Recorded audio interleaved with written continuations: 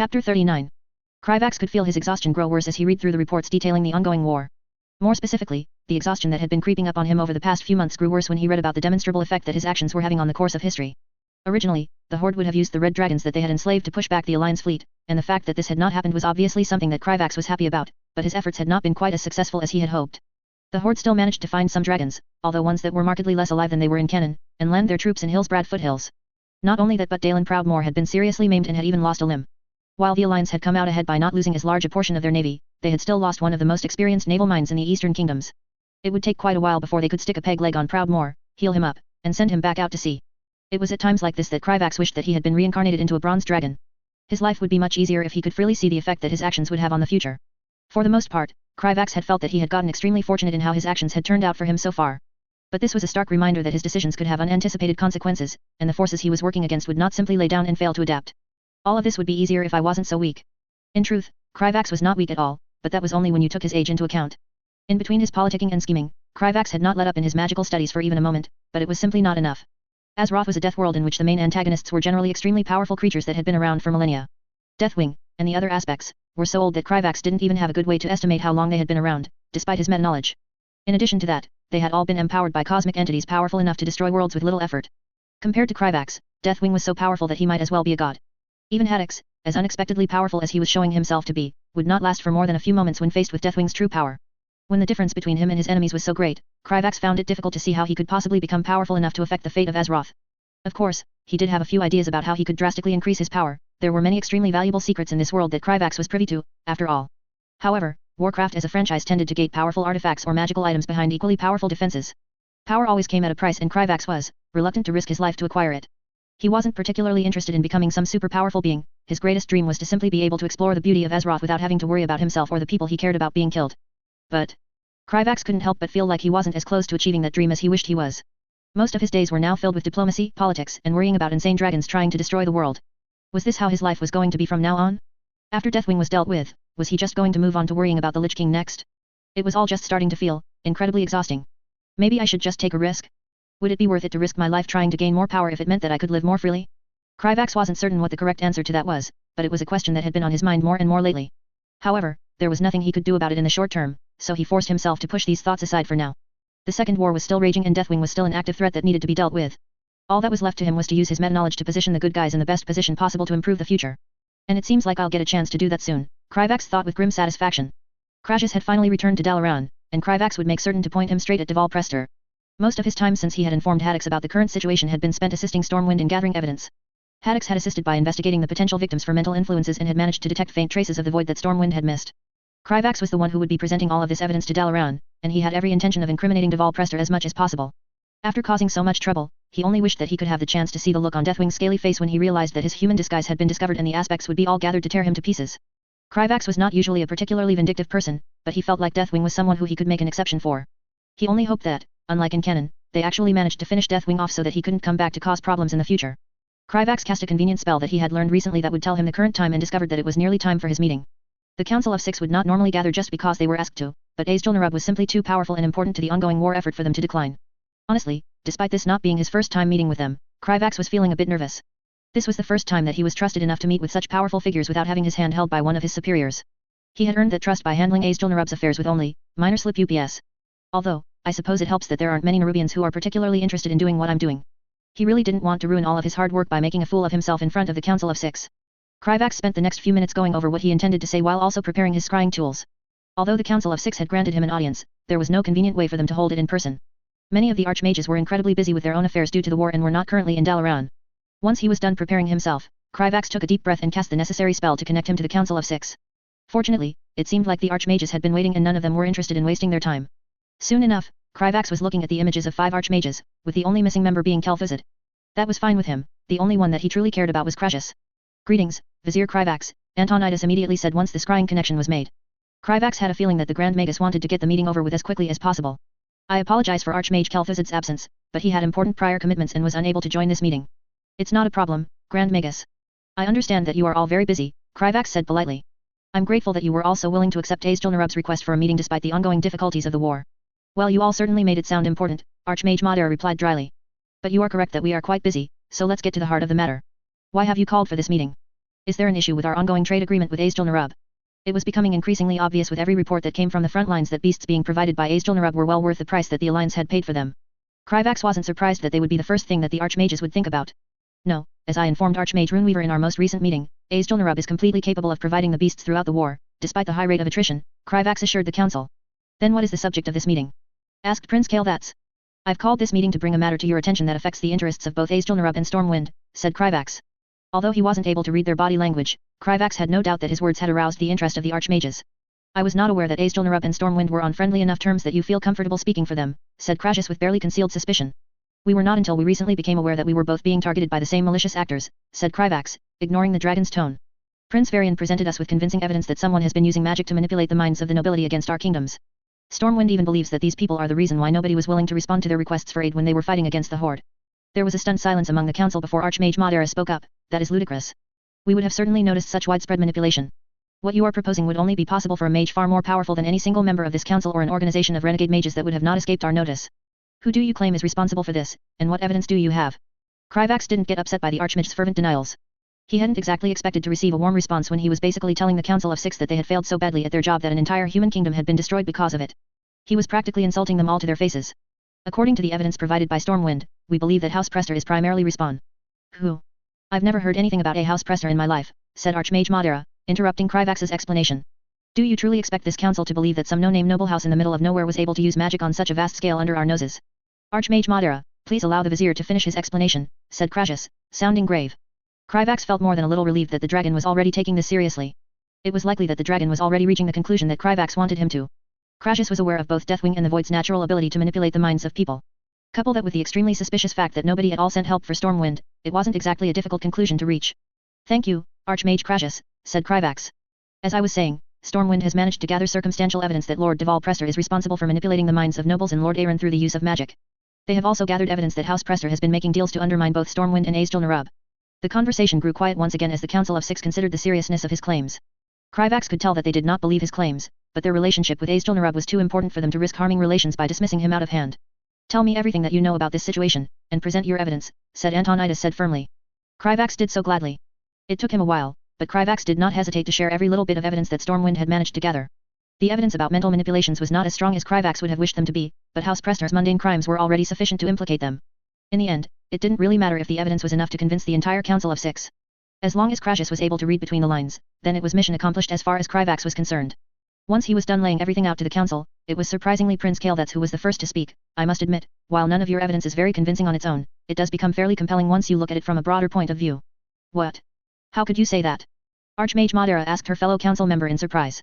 After hearing the evidence, I agree that there is likely some malicious group that is targeting both Stormwind and Azjol-Nerub, but they barely have any evidence that there is magic involved in this matter. This is not the first time that I've found myself suspicious about how Stormwind fell without any of us knowing about it, Kael'thas calmly explained. Malicious action by a powerful organization would explain how this happened under our aegis. In that context, the evidence that Vizier Kryvax has presented is enough to convince me that House Prester is deeply suspicious and is worthy of investigation. A proper investigation would take much of our already limited time, said Antonidas. We must be certain this is warranted before we make such a commitment. Kryvax stayed quiet as the Council of Six argued the merits of investigating House Prester amongst each other, focusing most of his attention on Crassus. He was sure that the dragon should have already connected Deval Prester to Deathwing, but he was beginning to grow nervous as Crassus maintained his silence. Kryvax was in the middle of answering a question asked by Archmage Modera about the evidence when Crassus finally decided to speak up. I believe that we should launch a full investigation of Lord Deval Prester. After a moment of silence, Antonidas was the first to respond. Why do you believe we should do that, Archmage Crassus? I largely agree with Prince Kael'thas. The events that took place around Stormwind make no sense, said Crassus. Not only that, but has anybody asked why any organization would choose to target both Stormwind and Azjol-Nerub? The only reasonable explanation is that they are trying to aid the Horde. Regardless of whether or not magic is involved in this matter, it would be foolish to ignore the dagger that is about to be buried into our backs. Kryvax felt a growing sense of satisfaction as the conversation gradually turned in his favor. Crassus had obviously noticed the clues that had been prepared for him and was now turning his attention to Deval Prester. Once he knew for certain that Deval Prester was the human identity of Deathwing, the only remaining problem would be finding the dragon soul. It would be difficult, but there were a limited number of places where Deathwing could logically keep it. After that happened, Kryvax was certain that Crassus and the other aspects would be able to put together a plan to deal with Deathwing. He couldn't help but let out a sigh of relief. Kryvax was in the middle of daydreaming about dragons fixing all of his problems and ending the war with the Horde in a single day when he realized that Crassus was asking him a question. I apologize, Archmage Crassus, could you repeat your question?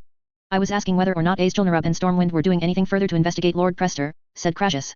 Ah. I guess he's probably worried about someone tipping off Deathwing. Truthfully, Kryvax had been a bit worried about the same thing after Haddix had informed him of his intent to look into Deval Prester.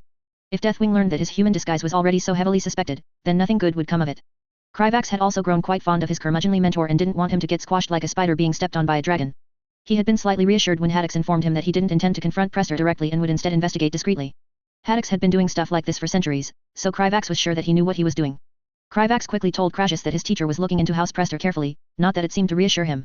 I do hope that he isn't caught, Crassus said worriedly, unknowingly echoing Kryvax's own thoughts. If House Prester is indeed responsible for everything that you claim they are responsible for, then they are extremely powerful and dangerous. This matter is one that needs to be handled with delicacy. We understand that, Archmage. Azjol-Nerub will not do anything that lets Prester know that he's under suspicion, said Kryvax. I'm glad to hear that, said Crassus, still not sounding assured. Crassus turned his attention back to the ongoing conversation and Kryvax allowed his thoughts to drift to worrying about his mentor. He really hoped that Haddix wouldn't end up making him a liar. Haddix glared balefully at House Prester's ancestral home and knew instantly that he was in the right place. The building was completely covered in a dense weave of protective spells that was extremely out of place considering Prester's supposed level of wealth. They were so dense and complicated that the vast majority of viziers would have absolutely no hope of entering the building undetected. Even he, who was more capable than most at sneaking past magical defenses, would not be able to get in easily. According to information provided by Stormwind, Deval Prester should be handling business in Alterac, and the man's goblin servant should be away from the manor as well. Despite having several children, none of them were known to live in the Prester's family manor, so it should currently be completely empty. It was a strange thing for a human noble to have only one servant, but it was obvious to Haddix that Prester was not a normal noble. Still, he would have expected the building to be busier than it was. Void cultists had a tendency to congregate if they were not called quickly enough. Knowing that he would not receive any answers from glaring at the building, Haddix began to carefully weave a path through the wards. It was a time-intensive task. He would dismantle the wards completely, but he could not afford to leave behind any indication of his intrusion. Void cultists were easiest to deal with when they did not know that they were being hunted. Haddix had every intention of learning everything that he could about his enemy before he exterminated them. With a hum of pleasure, Haddix stabilized the path through the first layer of magical defenses and immediately began working on the rest. Every new spell was more complex and lethal than the last, and Haddix began feeling impressed by the skill of his target. These humans are truly more capable than I had given them credit for, Haddix grudgingly admitted. How is it that they managed to learn so much in so little time? Haddix eventually succeeded in getting through the final layer of external wards. He was certain that there would be more inside the manor, but he would need to go inside to find out. Of course, he had no intention of actually entering the building with his own body when he didn't need to. With practiced ease, Haddix cast the spell to send his mind into the flyer that he had brought with him. Not only was using a flyer much safer than risking his own body, but Haddix had found over the years that many mages created wards that did not work on them. He could not recall the number of times that he had been confronted with a complex alarm ward, only to discover that the casting mage had created an exception for animals to prevent false alarms. Haddix didn't hesitate to send the flyer over the tall walls that surrounded the manor. Once past the walls, he was immediately confronted with a rather simple alarm spell, much more simple than he would have expected. Attempting to lure me into a false sense of security? If so, then their efforts were doomed to failure. Haddix had not lived as long as he had by being uncautious, it would take something truly exceptional to surprise him. Haddix directed the flyer through an opening that would allow it access to the building, only to immediately be confronted by the most potent source of void that he had felt in centuries. Forcing down his discomfort, Haddix carefully inspected the deadly void spell that was set to protect the interior of the manor from any intruders. It was easily one of the most dangerous and sophisticated examples of void magic that he had ever seen. With morbid curiosity, Haddix took a calming breath and began to use his extensive experience to analyze the spell's structure. It seems like this spell was created specifically to kill mages. I can tell that almost any counterspell would quickly have its magic devoured and absorbed. The spell has a tracking component, so fleeing would be useless, it would even have followed me through my link to the flyer. The more Haddix looked at the spell, the more uncomfortable he became. He could already tell that if he had walked into this spell unaware then he would have died a painful death. It doesn't seem to have an alarm function, but the caster would be able to tell that it was triggered once they returned to it. The trigger seems set to go off by proximity. However, there does seem to be something more complex about this spell that I'm not seeing. After a few moments, Haddix realized what he was missing and immediately tried to sever his connection to the flyer. Unfortunately, it was too late. The flyer was dead faster than Haddix could react. The last thing it saw was a maw filled with razor-sharp teeth manifesting beside it and spewing out black tentacles from its depths. Now that same maw was manifesting from thin air next to Haddix, and he was already running away and beginning to cast the only spell he knew that might save his life. The void, however, had no intention of allowing him to live long enough to finish casting that spell. Haddix hurriedly reached into his spatial bag and threw out one of his most powerful defense artifacts at the tentacle that was reaching for him. The artifact activated and instantly created a powerful arcane barrier around Haddix without him needing to cast anything. The force that resulted when the tentacle slammed into it was enough to stagger him, but Haddix did not allow his casting to interrupt for even a second. He knew that if he did, then he would not be survive. It only took 2 more hits for the barrier to be shattered, the arcane magic making it up swiftly devoured. A moment before Haddix was able to finish casting his spell, the tentacle wrapped itself around one of his lower arms and one of his legs, tearing them off with ease. All of his defensive spells were rendered completely useless as the spell seemed to devour the magic sustaining them with its mere touch. It was only thanks to the fact that Haddix habitually used magic to ignore his own pain during a fight that he was able to prevent himself from screaming and instead finish his spell. Just as the tentacles were about to finish him off, Haddix opened his mouth and let forth a stream of violet, iridescent webbing that surrounded the tentacles and the maw that it came from. Haddix could feel his mana reserves being quickly depleted, but he could already tell that his spell was working. While the spell in Prester Manor was designed to use the void to devour magic in general, his spell used arcane magic to suppress the void. The maw thrashed wildly against the webbing that surrounded it, but it failed to escape no matter how hard it tried. Eventually, it stopped moving and Haddix was able to tell that the spell had been successfully suppressed. Haddix slumped over in relief, careful not to allow himself to become unbalanced due to his missing leg. I have to move quickly. Haddix reached into his spatial bag and quickly retrieved a potent healing elixir derived from troll blood. It would not be enough to regrow his limbs, but it would give him enough time to finish his business. Once that was done, Haddix summoned every drop of resolve he could for what came next. The void energies that he had sensed from the spell that almost killed him were by far the most potent that Haddix had sensed in his life. Whoever created it was a threat that could not be permitted to exist. He absolutely could not allow his own failure here to jeopardize that by letting them know that they were being investigated. Fortunately, the only spell that had been triggered was the void spell, which did not have an alarm. Unfortunately, Prester would realize what had happened as soon as he returned. Haddix only hesitated for a moment before he turned his attention to the still suppressed void spell. It had triggered before because there was a portion of it that was capable of sensing those that were paying it extended attention. Haddix could feel that it wanted to continue attacking him, but there was no risk of it doing so as long as he was keeping it suppressed. I'm starting to feel dizzy. I have to act soon. Tightly locking away the intense disgust he felt at doing so, Haddix delved into the memories of the time that he spent with his mentor, Elder Yelrin. Most of the lessons that Yelrin had taught him were horrific, but Haddix had no choice but to make use of them in this instance. Memories of a time when he was young and naive, and had taken far too long to see the truth of the elder who had promised to teach him secrets most viziers could only dream of. The spell that had nearly killed him was far too complex a creation for Haddix to replicate with the void. However, he did not need to replicate it. He simply needed to restore it to its prior state before it had been triggered, which was just barely within his capabilities. Haddix let out a shuddering breath and focused on channeling the void. Immediately, he could feel his body attempting to reject the foul magic. He was well acclimated to arcane magic, so channeling other kinds of magic was not a simple task. It took Haddix nearly 10 minutes for him to return the spell to the state in which he had found it. 10 excruciating minutes where the pain of his missing limbs grew by the moment and the whispers grew ever louder. As soon as he was finished, Haddix immediately closed the gaps he had made in the outer wards and searched his surroundings to make certain that nothing was out of place. Thankfully, it seemed like the maw had devoured his limbs whole, so he didn't need to worry about any traces of blood. Finally, once he was as certain as he could be that his attempted intrusion would not be discovered, Haddix used the last dregs of his magic to teleport himself to his student's room in Capital City. If he had possessed the strength to do so, then Haddix might have actually laughed at the look on Kryvax's face when he appeared in his room missing an arm and a leg. Stop worrying, brat. It's not like it's the first time I've ever lost a limb. This is merely the price of overconfidence. As it was, Haddix didn't have the strength to do anything aside from passing out on the floor. As the world faded to black, he couldn't help but notice the oily whispers that vaguely sounded like his old master beginning to become audible in the back of his mind. Oh, the whispers are back. Those aren't going to go away for months, are they? Chapter 40. Are you ever going to stop fussing, brat? Vizier Haddix, I don't think bringing you your potions could be considered as fussing, Kryvax said in exasperation. I'm perfectly capable of getting them myself. I could teleport to and from the Queen's Cavern half a dozen times in the time it takes you to walk there. Well, I suppose it's a good thing that you don't have to, Kryvax calmly responded while placing the aforementioned potions down on a table next to Haddix's web hammock. Kryvax normally wouldn't feel comfortable rebuffing Haddix so casually, but his mentor had been acting uncharacteristically distracted over the past week. Glancing at the older vizier when he failed to respond, Kryvax noticed that Haddix was once again lost in thought and staring off into space. It was something that had been happening frequently ever since Haddix had gotten pulled apart by one of Deathwing's traps. Kryvax felt his mood sour as he recalled the events that happened just a week ago. It was only now that Kryvax realized that he had built Haddix up to be some kind of indomitable figure in his mind. The vizier was a skilled and ancient wizard who had always seemed able to handle everything that came his way. Even if Kryvax had known intellectually that Deathwing was far outside of his weight class, he'd never truly considered the possibility that Haddix would be so heavily injured by some preset defenses. He could still remember the panic that he had felt when Haddix had suddenly teleported into his room, bleeding heavily from his missing limbs. After he simply collapsed onto the floor without saying anything, Kryvax had even thought that the vizier might be dead. Kryvax felt a hint of shame when he remembered how long he had stood there in frozen shock. His slow reaction could have very nearly cost Haddix his life. It was only after he felt the growing pool of blood touching his feet that Kryvax had pulled himself out of his stupor and sprung into action. The first thing that he had done was send Masruk to bring a healer from the Church of the Holy Light as discreetly as possible. Kryvax was extremely glad that Azjol-Nerub had a decent relationship with the church thanks to Nerubian and because they had not hesitated to do so. The second thing that he had done was inform Vizier Crinus and Archmage Runeweaver of the situation. The first was because she was nominally his superior, and the latter because he needed the Kirantor's help to keep the issue quiet. Kryvax had not had any idea at the time how much Deathwing had known about Haddix's attempt to investigate his manor, or how bad things would get if everyone knew about the vizier's injuries. Given those circumstances, Kryvax had felt that it was best to err on the side of caution. So it was that Haddix's injuries were tended to, they all secretly went to the safety of the Nerubian enclave in Lordaeron, and his teacher started to receive further treatment. Still, Kryvax knew that this event likely sent shockwaves through both Azjol-Nerub and the Kirantor. A diplomat, especially one as powerful as Haddix, being injured by a human noble was no small matter. The only thing stopping it from turning into a gigantic political shitstorm was the need for secrecy. After waking and hearing about how Kryvax had handled things, Haddix had given him rare praise for performing well and clear-minded during an emergency, but Kryvax did not feel any pride. Not when he had known the danger that the vizier had been walking into and failed to say anything. Not when he still couldn't bring himself to say anything, even after the fact. It felt like every time that Kryvax considered sharing what he knew, his mind turned to the worst possible outcomes. What nonsensical thoughts are going through that head of yours, Kryvax? Asked Vizier Haddix, pulling him from his thoughts.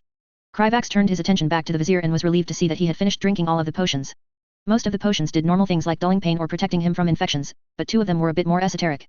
One of them was provided by the order and was used by Haddix to clean his wounds of the void.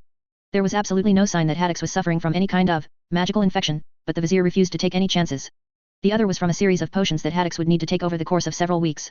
These potions would prepare his body for the magical ritual that would regrow his limbs. While these potions were rather miraculous, they had the unfortunate side effect of making Haddix too tired to do much. Predictably, the vizier despised being seen as helpless and was not the most pleasant of patients. I'm just thinking about how we're going to move on from here, Kryvax lied. The situation is more than a little complicated. Obviously, the Order will need to do everything in its power to destroy the creature wearing the skin of Deval Prester, said Haddix, his tone grim. One of the first things that Vizier Haddix had done after waking up was contact the Order and tell them about what had happened. He wanted them to immediately put together a kill squad composed of all their most powerful members, but something like that would take time if it ever happened. Do you think that they'll be able to move quickly enough? Asked Kryvax. Didn't you say that the Order hasn't been able to send people to the Eastern Kingdom because the High King is watching them too closely? If Deval Prester is as powerful as you say he is, it doesn't seem likely that the Order will be able to organize a team to confront him anytime soon. Haddix took a moment to quietly consider the matter before he responded with a voice full of conviction, even if we are forced to rely on the aid of the Kirin Tor, we must do everything we can to see it dead. There's no telling what kind of damage such a powerful creature could do if left to its own devices. Oh, I think I can imagine it just fine. A lull grew in the conversation as both Haddix and Kryvax both found themselves considering the severity of the situation, until the silence was suddenly broken when Haddix decided to address the elephant in the room. Are truly you not going ask, brat? Do you truly want me to ask, Vizier Haddix? Asked Kryvax, studying his mentor's expression. Vizier Haddix had not tried to hide that he had personally used the void during his investigation at Deathwing's Manor. Even if he wanted to, Haddix had already taught Kryvax how to sense the void well enough that he could faintly sense it in his mentor. Kryvax had not made a big deal about it due to Haddix's injuries, but it wasn't exactly something that they could avoid talking about forever. I thought that I had properly explained to you how dangerous the void was. You should have demanded an explanation from me the moment that I told you. Well, all right then. Since Haddix seemed to want to talk about it now, Kryvax decided that it would be best to just address the matter directly. Why do you know how to use the void? Does the Order know that you can use it? Of course they do, said Haddix, scoffing. They're the ones who rescued me from the insane fool that taught me how to use it in the first place. Who taught you? Kryvax asked curiously. Haddix assessed him for several moments before responding. This is not normally information that I would share, but I believe it is a story that you need to hear. The void's influence in the Eastern Kingdoms is far more powerful than I imagined, and you need to understand how subtle and corruptive it can be. I understand, Vizier, Kryvax said solemnly. Haddix nodded at him before he began telling his story in a voice that was too neutral to not be forced. Much like you, I was recognized to be exceptionally talented at learning magic, and managed to catch the attention of a powerful vizier who wished to take me on as an apprentice. His name was Elder Yelrin, and he was the leader of the Lost Knowledge Research Division, and he was one of the most knowledgeable and influential viziers in the capital. As he spoke about his old mentor, Kryvax felt like he could hear a bit of melancholy creep into Haddix's voice. Elder Yelrin was a vizier who was extremely dedicated to the acquisition and spreading of knowledge. Where many viziers might have chosen to hoard their knowledge, Elder Yelrin did not hesitate to teach me everything that he knew, said Haddix, his gaze distant as he recalled old memories. Without him, I can confidently say that I would not have grown to become half the mage that I did. He freely taught me magic that most mages had never even heard of. I grew to admire him more than any other vizier in the kingdom. Despite his words, Kryvax couldn't see anything resembling admiration in the vizier's expression. He already had a good idea about where this story was headed. One day, Elder Yelrin informed me that the Lost Knowledge Research Division had unearthed a network of ancient tunnels that predated the Sundering. He said that he was excited to teach me a new form of magic that he had discovered while studying artifacts that were discovered inside, and that he needed my help to learn more about it. Why didn't the Order stop him? Asked Kryvax. I'm sure they must have known that tunnels from before the Sundering would be dangerous.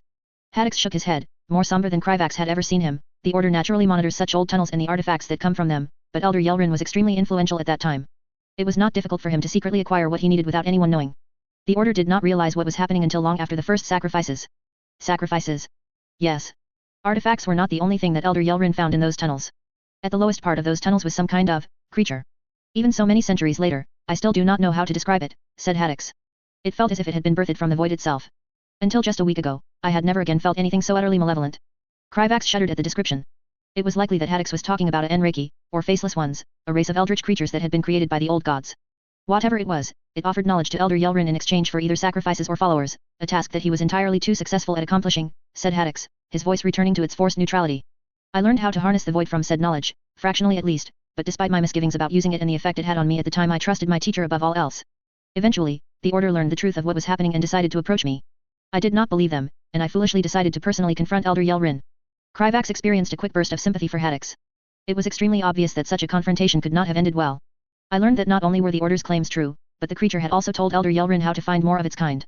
I do not wish to share the details, but suffice to say he and I came into conflict and I was the only one to survive. Kryvax remained quiet, unsure of what to say. After that, the Order recruited me into their ranks, managed to kill the creature, and acquit me of any wrongdoing, said Haddix, his gaze losing the unfocused luster that they had taken on throughout the story and focusing on Kryvax. I had not used the void since, locking away its tempting whispers behind centuries of arcane discipline and self-control, until recently. I tell you this because you must understand how capable that void is at twisting people into monsters. The moment that you sensed it in me, you should have begun keeping your distance. Kryvax continued to remain silent as he considered what he had heard. It was an awful story that exhibited the kind of horrible things that could happen in Azeroth, but he was not actually as naive as Haddix believed. If anything, the story just made him glad that had not been forced to go through anything similar. I will take your words to heart, Kryvax said earnestly. But I genuinely don't believe that you are anything like Elder Yelrin. That fact that you've been able to resist the Void's temptations for so long is proof enough for me. Vizier Haddix stared at him for several moments before scoffing and leaning back in his hammock. One day, your soft heart is going to get you into trouble, Kryvax. You're entirely too trusting. Despite the rebuking words, Kryvax felt like he could hear a faint fondness in his mentor's voice. Oh, Vizier Haddix. If only you knew how wrong you were. Trust was not something that he'd ever had an abundance of. After that, the two of them discussed the Kirin Tor and their ongoing investigation into Deval Prester for several minutes before Haddix grew tired and Kryvax decided to leave the room. As soon as he left, Kryvax was confronted with the figure of Masruk as his friend followed him back to his room. Are you okay? Asked Masruk as soon as they were alone. They both knew that the past few days had not exactly been the easiest on Kryvax. No, not really, said Kryvax, not elaborating further as he slumped over in exhaustion. Is it anything that you can talk about? Kryvax wondered how he should respond to that. Should he just say, hey, this world is super terrifying, or I'm scared that I've made everything worse and we're all about to be killed by an insane dragon? After he realized that he wouldn't be receiving a response, Masruk merely nodded in acceptance. Even if I'm not as smart as you, I'm not an idiot. I know that you and Vizier Haddix are doing things that you can't tell me about. Things that are important and weigh on you heavily. That didn't surprise Kryvax at all. Masruk had been there on more than one occasion when Kryvax was covering for a missing Haddix. Not only that, but Haddix had not been shy about kicking Masruk out of a room whenever he wanted to speak with Kryvax about something related to the Void. Yet throughout it all Masruk never argued or complained, he simply did his duty with the same stoicism that he had possessed since they were just hatchlings. Masruk simply supported him all the while like the true friend he was, and it always made Kryvax feel both grateful and guilty to have him in his corner. If you cannot tell me more, then I will not ask. I only wish to tell you one thing. If you are ever in danger and need my help, you will have my support. Kryvax looked over to Masruk and was immediately able to tell what he was thinking. It was obvious that his friend was worried that Kryvax would end up bleeding out on the ground like Haddix without having any way to know the cause. As both a guard and a warrior, this must be something that grated heavily on his instincts. Thank you, Masruk. I don't deserve a friend like you, said Kryvax, suddenly filled with emotion. Masruk shook his head in denial. You might not see it, but you've done more to change my life than anyone else, Kryvax. If not for you, I'd probably be just another warrior in Killikuk, and would have never gotten the chance to see all that I have. And for that, you have my eternal thanks. Maybe the ignorance would have been better. Masruk, I think that anything that Kryvax was even thinking about saying was cut off as his magical senses felt something suddenly reach out, grab him, and bypass all of his passive defenses as if they did not even exist. The last thing he saw was Masruk's shocked expression and outstretched hand before he vanished in a flash of light. The mood in the Chamber of Air was grim as the Council of Six listened to the report being made by Archmage Runeweaver on the ongoing investigation into Lord Deval Prester. Ever since Vizier Haddix had been grievously injured while attempting to investigate the noble's manor, the council had been taking the matter far more seriously. Most of them recognized the vizier as someone who likely held the skill of an archmage, so the fact that he had been injured was no small matter. They were all extremely fortunate that they had been successful in keeping the affair under wraps and that it had not escalated into a diplomatic incident. Crashes found his thoughts wandering to the events that brought them here. He had been at his home while having a conversation with Lord Maligus through a scrying spell about their efforts to locate the dragon soul when he suddenly received a summons from the Council of Six. Once they all gathered, Crashes quickly learned that Vizier Haddix had been severely injured during his investigation, teleported to his student's room in Capital City while missing several limbs, and immediately passed out on the floor. Apparently, Kryvax decided to ask Archmage Runeweaver to assist him in discreetly transporting the injured vizier to the Nerubian enclave in Dalaran and keeping the matter quiet. Runeweaver immediately agreed to help and then used his authority as a member of the Council of Six to teleport Vizier Haddix through the city's wards and brought him to the enclave. There had been a bit of discussion on whether or not Haddix should be sent to Enkilla to receive medical attention or if the Nerubians would send a queen to the city's enclave, but they eventually settled on the latter option. To think that the Nerubian queens could even regrow limbs with their magic.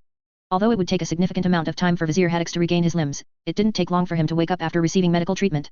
It was only then that Archmage Runeweaver learned the full story and then called for an emergency meeting of the Council of Six. On that day, Crashes became as certain as he could reasonably be that Deval Prester was Deathwing. The Council of Six decided to make their investigation into Prester their top priority, and Crashes immediately reported the news to the Aspects. It took some time, but the Aspects had eventually agreed on a plan for how they intended to deal with Deathwing, one that filled Crashes with a strange mix of anticipation and uneasiness. Between the two groups, his recent days had been filled with many extremely important meetings, such as the one he was currently attending. Despite their busy schedules, the Council of Six had decided to meet within the Chamber of Air rather than holding the meeting over a scrying spell. As a result of our investigations, I believe we can determine that Lord Deval Prester is very likely to be a powerful wielder of magic, said Archmage Runeweaver, pulling Crashes' attention back to the present. How so, Archmage Runeweaver? Asked Prince Kael'thas, leaning forward in his seat. I believe it is reasonable to reach this conclusion, simply on the fact that any attempt to study him through magic has failed to reveal anything, said Archmage Runeweaver. House Prester was ostensibly a small family of no significant renown, so there was really no reasonable explanation for why they could not scry Lord Prester. While it is true that he could possess some kind of powerful anti-divination artifact, even that would be extremely suspicious. Even if it's unlikely, it's still a possibility, said Archmage Madara, although she sounded as if she didn't believe it herself. None of Crash's colleagues were taking the news of this matter very well. If Deval Prester was truly a powerful magic user, then that lent credibility to the rest of the claims made by Vizier Kryvax. If there was an organization that had used magic to prevent Stormwind from receiving aid against the Horde, then the Kirin Tor had failed in their duties in a catastrophic fashion. The kingdoms had always trusted Dalaran to protect them from rogue wizards, but it was looking more likely that their trust had been misplaced. As far as Crassus knew, Archmage Madara in particular had once had family in Stormwind. The wards on Prester Manor are as powerful as Vizier Haddix has claimed, Antonidas said grimly. Despite my best efforts, I was unable to see past the outermost layer. Even if Lord Prester might possess some manner of artifact protecting him from magical observation, the wards on his manor are enough evidence that he is at least affiliated with an extremely powerful mage. The rest of the council grew silent at the Grand Magus words. If the Grand Magus was referring to a mage as extremely powerful, then it was clear to everyone gathered that they had stumbled onto something big. If only they knew what they were up against. Although, I suppose they won't remain ignorant for much longer. How are we going to handle this? Asked Kel'Thuzad. He always was one to prefer action over words. Lord Prester must be confronted. We cannot afford to ignore such a dangerous enemy in our midst while we are at war, Crassus said truthfully. As far as he was concerned, Deathwing was by far a more significant threat than the Horde, and the Council of Six would need to help in dealing with him. It's not easy to form a strategy against an enemy with unknown capabilities, said Prince Kael'thas. We do not have the time to conduct a full investigation, Antonidas said firmly. It went without saying that such an investigation would risk any one of them being grievously wounded or killed, if Vizier Haddix was an example. No matter how powerful this Lord Prester might be, I sincerely doubt that he could stand up to the might of multiple archmages. Crassus looked around and saw that everyone seemed to be in agreement with the Grand Magus. All of them were extremely powerful individuals, so it was difficult for the archmages to believe that there could be a threat that they could not handle. You would be mistaken, mortal. Just as the council was about to begin discussing some kind of plan to attack Prester, they were suddenly interrupted by an unfamiliar voice. Dramatic as always. Crassus watched in exasperation as a portal opened in the center of the chamber of air. He must have greatly underestimated how tense the war had made his colleagues because more than half of them were already throwing spells the moment an elf-shaped figure walked through the portal. Archmage Madara summoned a half-dozen water elementals throughout the chamber, Runeweaver instantly created a swirling firestorm around the intruder, and Kel'Thuzad attempted to activate the chamber's defensive wards. If they understood who they were facing, then they would have known that attempting to harm Lord Maligus with magic was far beyond the abilities of any mortal, no matter how skilled and accomplished. With a wave of his hand, the aspect of magic simultaneously counterspelled each of the archmage's spells. The elementals disappeared as quickly as they had appeared, the firestorm fizzled out of existence while leaving behind nothing but smoke, and Kel'Thuzad suffered a magical backlash as his connection to the wards was severed. While that alone was enough to raise the perceived threat of Lord Maligus among the council, Crassus knew that the aspect could have done much worse. The smoke left behind by Runeweaver's firestorm quickly began to clear and the mortals were able to get their first look at Lord Maligus' mortal form. Like many of the aspects, his preferred mortal guise possessed distinct features that made it obvious that he was more than he seemed. Lord Maligus took the form of a regal blue-haired high elf with brightly glowing eyes and spikes of ice protruding in a neat row along the sides of his jaw as well as a row of horns that started at his forehead and disappeared into his hair. Crassus recalled that in the past Lord Maligus' mortal form looked more like a normal highborn, but has since changed it. Most likely due to his dislike of them after the War of the Ancients. Who are you, intruder? How did you pass through the chamber's wards? Asked Antonidas, gripping his staff as oppressive waves of magic emanated from his body. Be honored, mortals. You are the first of your kind to stand in my presence in 10 millennia, said Lord Maligus, stepping further into the chamber and closing the portal behind him. I am Maligus, aspect of magic and leader of the Blue Dragon Flight. Crassus held mixed feelings as he studied the reactions of his colleagues. A part of him had always felt a little guilty over hiding his true nature from the people who he otherwise trusted. It felt a bit surreal that the aspects had decided to involve themselves directly with the mortals, but they had reluctantly decided that this would be the best course of action. Combined with the evidence brought forward by Stormwind and Azjol-Nerub, Vizier Haddix's injury was enough to convince the aspects that Deval Prester was almost certainly the mortal guise of Deathwing. From there, they had immediately begun arguing about what they should do with this information. As long as Deathwing still had possession of the dragon soul, attacking him head-on would be a foolish endeavor. In order for the aspects to be able to confront Deathwing, the dragon soul would need to be located and retrieved by mortal hands. Otherwise, there would be an unacceptable risk that one of Deathwing's mortal servants would use it to take control of the other aspects. If that were to happen, then there would be no one in Azeroth who could even hope to stand against the corrupted aspect. The only problem was that they did not know with certainty where the dragon soul actually was. However, they did have a decent idea. Deathwing would by necessity need to keep the dragon soul in a well-guarded location that he could easily access. It would be useless if some mortal was to sneak off with it, or if it was too far away for Deathwing to actually use if he was ambushed. With that in mind, the Dragonflights had mobilized all of their mortal servants and were searching every location that they could think of. With Lady Asira searching through mortal dreams for anyone who had seen the dragon soul and Lord Maligus using his arcane knowledge to search as well, Crassus had no doubt that they would eventually find it. You claim to be a dragon? Prince Kael'thas asked in surprise. Out of all the mortal races in the Eastern Kingdoms, his kind were the ones who knew the most about dragons. Did you not hear what I said, elf? I am far more than just a dragon, Lord Maligus said with an annoyed expression before calming down a moment later. Although I suppose I should not blame you mortals for not understanding the significance of my titles. Your ignorance is not truly your fault. Crassus barely held back a weary sigh. He really wished that Lord Maligus had not insisted on being the one to approach the Council of Six. Then please, educate us, Crassus said quickly before the conversation could devolve any further. He could already see most of the council was growing increasingly offended, aside from Kel'Thuzad, who was staring at Lord Maligus as if he wanted to peel him apart and learn his secrets. I'm sure we would all like to know why you are here. Lord Maligus huffed disdainfully before returning to the subject at hand. I've come to inform you all about a force that threatens not only you but all of Azeroth. This would not normally be something that concerns the mortal races, but due to certain circumstances we must work together if any of us wish to survive.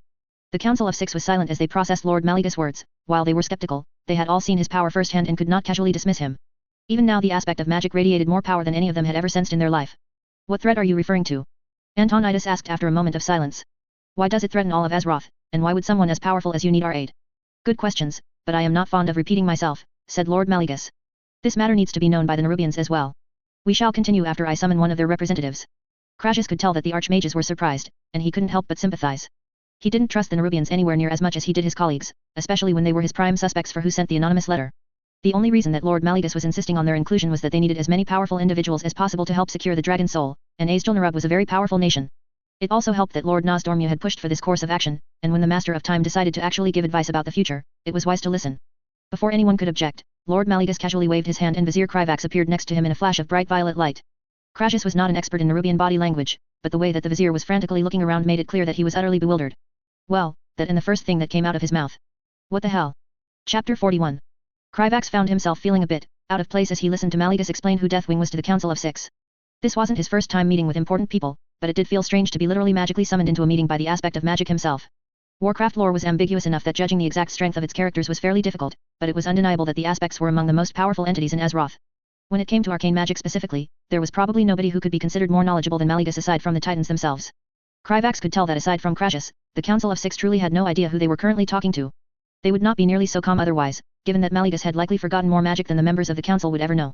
Krivax really hoped that Maligus wasn't going to go crazy or crazier, that is and declare war on Azeroth's mortal magic users. He already had one crazy dragon to deal with, and he really couldn't handle the stress of dealing with another. Glancing discreetly at Archmage Kel'Thuzad and Prince Kael'thas, Krivax couldn't help but note that he was currently standing in the same room as more than a few potential future villains. One problem at a time. Krivax turned his attention back to Maligus' ongoing explanation. Although the majority of the information being shared was accurate, Krivax could tell that Maligus was withholding a few of the more sensitive details. Specifically, he was not telling the Council of Six anything about the fact that the aspects had been empowered by the Titans. Instead, he basically described them as simply the leaders of their respective dragon flights. The Titans were some of the most powerful entities in Warcraft lore and were strong enough to easily destroy entire worlds.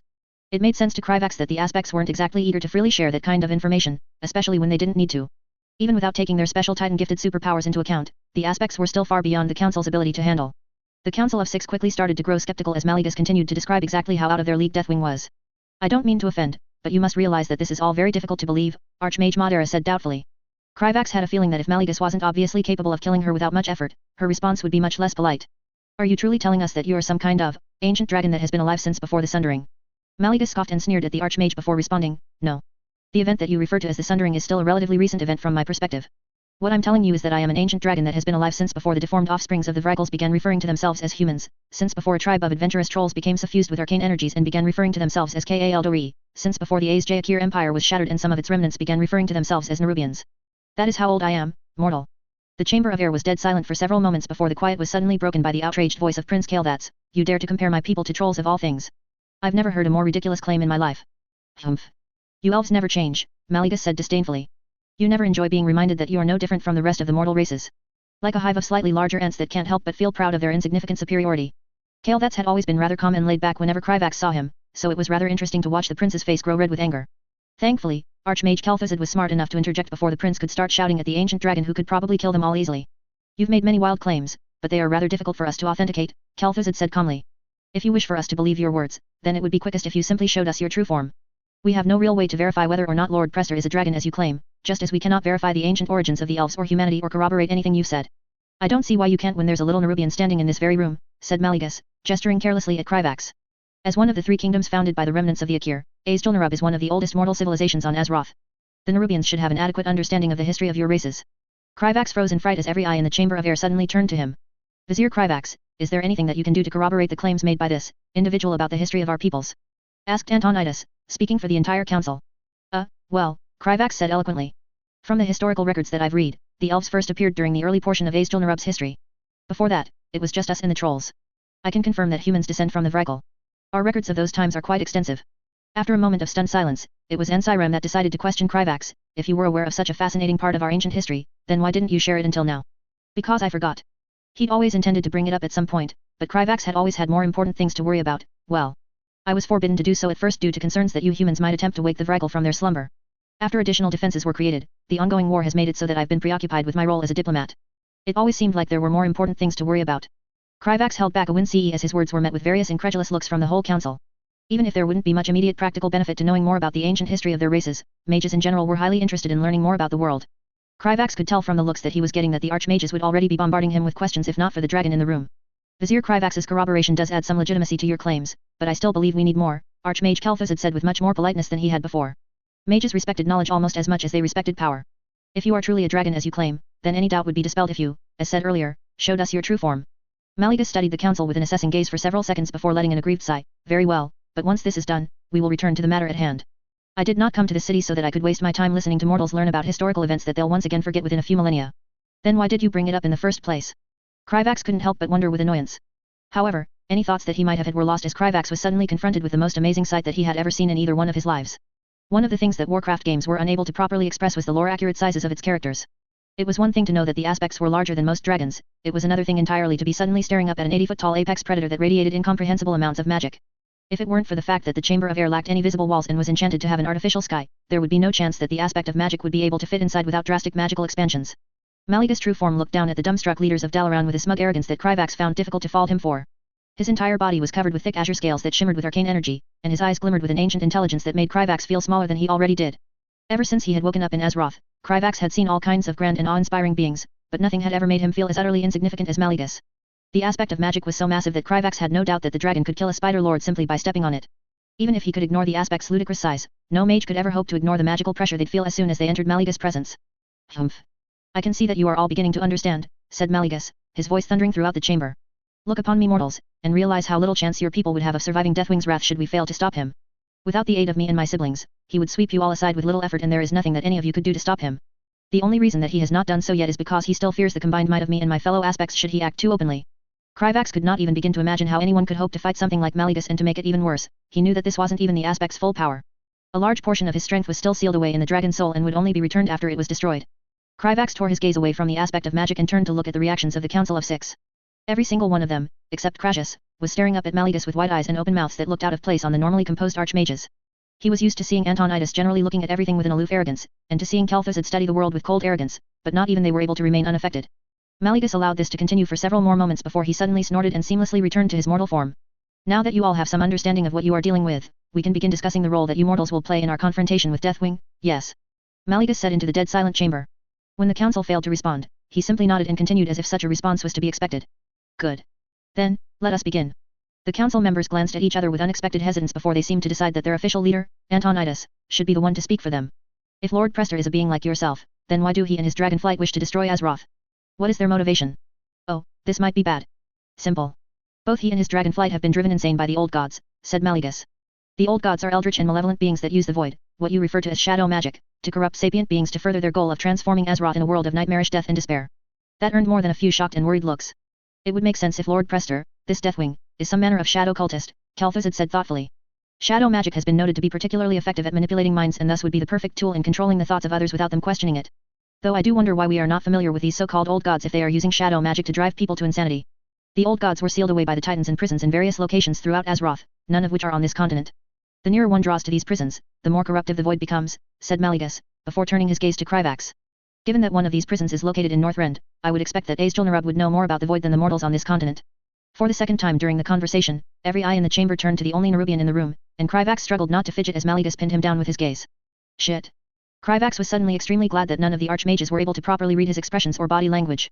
Before anyone could ask him any uncomfortable questions, Kryvax decided to speak first. I've never heard about the void myself, but there's a chance that such information is kept secret by Azjol-Nerub's leaders. I'll be sure to consult with my superiors as soon as this meeting is over. However, I'm very concerned to hear about the prison on North End. Could you please tell me more about that, Lord Maligus? It would have been completely unrealistic for Kryvax to completely deny that Azjol-Nerub knew anything about the void at this point, but as a member of the Order, he couldn't exactly tell them the truth without permission. It was better to keep his response as ambiguous as possible and go get help from Haddix as soon as he could. The current situation had the potential to quickly become a disaster if the Council of Six decided to approach the rest of the delegation with their questions. Kryvax wasn't looking forward to being labeled a traitor to Azjol-Nerub if the High King discovered the Order before they decided to reveal themselves. As far as he was concerned, the Order had officially reached the point where they no longer had a choice in the matter. A member of my dragonflight will be sent to the city in order to facilitate communication. You can ask him your questions later, Maligus said dismissively. Kryvax relaxed once it became clear that nobody would be calling him out on his lies. For now, let's discuss how you mortals can actually aid us in Deathwing's destruction. With a wave of his hand, Maligus summoned an illusionary image of a featureless golden disc in the center of the chamber. This is an ancient artifact of great power known as the Dragon Soul, said Maligus, his voice shaking slightly and losing some of its detached arrogance. Kryvax couldn't help but note that the dragon wasn't looking at the conjured image at all. Shortly before his betrayal, Deathwing created it himself as a weapon that could be used against his fellow dragons. As long as it remains in his possession, the dragonflights lack the ability to confront him directly. Kryvax noted that Malegus failed to mention that the dragon soul could actually take control of dragons, and was not just a weapon. He had no doubt that the dragonflights were concerned about what the mortal races might do if they learned the truth of the matter.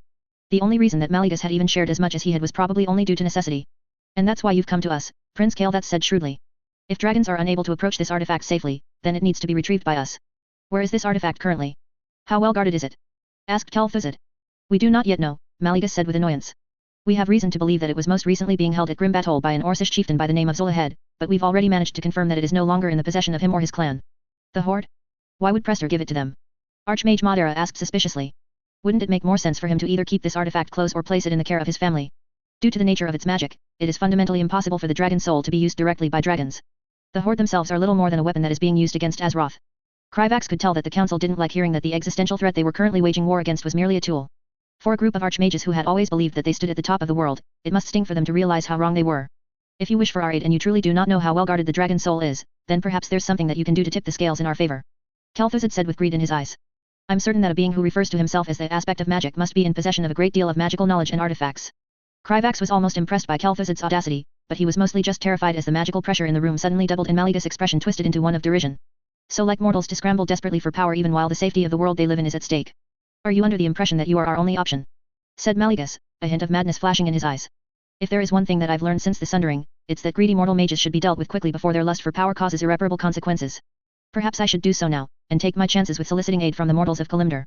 I'd rather avoid dealing with the troublesome demigod that watches over them, but it might just be worth the inconvenience. As someone who knew Malegus' potential future, Kryvax couldn't stop himself from freaking out because he knew with certainty that the aspect was genuinely considering killing them all. Fortunately, Crassus must have realized the same thing because his expression instantly changed to one of panic. Lord Malegus, I'm certain that my colleague meant no disrespect with his very thoughtless words. He simply believes that a matter this important cannot be left to chance and that we have a moral responsibility to seek every advantage possible. Archmage Crassus is correct, Kel'Thuzad said quickly, realizing that he had stepped over a line and pissed off an 80-foot-tall dragon wizard. I merely seek to do what is best for Azeroth. I apologize if my words have offended you. Arcane energy crackled throughout the chamber of air as Malegus silently glared at them. After a few moments, the aspect glanced at Crassus and seemed to force himself to calm down. Kryvax wasn't the only one in the room who let out a sigh of relief. I think my life just flashed before my eyes. How noble of you, Malegus said while sneering at Kel'Thuzad. I suppose your argument is not without merit, despite your dubious motivations. There may be some artifacts or spellbooks in the Nexus Vault that we could afford to bestow upon you, especially those that focus on combating the void. You can discuss the matter with my representative, Kalikos, once he arrives in the city. Thank you, Lord Malegus, Crassus said politely. The Council of Six is of course willing to aid you in the protection of Azeroth, regardless of what artifacts you might choose to provide us. The rest of the council didn't hesitate to express their agreement and move to change the subject. Nobody wanted to risk angering the unstable aspect any further. The next 30 minutes were devoted to discussing the details of how they intended to retrieve the dragon soul. Given the importance of the matter, it was quickly agreed on by the Council of Six that every one of its members would need to be prepared to participate in securing the dragon soul. The only matter of contention was on deciding which members of the Kirin Tor that would be joining the retrieval team. Malegus simply watched the proceedings with a bored expression on his face. Privately, Kryvax wondered how Crassus would manage to avoid participating in the attack given that he couldn't afford to risk getting near the dragon soul. Then it's settled, Antonidas said once they reached a decision. Aside from the members of this council, the Kirin Tor will also provide the aid of Archmages Arugel, Drendon, and Carlane. I can commit Archmage Rometh to this endeavor as well, Prince Kael'thas said confidently. Unfortunately, I'm not quite certain how much aid I'll be able to secure from Kulthalas, but I will make every effort that I can. As much as we might disagree politically, Grand Magister Baelovir is a formidable combatant and would be a valuable ally. Kryvax could feel his optimism grow as it became clear that the council was taking this extremely seriously and had no intention of holding anything back. Vizier Kryvax, what forces will Azjol-Nerub be able to contribute to this undertaking? Asked Antonidas. This is something that I'll need to discuss with superiors, but I'm certain that both Vizier Haddix and Anubrican will be available to help secure the dragon soul, said Kryvax. He was very glad that he had already talked with Haddix a bit about how they should confront Prester before Malegus decided to kidnap him. I will provide the full list as soon as I am able. A flash of dissatisfaction crossed Malegus' expression at that answer, but he didn't seem interested in pressing the issue. Very well. If that is all, then I shall take my leave, Malegus said as he opened a portal by his side. Do not delay on this matter for very long, mortals. Our attack on Deathwing will commence the moment that we discover the location of the dragon soul. And I suspect that we will succeed in doing so quicker than you might expect. With that said, Malegus didn't hesitate to walk through the portal without looking back, causing everyone in the chamber to relax as his oppressive presence left with him. Out of all the meetings that I've been in over the past few years, this one was by far the most stressful. Just as Kryvax was busy wishing that he could go back to negotiating with Tuskar for shellfish instead of nearly being killed by Godzilla-sized dragon wizards, his thoughts were suddenly interrupted by the voice of Prince Kael'thas. Vizier Kryvax, we did not have the opportunity to further explore the matter earlier, but there are some questions I would like to ask about the ancient history of our races and Azjol-Nerub's knowledge of shadow magic. Kryvax let out a sigh as he once again became the council's center of attention. After fielding questions from the Council of Six for longer than he would have liked, Kryvax finally managed to convince them to table the discussion for later. Once he stumbled tiredly into Dalaran's Nerubian enclave, Kryvax was immediately confronted with an extremely worried Masruk. Kryvax quickly learned that Maliga's casual kidnapping had not done anything to ease the warrior's worries. Eventually, he managed to appease his friend's worries enough that Kryvax was able to convince Masruk to let him speak with Haddix alone. As much as he would rather curl up in a silk cocoon, Vizier Haddix needed to be immediately informed about the events of the council meeting. Vizier Haddix, I've returned from a meeting with the Council of Six, Kryvax called out as he began opening the door to Haddix's sleeping chambers. There's a lot that I need to, fuck. Sitting next to Haddix in a seat made completely of arcane energy was a blue-haired elf who Kryvax had sincerely hoped he would never see again. Maligas casually lifted a single eyebrow at the unexpected swearing. Mortals are not usually bold enough to be so open about how much they dread my presence. The aspect of magic turned to Haddix, who was currently staring at Kryvax with a long-suffering expression. Your apprentice is either quite brave or quite foolish. If you ever discover which, please feel free to inform me, Haddix drawled from his silk hammock, obviously already tired of the current situation. Lord Maligas. I Apollo. Stop speaking, said Maligas, interrupting Kryvax. I've listened to enough mortal simpering for one day, and have no interest in listening to more. I am here because I have questions that you will answer truthfully. Questions that you responded to with lies when I asked you a few hours ago. If your answers are not truthful, then your paltry mental shields will not prevent me from ripping through your minds and finding the answers myself, do you understand? Kryvax felt his heart drop in dread as he glanced between the tired expression of Haddix and the grim one of Maligas. Yes, Lord Maligas, said Kryvax. He had no doubt that the aspect of magic would follow through on his threat if he said anything else. Good, said Maligas, leaning back in his seat. During our meeting with the mages, you claimed not to know anything about the void. Unlike the mortals, I am proficient in reading the expressions of the Akir and their descendant races, so it was exceedingly obvious to me that you were lying. Not only that, but I can sense the foul touch of void lingering on this mage. You will explain everything that you and your kingdom know about the void, or you will suffer the consequences. Kryvax glanced at Haddix, but his mentor just looked back at him with a neutral expression. Seeing no way out of it, Kryvax began telling Maligas everything about the Order of Kal Tut, its history and its relationship with the rest of Azjol-Nerub's government. Once he was done speaking, Kryvax began to shuffle nervously as Maligas quietly absorbed the information with an expression that was completely blank. Suddenly, Kryvax began to hear faint chuckles, and he couldn't help but feel astounded when he realized that they were coming from the aspect of magic himself. His shoulders began to shake, and those chuckles slowly twisted into an unrestrained laugh that sent shudders through Kryvax's body. Oh, Lordaeron. You truly are the most pathetic being to ever befoul this world. You were chosen by the Titans themselves, yet you failed to resist the void when a race of mortal bugs born of their own blood managed to escape their grasp. Said Maligas, continuing to laugh the entire time. Would the rest of my family still be alive, I wonder, if you had possessed even half the fortitude of these mortals? Kryvax took a step back as Maligas continued to devolve into a fit of laughter, curses, and eventually tears. Kryvax glanced at Haddix only to see that the older vizier was also extremely uncomfortable with watching the crazy dragon have a mental breakdown. How is it after everything I've experienced up until this point, it is this moment that I've felt the most scared.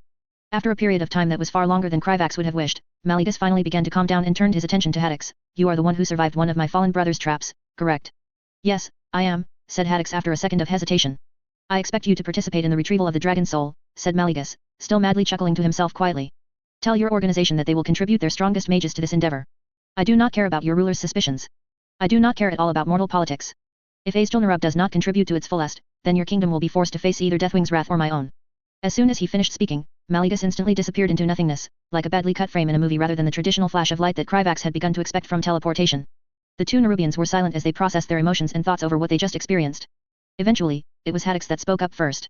It would seem the Order's secrecy is at an end, and most of its leadership and I will need to come clean to the High King as soon as possible and tell him everything, Haddix said in a tone of voice Kryvax had never heard before from his mentor, honest fear. What do you think he'll do once he hears everything? Kryvax asked with concern. Whatever he could do, it would vastly pale in comparison to what that madman could do instead. Chapter 42. Nerubian watched in fascination as the charging line of orcs collapsed under a volley of gunfire.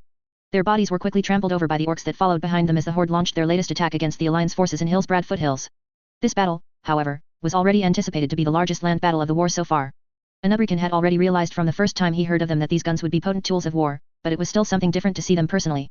From what he could tell, their power was not meaningfully different from an enchanted crossbow, but their ability to be produced in large numbers made them a formidable force multiplier. Nerubian began to muse on the feasibility of integrating these weapons into Azjol-Nerub's military. It would ultimately be the responsibility of the Circle of Viziers to design a gun fit for Nerubians and the Weavers to handle the manufacturing. Still, it would be his assessments that the High King would use to determine how much of a priority constructing these weapons would be, and if their effectiveness against the Horde was any indication, Nerubian felt like it should be a fairly high priority. They were doing much to help the Alliance compensate for the Horde's superior numbers and greater physical abilities compared to the humans. Though will it be enough? Despite the consistent volleys of incoming gunfire, the Horde's warriors remained undeterred. Even as a large number of the orcs were killed, many of them simply ignored the projectiles tearing through their bodies and continued their reckless charge forward. Damned monsters! The humans are filling them with holes, and the beasts are just ignoring them. Nerubian glanced down at the agitated figure of Trixie Tinkwrench as she used her gnomish goggles to observe the ongoing battle from afar. After learning that Nerubian and a team of elite Nerubians intended to capture a Death Knight during the next skirmish, Trixie had immediately offered to assist. Nerubian had not seen any particular reason to refuse the gnome given that she seemed competent enough to not jeopardize their efforts. Currently, they were waiting for the Death Knights to enter the field while hiding away in an area that had been warded by the Kirin Tor against casual observation. After all, this would be Nerubian's first time joining the battlefield against the Horde, and he very much wanted to surprise them.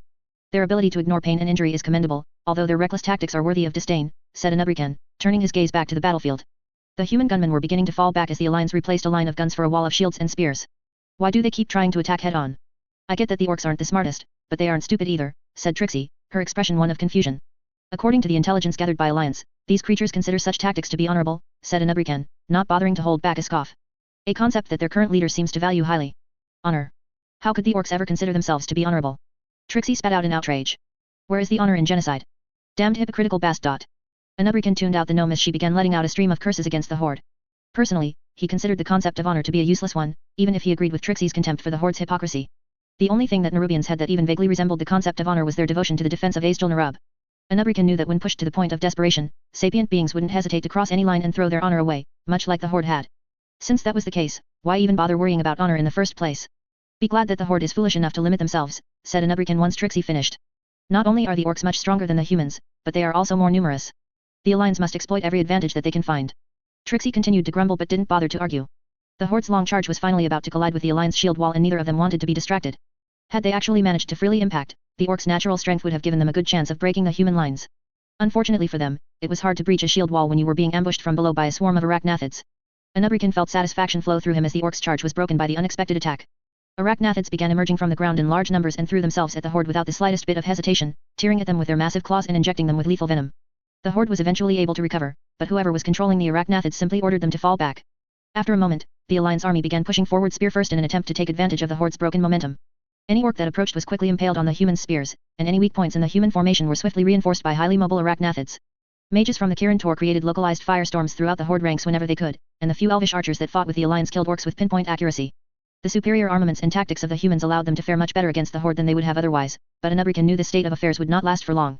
Looks like the Horde finally got tired of the Alliance tearing them apart, Trixie said with grim satisfaction. They're finally sending in their ogres. Nerubian turned his gaze to the back of the Horde forces and saw that Trixie was correct. Pushing their way through orcs without any care were 24 ogres, each wielding massive wooden clubs and crudely made shields. Nerubian did not find the creatures particularly intimidating given that they were still much smaller than him, while also being incredibly unintelligent. Several of the humans opened fire on the ogres with their guns, but the creatures had even less reaction to the bullets than the orcs. The Alliance needs to increase the power of their firearms, said Trixie, frowning as she closely observed the ogres with her goggles.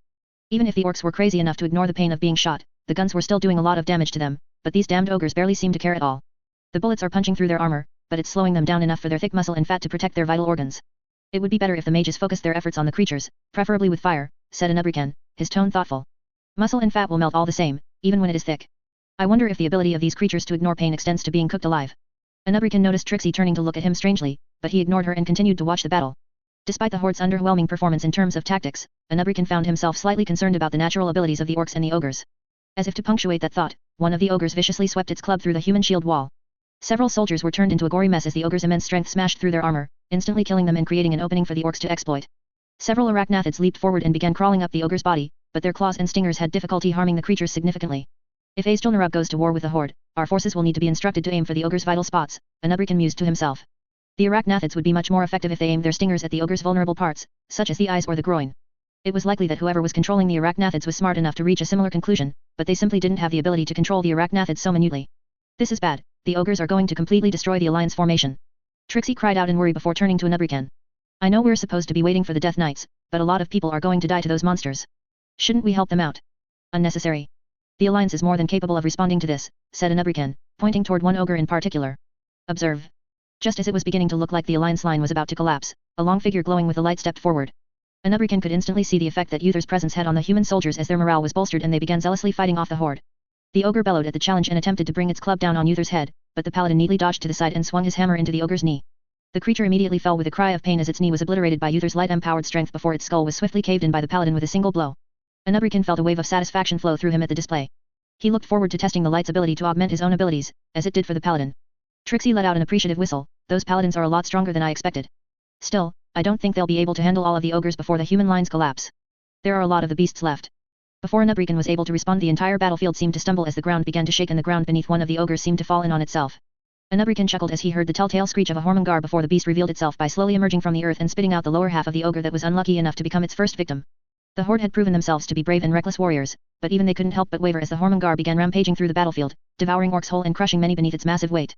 Before the horde could organize an effective defense, the giant worm quickly burrowed itself back underground. Nerubian had been surprised when he learned that the Alliance had successfully managed to produce someone capable of controlling the Hormongar. It was a skill that typically took much time to learn, Hormongar handlers being a specialized occupation, but he was glad that he was being given the opportunity to study the Hormongar's combat effectiveness against the horde so soon. He could already tell that Azjol-Nerub would learn much from this war. Well, that's more than a little terrifying, said Trixie, her eyes wide as the Hormongar tore apart another ogre and threw the horde ranks into chaos. What are you even supposed to do against something like that? The thing just disappears back into the ground before anyone can do anything about it. It's likely that the horde will be forced to deploy their Death Knights in response, said Nerubian. They cannot afford to sustain such losses for much longer. The presence of the Hormongar seemed to further invigorate the Alliance's morale. Nerubian had heard the human soldiers commenting about how glad they were to have their own monsters to throw at the horde on more than one occasion.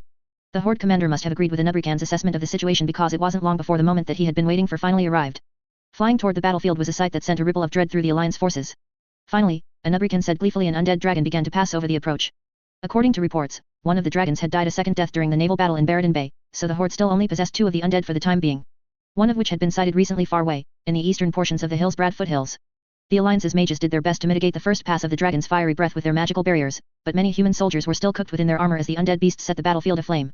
Several more Death Knights also suddenly appeared from the horde ranks and began ruthlessly cutting down any human that got in their way before raising their corpses to fight their former allies. It didn't take very long for the Knights of the Silver Hand to respond, and throw themselves at the horde's Death Knights. Nerubian tore his attention away from the scene and turned toward the elite Nerubian warriors who would be joining him in his assault. Due to Azjol-Nerub's many years of peace, there were very few Nerubian warriors who actually experienced combat, but these few were the exceptions. The Dreadstalkers were a group of highly trained warriors who served the High King directly and typically served to discreetly further his interests. The requirements to become such a warrior were incredibly strict, requiring both loyalty and a level of skill that was difficult to find. There were a few occasions in which they had been sent to undermine Zuldrak when doing so became necessary, but they were more commonly deployed for internal security purposes. Nerubians were a people who tended toward unity, but only to a certain degree. Each of the Dreadstalkers was equipped with some of the finest enchanted armaments that Azjol-Nerub could provide. Nerubian looked forward to watching them cut a bloody swath through the horde. We will attack as the Death Knights make their next pass over the Alliance, said Nerubian, assessing the 10 warriors in front of him. I will be primarily focused on subduing the Death Knight, you all will be responsible for slaying any horde who draw near. Are your orders clear? The Dreadstalkers replied as one, yes, Spider Lord. Nerubian nodded in satisfaction and turned to look down at Trixie, who was currently examining her wrench and shrink ray as she prepared for the battle ahead. Are you certain that you wish to join us? We will be pushing straight into the heart of the horde forces. It's a bit too late to turn back now, big guy, said Trixie, her eyes filling with determination. These monsters aren't going to stop until they are forced to stop. My people won't be saved until we push them back past Hosmodan. I wouldn't be able to live with myself if I didn't do my part to make that happen. Nerubian observed the pink-haired gnome for several moments and felt a level of admiration that surprised him. His superior power made it easy for Nerubian to throw himself into danger, but he knew that Trixie lacked his natural advantages. Blows that would do little but bounce off his body would likely prove to be immediately lethal to the tiny warrior, yet he could not perceive the slightest bit of hesitation in her expression or in her heartbeat. Very well, said Nerubian, lowering his body to the ground and placing one of his hands in front of the gnome. You will not be able to match my pace once I begin charging. It would be more convenient if you were to ride on my back until we reach our destination. Most Spider Lords would never even consider allowing something like this, but Nerubian had always cared more for practicality than propriety. Trixie's expression shifted from surprise to eagerness as she quickly climbed onto his hand. I'm not going to lie, big guy. I've been wanting to do this ever since I got over how freaking scary you spider folk look. Then I'll be sure not to disappoint, said Nerubian, lifting the gnome onto his back. Once she was there, he turned his attention back to the battlefield just in time to see the dragons about to make another pass against the Alliance lines. So, how are we going to hit those flying abominations when they're so high up? Asked Trixie. We'll simply have to bring them down, Nerubian said calmly. The Spider Lord immediately began expanding his innate telepathic sense throughout the battlefield. As soon as the dragons began drawing close, Nerubian didn't hesitate to order the flyers that were hidden among the Alliance forces to intercept them. The undead creature was soon beset by a large swarm of Nerubian flyers, who swiftly began immobilizing them with webs. The Death Knight riders tried to kill the flyers as quickly as they could, but there were simply too many of them and it wasn't long before the dragons were crashing into the ground. Trixie let out an impressed whistle. Well, that's one way to do it. How long's that webbing going to last? They've fallen behind enemy lines so those flyers are probably going to be taken down pretty quickly. Long enough, said Nerubian, already eyeing the path between him and his target. We begin now. Do your best to survive, Trixie Tinkwrench. Don't worry about me, big guy, Trixie said fearlessly. Let's just hurry up and get going. We've already been staying back for too long, and I don't want to give those bastards the chance to get back up into the air. Seeing no reason to delay, Nerubian nodded and began charging down the hill where he and the Dreadstalkers were hiding, straight toward the horde. They had chosen a position that allowed them an unobstructed path, and Nerubian had every intention of using it to its full advantage. It wasn't long after he passed through the wards that were hiding his presence before the first orcs noticed his presence and attempted to organize a defense, but it was already far too late. Most of the surface races, in his experience, greatly underestimated the speed that Spider Lords could run. Nerubian plowed through orcs as if they barely even existed, crushing them under his massive weight and slicing them in half with his scythe-like arms. Any who survived his charge soon found themselves cut to pieces or impaled by the spears of the elite Nerubian's warriors that followed in his wake. Nerubian felt exhilarated as the entire horde seemed to shudder at the scene of his bloody entrance to the battle. He could tell that Trixie was just as excited as he was from her thrilled shouts. Is this what war feels like? The Spider Lord and his elite warriors cut through the horde with ease, making their way to the downed dragon all the while. A pair of ogres attempted to intercept them, but they didn't last long as Nerubian simply overpowered one before neatly decapitating it, while a particularly agile dreadstalker buried his spear into the eye of the other with a leaping thrust. Nerubian barely registered Supreme Commander Lothar letting out a bellowing war cry meant to raise the alliance's morale and start a counterattack. Just as he was finally about to reach his target, several orcs let out war cries of their own and leaped onto his back. He would normally demonstrate why this was a bad idea by simply rolling and crushing the creatures under his weight, but obviously couldn't do so without hurting Trixie as well. Die, monsters! For Gnome Regan. Even with his superior hearing, it would still normally be difficult to tell what was happening on his back, but the distinctive sounds of a gnomish shrink ray, confused orc grunts, and the crunch of shattered bone were enough for him to guess.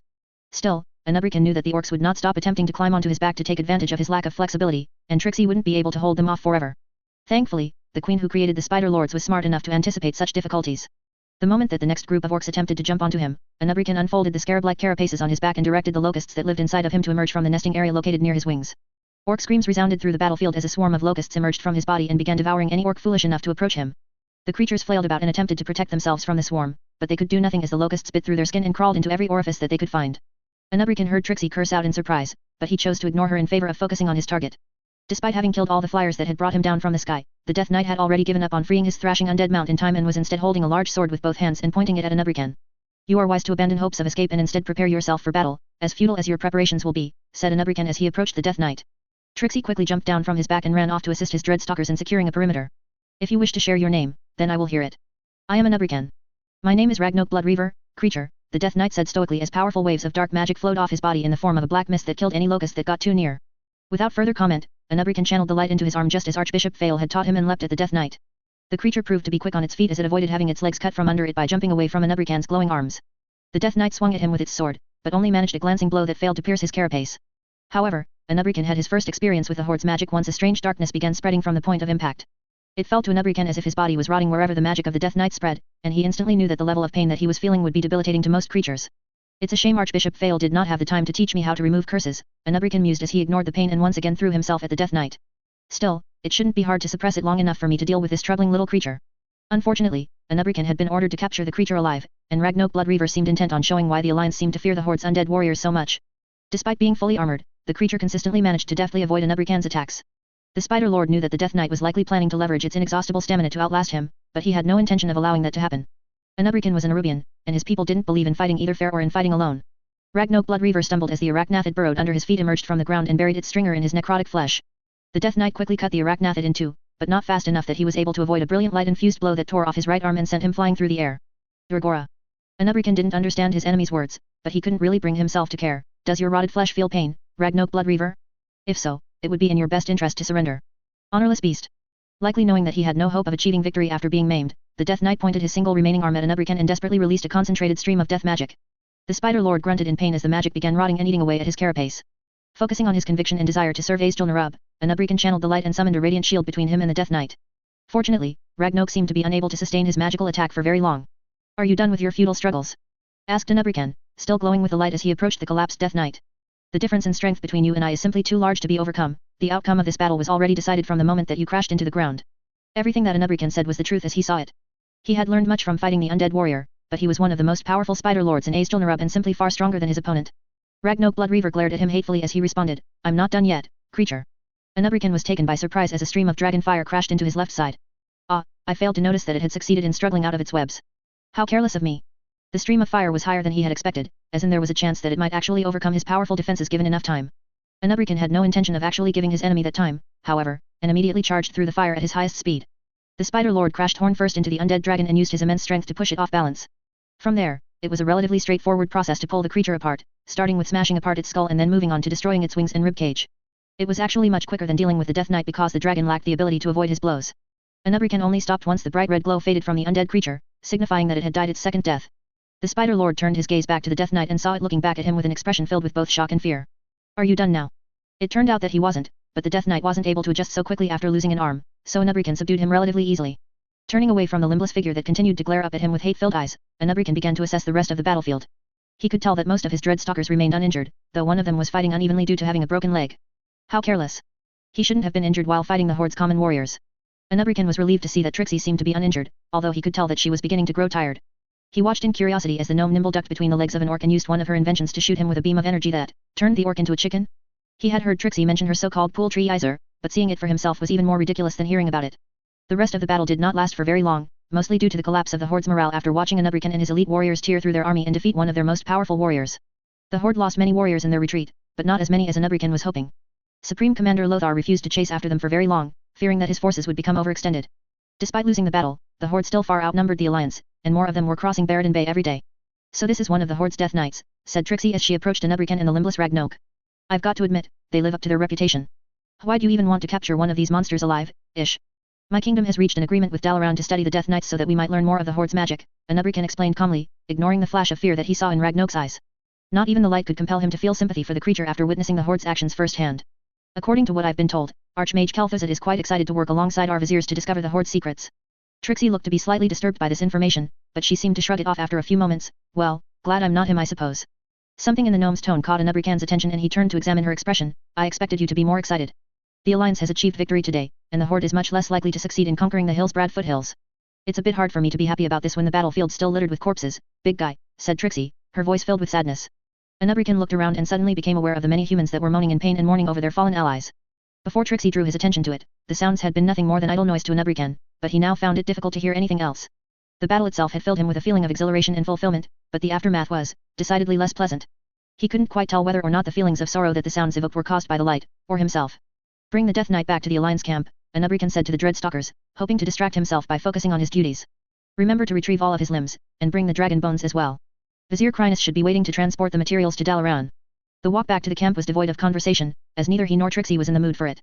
Once they arrived, Trixie informed him that she intended to go elsewhere to clean herself of the orc blood caking her body, and the two of them went their separate ways. Most of the humans were too busy with their own affairs to pay him or the Dreadstalkers any attention as they made their way to the portion of the camp set aside for the Kirin Tor. Nerubian was glad to see that Vizier Crinus and the Kirin Tor had already opened a portal and were waiting for them. Finally, said Vizier Crinus as soon as they were within speaking distance. I'm glad to see your mission was successful, Spider Lord. The circle of viziers has been growing increasingly anxious to uncover the Horde's secrets. Nerubian acknowledged the vizier with a nod and directed the Dreadstalkers to take the materials through the portal. There was no particular need for him to follow after them, as Vizier Crinus was more than capable of leading them to the Violet Hold. That was where the circle of viziers and the Kirin Tor intended to conduct most of their experimentations. Once the last Dreadstalker was through the portal, Nerubian began to turn away only to be surprised when he was unexpectedly stopped by Vizier Crinus. Spider Lord Nerubian, please wait for a moment, I believe that there's something that you need to know. Nerubian withheld an annoyed grunt at the vizier's continued refusal to refer to him without his title. What is it, Vizier Crinus? I think it may be in your best interests to return to Dalaran for the next few days, Vizier Crinus said with uncharacteristic hesitation. I've been informed by Vizier Haddix that he and his student will be traveling to Azjol-Nerub to meet with the High King. What? For what reason? Nerubian asked in genuine surprise. I don't know. Vizier Haddix refused to explain no matter how many times I asked, said Vizier Crinus. However, I've recently been hearing strange rumors from my colleagues in Enkilla. Nobody I've talked to knows exactly what is happening, but there have been whispers that something considerable is going to happen soon. Something considerable? Nerubian dubiously repeated. How is it that your colleagues can know that something noteworthy is about to happen while not having any idea of what that something is? Again, I don't know. I've been told that many of the kingdom's powerful viziers have begun acting strangely, but nobody has any idea why. That's all I know about the subject. Nerubian was tempted to dismiss the vizier's words, but the fact that Haddix was traveling to meet with the High King added a lot of credibility to the rumors. After all, the High King had explicitly ordered him to pay particular attention to Vizier Haddix. The vizier was a rather suspicious figure who had recently been inexplicably injured while investigating some kind of conspiracy that involved mind-manipulating magics. Now Haddix intended to meet with the High King and he was refusing to explain his reasons to anyone? Nerubian could tell that something big was going to come of this. Very well. I will return to Dalaran after a few days, said Nerubian after a moment of consideration. Although he wouldn't be able to return to Azjol-Nerub without explicit orders from the High King, Nerubian very much wanted to hear the news coming from the kingdom as quickly as he could. There are just a few matters that I need to attend to before I do so. Vizier Crinus nodded her understanding and made her way through the portal. As soon as she was gone, Nerubian turned to head back into the camp, his mind fully absorbed in wondering what changes would soon be coming to his future. Chapter 43. As Kryvax began writing the transcript of the meeting between Maligus and the Council of Six, he couldn't help but feel like things had completely gone off the rails. Not only was Maligus forcing the order of Kal Tut to reveal itself to the High King, which was mostly a good thing as far as he was concerned, but the crazy dragon had also been casually dropping world-changing information throughout the entire meeting. Kryvax could already picture the room full of viziers that would be frantically analyzing the transcript in front of him. Maligus had all but confirmed to Azjol-Nerub that Kalimdor truly existed and that it was inhabited by mortals who were at least powerful enough to be compared to Dalaran. That didn't even begin to touch on the demigod comment that Maligus made, which was guaranteed to catch the attention of the circle of viziers. There was also that reveal about elves being descended from trolls. I'm sure a lot of people are going to have a field day with that. However, none of that could compare in terms of importance to the existence of the dragon aspects and the corruption of Deathwing. He had every expectation that the High King would react strongly once he was informed about the existential threat that was Deathwing. Kryvax just wished that he didn't need to be there when he heard about it. According to what Haddix told him, the Order of Kal Tut had continued to remain reluctant to reveal itself to the High King, even after they had been told about Mallegus' ultimatum. They apparently had a difficult time believing that Mallegus was truly as powerful as Kryvax and Haddix had told them. That lasted for all of a single day before Mallegus somehow got wind of their reluctance and decided to show them the error of their ways. Kryvax didn't know how Mallegus learned about the issue so quickly or what he did to convince them otherwise, but the Order of Kal Tut was now reluctantly on board with abandoning their secrecy. He probably used some kind of ridiculously overpowered divination magic, Kryvax mused to himself. I would have loved to get the chance to watch Mallegus scare the hell out of someone who wasn't me. It'd probably make me feel a bit better about the whole thing. After a decision had been made, the Order frantically started to plan the best way to present themselves to the High King in as sympathetic of a light as possible. Kryvax could guess that a large part of that would be them doing everything they could to hide their more controversial actions while simultaneously gathering evidence of the good that they had done for Azjol-Nerub over the millennia. In addition, they also wanted to prove to the High King that he would need them, which was why Kryvax had been provided with an elixir of perfect recall and told to write the transcript. All of these preparations had taken several weeks, which was enough time for Haddix to get all his limbs back, much to Kryvax's relief. Haddix assured him that High King was extremely unlikely to do anything dumb or drastic like having them all executed for treason. Anubarak was widely considered to be a wise leader who rarely acted on emotion, so he would probably do what was best for Azjol-Nerub regardless of his personal feelings on the matter. Haddix predicted that Anubarak would, at worst, force the order to be dissolved and reformed as a formal organization under his command. Still, there was no guarantee that everything was going to turn out all right. Rulers aren't generally known for reacting well to learning that their subjects are ignoring their authority and keeping important secrets related to national security. A secret conspiracy as pervasive as the Order of Kal Tut, no matter how benevolent they might be, could be considered to be a direct threat to the High King's power. Vizier Haddix, why are we the ones who need to reveal the order to the High King? Kryvax asked, not for the first time. Shouldn't something like this be handled by people who aren't us? A member of the Order's leadership will be in attendance as well, Kryvax, Haddix patiently responded, not bothering to look away from his spell weaving. We have been ordered to join them because I am the one who was investigating Deathwing, and you are the one who has had the most contact with Mallegus. Kryvax dearly wished that those reasons were less compelling than they were. And you're certain that the High King won't decide to have us imprisoned, killed, or exiled? Certainty does not exist. There's every chance that the High King could suddenly take actions contrary to the way that he has ruled for the past millennia, Haddix said solemnly. However, it is exceedingly unlikely that he will actually do so. Then why are you preparing such a complex long-distance teleportation spell for the meeting? Haddix glanced at him with a mildly impressed expression before responding, I'm glad to see that you haven't allowed your diplomatic duties to prevent you from continuing your learning. Kryvax perked up at the praise. He'd been putting a lot of effort into his spatial magic recently, as being able to easily travel long distances would open up a lot of options for him. As for why I'm preparing the spell, I have not lived as long as I have by refusing to prepare for events simply because they are unlikely. Kryvax didn't have much to say about that, so he simply continued to write his transcript in silence. Haddix must have been watching him carefully, because he decided to speak up as soon as Kryvax finished writing the last word. If you are done, then we should leave as soon as we can. It would not do to be late for a meeting as important as this one. Understood, I'm ready to go, said Kryvax, quickly storing the transcript in his spatial bag. Kryvax followed behind his mentor as the two of them began making their way to the portal to Enkila. Once there, it wouldn't take long to reach another portal that would take them to the city of Azjol-Nerub where they would meet the High King. At least there's no way that this meeting will be as terrifying as my last one. Anubarak could sense the tension of the council chamber's hidden guards as they waited for the arrival of his unexpected guests. Their caution was warranted given the circumstances. When several of the kingdom's most powerful viziers used their political influence to arrange a meeting with the High King while refusing to explain the meeting's actual purpose, it was wise to be suspicious. When those viziers requested that the meeting be held privately with the High King without his counsel, it was perhaps time to grow worried. If Anubarak was not as certain as he could be that there had not been any preparations made for an attempted coup, he would have never agreed to the meeting in the first place. If he had not received several reports over the past few weeks detailing the suspicious behavior of many viziers who were suspected of being associated with the mysterious conspiracy manipulating the politics of his kingdom, Anubarak may have still declined. What he needed the most was to gather more information, and the circumstances of this meeting promised just that, regardless of how suspicious it was. That was why Anubarak decided to call for his most loyal Dreadstalkers as well as several Obsidian Destroyers to protect both him and the only council member who he had refused to be sent away. Anubarak glanced down at Elder Naddox and saw that the vizier was still speaking quietly into his scrying crystal. After a few minutes, Elder Naddox finished his conversation and turned his attention back to his Anubarak. Your Majesty, Vizier Haddix and Vizier Kryvax have both passed through the portal from Enkila to Azjol-Nerub and will arrive in approximately 20 minutes. The Dreadstalkers are following them both closely and have failed to notice anything suspicious. Elder Noxtier of Naz-Anuk has already arrived and is waiting outside of the council chambers. They are a strange group, Anubarak commented. Have our investigations had any success in identifying a connection between our guests? None aside from the obvious, Your Majesty, said Elder Naddox, his tone regretful. They're all suspected of being involved in the conspiracy, but there is little connection to be found otherwise. Vizier Haddix has met with Elder Noxtier on a few occasions while in Naz-Anuk, but there are only a few recorded incidents of them speaking over several centuries. Vizier Kryvax has never met Elder Noxtier, nor has he ever gone to Naz-Anuk, but that is unsurprising given his relative youth. Anubarak could feel his disappointment grow at the answer. He was beginning to grow increasingly frustrated with the veil of secrecy that obscured these viziers. Anubarak momentarily considered dealing with them in a more heavy-handed manner, but those thoughts disappeared as quickly as they came. Elder Noxtier was a close confidant of Underking Anubesit and was one of the most politically influential viziers in Naz-Anuk. Although Vizir Haddix lacked such political influence, he was a powerful enough mage that it would be unwise to confront him without gathering more information first. After mages reached a certain degree of power, accurately evaluating what they were truly capable of tended to become difficult. Anubarak would simply continue to remain patient and learn as much from this meeting as possible. Your Majesty, Vizier Haddix and Vizier Krivax have arrived at the ziggurat's entrance, said Elder Nadox, pulling Anubarak from his thoughts. The guards are confiscating their spatial bags and have begun searching them for enchanted items. Neither of them has shown any reluctance to the procedure. Instruct the guards to escort them here once they are done, said Anubarak. I see no reason to delay this meeting when doing so will accomplish nothing aside from increasing the tension of my guards. Yes, Your Majesty. Anubarak noticed one of the dread stalkers on the ceiling shifting nervously after being directly referenced. The High King made a mental note to inspect the discipline of his guards later but quickly turned his attention to the council chamber's entrance. He didn't have to wait for very long before his guests were escorted in.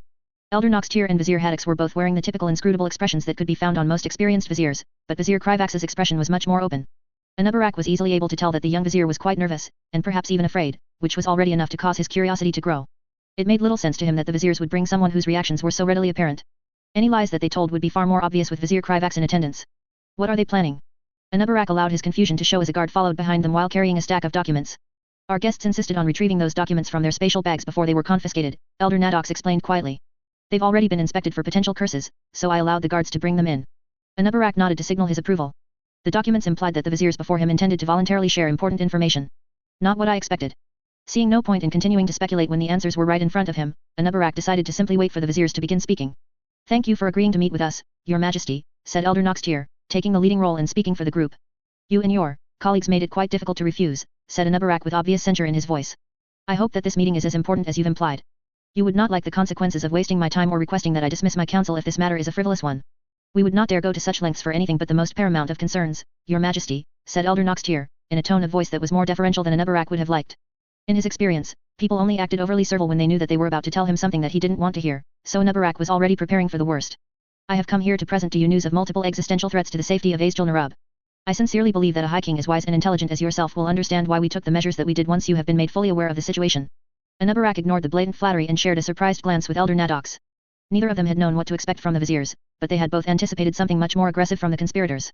What existential threats do you speak of, and why have they not been brought to our attention before now? Elder Nadox asked pointedly. For what reason would a vizier from Naz-Anak know more about what threatens our kingdom than the High King, and why have you come with two viziers whose duties have them on an entirely different continent? Anubarak could see the tension among the three viziers increase dramatically once faced with a direct question. Vizier Haddix and Vizier Krivax have both agreed to be here because they were both directly involved in several important events, and because they are both members of our organization, said Elder Noxtier. Anubarak allowed none of his shock to show when the viziers so brazenly admitted to the existence of their secret organization. I'm confident that you've become aware of some of our actions in recent times, Your Majesty. The Order of Kal Tut would like to make clear that we are both loyal to you, and that we seek to do nothing but protect Azjol-Nerub as best we can as we have for millennia. Anubarak remained silent once the vizier finished speaking and took a moment to study the viziers in front of him. Elder Noxtier was doing his best to feign that he was calm, but Anubarak had been dealing with politics for most of his life, and he could see the tension in his body. Vizier Haddix was also feigning calm, but Anubarak could tell that the vizier was tense and prepared to cast a spell at any moment. Interestingly, Vizier Haddix seemed to be leaning slightly toward Vizier Krivax, likely intending to protect his student should anything go wrong.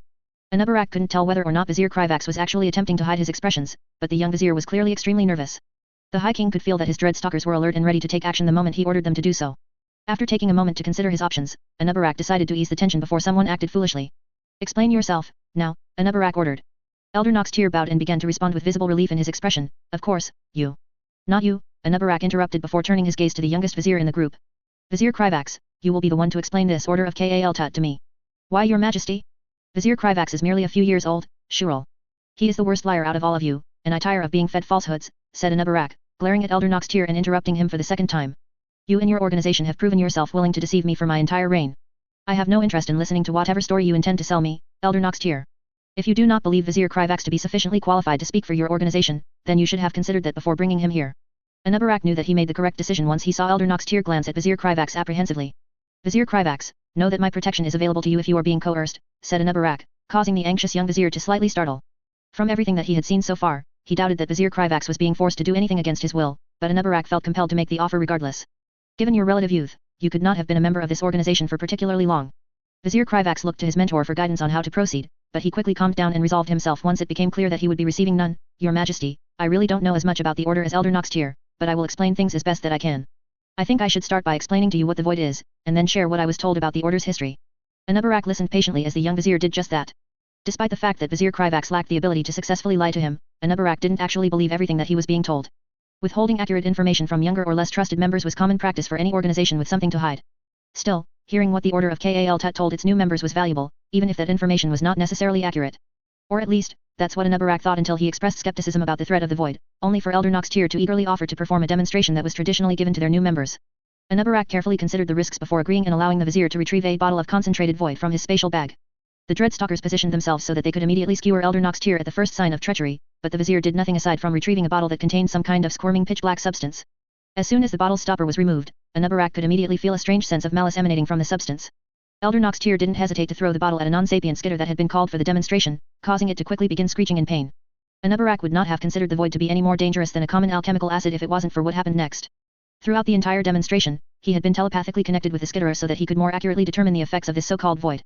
That was why he could feel that connection began being corrupted only for some manner of strange and alien intelligence to slowly start taking over the skitter's mind. Once he felt that intelligence noticed him, Anubarak ended his telepathic connection as quickly as he could. Kill it. Now. Anubarak immediately ordered. It was only after he wasn't focused on the skitterer's mind that he noticed the physical changes that were taking place to the creature. They were not pleasant. Vizier Haddix didn't hesitate to burn the creature to ashes with a stream of flames. The council room was silent for several moments as Anubarak and Elder Nadox processed what they had just seen. I can see why such a demonstration is considered to be traditional. It is quite effective. Once he finished composing himself, Anubarak suppressed his anger at having the existence of something so dangerous hidden from him and calmly ordered Vizier Krivax to continue his explanations. Unfortunately, the more that Vizier Krivax spoke, the more difficult Anubarak found it to contain his anger. Halfway through, he ordered the Viziers to present any documents that they had brought that contained information about their organization. Reading through a complete list of their members did nothing to calm Anubarak down. The Order of Kal Tut's membership list contained the names of many of the most powerful Viziers in his kingdom, including a member of his very own council, Seer Ixit. When the young Vizier began explaining why the Order of Kal Tut refused to recruit from the other castes, Anubarak expected Elder Noxtier to interject with a correction. When he didn't, the High King finally lost control of his patience. Allow me to repeat your explanations so that I can be certain that I'm understanding the situation correctly, said Anubarak, his voice low and menacing. Your organization has hidden vital information from the rightful leaders of Azjol-Nerub for the past 10,000 years because you believe that Spider Lords and Queens are too incapable of properly protecting themselves from the Void, is that correct? Of course not, Your Majesty. We have nothing but the highest respect for the kingdom's Spider Lords and Queens, Elder Noxtier hurriedly denied. It's simply that Viziers are more proficient in using magic to shield their minds from the Void's influence. I don't believe you, Anubarak immediately responded, shooting the Vizier a glare cold enough to make him flinch. Would you like to know what I believe to be your organization's genuine motivations? I think it's far more likely that you all hid yourselves due to actual necessity at first until you all received a taste of power and decided that you didn't wish to share. If I investigate your members, I highly suspect to find that your organization uses its influence to elevate them beyond what they deserve. Is that assumption correct, Elder Noxtier? The Vizier very wisely decided to keep silent. Anubarak was glad. He wasn't quite sure how he would have responded if the fool tried to feed him another lie. Anubarak turned his gaze to Vizier Haddix before continuing to speak. If your history in particular is any indication, then the Order of Kal Tut seems to be more than willing to use its power to subvert our justice system. Or do you intend to tell me that it is a mere coincidence that your mentor was found to be guilty of practicing dangerous magics? Does your organization always recruit the students of the Void-corrupted Viziers that it extrajudicially assassinates? No, it does not, said Vizier Haddix, a flash of anger crossing his expression as he spoke up for the first time. I have never agreed with the Order's decision to recruit from only the Vizier caste, but you are mistaken if you believe that our actions have been only selfing. We have prevented several potential catastrophes throughout your reign, and we've come to you now because we've been confronted with a threat that we cannot handle alone. Anubarak knew that Vizier Haddix was attempting to draw his focus away from the Order's deeds and toward whatever it was that threatened Azjol-Nerub, but he decided to allow the change in topic. His duty was to act in the best interests of his kingdom, regardless of his personal feelings. Explain to me what these threats are, said Anubarak, directing his order to Vizier Krivax. Yes, Your Majesty. There are a few documents that detail them in great detail. Anubarak listened quietly as Vizier Krivax weaved a tale about mind-manipulating magic and potential Void cultists hiding among the human nations. He listened as the Vizier spoke about a corrupted dragon that was large enough to kill a Spider Lord with a single claw and collapse their kingdom's tunnels down on their heads. He continued to remain silent as he spoke about his meeting with another mad dragon who possessed magical power that far exceeded even the most powerful of Viziers. Once Vizier Krivax was finished speaking, Anubarak said nothing beyond ordering the Viziers to remain quiet as he read through the documents that they had brought and decided what to do with them. Anubarak quickly scanned through the documents. Many of them described events in which the Order of Kal Tut supposedly saved Azjol-Nerub from potential threats throughout the years. He set those aside first and began reading through the transcript of Vizier Krivax's meeting with the Council of Six and the dragon known as Maligus. Anubarak paused halfway through reading when the document referenced a demigod who lived on a continent named Kalimdor, and cited a separate report which contained information on the Order's investigation into the Kirin Tor. As he read through the multiple recorded references to Kalimdor, Anubarak could feel some of his anger being replaced by a weary exasperation. Another continent? Truly? His mind turned to Azjol-Nerub's efforts to construct a navy before he forced himself to refocus on the matter at hand. Anubarak ignored the tension in the room as he silently read through the rest of the documents. Once he was done, the High King fell into deliberation as he analyzed everything that he had learned and attempted to settle on the best course of action. Eventually, Anubarak reached a conclusion and his voice cut through the silence. From this point onward, the Order of Kal Tut no longer exists. I will be sending immediate orders for its dissolution as soon as this meeting has been concluded, as well as orders for a thorough investigation into their activities and historical records. Anubarak simply could not allow such a powerful organization to exist outside of his control. The Order of Kal Tut in its current form was an explicit threat to the authority of not only him, but also every High King who came after him.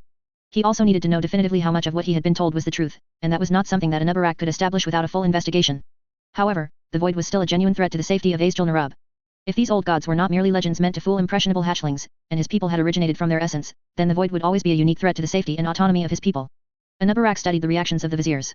Elder Noxtier was wearing a stunned expression, but Vizier Haddix seemed much calmer while Vizier Krivax looked to be relieved. The High King continued once he saw that none of them were foolish enough to protest. A new organization will be created that will be dedicated to protecting Azjol-Nerub from the Void and taking on the Order's duties. This organization will be directly under the kingdom's control and will include members of all castes. The former members of the Order of Kal Tut may or may not find themselves reassigned to this organization from their current duties. Such an organization was necessary, and it gave Anubarak an excuse to potentially push troublesome viziers from important roles by reassigning them away from their positions of power. It would have to be done slowly so as to not cause excessive political turmoil, but Anubarak had no intention of ignoring those who had shown themselves to be unworthy of trust. After today, Seer Ixit would certainly not be on his council. Anubarak pushed those thoughts away and prepared himself to give an order that no High King had given in 15 millennia. Elder Nadox, once this meeting is over, call for an emergency gathering of my council. Inform them that Azjol-Nerub will be going to war against the Horde and that we must discuss the necessary preparations. We will also need to decide on who will be sent to aid Dalaran in securing the Dragon Soul. The effect of his words was immediate as every single Nerubian in the room showed expressions of surprise. War. Your Majesty, are you certain? Anubarak nodded solemnly, I am. If our investigations validate what I've been told to be true, then Deathwing is an existential threat to Azjol-Nerub and the Horde are being used as his tools. That is absolutely unacceptable. If our safety requires the defeat of the Horde, the retrieval of the Dragon Soul, and the destruction of Deathwing, then we will do everything in our power to achieve those goals. Not only that, but constructing additional settlements in the Eastern Kingdoms has now become a necessity. We can't afford to not have a presence there when the next threat appears. Once his reasoning was explained, Elder Nadox seemed to quickly find himself in agreement. Yes, Your Majesty. Good. Elder Noxtier, you may return to Nazanik. Your presence is no longer required, Anubarak said dismissively. Vizier Haddix and Vizier Krivax, you both have much experience with the Eastern Kingdoms. You stay for a while so that you can answer any questions my council might have about either the Order, the Void, or the Eastern Kingdoms. In time, all of Azjol-Nerub's leadership would know of the Void, its origins, and its dangers so that they would be prepared. But for now, only a select few would be informed of the situation until the investigations were over. Anubarak had no intention of hiding what he had learned from his own advisors. As soon as the two viziers expressed their agreement and Elder Nadox left to carry out his instructions, Anubarak ceased paying attention to them and focused on planning for the coming war. Despite everything that he had learned since the discovery of the Eastern Kingdoms, Anubarak still firmly believed that Azjol-Nerub was the most powerful civilization in the world. He had no doubt that the rest of the world would soon share his opinion. Chapter 44. As Krivax walked through the streets of Dalaran while making his way to the Violet Hold, he couldn't help but feel a strange sort of pride. That was perhaps a strange thing to feel while walking toward a magical prison, but Krivax could tell that by looking around him that things were beginning to move in the right direction. He still remembered the expressions of worry and fear that he had grown used to seeing on the faces of Dalaran's natives after the start of the war.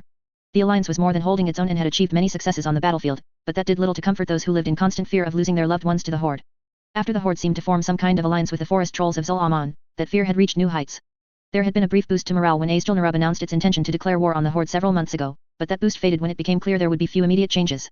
Aside from the lengthy investigations that the High King had to conduct into the Order's history and activities, there was a lot of logistical work that needed to be done to properly prepare a kingdom for war. Food needed to be stockpiled, weapons needed to be forged, and transportation needed to be accounted for. It turns out that while portals were perfectly fine for transporting a relatively small number of important individuals, consistently transporting entire armies was a monumental task. Not only that, but it was difficult to open multiple permanent portals to the same place due to the interactions that portals had on ley lines. The Dark Portal was an extreme exception, given that it was created by one of the most powerful mages in the Warcraft franchise, who also just happened to be possessed by an evil god. Dalaran was quite capable, but they couldn't quite compare to that. Things would have been far easier if Azjol-Nerub was able to transport its army over the sea, but Azjol-Nerub's navy was still pretty much in the planning stages and the Alliance navy was already in full deployment against the Horde. Despite all of these difficulties, the portal between Dalaran and Enkila had been in a state of nearly constant use for the past few months, and Azjol-Nerub's contributions to the war effort were steadily increasing. The effect of this had been profound for the people of the Eastern Kingdoms, who now looked to the future with a sense of optimism and hope that they lacked just a few months ago. Krivax knew that the alliance would have prevailed over the Horde even without Azjol-Nerub's help, but he still couldn't help but feel proud of his accomplishments whenever he looked at the smiling faces of the pedestrians. Krivax felt his mood brighten further as he spotted one of his favorite new developments to happen in the past few months. Miss Sherwood. How's business today? Krivax asked as he diverted from his path to approach the kindly old woman who was standing behind a food stall. Business has been good, dear. Especially with you stopping by so often, Miss Sherwood said with a fond smile. Would you like your usual, or are you willing to try something new? I just received a shipment of silver pine fireflies, and I'd like to hear the opinion of my favorite customer. Most people were still generally uncomfortable being around Nerubians, but Miss Sherwood seemed to be a notable exception. Krivax had noticed that the looks that he received from the common folk were gradually growing more friendly ever since Azjol-Nerub started fighting the Horde in earnest, so had hoped that Miss Sherwood would not be an exception forever. Well, I do enjoy trying new things, said Krivax as he handed over a few Lordaeron copper pieces. And I've never been disappointed by any of your goods. Miss Sherwood chuckled and presented him with a piece of freshly baked bread filled with faintly glowing insects. Oh, there's no need to flatter an old woman like me. Kryvax took a bite of the bread and immediately let out a sigh of satisfaction. It was a bit difficult for him to recall exactly what things used to taste like when he was human after living as a Nerubian for over 6 years, but he had no complaints as far as food went in his second life. It's delicious, Miss Sherwood, said Kryvax, sharing his honest opinion. I'm sure it will sell well with all of the new Nerubians passing through the city. The number of Nerubians in Dalaran had soared since Azjol-Nerub's entry into the war, and there was no shortage of merchants looking to make money accommodating them. Oh, I'm sure it will, dear, but money's not why I do this, said Miss Sherwood. I'm just a baker, and these insects are still rather expensive. I doubt that I'll make very much profit when all's said and done. If it's not profitable, then why are you baking specifically for Nerubians? Kryvax asked curiously. Well, my grandson's a mage and he's been sent off to fight the Horde, said Miss Sherwood, her expression a mixture of pride and sadness. The boy tries to ease my heart by sending back letters, but I can't help but worry for him. I hear from my friends all the time about how dangerous those monsters are, and I've been to too many funerals lately. I could tell from his letters early on in the war that he wasn't expecting to come back home. Kryvax was filled with a wave of sympathy as he listened to the old woman's story. I'm sorry to hear that, Miss Sherwood. Don't be, dear, said the old woman, shaking her head. I'm luckier than most, and things are starting to look better thanks to you spider folk. My grandson told me that it's thanks to you folk that there were any survivors after what happened over in Tol Barad. I think you should thank the Alliance Navy for that, Miss Sherwood, Kryvax said honestly. Tol Barad was an island south of Gilneas whose population was nearly completely slaughtered by the Horde. While it was true that the scouting capabilities of the Alliance Navy's Nerubian flyers allowed them to discover the attack almost immediately, the actual fighting had been done by the Alliance. I'd thank them too if they were here in front of me, but that doesn't change the fact that you folk are helping us, said Miss Sherwood, her tone chiding. Besides, that ain't all you've done. My grandson fought down in Hillsbrad and he told me all about how one of those big beetle fellas helped them fight off the greenskins. I can't do much to show my appreciation, but the least I can do is make sure I'm selling something you folk like to eat. Kryvax felt touched. He didn't have very many opportunities lately to speak with the common people of the Eastern Kingdoms given his position, so it was nice to hear evidence that he was actually impacting Azeroth in a positive way. Kryvax only hoped that continued to be the case. Where is your grandson fighting now? Is he still in Hillsbrad? He was, but the Alliance has decided to send him to help over in Kulthalas, Miss Sherwood said before her expression suddenly turned pleading. I'm not sure what you can tell me, but have you heard anything about how things are going over there? I've heard that those nasty trolls are fighting with the Horde now. After failing to conquer the Hillsbrad foothills, the Horde had freed a troll warlord by the name of Zul'jin from some Alliance keep before traveling east to the hinterlands. From there, they made the mistake of antagonizing the wild-hammered dwarves, who quickly set upon them with their griffin riders. The Horde took significant casualties until they managed to increase their number of undead dragons and contest the Wildemers' air superiority. However, the hinterlands was not the Horde's main objective and they quickly began marching further north toward Kulthalas. Kryvax didn't exactly remember everything that had happened during the Second War, but it didn't take a genius to realize why the Horde was attacking the elves. The Horde needed the forest trolls to help them pass through lands that they were unfamiliar with quickly, and Zul-Amon considered Kulthalas to be their mortal enemies. Kryvax had been reading reports of the ongoing battles, and it seemed clear to him that the war was reaching its most bloody period. The Horde had finally managed to transfer the bulk of its forces across Barad Bay and was attempting to completely overwhelm the Alliance with their superior numbers. With the aid of the forest trolls, they had managed to inflict a humiliating defeat on Kulthalas, burning much of their countryside, and it seemed like the elves were being pushed back towards Silvermoon. Despite this, Kryvax knew that Azjol-Nerub was sending more and more troops to the Eastern Kingdoms with every passing day. Spider-Lord and Hormongar were effective in breaking Horde positions in any battle they participated in, and swarms of skitterers flooded over enemy lines. Time was decidedly not on the Horde's side. Kryvax thought about what he could and couldn't say before he responded. The fighting is at its bloodiest right now, but all signs point to things turning in the Alliance's favor soon. As long as we don't lose to Deathwing once we find the Dragon Soul, that is. Miss Sherwood thanked him for the reassuring news and gave him another piece of firefly bread to show her appreciation. Kryvax said his farewells and once again began making his way to the Violet Hold with his spirits lifted. It didn't take long for Kryvax to reach his destination and find himself being stopped by a pair of guards who asked him to state his name and business. Vizier Kryvax with the Anomalous Magic Research Division, Kryvax said with a hint of exasperation as he provided the name of the Order's successor organization. He wasn't quite sure if non-Nerubians were just that bad at distinguishing Nerubian features or if security was just that strict since this was a prison, but the guards continued to ask his name even though he'd visited the Violet Hold many times. I'm here to request a progress report from Archmage Kel'Thuzad and Queen Kiddix down in level 4. Kryvax couldn't help but sympathize as he watched the guards stiffen once he mentioned level 4, which was one of the deepest portions of the Violet Hold, which was where the Kirin Tor ran the most intensive of its experiments on their most dangerous prisoners. The Circle of Viziers had negotiated a research agreement with the Kirin Tor, and there was now a significant amount of cooperation between the two organizations when it came to research of all kinds, especially magical. The last time that Kryvax had seen Kel'Thuzad and Queen Kiddix, the two of them had been thoroughly and joyfully examining a Death Knight, so he could see why most people would not want to have anything to do with level 4. The guards quickly checked his credentials and examined him for any mind-altering and shape-shifting magic, along with a variety of other magics, before sending him on his way. Once he was inside, Kryvax immediately began making his way past the various guards, researchers, and of course, prisoners and test subjects in their cells behind bars and violet-colored arcane barriers. Level 1 was mainly filled with regular criminals, a variety of non-magical animals that were generally used for experimentation, and other mundane things. He wasn't surprised to see that many of the researchers were Nerubians, as his new organization often had personnel moving throughout the Violet Hold. The newly formed Anomalous Magic Research Division had been named in a way that was deliberately similar to the other divisions of the Circle of Viziers. From an outside perspective, the division was a response to the discovery of the light and was responsible for researching it and any other strange forms of magic that Azjol-Nerub might be exposed to during its exploration of the world outside of Northrend. And while they did devote some of their resources to the study of the light and several other new discoveries, especially after discovering how it interacted with the void, the Anomalous Magic Research Division had a few notable differences from other divisions. While most divisions had regional branches for each city, there was only one Anomalous Magic Research Division, and they answered directly to the High King. The only regional branches were the Northrend and Eastern Kingdom branches, while the Kalimdor branch was expected to be created once contact was made with the continent. Honestly, Kryvax wasn't completely certain why the High King chose to set things up this way, but he knew that there was an annoying amount of politics and bureaucracy involved. But whatever his motivations, it seemed like the only ones who knew that the division was the successor organization to the Order of Kal Tut were those who were supposed to know. It was honestly quite impressive. Following Kryvax's conversation with the High King, he and Haddix had been transferred to the Eastern Kingdom's branch of the division. Neither one of them was particularly upset by this. Haddix was happy as long as the void was being confronted and Kryvax hadn't actually seen that much change to his daily duties, at least not yet. Azjol-Nerub had ultimately decided that he was more valuable in his role as a diplomat than anywhere else and had seen fit to leave him there, for which he was grateful. He knew for a fact that, based on what Haddix told him, many other former members of the Order were not particularly pleased with their various reassignments. Unfortunately for them, they would either learn to adapt or the High King would make his displeasure known. Haddix trusted his colleagues to learn to play ball with their new lot in life quickly, or not. Kryvax had gotten the feeling that his mentor didn't particularly care one way or another if they chose to act foolishly, as he put it. It was one of the few times that Kryvax didn't mind being overlooked due to his relatively young age since it resulted in the High King viewing him as low risk. His meeting with the High King, and his subsequent meeting with the Council, had already been tense enough for Kryvax to know he much preferred to not be the subject of the High King's attention. Kryvax's musing was cut short as he passed through the portal that would take him directly down to level 4. The Violet Hold was specifically warded to prevent teleportation in and out of prison, but specialized portals still allowed for internal teleportation, and could be activated and deactivated as necessary. Basically like a magical high-security elevator. He could feel highly complex wards run over him to once again check him for a variety of magics once he arrived on the other side of the portal. Although level 4 wasn't designed much differently from any other level in the Violet Hold, Kryvax immediately felt more tense. Not only was level 4 mostly empty of activity and the prisoners vastly more dangerous, but he could also feel something watching him whenever he was there. Kryvax had once asked Archmage Kel'Thuzad about where that feeling came from, but the only answer that he had received was that it was security. Kryvax hurriedly skittered through halls, intent on getting his business done as quickly as possible. After passing by one cell that contained what to be a Naga sea witch and another that contained a massive fire elemental, Kryvax turned down the hallway that led toward his destination. Even if this had been his first time making this trip, Kryvax would know that he was headed in the right direction by the increasing amount of anomalous entities contained within. Primarily, these entities were things that both Azjol-Nerub and the Dalaran had little experience in, such as the previously unknown races of the Horde, the necromantic magic of the Death Knights, and the Void in general. Kryvax paused outside Kel'Thuzad's primary laboratory and shuddered as he spotted a void-corrupted creature that vaguely resembled a male dwarf. Fascinating creature, isn't it? Kryvax flinched in surprise and turned to see Archmage Kel'Thuzad standing at the entrance of his lab. It was captured recently by an Ubrican and delivered to us for examination, said Kel'Thuzad, either not noticing Kryvax's discomfort or choosing to ignore it completely. Although I find myself to be far more interested in necromantic magic than I am in shadow magic, or void as you Nerubians refer to it, I do believe there's much that we can learn from its study. Did you know that despite appearing superficially to be a corrupted dwarf, this creature could actually be considered an entirely different species? No. There are many examples of creatures with magically altered physiologies that we know of resulting in reproductively viable creatures, but such a thing is usually difficult to replicate artificially, said Archmage Kel'Thuzad, his normally dull eyes lighting up at the topic. But when one is using the void there seems to be an exception.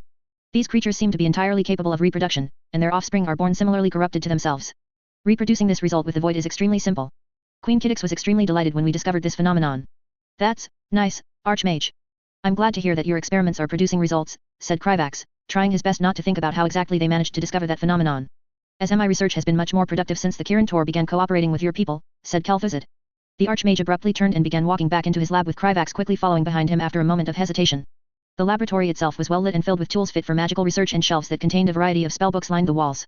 There was a workbench that seemed to hold a mortar and pestle, as well as numerous vials that held an assortment of strangely colored alchemical substances. Enchanted tools, most of which Kryvax was unable to recognize, were all organized neatly in a corner of the room. Honestly, Kel'Thuzad's laboratory would have looked far more ordinary than he had expected, if not for its occupants. Kryvax glanced over at the massive form of Queen Kiddix, who was currently looming over the dismembered torso of a Death Knight that was being magically suspended in the air over an arcane glyph. The Death Knight's limbs were also suspended near his torso, giving him the appearance of some kind of doll that a malicious child had chosen to tear apart. As generally horrifying as the sight was, it was made worse by the fact that the Death Knight was still alive and was glaring at Queen Kiddix with a mixture of hatred and despair. Death Knights were extremely difficult to kill and didn't need to worry about mundane concerns like eating or bleeding out. While the Queen was nominally Kryvax's superior in the Anomalous Magic Research Division, she seemed content to ignore him in favor of doing whatever she was doing with the Death Knight. Aside from the Queen and her test subject, the only other occupant in the room was a cat that was calmly lounging in a corner of the laboratory. While I do enjoy speaking about my research, I am quite busy so I believe it would be best if we moved on to business. How may I help you, Vizier Kryvax? Asked Kel'Thuzad, drawing Kryvax's attention away from the strange sight. I've been sent to request an update on the progress of your research in regard to Project Dragon Seeker and Project Denimation, said Kryvax. Given that he was both a diplomat and a member of the Anomalous Magic Research Division, he was the most logical choice to act as a liaison between the division and the Kirin Tor. The Archmage rarely left his laboratory without reason and had a tendency to become engrossed in his work, so there was a need to occasionally send someone to personally receive progress reports. Kel'Thuzad's expression twisted into one of displeasure. Project Denimation has seen little progress. While it's a relatively simple thing to create an alchemical substance that affects the undead, it is much more difficult to create a substance that can affect the undead while not also affecting the living. While I am quite certain that it's possible, achieving success will take more time than expected. Project Denimation referred to Kel'Thuzad's efforts to create an alchemical poison that only affected the undead, which was something that very much interested Kryvax for obvious reasons. Channeling the Archmage's fascination with the undead into something constructive was definitely a step in the right direction as far as he was concerned. It was disappointing to hear that the project was making little progress, but such a result was probably to be expected. If it was so easy to create such a poison, then the Lich King would not have been near as much of a threat as he actually was. As for Project Dragon Seeker, we have made the opposite of progress. I'm nearly certain that it is impossible, said Kel'Thuzad, causing Kryvax to let out a sigh of disappointment. Project Dragon Seeker was an attempt to develop divination rituals that could both accurately detect the location of things being hidden by the void over long distances and pierce through void-based anti-divination wards. The Order of Kal Tut had been working on similar rituals for most of its history, but only achieved limited results. There had been some hope that collaboration between a wide range of researchers would have been more successful, but it seemed like that wasn't going to be the case.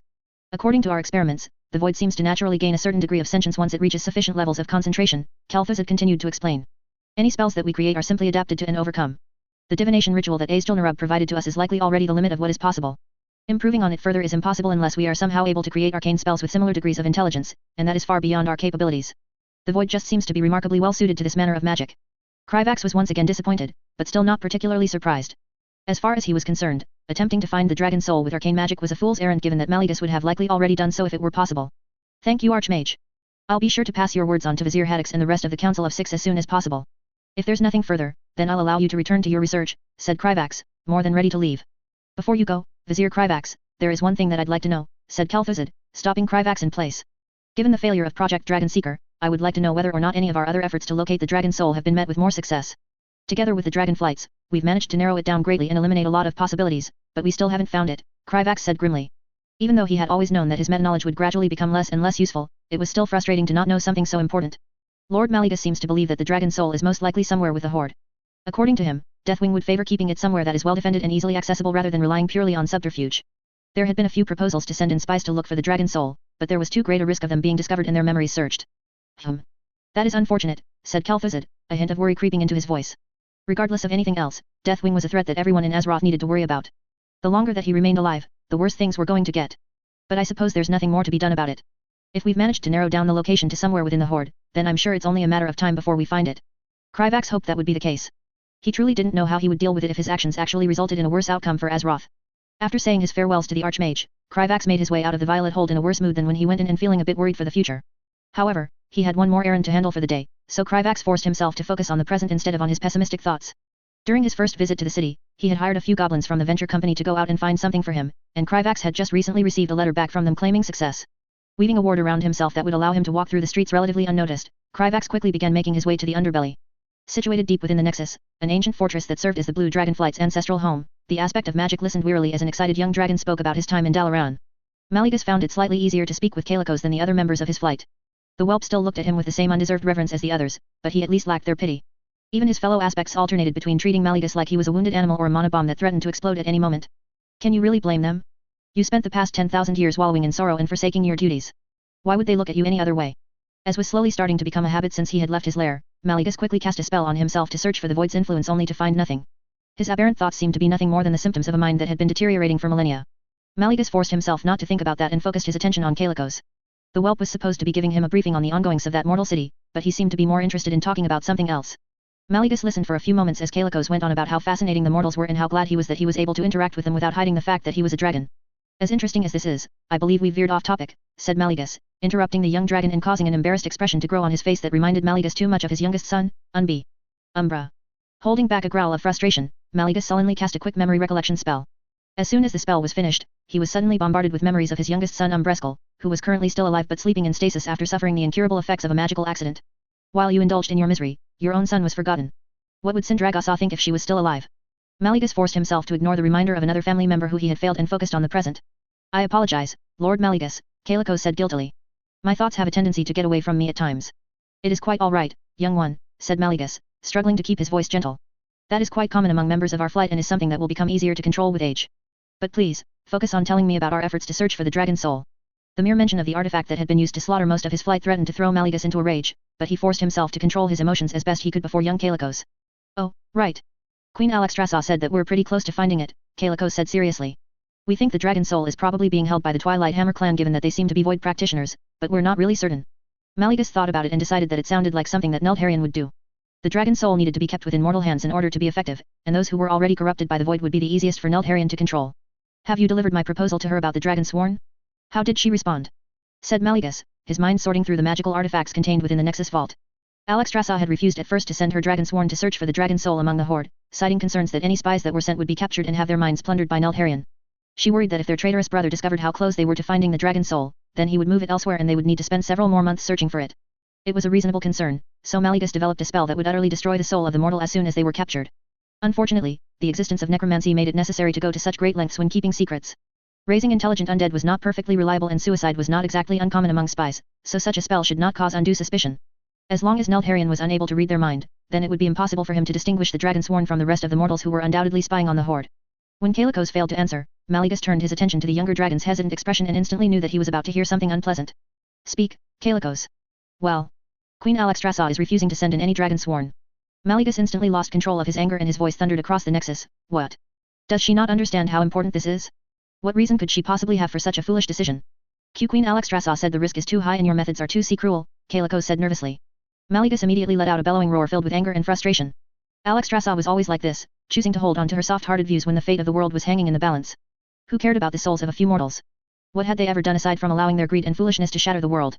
They didn't lose as much as you did. Their flights aren't shattered like yours. Maligus didn't know for how long he raged, but by the time he was done, much of his lair had been destroyed and Kalikos was backed into a corner and huddled behind an arcane barrier. The sight instantly doused any remnants of anger within him and replaced them with guilt. Lord Maligus, are you all right now? Kalikos asked tentatively, releasing his barrier. Yes, I am, Maligus said regretfully. I apologize, Kalikos. I did not intend to frighten you. I understand. Even while you were enraged, you still avoided attacking anything near me, said Kalikos, seemingly unaffected by the situation. I know that things have been difficult for our flight, so moments like this are to be expected. I trust you not to hurt me, Lord Maligus. Maligus wished that he shared Kalikos' faith. There were times that he felt as if he wanted nothing more than to destroy everything around him, and he didn't trust himself to avoid spreading that desire to his flight. Maligus listened patiently as Kalikos finished sharing Alexstrasza's decision. Apparently, she wished to meet with him in a few days to discuss a new plan for finding the dragon soul. After agreeing to meet with Alexstrasza, he quickly sent the younger dragon away and began considering his options. If Alexstrasza was so reluctant to risk the lives of mortals, then there was little that they could actually do to verify the dragon soul's location. If the Twilight Hammer clan was truly corrupted by the void, then it would be difficult for Azira to see into their dreams, and Nozdormu never shared any information that he didn't wish to. In the space of a few moments, Maligus considered half a dozen plans before dismissing them as being either too immoral for Alexstrasza to accept or simply too unfeasible. Do they not see how important this is? As far as Maligus was concerned, every moment that Lordaeron remained alive felt torture. There wasn't a moment when the knowledge that his traitorous brother was still alive while most of his flight remained dead was not tearing Maligus' mind. If you wish to kill Lordaeron, then you will need to take a risk. He already knew that if he was to inform his fellow aspects about what he was currently considering, they would not react well. For good reason. Maligus likely knew more about the dragon soul's magic than any other being on Azeroth, aside from Lordaeron.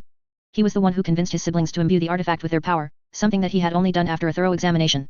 That was why Maligus was certain of his ability to resist the dragon soul's effect long enough for him to escape if such a thing ever became necessary. Given that, was there anything preventing Maligus from going to search for it himself?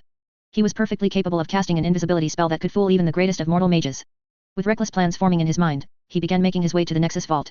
Because after 10 millennia of doing nothing, Maligus intended to take action. No matter the cost. Chapter 45. After successfully mastering a few of the geomancy spells that he'd been learning from Haddix, Kryvax should have been in a relatively good mood. Unfortunately, it was hard to feel happy when you were about to participate in a highly dangerous ritual. Participating in rituals was never something that Kryvax would have had to worry about before the creation of the Anomalous Magic Research Division, but things had changed a lot over the past few months. As Kryvax walked through the tunnels of the Nerubian enclave in Dalaran while making his way to the enclave's ritual chamber, he couldn't help but look around and take in those changes. After all, the enclave's significant expansion significantly affected Kryvax's day-to-day life. Where before the tunnels had been rather sparsely populated by a few Nerubians who were sent to learn magic in Dalaran, they were now constantly active with viziers and initiates moving about their business. There were also several of the High King's Dreadstalkers stationed in the enclave, presumably to surveil them, but Kryvax couldn't see any as he made his way through the tunnels. Masruk, at least, was enjoying their company and he was definitely learning a lot from them. Kryvax had noticed that his friend was generally in a better mood recently now that he was let into the secret and had more people to spar with. He had expected that an Ubrican would be sent to watch over them as well given that he was one of the High King's most trusted subordinates, but the Spider Lord was apparently too busy assisting with Azjol-Nerub's war effort.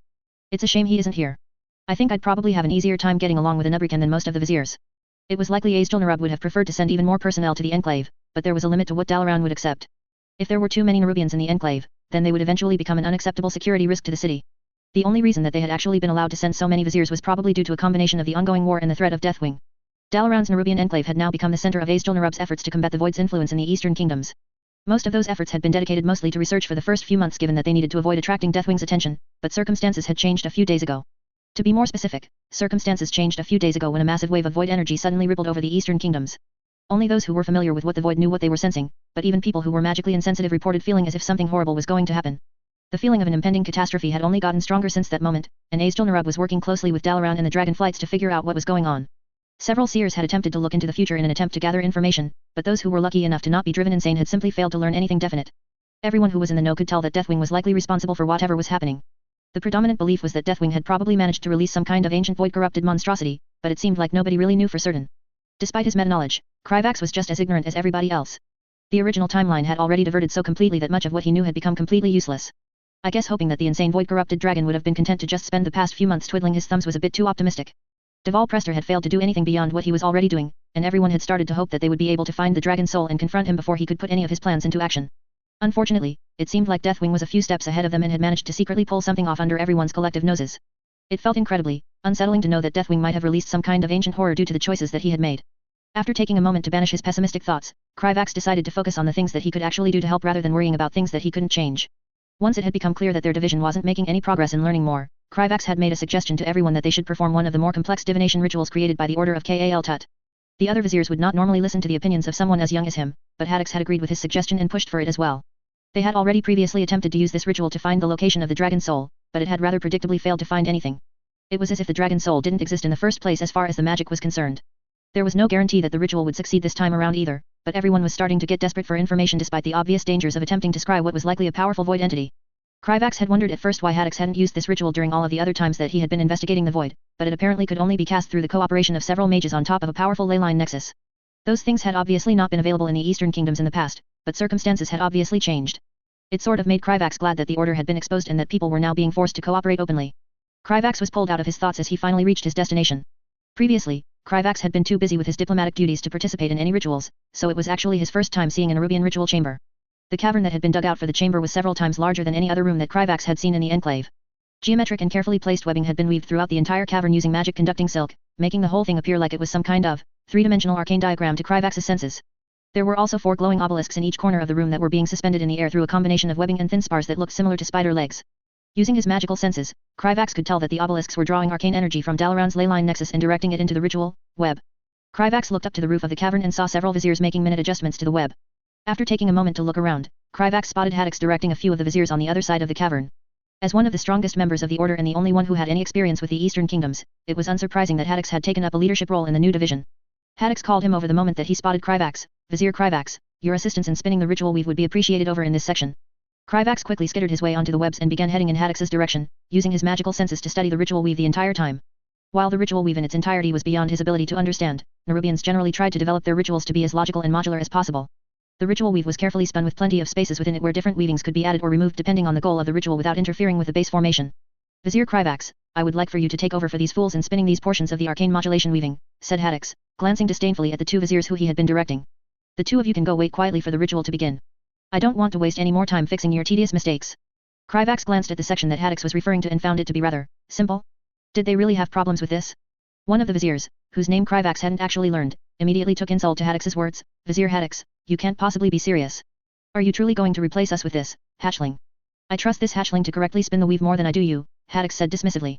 "While you 2 have spent the past century allowing your skills to deteriorate to an embarrassing degree while you played politics, Vizier Kryvax has been constantly improving his skills with consistent determination.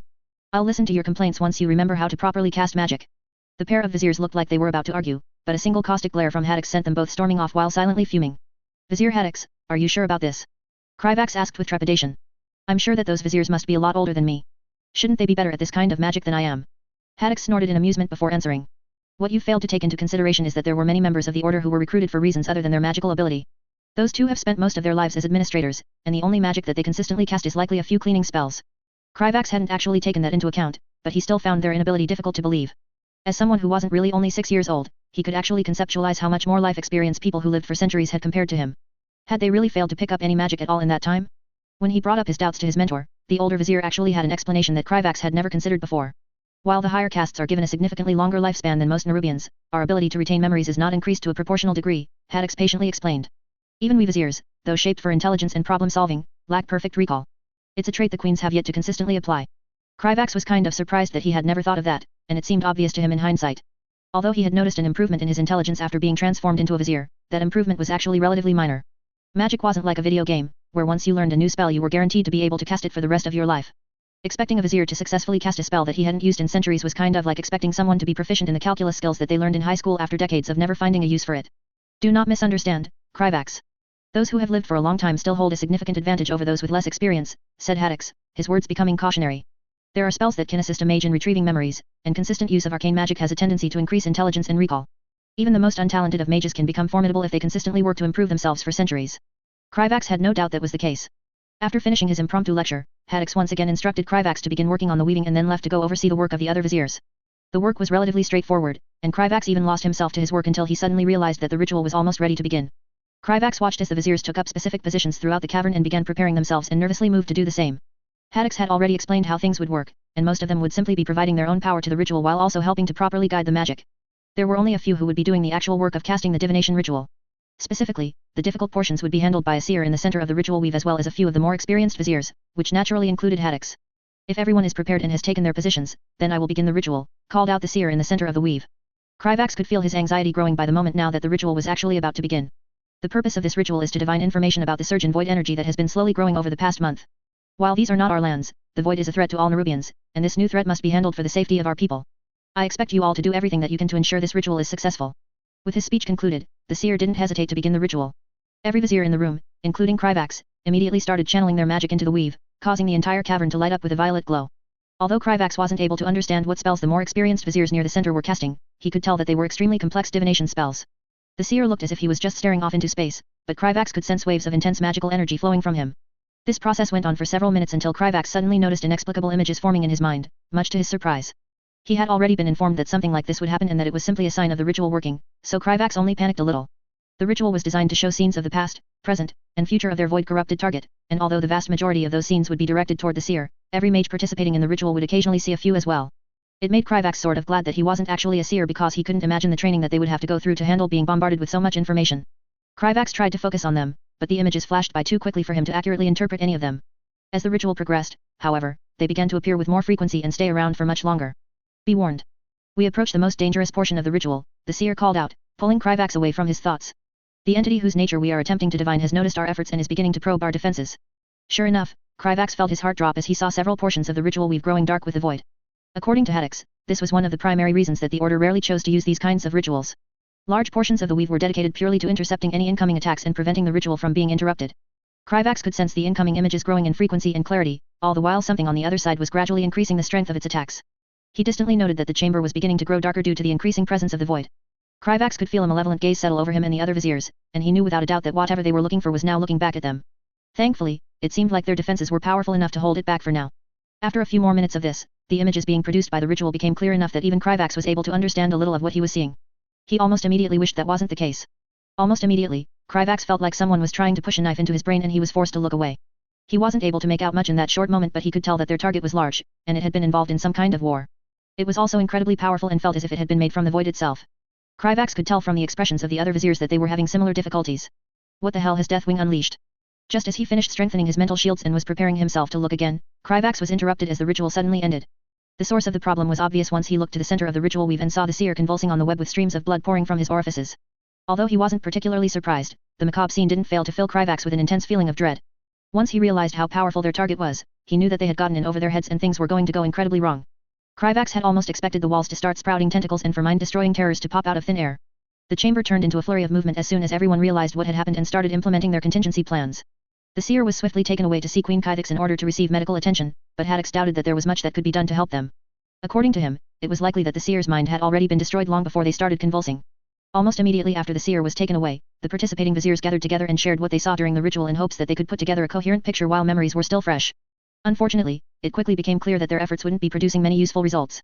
The vast majority of the visions had been directed to the seer, who obviously couldn't provide his testimony. There weren't very many people who saw more than Kryvax had, and they could barely agree on what they had seen. Many people reported that they had seen a large number of trolls, but that didn't really tell them anything. After nearly an hour of frustrated arguments, it was decided that the ritual had mostly been a failure. They had all but confirmed that the source of the increased void energy was some kind of massive monstrosity, but they didn't really learn anything else. Kryvax tried to rack his brain for any useful meta-knowledge, but the details were still far too vague for him to work with. Maybe I should find a way to get my hands on another memory elixir. They're really expensive though, and I'm not sure I'll be able to get anything out of it anyway. As Kryvax left the ritual chamber and began making his way to his room, he found himself feeling more terrified and uncertain about the future than he had felt in a long time. Kryvax dreaded to consider what someone like Deathwing could achieve with enough time now that he no longer cared about subtlety. He desperately hoped that the changes that he had made to the timeline wouldn't end up causing more people to die. Kryvax had known from the moment that he had made the conscious choice to change things that it was possible for history to turn out worse, but everything had sort of turned out mostly fine for him up until this point. The longer that Deathwing was allowed to roam free, the worse things would get for everyone. Mallegus sneered in disgust as he examined the orc in front of him. The creature was sitting in front of a campfire and cooking some manner of bird while speaking to another one of its kind. Although Mallegus had primarily infiltrated the horde with the intention of finding the dragon soul, another one of his goals was to verify some of the information in the letter sent to Crassus. The letter claimed that the horde were pawns of the Burning Legion, and Mallegus could conclusively determine that to be true. He likely wouldn't have noticed if he hadn't been looking for it specifically, but he had plenty of experience with detecting fel magic, and every single orc that he had examined possessed significant amounts of it in their system. Such high concentrations of fel were probably the source of the unnatural strength and resilience of the orcs, as well as their extreme aggression. It may even be the source of their green skin. Mallegus found his mind wandering to the information provided in the letter given to Crassus. Whoever had written it had only given a very general overview of the horde's history, and what had driven them from their world. Apparently, an orc by the name of Gul'dan had sold himself into the service of the Burning Legion and betrayed his people. He then launched a campaign of careful manipulation to spread the Burning Legion's demonic magic and turn his people into bloodthirsty monsters. The orcs' homeworld was now almost completely ruined by fel magic, and they were now invading Azeroth in hopes of establishing a home to replace the one that they ruined. There was obviously much that the letter's author had failed to mention in their explanation, but it was still valuable information and Mallegus suddenly found himself curious about their identity. The writer had been decently competent in hiding their traces, but hiding from anything as powerful as an aspect was not a simple endeavor by any means. Mallegus had no doubt that Nozdormu had simply traveled to the past and secretly watched the author write the letter with his own eyes while looking over their shoulder. Personally, Mallegus thought that it was most likely one of Deathwing's spawn who had sent the letter. Not out of any sense of moral goodness like his siblings might think, but because his fallen brother's spawn were as power-hungry and treacherous as Deathwing himself, so one of them would take every chance they could to undermine him for their own ambitions. Traitorous scum. Unfortunately, Nozdormu had been more firm than usual when he insisted that nobody search for the letter's author, at least for a few more months. They apparently needed to remain undisturbed until then for something important to the fate of Azeroth to take place. Mallegus wasn't one to blindly listen to Nozdormu's words, especially when he knew that his brother was far from omniscient, but it was only a few more months and he knew the aspect of time was right more often than not. Mallegus turned his attention back to his current object and began making his way through the orc camp in the direction of the Twilight Hammer clan, completely unseen to the camp's inhabitants. Currently, they were camped nearby Zul-Aman, and Mallegus had learned through searching the minds of a few orcs that they were relatively isolated from the rest of the horde. That didn't surprise him. Despite being equally malevolent, those who served the Burning Legion and those who worshipped the old gods rarely cooperated with one another. The Twilight Hammer clan was assisting with the horde's ongoing assault on Kulthalas and was stationed relatively close to the front lines. Mallegus, however, found it difficult to care about any of this when he knew that the war would be ended as soon as the dragon soul was no longer a factor. The dragon flights would not normally interfere with a mortal war, but there were too many greater forces involved in this conflict for them to ignore it. It wasn't long before Mallegus could sense the presence of the void begin to increase as he approached his destination. He also started to notice several feral-looking orcs with pale skin walking aimlessly through the camp. Where the green-skinned orcs were full of fel energy, these paler ones showed clear signs of being corrupted by the void. After another few minutes of walking, Mallegus spotted the emblem of the Twilight Hammer clan crudely painted onto what appeared to be a flag made of leather. Mallegus felt a wave of disgust as looked at the thing. He was experienced enough to distinguish between the leather of an animal and the leather of a mortal. Having found his target, Mallegus strengthened the magic hiding his presence and walked into the camp of the Twilight Hammer clan with a greater degree of caution. Lordaeron was many things, but he was not an idiot. Mallegus had no doubt that if the dragon soul was truly in the Twilight Hammer clan's possession, then it would be extremely well protected. Mallegus fully understood the risk that he was taking, and the catastrophic consequences that would occur if he was captured. Just because he had decided to take that risk didn't mean that he would do so without caution. He'd sooner kill himself and obliterate the entire horde in an arcane explosion rather than give Lordaeron the satisfaction of placing chains around his neck. Of course, it would be far sweeter to end Lordaeron's life with his own claws. Mallegus wanted to watch the despair in his eyes as he saw all his plans and ambitions burn before him. Mallegus shuddered in barely suppressed glee at the thought and forced himself to focus on his current task. He began to thoroughly search the camp for any sign of the dragon soul, while also keeping an eye out for the clan's chieftain. Unfortunately, the pale orcs hardly ever spoke and Mallegus did not wish to risk searching through the minds of the void-corrupted creatures. Doing so would almost guarantee his exposure. It was thanks to the camp's nearly complete silence that Mallegus found his attention being drawn when he heard somebody speaking. They were talking in the native language of the orcs, but it had taken Mallegus a mere few seconds to learn the language after ripping it from the mind of an isolated orc scout. Cho'Gall. When is your disgusting little book going to provide us with more dragon corpses? Those damned griffin-riding dwarves are slaughtering my warriors. I need more dragons. Soon, Warcraft. Soon. The Great Master was silent for a time, but they have now returned. The Twilight Canticle will lead the horde to new dragon corpses soon. Pray that it does, Cho'Gall. My patience with you is nearly at an end. Mallegus watched as a large greenskin orc stormed out of a large tent with a furious expression. A distant part of his mind recognized the orc as the leader of the horde, but most of Mallegus' attention was directed toward the tent rather than the irrelevant mortal. Cho'Gall was the name of Twilight Hammer Clan's leader, and he was also the mortal who was most likely to be in possession of the dragon soul. After waiting a few moments to see whether or not Cho'Gall would exit the tent, Mallegus decided to go inside himself. The nature of his invisibility spell made it rather complicated to cast a silent teleportation spell, and he didn't want to draw attention by disturbing the tent flap, so Mallegus instead cast a spell that turned his body intangible and simply walked inside. It only took a single look at Cho'Gall for Mallegus to be certain that the creature was one of Deathwing's minions. Nobody aside from the old gods themselves would have been able to so thoroughly empower the ogre with the void. Mallegus had seen a few other examples of two-headed ogres during his walk through the horde camps, but none of them quite looked like Cho'Gall. Not only did the mortal have several black spikes growing all along his body, but there were also multiple large eyes growing across his bare chest. It was a rather extreme example of void corruption, and Mallegus found himself surprised that the ogre was still moderately coherent. He was so engrossed in studying the ogre that Mallegus failed to notice the female orc until she spoke. Once she did speak, however, any thought of studying the mortal was banished from his mind and his undivided attention turned to her. "You did well placating the orc, Cho'Gall," said the female orc. "Father will be pleased to hear of your continued competence. A black dragon. And she's one of Neltarian's spawn." Mallegus could feel the world shrink to just him and the black dragon in front of him. He completely ignored whatever response came from the ogre as he imagined himself killing Neltarian's child, just as his family was killed in front of him. Mallegus didn't know whether or not the creature that was once his brother would even truly care if he did, but the call for vengeance nearly consumed all rational thought. It would be so easy. While Neltarian's children were all fairly powerful in their own right, Mallegus had the advantage of surprise, and he was much larger than they were. It would only take him a moment to reveal his true form and end her. Kill her. Let Neltarian feel the pain of losing his daughter. As Mallegus pushed through the bloodlust and tried his best to rationally consider his options, he noticed that two more male orcs had entered the conversation. Most likely more of Neltarian's spawn. Mallegus tried to focus on what they were saying, but he felt like his mind was in a fog and every thought led back to violence. Kill them all. Take your revenge. As had recently become a force of habit, Mallegus subconsciously cast a spell on his mind to check for the void and was shocked out of his murderous thoughts when the spell confirmed that he was being influenced. No. I refuse to follow in Neltarian's footsteps. Mallegus used all the willpower he possessed to pull himself back together and push away any thoughts of killing the black dragons in his midst. If he revealed himself in a mad attempt to kill Neltarian's children, then it was incredibly likely that he would have found himself at the mercy of the dragon soul. Mallegus already knew that it must be here. There was no other reason for so many of Neltarian's children to be present unless they had been ordered to protect it. His theory was eventually confirmed after spending a few minutes listening to their conversation. "Have you made progress in controlling the artifact, Cho'Gall?" said the smaller of the male orcs. Mallegus wasn't familiar enough with Nelarian's recent children to recognize him. "Of course. I'm grateful for the honor that the Great Master has bestowed upon me by giving me such a sacred duty. Humph. So long as you understand your place, mortal. You will not like the consequences if you attempt to use it against your betters," said the larger orc. A part of Mallegus wanted to stay and see where in the camp they were keeping the dragon soul with his own eyes, but he knew that it would be too dangerous. His objective had already been completed, and it would be better to leave before anything unexpected occurred. He had gotten everything that he needed to finally achieve his vengeance against Neltarian, and he wouldn't allow his own recklessness to ruin everything. As Mallegus made his way out of the camp and felt the void eating away at the spell keeping him hidden all the while, he knew that he had made the correct decision. Once he found a relatively isolated location, Mallegus immediately cast a spell to teleport himself away so that he could bring the news to his siblings. Now that the location of the dragon soul had been found, the time had come for them to finally launch their assault on Deathwing. The only thing that was left to do was organize the mortals and plan the attack. And finally, this would all end. Chapter 46. Kryvax could feel his heart racing as he and Masruk made their way as quickly as they could from capital city to Dalaran. There were several human travelers on the road who screamed and panicked at the sight of two giant spider people running past them, but Kryvax ignored them. Of all the times for them to find the dragon soul, it just had to be on the day I'd be away from Dalaran. Ever since the failure of the ritual, Kryvax had been trying his best to figure out the identity of the void creature released by Deathwing. Plenty of people more capable than himself were already investigating, of course, but none of them had the advantage of meta-knowledge. The only problem was that he had no real way of remembering such obscure lore after so many years, and getting his hands on an elixir that could help him recall such old memories wasn't exactly easy. Instead, Kryvax had just decided to look into any old god-affiliated forces in the Eastern Kingdoms to see if he could jog his memory, from Ragnrose and his Dark Iron Dwarf servants to any reported sightings of Naga. After failing to achieve any results, Kryvax eventually decided to head on over to Capital City and see what he could learn from the Explorers League. Given that Azjol-Nerub had every intention of developing relations with Ironforge and Gnomeregan after the war, getting permission for his trip had been a fairly simple matter. The Explorers League had also been more than willing to help, especially after Azjol-Nerub shared several important documents containing information about obscure sightings of the Iron Dwarfs and Frostborn in Northrend. Considering what Mallegus had already told everyone, Kryvax had no doubt that historians across the Eastern Kingdoms would be obsessing over all the information that had come out recently. While the Explorers League lacked access to the majority of their documents as they were currently being held in Ironforge, they still had many subject matter experts who were able to assist Kryvax.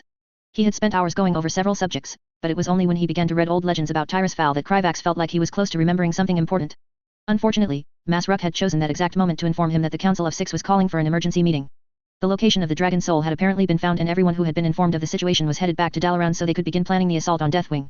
Kryvax was really glad that Dalaran and Capital City were built so close to one another because he really didn't want to keep a room filled with some of the most powerful people in the world waiting. After using his diplomatic credentials to quickly pass through security, Kryvax and Masruk both slowed down a bit to catch their breath as they made their way to the Violet Citadel.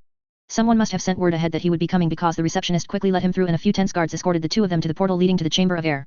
Kryvax wasn't surprised that the guards were tense. If the dragon soul had really been found and everyone was meeting to plan the attack on Deathwing, then the Chamber of Air was probably busier today than at almost any time in Dalaran's history.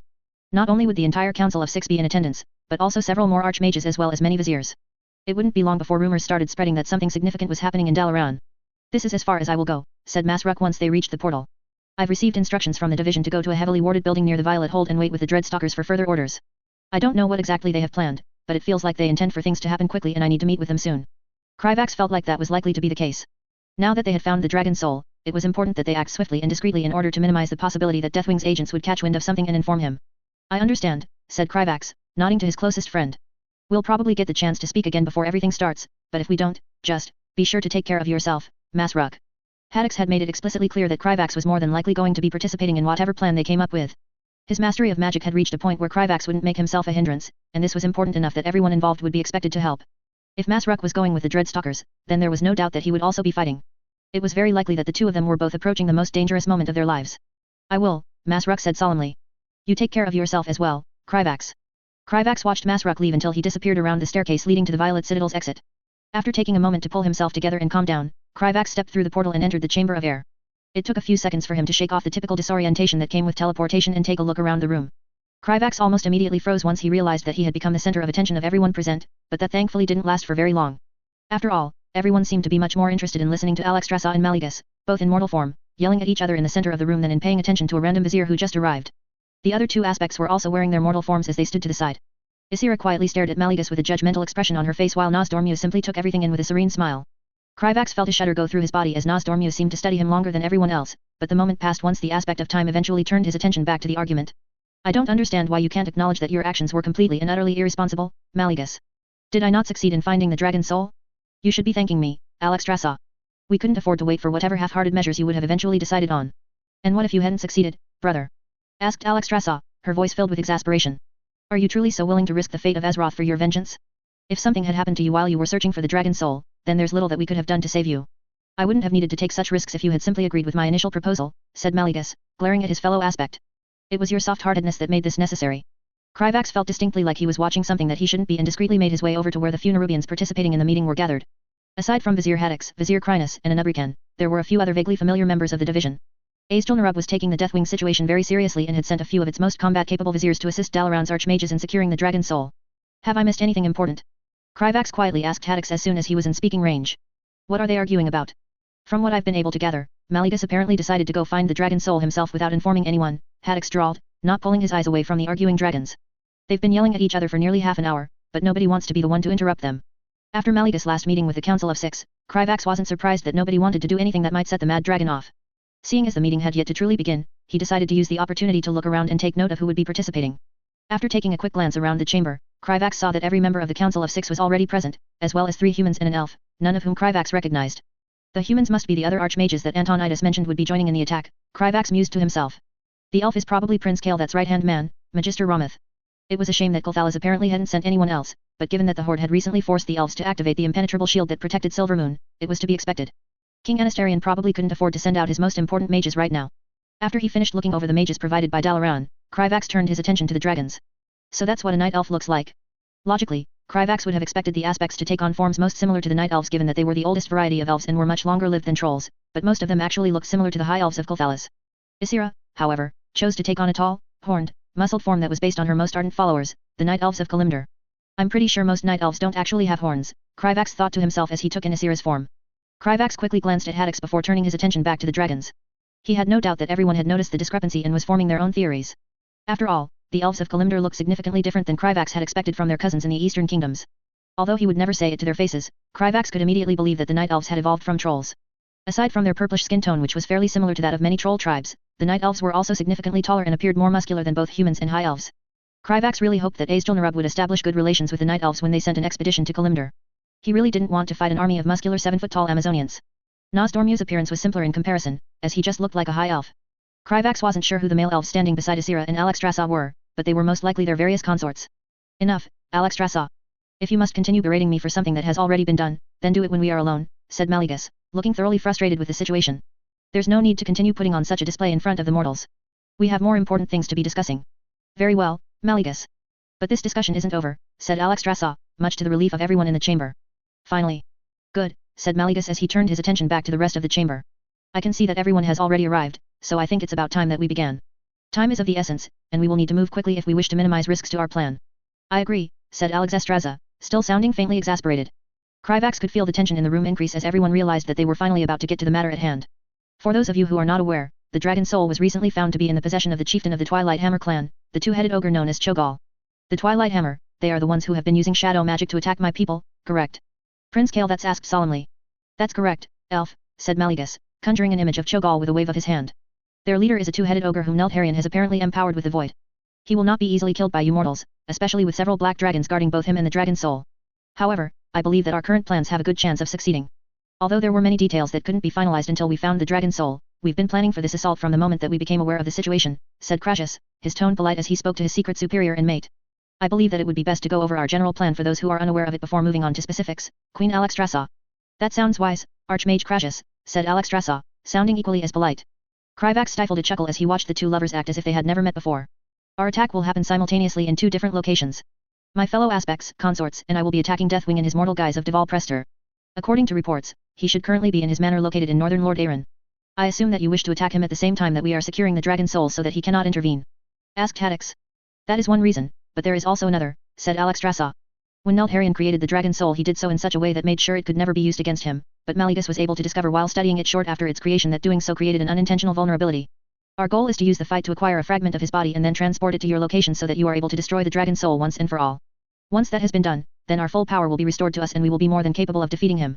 And putting an end to him once and for all, Maligus added darkly, his expression becoming murderous. Your full power? Kel'Thuzad asked curiously. Kryvax suddenly began having flashbacks to the last time that Kel'Thuzad was asking dangerous questions with a murderous Maligus in the room. Thankfully, Alexstrasza seemed to have expected the question and merely nodded before responding. As I'm sure my brother has told you, Deathwing was once one of us, but his duties proved too much for him to bear and he was corrupted by the old gods, said Alexstrasza, her voice filled with sorrow and regret. Before we learned of this, he created the dragon soul and claimed it was a tool to help us better do our duties, asking for a portion of our power each to empower it. Because of this, we are much weaker than we once were and thus it would be difficult for us to defeat him, even working together. Kryvax didn't need his meta-knowledge to know that Alexstrasza was leaving a lot out from her explanation, and he was certain that he wasn't the only one. After all, why would the aspects think that an anti-dragon artifact would help them better do their duties? However, nobody was interested in questioning the Dragon Queen about an obviously sensitive matter and the discussion quickly moved back to planning the assault. Although the portion of the plan involving Deathwing was relatively straightforward, the same couldn't be said for those who would be going after the dragon soul. Not only would they need to successfully take it from a void-empowered Cho'Gall and multiple extremely powerful black dragons, but they would also need to survive long enough for a fragment of Deathwing to be transported to them. Neither of those objectives would be easy, especially since the battle would be taking place deep behind enemy lines. If we wish to be able to transport a fragment of Deathwing as quickly as possible, then we will likely need to establish a portal connection between the two battles, Maligus said once they started discussing logistics. Kryvax had a feeling that the dragon had been thinking of solutions for this problem for quite a while. However, it would be too dangerous for the portals to lead directly between each location, otherwise we risk our enemies exploiting the opportunity to take the dragon soul to the aspects. A better course of action would be to establish two separate portals to a heavily guarded location and have one of the consorts transport the fragment as quickly as possible. Kryvax considered it and found that the plan made sense. Having the portals lead to a heavily guarded location would prevent Cho'Gall from running through with the dragon soul and causing problems, and having a consort transport the fragment meant that the aspects wouldn't need to. There was only one real issue with the plan that Kryvax could see. While I'm certain that creating a portal between the battlefield and Dalaran would be an extremely simple matter for you, I'm afraid we mere mortals are not quite so skilled, said Haddix, saying what was on everyone's mind. Unless you happen to be the aspect of magic, creating a portal would normally take a significant amount of time and required the mage to be able to lock onto the intended location. This could be done by either working with another mage or by targeting a pre-established location that had been clearly marked with special wards.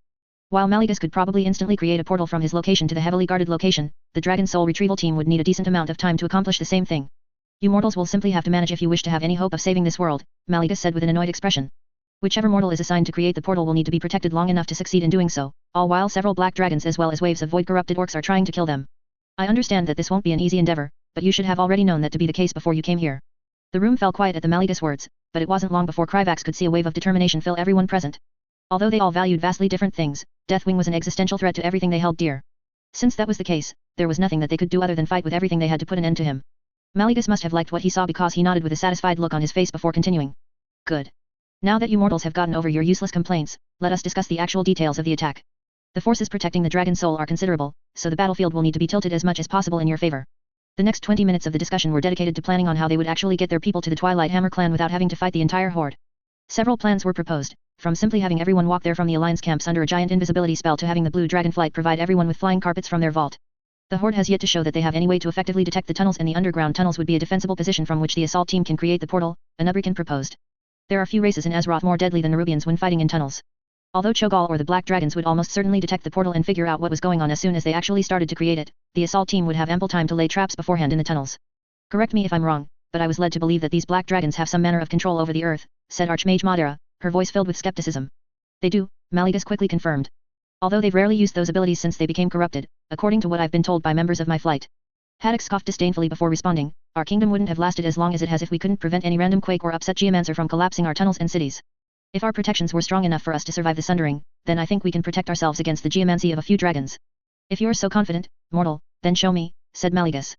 Haddox immediately cast a rather efficient and effective geomantic ward which quickly spread through the ground. The ward was one of the first spells that Kryvax had learned once Haddox decided to teach him geomancy. Given their living environment, it wasn't a surprise that Nerubians placed such importance on safety when learning such magic. After a few moments of evaluation, Mallegus nodded and gave his approval. It wouldn't last more than a few minutes against Lordaeron, but it should be sufficient to protect against his spawn, especially if they are under attack. After confirming that it was safe, it wasn't long before everyone agreed to Nerubian's suggestion. Once they settled on how they would get there, the discussion moved on to assigning duties to each member of the assault team. Nerubian would obviously attract the attention of the largest dragon that he could find and trade blows with them, but it wasn't so clear what everyone else would be doing. After spending another 20 minutes arguing, they eventually reached an agreement on the best way to handle things. Vizier Krynus would be the one to open the portal, as she had significant experience with spatial magic while also being relatively inexperienced when it came to combat. The most powerful individuals would be assigned exclusively to fighting off the most dangerous threats, which were most likely Cho'Gall and Deathwing's children. This elite group included Nerubian, Antonidas, Prince Kael'thas, Kel'Thuzad, and Haddox. Given that they didn't know how much danger Krynus would be in, most of the other archmages and viziers would be moving freely between defending her and assisting in dealing with Cho'Gall and the dragons. The least experienced and the weakest members of the team would be exclusively assigned to protecting Krynus, which included Kryvax and the squad of Dreadstalkers they brought along with them. Kryvax was honestly glad to hear it because he had no doubt that he would probably end up dying in seconds if Onyxia or Cho'Gall turned their attention on him. I'm not sure if this has been addressed, but do we have any plans on how to deal with whatever void creature was released by Deathwing?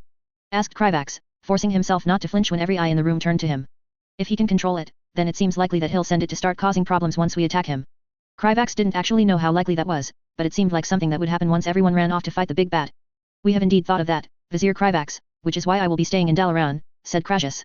Kryvax hoped that was true, and that the secret dragon wasn't just going to follow the aspects as soon as everyone left. I will be here to handle any potential emergencies that might occur. With his concerns addressed, Kryvax stepped back and everyone's attention turned to Kel'Thuzad who had stepped forward. This is all well and good, but what are we to do if one or both of our attacks fail? Asked Kel'Thuzad, instantly bringing down the mood of the room. If Deathwing is as powerful as you say, then it's very possible that you might fail to acquire a fragment of his body. It's also quite possible that Vizier Krynus will be killed before she can successfully create a portal to Dalaran. With the stakes being as high as they are, we must create contingencies in case of our failure. Nobody liked thinking about their possible failure, but Kel'Thuzad was undoubtedly correct. Failing to consider any potential plans for such scenarios would be extremely irresponsible of them. The details of any contingency will depend greatly on what exactly goes wrong, said Alexstrasza after a moment of silence. If we succeed in acquiring the dragon soul but fail in obtaining anything that can be used to destroy it, then that would be the simplest situation to handle. While Deathwing is quite powerful, he would eventually be worn down by the combined might of our flights as long as he cannot use the dragon soul to deal with us. Although, I imagine we would all be dead in that situation, Mallegus said with a careless tone. I have absolutely no intention of leaving without tearing off a piece of that traitor. If events happen the other way around and we lack the dragon soul but have the fragment, then whoever has survived will simply need to regroup and try again, Alexstrasza said grimly. Kryvax had no doubt that not everyone would be coming back from this alive, but it felt much worse to hear that same sentiment coming from the aspect of life herself. And if both our assaults are complete failures, then we can only hope that the people of Azeroth will rise to the challenge in our stead. Kryvax could tell that wasn't what anyone wanted to hear, but what else could be done? There was a lot riding on their success, and no amount of planning would be able to fix things if they failed completely. However, if we succeed in our mission, we can turn our attention to the other forces that threaten Azeroth, said Alexstrasza, her expression firm as she swept her gaze through the room.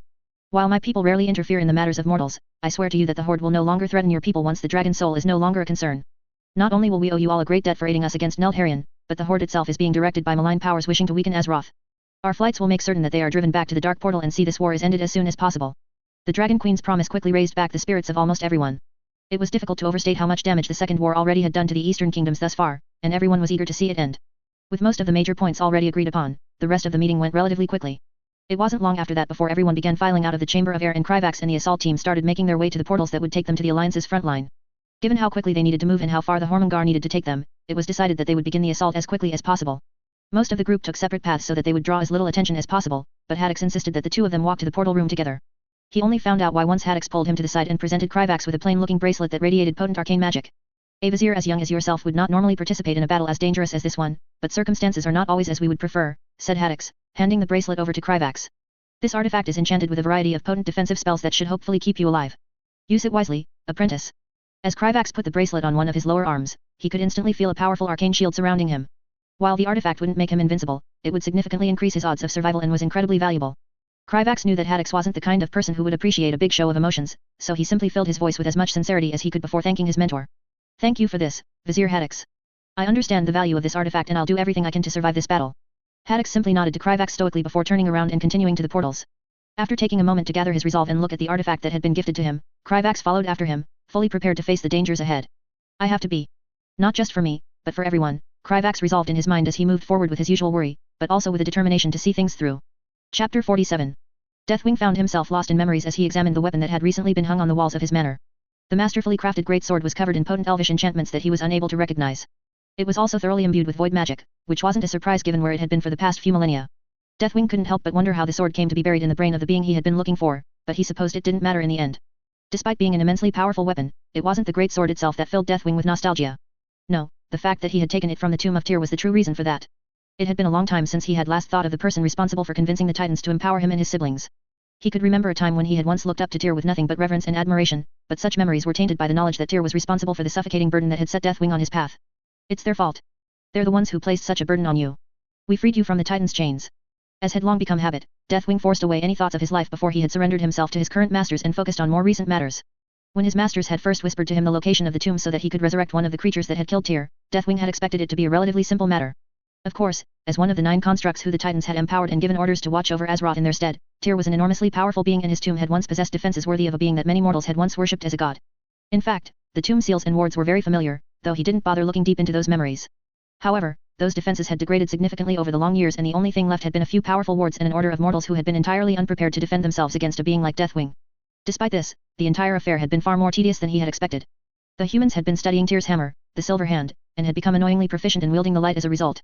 It would have been simple to slaughter them all if he used either his true form or the void, but matters would have become greatly complicated if his efforts were discovered. Deathwing didn't want his siblings to know what he had done until it was already too late. It had taken him some time, but he had eventually succeeded in sneaking his way into the portion of the tomb holding the creature, pulling the great sword from its skull, and sealing the tomb's exit as it slowly returned to life. The few remaining mortals who managed to survive the subsequent slaughter had hidden themselves behind an immensely powerful ward that was not only tied to their life energy but also empowered by Tyr's hammer. Deathwing could almost admire their ability to survive against such overwhelming power, but he knew that they were just delaying the inevitable. Once the creature returned to its full power, there would be nowhere left for them to hide. He looked forward to finally being able to access both Tyr's corpse and his weapon. Resurrecting him was probably impossible given his nature as a constructed being and the hammer would probably fight him every step of the way if he tried to use it, but Deathwing was certain he could find a use for the contents of the tomb. Perhaps I'll hang that damned hammer on my wall as well, Deathwing thought with dark amusement. Only after corrupting it, of course. I'd love to be able to see the look on Tyr's face after seeing his precious weapon being corrupted by the void.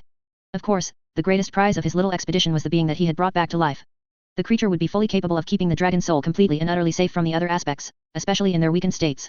If it had only taken 2 of the creatures to slay Tyr, arguably the greatest warrior to have ever served the Titans and empowered by Agrimar himself, then what hope did his siblings have? The only thing that was left for Deathwing to do was to wait for it to fully recover from its wounds, and then there would be nothing on Azeroth able to stop him. Just as he was feeling satisfied with his future plans, Deathwing's eyes widened with shock and he looked up as a brilliant beam of arcane energy instantly tore apart his wards and slammed into his body. The attack completely obliterated his manor and left behind a path of devastation as it carved a furrow in the earth. The beam finally ended once it pushed Deathwing into a crater in the nearby woods. That actually hurt, Deathwing thought with a hint of surprise. How long has it been since someone actually managed to cause me pain? Although I have a feeling about who's responsible. Lordaeron. An angry and very familiar voice roared out in pure hatred, confirming his suspicion. So they've come. Deathwing let loose a roar of his own as he abandoned his mortal visage and willed the earth away from him. He exploded out of the crater in his full glory and glared at those foolish enough to face him. Flying high above and glaring at him with expressions ranging from grim determination to sheer hatred were his siblings. His foolish sisters had both arrived with their consorts, but it seemed like his brothers had come alone. Nozdormu's mates were likely tending to his duties in his stead, but Mallegus was almost certainly alone for an entirely different reason. What a pleasant reunion. I admit, I'm surprised that you are all so willing to face me, especially with your consorts at your sides, sisters, said Deathwing, letting out a sadistic chuckle. I didn't expect to see you alone, Mallegus. I could have sworn that I left 1 or 2 of your consorts alive, no? Did you leave them behind out of fear that I would kill them as well, or did they simply lose interest in you while you were wallowing around uselessly for the past 10 millennia? Unfortunately, Mallegus didn't charge at him in an insane rage as Deathwing had expected. He instead simply glared at him with murderous intent before speaking softly with his voice filled with utter loathing. Today is the day that you die, Lordaeron. I'm going to capture the memory of your life leaving your eyes and treasure it dearly. And how exactly am I going to die, brother? Deathwing called out mockingly. Even with your combined might, you all have little hope of defeating me in your current state. It was clever of you to ambush me away from the dragon soul, but it won't be very long before my servants bring it here and you are all brought under my power. Much to his surprise, his siblings failed to respond to his taunts, causing Deathwing to suddenly become suspicious and attempt to contact his daughter Onyxia through the void. The destruction of the wards around his manor should have already triggered a magical alarm to notify her of the situation. His children and that ogre should be on their way with the dragon soul. When the spell completely failed to make contact with Onyxia, Deathwing let out a growl of frustration. What have you done? You always did forget, brother, that you weren't always the smartest being in the room. Nobody is going to interrupt us, Lordaeron, said Nozdormu, his voice as annoyingly calm as ever. Deathwing didn't have the time to respond as his siblings and their mates lost interest in the conversation and went on the attack. At Asira's command, massive roots from every tree in his vicinity simultaneously emerged from the earth and wrapped themselves around his wings and body, holding him in place. Alexstrasza descended from the sky and smashed into his trapped body like a meteorite, and he immediately began wrestling with her with claws, fangs, and fire. Deathwing called on his command over the earth and slammed his tail into the ground with all of his strength. The effect was catastrophic as the earth for a mile around shook with his fury and every tree in the forest was instantly destroyed and uprooted, most importantly the shaking threw off Alexstrasza. He attempted to use his geomancy to knock the relatively weak consorts out of the sky with massive boulders, but Nozdormu used his magic to slow the boulders down and they were easily dodged. Mallegus attempted to skewer him by launching a barrage of enormous ice spikes down on him, but Deathwing merely created a large stone barrier between him and his brother before smashing his tail into Alexstrasza's side and sending her flying away. You might have found some way to prevent my children from bringing me the dragon soul, but your efforts will lead to nothing. Deathwing yelled out as soon as Alexstrasza was flung away. Every moment that you are here fighting me is another moment that your precious mortals are being slaughtered. This isn't how he wanted to reveal the creature, it was much too early to make the most use of the monster, but his siblings had pushed him and the mortal world would suffer as a result of it. Alexstrasza had always been a bleeding heart, and she would be distracted by the mortals suffering for the rest of the fight as a result. Perhaps he'd even have the chance to capture her and Asira after all. It only took Deathwing a single moment to contact the creature through the void and order it to attack Capital City, sealing the fate of countless mortal lives and ensuring the destruction of the Alliance leadership. Lordaeron, what have you done? Asked Alexstrasza, outraged. Something horrifying and foolish in equal measure, no doubt, Asira responded in a disappointed tone. Since you seem so intent on keeping your own plans secret, I see no reason to share mine, said Deathwing smugly. But know that as you fight with me here, my plans are already underway elsewhere. We'll see in the end which of us came more prepared. You won't see it no matter what. Mallegus roared. At that, Deathwing threw himself back at his siblings with murderous intent. Kryvax could feel the tension amongst their group grow as they approached the camp of the Twilight Hammer clan. Nobody had said a word for nearly 20 minutes, and the only sound that could be heard was the loud grinding of the Hormongar ahead as it carved a tunnel through the earth.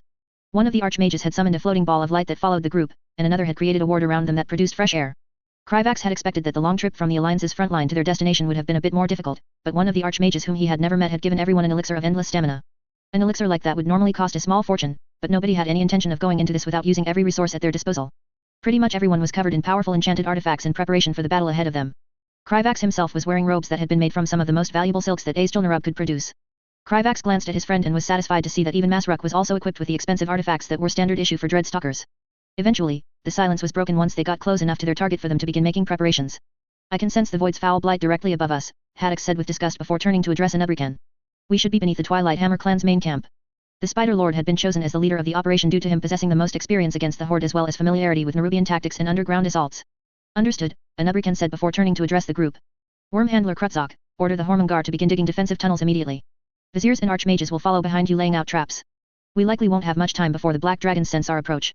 Vizier Saltik, begin creating the wards to protect the tunnel network from the enemy's geomancy.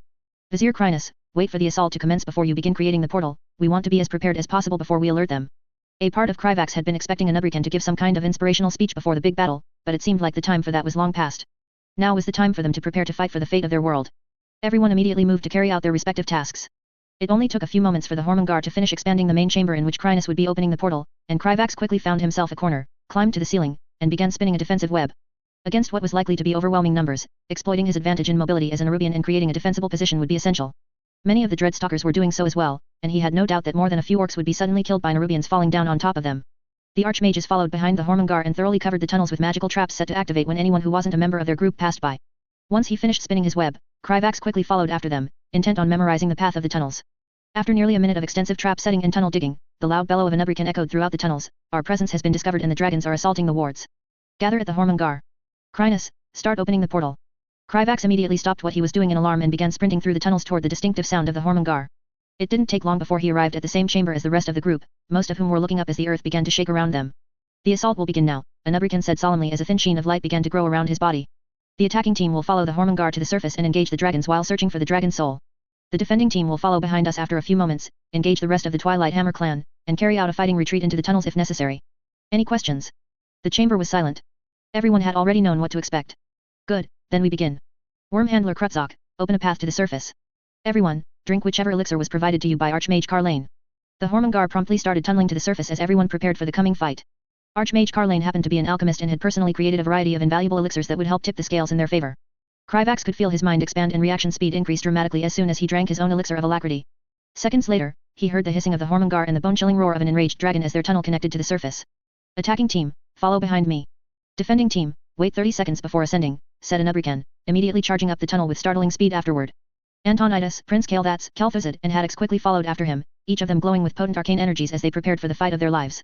The next 30 seconds were probably the longest Kryvax had ever experienced as the sounds of hissing, roars, and explosions resounded above him. He knew that every member of the attacking team was an absolute powerhouse in their own right, but their enemies weren't exactly slouches either. When Ansirem finally gave the order for the defending team to advance to the surface, Kryvax actually felt a hint of relief break through his anxiety. Once he reached the surface, Kryvax took his position at the tunnel entrance and looked around the chaotic battlefield. A Nerubian was glowing brightly with the light as a swarm of angry locusts flew around him while he traded blows with a massive black dragon that Kryvax assumed to be Deathwing's eldest son, Nefarian. The two of them left a path of trampled orc corpses in their wake as their fight moved throughout the camp. A half-dozen images of Prince Kael'thas were bombarding a significantly smaller black dragon who was most likely Deathwing's youngest son, Sabellian, with a barrage of arcane missiles. At the same time, Archmage Kel'Thuzad was preventing the dragon from going airborne by continuously freezing its limbs to the ground and using barriers made of ice to block its fiery breath. Meanwhile, Antonidas was busy proving why he was considered to be a once-in-a-generation genius and the most powerful mage in Dalaran.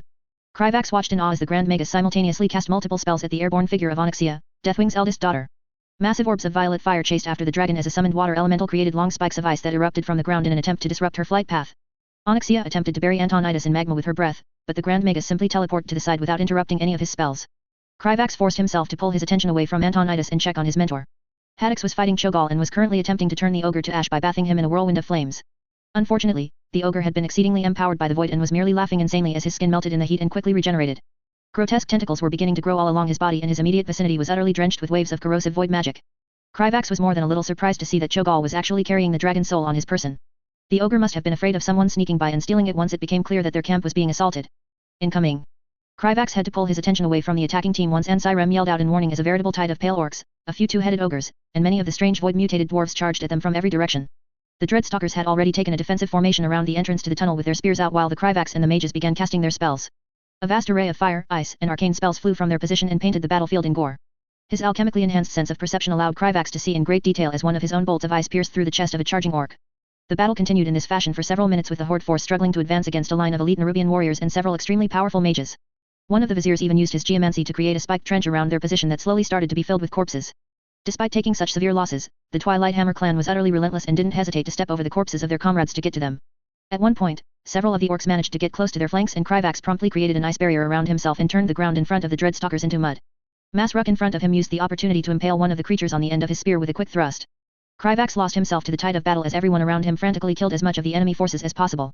Unfortunately, their endurance was not inexhaustible, and it was quickly becoming clear that the horde had more than enough forces to bury them under a mountain of corpses. Kryvax found himself pulled out of his strange trance by the voice of Ansirem as he shouted over the chaos, "Magister Romoth, we need some space." The elvish mage responded by stepping back from the chaos of the battle so that he could begin casting a spell. Around 10 seconds later, Kryvax was forced to look away as a massive pillar of fire erupted from just outside their perimeter and bathed the enemy forces in flames. Romoth was quickly caught by one of the Dreadstalkers as he started to collapse to the ground from mana exhaustion. "Well done, Magister," Ansirem shouted over the sounds of screaming orcs. "I'm sure we don't have much longer before they resume their assault. Do everything that you can to preserve your strength and start preparing for a fighting retreat into the tunnels. We'll still need to last for a while longer until Krynus is able to open the portal and we can receive reinforcements." The group's mood seemed to lift at the reminder that there was a light at the end of the tunnel and everyone quickly began making preparations. Kryvax retrieved a healing potion from his spatial bag and poured some of it on a minor wound on his leg that he'd gotten from one of the pale orcs. He checked up on Masruk and was relieved to see that in spite of the nicks on his armor, he had not suffered any significant injuries. "Archmage Madara, I think you'd be better off helping Vizier Haddix retrieve the dragon soul," Ansirem said to his colleague. "We need to secure it and bring it to the portal as quickly as possible.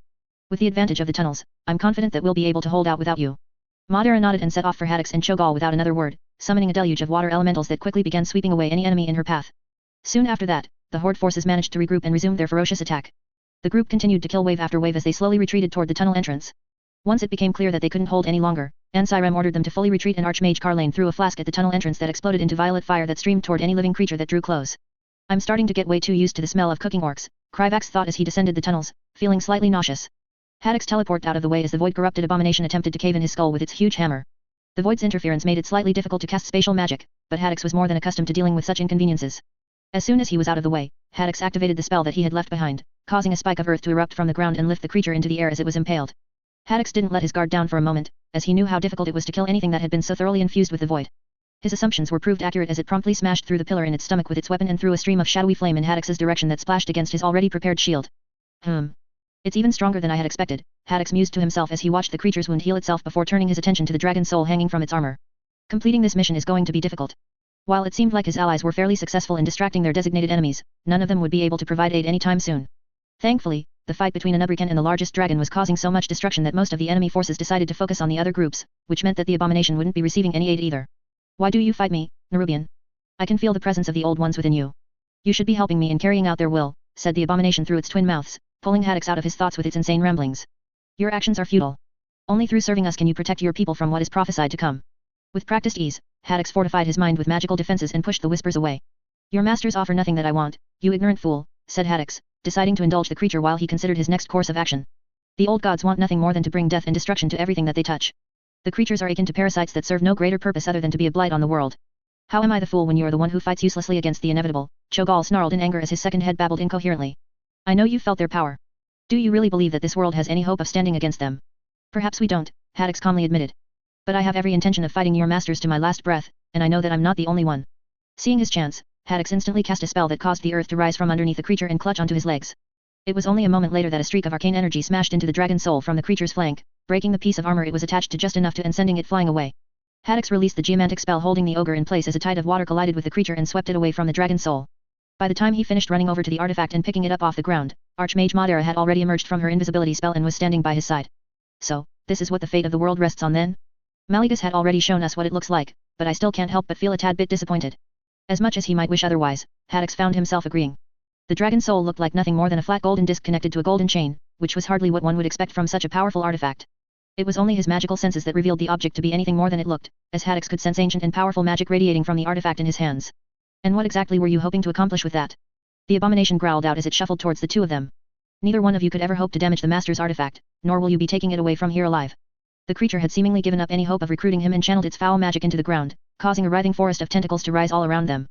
Haddix quickly took in his surroundings and realized that there was no path of escape, and the dense layer of void energies was making it impossible for him to teleport away. This isn't good, muttered Archmage Madara, her face filled with determination as she called her water elementals back to her side. No, it definitely isn't, said Haddix, throwing a massive ball of fire in the abomination's direction as he prepared to fight for his life. Several miles west of Capital City, the surface of the lake commonly known as Tyrus Fowl Lake began to violently ripple, the waves growing larger and larger. The waters of the lake slowly began to turn as dark as the night sky as a shadowy body within the lake emerged from its depths. Soon, a monstrous figure that hadn't been seen since ancient times broke the surface of the water, causing water to cascade over its body as it stood to its full height. The trees near the lake started to decay and rot and the earth churned as corrosive blood dripped from its various wounds and congealed into small horrors that immediately began attacking the local wildlife. The beast, taller and bulkier than a hill, looked as if someone had placed the face of an octopus onto a humanoid crab, but even this bare description could not truly encapsulate the horrid evil being inimical to all life not of the void. The creature waved its facial tentacles in the air and sniffed out a great gathering of mortals to the east. The earth shuddered as it took the first steps out of the lake and toward its target. Soon, all will be one with the void, it rumbled in a tone that promised nothing but madness and destruction to all. Chapter 48. King Teranazmanethel listened carefully as his advisors delivered their report on the current state of the war. Although the topic was grim, he much preferred listening to news about the war rather than hearing about Lordaeron's impending food shortages. He dearly hoped that the war would end soon because his kingdom simply wouldn't be able to feed so many refugees for very much longer. His people had already suffered enough as a result of the horde's brutality, and the last thing that anyone wanted to deal with was famine. Thankfully, it seemed more and more that the war had decisively turned in their favor thanks to the participation of Azjol-Nerub. To summarize, Your Majesty, all signs point to Horde losing the ability to sustain a fighting force within the next few months, as long as current rates of attrition continue, said Marshal Whitehall, concluding his report. Those estimates assume that Azjol-Nerub's forces continue deploying at a steady rate, correct? Asked Teranaz. Yes, Your Majesty. Teranaz hummed thoughtfully as he considered humanity's frightening allies in the fight against the Horde. When the Nerubians had first declared their intention to wage war against the Horde, he had been disappointed to hear that the portal from Northrend to Dalaran was incapable of transferring as many troops as he would have preferred. Many lives could have been saved if Azjol-Nerub had been able to deploy its what turned out to be more than considerable might against the Horde. However, now that it was starting to seem as if the worst had passed, Teranaz couldn't help but worry that his kingdom had many more matters to worry about than just the Horde. Before the war, his analysts had estimated Azjol-Nerub to be about as powerful as Kulthalas, if the Spider Kingdom's claims were taken at face value. Several of his advisors had assumed that the Nerubians must have been exaggerating their capabilities, but it was now clear that nothing could be further from the truth. Whether it be due to their ability to easily invalidate their enemies' defensive advantages by quickly digging tunnels, the Spider Lords invoking fear and awe on the battlefield, or their alien lack of self-preservation, people were starting to look at the Nerubians with a mixture of apprehension and respect. Teranaz had no doubt that such sentiments would grow considerably once the war was over, but personally speaking, Azjol-Nerub's military capabilities weren't actually what worried him the most. No, his chief concern when it came to the Spider people was their unexpectedly close relationship with Dalaran.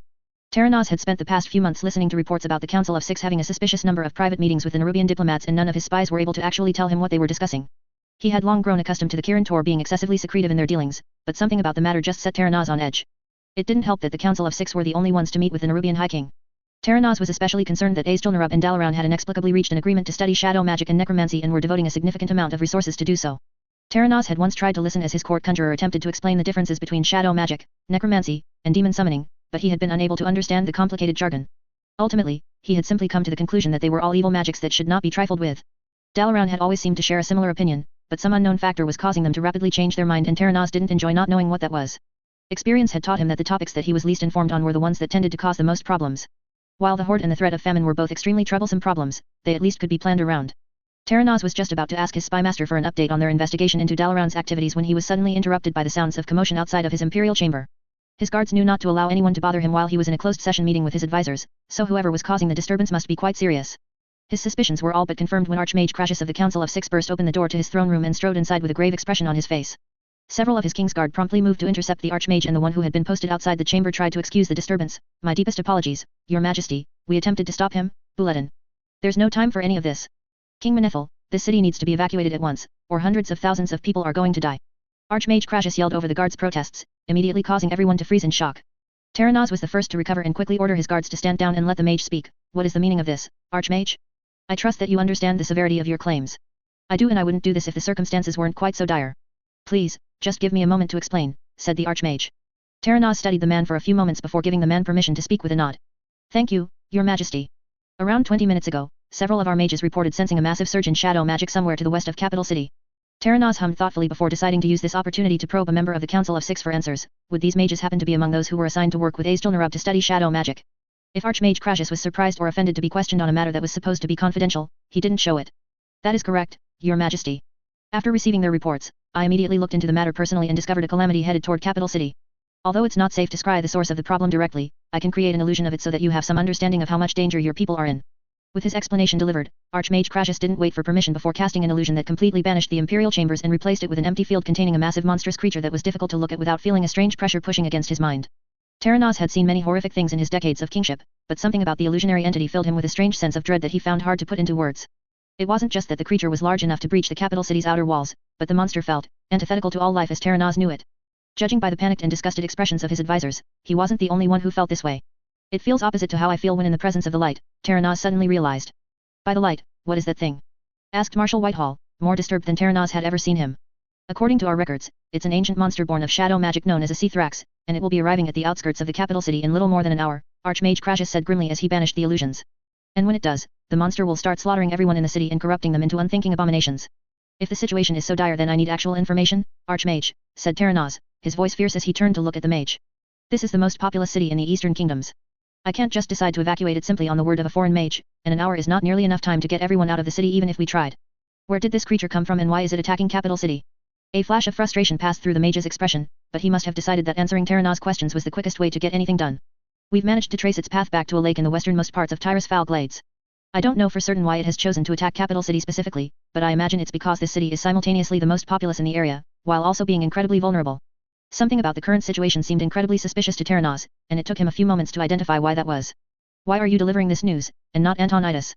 I can't remember the two of us personally speaking on more than a handful of occasions, Archmage Crassus." "Your Majesty, I'm not certain you fully appreciate the urgency of the current situation," said the Archmage, his expression one of intense frustration. "Every moment that you spend questioning me is another moment that the Seathrax draws closer to your city. The sooner that we begin the evacuation, the more lives we'll save." "Then I suggest you explain quickly," Terenaz said stubbornly. "Explain to me why you are here rather than the Grand Magus, and why are you so insistent that we are unable to defend ourselves against this monstrosity? While it's true that the city is currently susceptible to attack with most of our military sent to the front lines, our garrison with the aid of Lordaeron's mages should be able to defeat that creature. Or does the Council of Six not intend to honor its agreement to help defend our city during times of need?" Archmage Crassus looked incredibly uncomfortable as he responded to Terenaz's questions. "The Council of Six and several of Lordaeron's archmages are dealing with an issue related to the individual who I suspect to be responsible for unleashing this creature. I sincerely doubt the Council will return quickly enough to help defend the city." Terenaz glared at the mage for several moments before glancing over to his spymaster, who quickly nodded and confirmed that the mage who he had sent to scry Lordaeron once Crassus barged into his chamber was unable to contact the Council. "Please, Your Majesty. I understand that this all sounds suspicious, but these explanations will need to wait until later. We must take action now," Archmage Crassus pleaded. Terenaz studied the man carefully and felt his heart drop as he saw nothing but sincerity in his eyes. Although there was much about this situation that didn't make sense, his instincts were telling him that the Archmage spoke the truth and the horrific abomination was about to attack his city. The light preserve us. Marshal Whitehall, go to Captain Falric and offer him any assistance you can to start evacuating the city. Prepare the Undercity to hold anyone who can't be taken away from the city quickly enough, Tenernas urgently ordered. Send a few men to escort my family as well as Prince Varian to the docks to sail them over to Dalaran as quickly as possible. Place the city garrison on full alert and send the Griffin Riders out to scout for the creature. Marshal Whitehall immediately saluted him before leaving to carry out his orders without question. The entire palace burst into a hive of activity as Terenaz gave out a flurry of orders. Once he finished delegating duties, Archmage Crassus approached him once again. Your Majesty, you need to evacuate the city alongside your family. Lordaeron can't afford to lose its king during such a tumultuous time in history. Lordaeron also can't afford to have a king who runs away like a coward and allows his people to face catastrophe alone, Terenaz said resolutely. As long as Capital City stands, I will not abandon it, Archmage. I sincerely urge you to reconsider, Your Majesty. The world is already chaotic enough. There's no imagining what might happen if both Stormwind and Lordaeron are ruled by regents. Terenaz could imagine it well. Both Alterac and Gilneas would be incredibly interested in taking advantage of the situation, but that didn't change his choice in the slightest. I've made my decision, Archmage, said Terenaz, his voice firm. I believe your efforts would be better spent elsewhere, rather than attempting to change my mind. For a moment, Archmage Crassus looked as if he was going to continue arguing with him, but something in his expression must have convinced the mage that trying to persuade him to leave would be fruitless. Instead, the Archmage simply nodded and moved to leave the chamber. As soon as he was gone, Terenaz took a moment to center his thoughts before he quickly began making his way to see his family for what he hoped was not the final time. Terenaz had no intention of dying a needless death, but if he did, he had faith that Lordaeron would be able to rise above the challenges ahead without him. After all, not only did he have confidence in his people, but also in his wife's ability to protect Arthas as his regent and to raise him into an extraordinary king. Crassus let out a sigh of frustration as he exited the perimeter of the palace's wards and immediately teleported the way to the Violet Citadel. As the highest-ranking member of the Kirin Tor who was still in the city, it was his responsibility to prepare Dalaran's defenses. While Crassus delegated and assigned duties to his subordinates, he did so with the knowledge that it very well might be his last time doing so. Not just because he might die fighting the Seathrax, but also because everyone would almost certainly know the truth of his identity by the end of the day. Crassus wouldn't be able to forgive himself if he didn't fight the creature with his full strength, and there was no way for him to do so without revealing himself to be a dragon.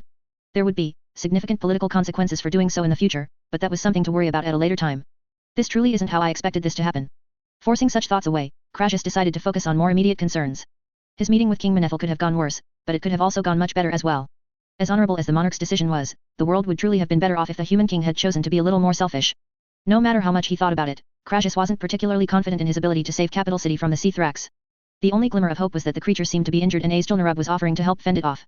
They had already sent several viziers through the portal as well as a few spider lords and many of their regular soldiers, all of whom were headed to defend Capital City. Truthfully, the people of the Eastern Kingdoms would owe a great debt to the Nerubians by the end of the day. Although Dalaran had made efforts to monitor any large fluctuations in void energy while the aspects were confronting Deathwing, it was the Nerubian enclave who noticed the problem first and brought it to their attention. Crassus had dearly hoped that something like this wouldn't happen and that he'd be able to aid his beloved in her fight after some time, but it wasn't meant to be. Damn you, Deathwing! Even though Crassus spent the next 30 minutes preparing Dalaran just in case it needed to defend itself, he also sent many of their forces to help protect Capital City. There was little chance that the Seathrax would be able to move on to Dalaran before the confrontation with Deathwing was concluded.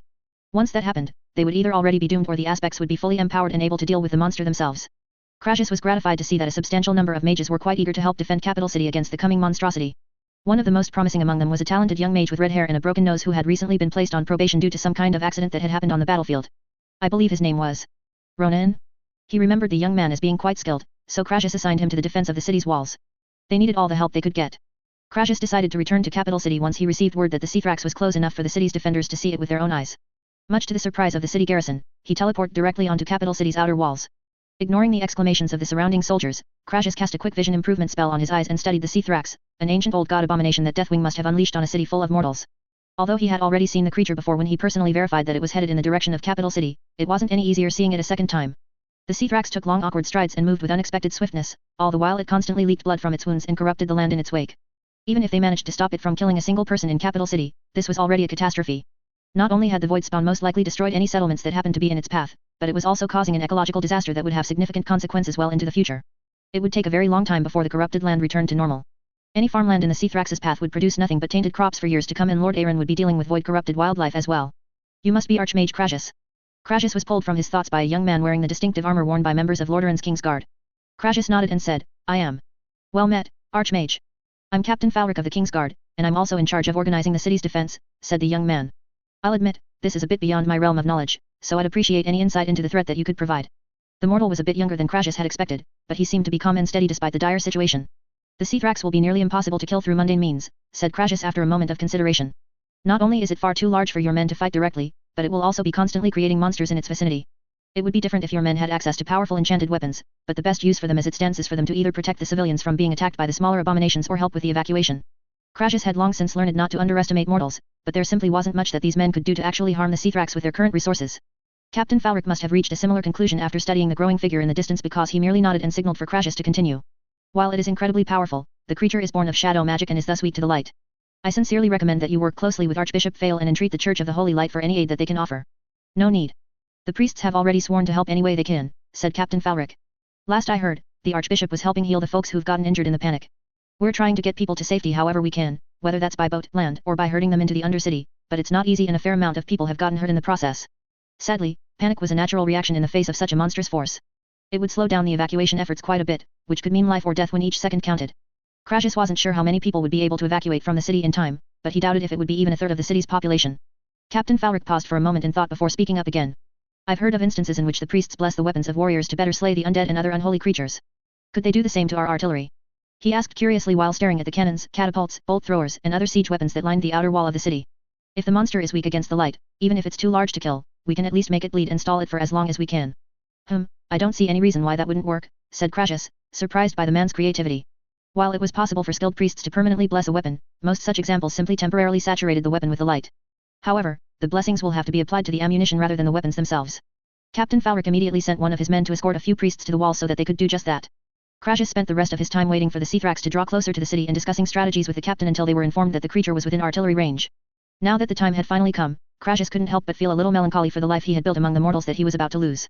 He could of course take on a new identity in the future, but he had quite enjoyed his time as Archmage Crassus. However, he didn't allow himself to dwell in melancholy for long. Crassus had no doubt that hundreds of thousands of people would be slain, wounded, or debilitated after the events of this day, and he had little right to mourn something as small as a lost identity. Captain Falric, it looks like the battle is about to begin, said Crassus as he turned his attention to the Seathrax. As the next highest-ranking member of the Kirin Tor, Archmage Cedric was more than qualified to take control of Dalaran's forces in his absence, so there was no longer anything else holding him back. Please understand that despite what you are about to see, my objective is to help defend this city and you can still count on me as an ally. Archmage, WH. Before the captain could fully articulate his question, Corielstrass had already shed his mortal visage and let loose a mighty roar that resounded throughout the city. It wasn't long before several other roars answered him and every other dragon in the city was moving to join Corielstrass in its defense.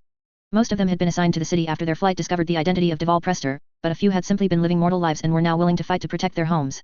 None of them were trained combatants as he was, but their aid would still be useful. After letting out a chuff of disgust at the scent of void corruption in the air, Corielstrass turned to look down at the dumbfounded figure of Captain Falric. Open fire on the creature as soon as you can. It is imperative that we do as much damage to it as possible. With those final words of advice, Corielstrass gathered his resolve and took flight in the direction of the Seathrax. The creature glared balefully up at him as he flew overhead, but its march toward the city didn't slow at all. After a few moments, Corielstrass was joined by 6 other red and blue dragons, all of whom were much younger than himself. Stay in the air and attack the creature from a distance, Corielstrass ordered once they were close enough to hear. It can move much faster than you might expect. If you get within range of its claws, it'll tear off your wings and snap your necks before you realize what is happening. A collective shudder passed through the dragons, but none of them showed any signs that they intended to turn back. Yes, Consort Corielstrass. We understand, said the oldest among them. Seeing no more reason to delay, Corielstrass flew directly over the beast and started preparing his attack. Pulling deeply on both the store of life energy inherent to every red dragon and the potent arcane power that he'd carefully cultivated over his many millennia of practicing magic, Corielstrass let loose a massive breath of violet fire over the Seathrax. His fellow dragons followed his example a few seconds after, bathing the creature from top to bottom in dragon fire, pure arcane energy, and frost. Corielstrass heard the creature grunt in pain and watched as small trees, which grew around it due to his and his fellow red dragon's life energies, were almost immediately corrupted by the void.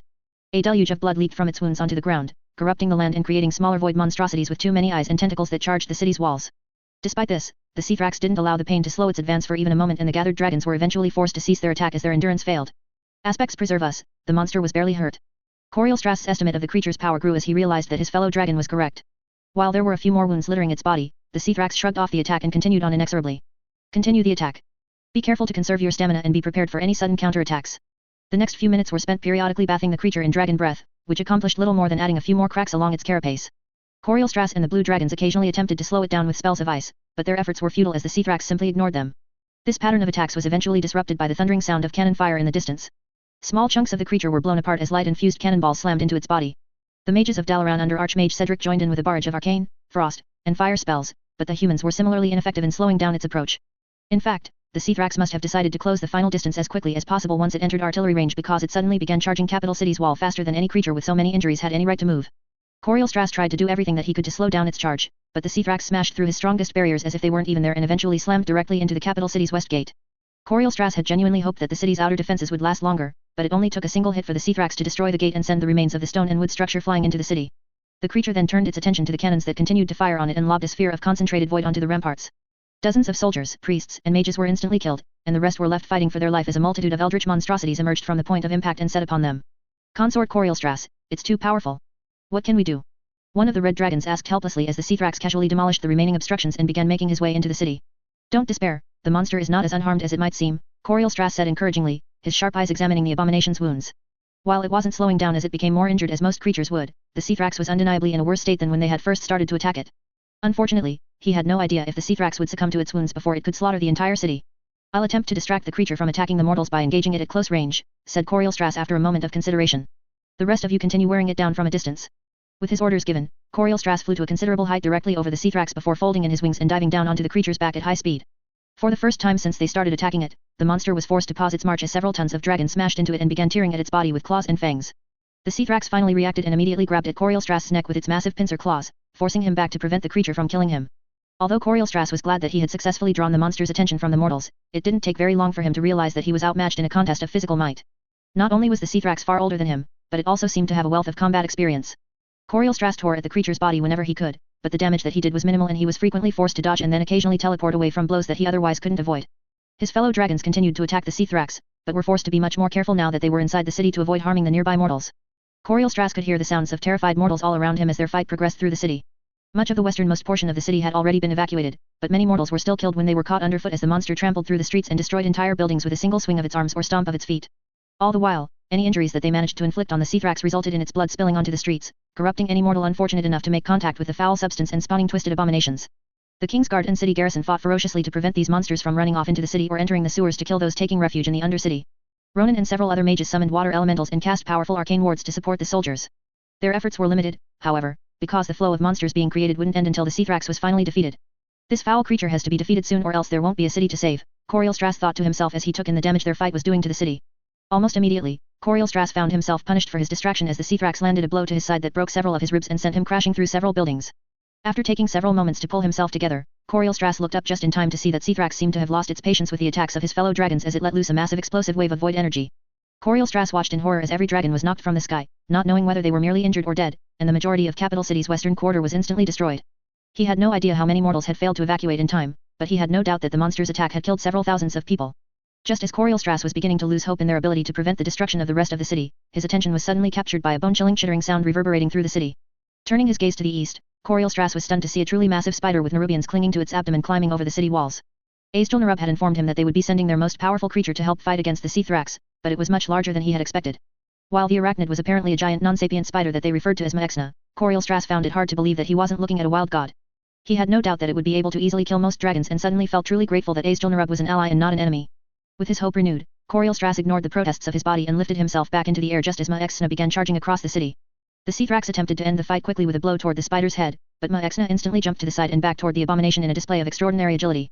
As Maexna buried its venomous fangs into the creature's fleshy side, the many Nerubians clinging to its abdomen leaped onto the Seathrax and began tearing at its body with everything they had. Mindful of his injuries, Coriolstras aided the Nerubians by striking opportunistically at the monster from a distance and distracting it from the spider whenever he could. Maexna's venom was clearly working as the Seathrax's wounds started to widen and it finally began showing signs of slowing down. The creature attempted to throw spheres of void energy at Maexna several times, but the spider proved to be exceptional at jumping away and either wrapping the Seathrax's limbs in strong silken webs or spitting venom in its face. The webs didn't last for very long, but it was enough to give Coriolstras the chance to freely wound it a few times.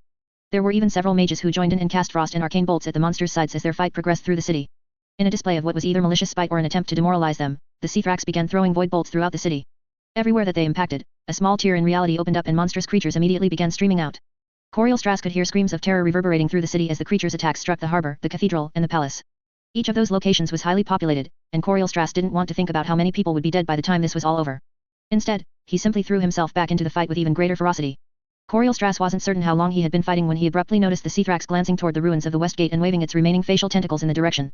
Having learned to not be close to the monster while distracted, Coriolstras flew out of the creature's reach before looking to see what had drawn its attention, only to see a sight that made him wonder whether or not he had suddenly been transported into a bard's tale. From the west, a mounted armored man was riding towards the city while carrying a massive hammer that shone more brightly with the light than anything Coriolstras had seen in his life. A hammer that very closely resembled one wielded by the mightiest keeper, Tyr, whom he remembered hearing stories about as a whelp. Having no time to wonder exactly when his life had slipped into myth and legend, Coriolstras immediately bellowed out orders for everyone fighting the Seathrax. Do not allow the abomination to intercept the human riding in from the west. Deter it by any means necessary. If that hammer reached the hands of a skilled wielder of the light, then they might actually have a chance of hurting the monster enough to keep it down. The pace of the battle immediately reached a new dangerous peak as the Seathrax fought with reckless abandon, doing its utmost to kill everyone so that it could turn its full attention to the approaching threat. Corrupted blood flowed through the streets and every one of its blows carried with it immense amounts of void energies. Enormous tentacles emerged from the ground and entrapped one of Maexna's legs, allowing the Seathrax to tear it off in a single motion. Its body emanated constant waves of void that tore at the Nerubians riding its body. Silent up until this point, the monster began rumbling in a strange eldritch tongue that tore at Corielstrass's mind and caused many of the nearby mortals to shriek in agony. Abruptly, that pain ended as the light spread over the battlefield and banished the void from their minds. Corielstrass turned to the source of the light and saw the armored man from before standing next to Archbishop Fael, who was grasping tightly onto Tyr's legendary weapon, the Silver Hand. Corielstrass had met the Archbishop on more than a few occasions in his mortal visage and always known him to be a gentle-hearted man who was as far from violent as any mortal could reach. However, the absolute fury on the old man's face was enough to momentarily frighten even him. Foul Shadowborn abomination! How dare you attack this city, cause such destruction, and ruin so many lives? You will answer to the light. As the Archbishop spoke with furious conviction, the light flowing through both him and the hammer pushed against the corruption caused by the Seathrax, instantly killing many of the smaller monsters surrounding it. The creature didn't deign to respond to the Archbishop's accusations and simply sent a concentrated beam of void energy in his direction. Corielstrass and several mages attempted to summon barriers to protect the priest, but none of them lasted more than a second before being shattered.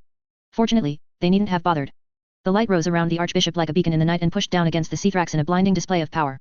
Corielstrass savored the pain in the creature's voice as it screamed and attempted to shield itself with the void. Everyone in Capital City bore witness to a display that would undoubtedly go down in legend as void and light struggled fiercely against one another. After several long moments, the display finally came to an end as waves of light burned through the void shield protecting it and seared the flesh off the creature. Corielstrass let out a sigh of relief as the Seathrax finally succumbed to its wounds and collapsed. He could tell that it was not truly dead and that if nothing was done it would rise again in time. For now, it had been incapacitated and wouldn't even begin to stir for weeks. That was more than long enough for the aspects to regain their powers and conclude their confrontation with Deathwing. As Corielstrass looked around at the soldiers, mages, priests, and Nerubians standing in the rubble, the victory was bittersweet. So many people were dead and large parts of the most populous city in the Eastern Kingdoms lay in ruins, but Corielstrass was just glad that it was finally over. Archbishop. Corielstrass was pulled from his thoughts by a panicked cry and turned to the source only to see Archbishop Fael collapse onto the ground. The surrounding mortals were crying sorrowfully and attempting to administer aid, but Corielstrass could tell that the old man was no longer breathing. He had poured his life force and soul into the final attack against the Seathrax, sacrificing himself to save many more. At that moment, Corielstrass was once again reminded of the great lengths mortals, despite their fragility, would go to for the sake of others. Chapter 49. Kryvax could feel his heart pounding wildly as he waited for the enemy forces to walk down the tunnel. A group of 3 pale orcs was studying their surroundings carefully, but they suffered from the same failing that many non-Nerubians faced. They never look up. The moment that they passed under him, Kryvax dropped down from the ceiling and landed directly on top of the rearmost orc. While he mainly relied on magic when it came to combat, that didn't change the fact that Kryvax was a 10-foot-tall spider person that weighed more than 300 pounds. When the sharp ends of his sleek spider legs struck the orc's skull, it immediately pierced through and the orc fell dead onto the ground. He immediately followed up his surprise assault by casting a wave of ice around him that rooted the remaining orcs to the ground before quickly impaling them with frozen spikes. Kryvax was already running down the tunnel before the final orc's body even hit the ground. I need to get back to the group. After the tunnel entrance team had retreated underground, the battle continued to go well for them at first. Their traps had ripped the orcs apart and they easily turned the tunnels into a killing field that the horde was unable to overcome. Everything had gone exactly according to plan, until it became clear that the ambient void was making it far more difficult for Krynus to open a portal than expected. They had many powerful mages in their group, but their stamina wasn't inexhaustible and the horde was proving to be utterly relentless. Their group had begun taking their first casualties when a 2-headed ogre had unexpectedly thrown a massive fireball into a group of exhausted dreadstalkers. After that, they fell back to a secondary defensive position until they eventually lost Archmage Drendon to the unending flood of orcs, ogres, and void creatures. The Archmage had taken down many orcs with him, but his final spell also collapsed the tunnel and ended up separating Kryvax from the rest of the group. His only saving grace was that the Hormongar had dug out several paths leading to the main chamber and that his knowledge of geomancy helped him to remove minor obstructions in the tunnels. Otherwise, Kryvax would have probably found himself stuck with no way to get out. He had spent the past few minutes frantically running toward the nearest sounds of battle and fighting off any enemy that he came across. Fortunately, Kryvax was confident that he was now fairly close to his allies. He was proven right as he turned around the next corner and noticed the few dreadstalkers hanging from the ceiling, prepared to ambush anything that came through the tunnel. Kryvax nodded to them in acknowledgement and relief as he made his way into the main chamber and swiftly took in the state of the group. Several dreadstalkers and viziers were in position on the ceilings around the other tunnel entrance while Archmage Carlane and Archmage Arugel cast deadly area of effect spells at groups of incoming enemies from range. The other mages and fighters were taking the respite to tend to their wounds with healing potions and recovering their stamina. From what he could tell, Archmage Ansirem was speaking intensely with Vizier Krynus to figure out how much longer it would take for her to open the portal. The chamber itself was covered completely in arcane glyphs related to spatial magic, and Kryvax could sense dense arcane energies flowing through and around Krynus, even as she spoke to Ansirem. Kryvax was suddenly pulled from his thoughts when he noticed the familiar face of Masruk, who was currently tending to a wound on his abdomen. He immediately made his way over to his friend and began examining his body for injuries. Masruk. Are you hurt? How bad is it? Kryvax. You survived, said Masruk, voice filled with relief. I feared the worst when the tunnels collapsed, but I'm happy to see that you are well. My wounds are minor, merely a few cracks in my carapace that should disappear quickly once treated with a healing potion. Kryvax only relaxed when he saw that his friend was not downplaying his injuries. That's good. I'm glad to see that you are alright as well. How bad is the current situation? I can see that we lost a few more Dreadstalkers while I was gone. Is there any news about the fight above? I hope that Vizier Haddix will be able to get his hands on the dragon soul soon. These orcs are as fearsome as Nerubian told us, Masruk admitted with grudging respect. Their attacks have been ceaseless despite their immense casualties, and our forces are slowly being exhausted. Vizier Saltik was lost to a sudden attack by a group of ogres. I hope that Vizier Crinus will be able to open the portal soon so that we can receive reinforcements, or make a hasty retreat if necessary. Vizier Crinus' best estimate is that she should be done within the next 10 minutes, Archmage Ansirem announced to the mages and fighters in the cavern, nodding to Kryvax as he walked over to the two of them. Kryvax, I'm relieved to see that you survived the tunnel collapse. Thank you, Ansirem. Do you think we'll be able to hold out long enough for Crinus to finish her casting? Kryvax asked worriedly. Almost certainly. Our group includes many powerful individuals and the Horde forces are significantly restricted by the tunnels, Ansirem answered reassuringly before his expression turned grim. There may be more casualties and the constant stream of attacks will wear us down. Even after the portal is opened, we'll need to fight our way back to the surface, which won't be easy. I want all fighters and mages to rotate in and out of combat to conserve our stamina. I see. Do we have any plans for that when the time comes? Asked Kryvax, glancing toward the group that was still defending the tunnels. He sincerely doubted that they would be able to push back the Horde with just their current forces. We do.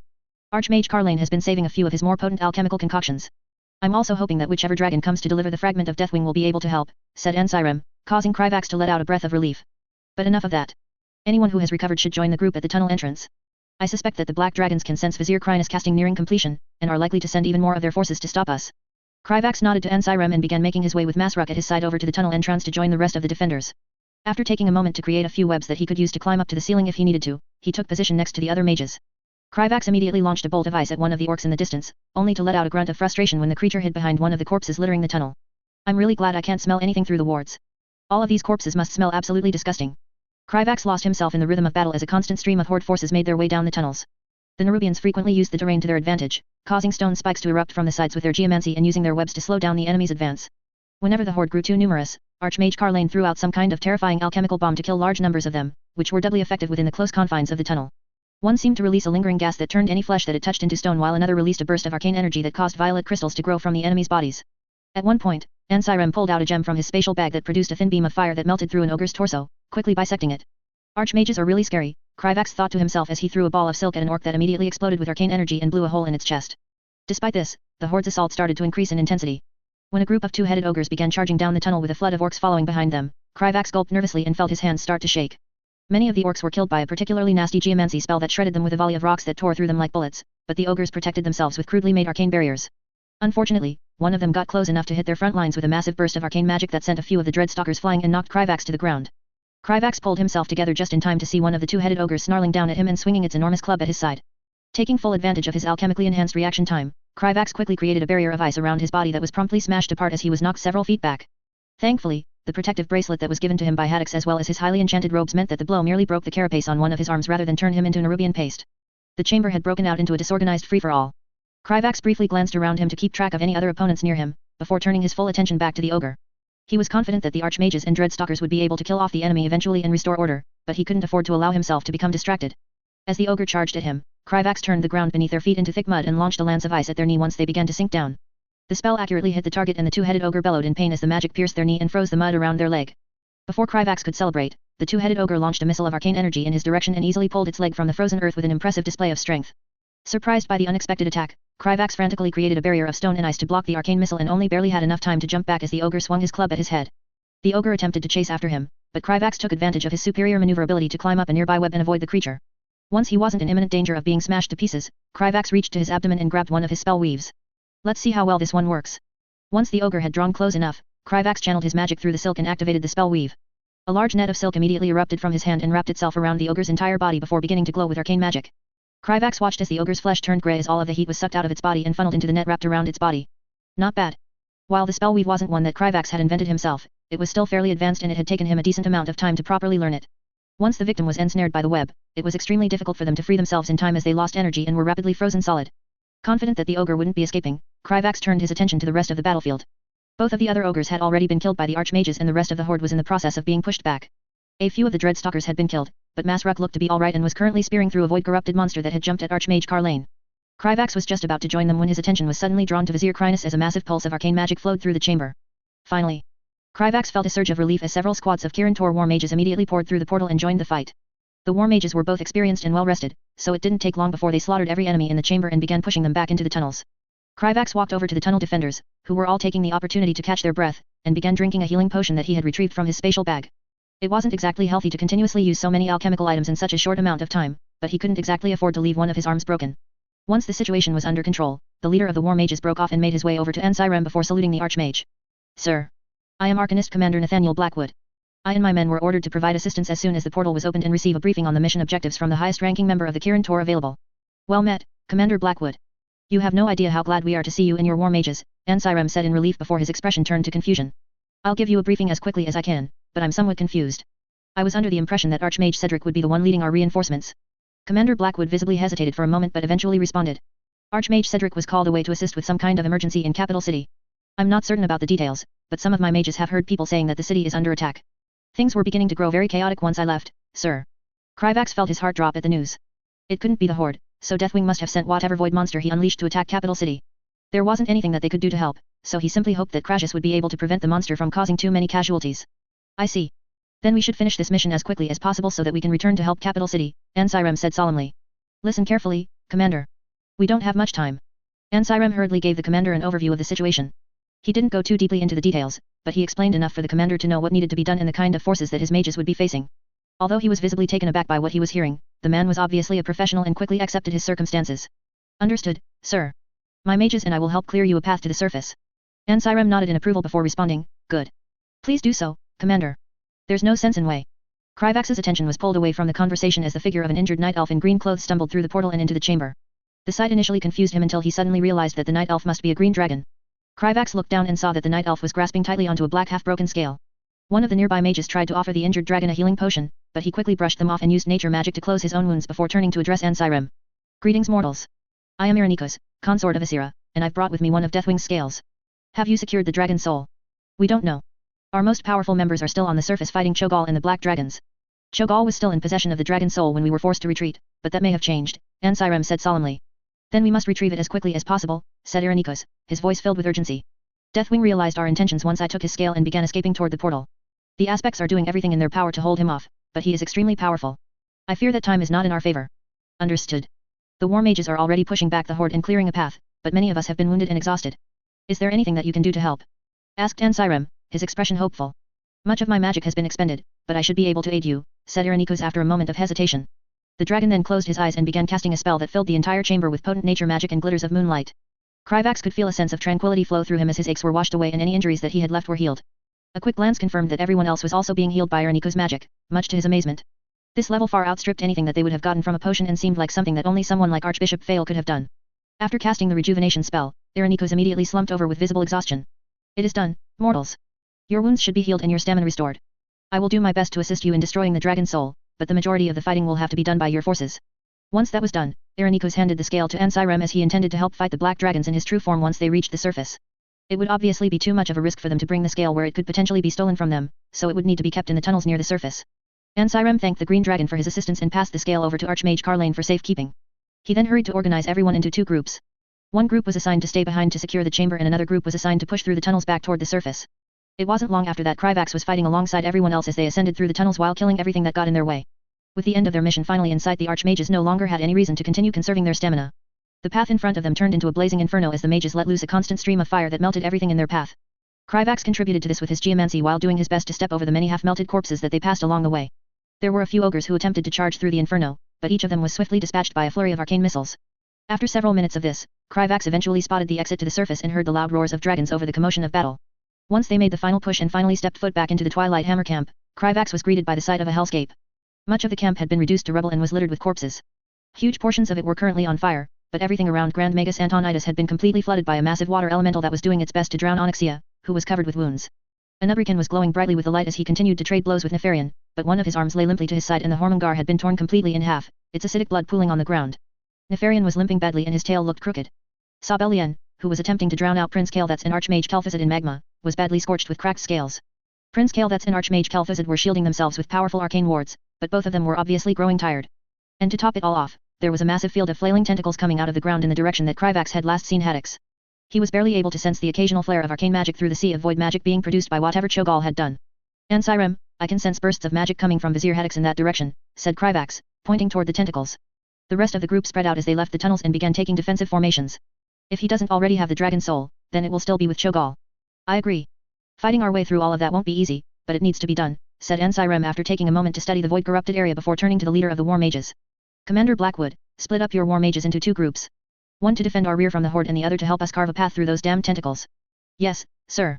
Before Ansirem could give any more orders, Nefarian suddenly turned his gaze to their group and spotted Irenicus. Deathwing's eldest son let out an earth-shattering roar that was returned in kind when the green dragon shed his mortal guise and flew directly at Nefarian. The horde forces immediately went into a frenzy as every surviving pale orc, ogre, and void-corrupted abomination in the camp threw themselves at their group. Everyone, move. Ansirem shouted over the chaos. Kryvax stayed close to the group as they fought their way through a sea of enemies while moving toward the dragon soul. He didn't know if the black dragons had been able to guess their plan exactly, but they probably had a good enough idea because all 3 of them were trying to escape their opponents and intercept their group. Not only that, but the horde forces fought with a renewed sense of ferocity. Grand Magus Antonidas, Prince Kael'thas, and Archmage Kel'Thuzad all seemed reinvigorated by the reinforcements and started to opportunistically strike at the flying black dragons while also casting wards to protect the assault group. Anubrican used the opportunity to heal himself with the light and charged back to assault the black dragons using his locust swarm. Kryvax froze a void-corrupted dwarf to the ground as a pale orc leaped over the dreadstalker in front of him, only to be immediately skewered by Masruk. Not having the opportunity to thank his friend, Kryvax threw a spellweave into another group of enemies that caused several icy spikes to erupt from the ground and pierce through their bodies. Kryvax cast a second spell that made the spikes forcefully explode and rip apart the nearby orcs with shrapnel. The archmages in the group constantly let loose a flurry of devastating spells that helped clear the way as they charged forward. Several of the dreadstalkers and war mages were ruthlessly pulled from the formation and torn apart by the enemy within seconds, but nobody allowed the gruesome displays to slow them down. Once they finally reached the field of flailing tentacles, Magister Romoth summoned a huge phoenix made of fire that flew ahead of them and burned many of the tentacles to ash, only for them to begin growing back almost immediately. Move forward, and don't hesitate. Ansirem called out. Their group began to take on more casualties almost immediately after they moved into the void-corrupted area. While the horde forces were able to move nearly unimpeded, the tentacles attempted to wrap themselves around anyone else who passed by. All the while their minds were attacked constantly by the whispers of the void. Kryvax saw one of the tentacles reach toward one of Masruk's legs and instantly froze it solid before it could get a good grasp. They eventually succeeded in making their way to a clearing where Hedix and Archmage Madara, both of whom looked as if they were barely keeping themselves upright, were frantically fighting Cho'Gall. The ogre was several feet taller than the last time Kryvax had seen him and his body was also covered completely in eyes while his second head screamed constantly in some strange eldritch language. Cho'Gall was constantly throwing bolts of void energy at Hedix as he did his best to smash Madara with his hammer. Most importantly, Hedix had retrieved the dragon soul and fastened it to his abdomen with some of his silk. Vizier Hedix. Kryvax called out as he launched a barrage of arcane missiles at Cho'Gall, who blocked them with contemptuous ease using a barrier made of void energy. The other mages must have taken that as a signal because they then launched their own flurry of spells at Cho'Gall, allowing Hedix and Madara to safely break away for a moment and make their way over to the group. I'm glad to see that you are still alive, apprentice, said Hedix as soon as he was close enough to be heard. With pleasantries seemingly over with, he then turned his attention to Ansirem. I assume that you must have secured a fragment of Deathwing, correct? We did. The scale is being held near the entrance to the tunnels, said Ansirem before glancing at the artifact sticking to Hedix's abdomen. You managed to get the dragon soul. Good. I'll leave a few of my men to hold off that monster while you take it to the scale. No. Cho'Gall is too powerful and your men don't have my experience with fighting the void, said Hedix as he carefully removed the dragon soul and handed it over to Ansirem. Leave behind one of the archmages and send the rest to escort this to the tunnels. The faster that it's destroyed, the better.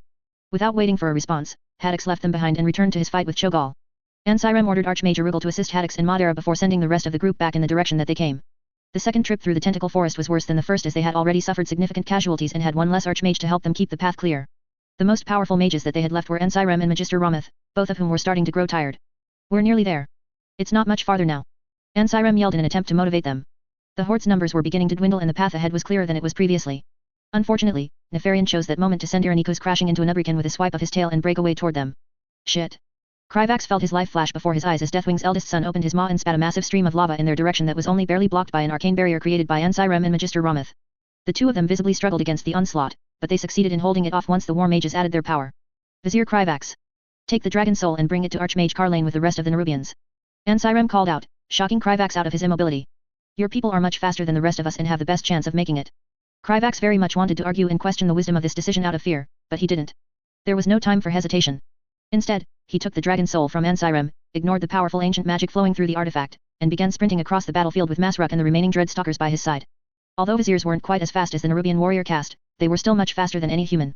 Several orcs attempted to stop them, but their efforts were about as effective as if they had jumped in front of charging cavalry. Onyxia and Sabellian both attempted to intercept them, but the other archmages didn't allow either one of them to escape. A two-headed ogre tried to directly throw their body at Kryvax to slow him down, which forced him to use his last remaining spell weave. Kryvax didn't bother to slow down as the ogre was suddenly teleported 100 feet into the air before falling to their death.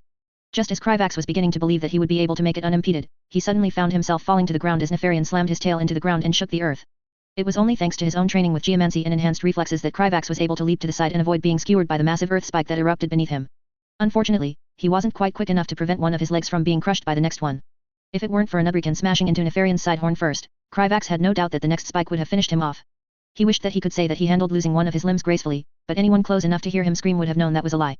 Kryvax barely managed to fight through the pain and handed the dragon soul over to Masruk and sent him off to bring it to Archmage Carlane. His friend hesitated for several long moments, but he eventually ran off toward the tunnels with the dragon soul in hand. Everything after that was a blur as a few of the Dreadstalkers attempted to carry him to safety while tending to the bleeding with healing potions. Kryvax was far too distracted by the pain to truly understand what was really going on. That only changed when a vast wave of magic exploded across the battlefield from the tunnels and the black dragon suddenly roared in maddened fury. Kryvax could sense 4 extremely powerful streams of colorful magic fly up into the air and travel toward the horizon. We did it. Kryvax regained consciousness as he was pulled aside for healing by Ernikos. From Masruk's relieved and rapid speech, Kryvax learned that the black dragons had all successfully retreated shortly after the dragon soul was destroyed and everyone else got together and went to face off against Cho'Gall. The ogre had lasted longer than expected, but there was no way that he could survive against such powerful enemies on his own. His end came ingloriously as he was skewered and dismembered. Haddix insisted on removing both of the ogre's mutated heads and burning every inch of Cho'Gall to ash. According to him, creatures that had been corrupted by the void to such an extent had a tendency to survive even the most deadly of wounds and he didn't want to risk leaving anything behind. Once their wounded had been healed enough that they were out of immediate danger, the group gradually began retreating to the portal. The destruction of the dragon soul had done nothing to deter the horde from wanting to tear them all to pieces and so they needed to make a hasty retreat. Rest apprentice. Your part in this is done, said Haddix as he carried Kryvax to the portal on a floating platform of arcane magic. Seeing no reason to disagree, Kryvax stopped fighting to stay alert and allowed himself to slip back into unconsciousness. Chapter 50. Mallegus hurried to form an arcane shield around his body as he was violently knocked out of the sky and sent hurtling toward the ground. On top of this shield, he quickly layered a heat-resistant ward to protect himself from the molten landscape that had replaced the stretch of land that had once been filled with forests. Mallegus crashed down into the ruined earth and quickly teleported away to avoid being skewered as Neltharion caused a massive stone spike to erupt where he had landed. He then warped the space around him so that the stream of void-infused lava directed to where he reappeared twisted around him instead of burning him alive. Manipulating space was significantly more difficult with the high density of void energy in the area, but Mallegus was the aspect of magic. If they were still at an earlier part of their confrontation with Deathwing, he would have likely made the effort to taunt his corrupted brother, but Mallegus had to devote all of his focus to just surviving. It had been easier at first when Neltharion had not fully understood what was happening and was still toying with them. Mallegus and his siblings had focused their efforts on finding an opening that they could use to tear off a fragment of Neltharion, but they hadn't initially been able to find one. Things started to get worse once whatever void monstrosity Neltharion unleashed began causing a significant number of mortal deaths, successfully distracting Alexstrasza and her consorts. It was only when a powerful beacon of light had flared up in the sky and vanquished Neltharion's monstrosity, momentarily diverting his attention, that they were able to find an opening. Alexstrasza's eldest consort, Tyranastraz, had immediately snapped his jaws around Neltharion's leg to hold him in place, which had allowed Mallegus to launch himself onto the corrupted aspect's back. He had then unleashed a massive explosion of arcane magic that devastated everything in the vicinity and successfully tore a scale from Neltharion's back. After Asira's consort promptly grabbed it and took it toward the portal, their intentions had been extremely obvious. Neltharion no longer hesitated with his attacks from that moment forward. Mallegus could still hear Alexstrasza's pain-filled scream as her eldest consort's head was ripped from his body and his corpse was thrown into a newly formed river of lava. Neltharion's subsequent rampage had upended the earth for miles around, and likely caused quakes that could be felt throughout the northern portion of Tyrus Foul Glades. It had taken everything that Mallegus and his siblings had to avoid being killed. With most of their power still being held in the dragon soul, they were all significantly weaker than Neltharion, as much as it galled him to admit. Mallegus watched as an emerald green portal appeared behind Neltharion and several enormous vines emerged from it and wrapped themselves around the corrupted aspect, interrupting his attack. Neltharion had most likely destroyed the land with the intention of distributing Asira's nature magic, but she was no common druid. Unfortunately, it only took a few moments for Neltharion to break free in an explosion of void magic that mutated and killed the vines holding him. Mallegus summoned hundreds of arcane missiles that struck Neltharion from every direction, but the hateful bastard merely ignored them and stepped through the void to appear behind him in an instant. It was only due to the fact that Nosdormu had predicted the attack and slowed down Neltharion's claws that Mallegus managed to avoid having his throat ripped open. Just as Mallegus teleported away, Alexstrasza unleashed a massive ball of fire infused with life magic that tore through the void surrounding Neltharion and actually made him stagger. How much longer are those mortals going to take? Your efforts are worthless. The Titans have abandoned us and the void's domination over this world is inevitable. Neltharion roared as he launched ravenous torrents of void toward each of the aspects. Do you truly believe this world can defend itself from the forces that wish to control it? From the old gods? From the Burning Legion? Your stubborn loyalty to absent gods serves to help nobody. Mallegus ignored Neltharion's insane ramblings and immediately breathed out a wave of pure arcane magic that only barely succeeded in pushing back the void. In order to buy enough time for him and his siblings to regroup, he instantly created several dozen illusions in the air of each aspect while simultaneously turning himself, his siblings, and the remaining consorts invisible. All it took to bait the corrupted aspect into focusing on the illusions was a quick application of telekinesis when one of Alexstrasza's illusions attacked Neltharion's back. Mallegus left Neltharion to his impotent rampage as he flew toward the rest of his siblings. I'm not certain how much longer we can keep this up, said Asira, her voice filled with exhaustion. Nothing that we do to him seems to have any permanent effect. I had forgotten how much weaker we became when we lost the power bestowed on us by the Titans. 10,000 years is long enough for even us to grow accustomed to something, said Alexstrasza as she began healing their wounds by directing life-imbued flames toward their bodies. Even as his stamina was restored, Maligus felt a tinge of sympathy as he heard the barely contained grief still in her voice. We will last for as long as we must. There's nothing else to be done. How much longer do we have to wait, Azeroth? Questioned Maligus, glaring at his brother. Ysira's consort should have delivered the scale to them by now. Are those mortals actually going to succeed in destroying that cursed artifact, or are we simply wasting our time? We won't have to wait for much longer, Azeroth said with infuriating calmness.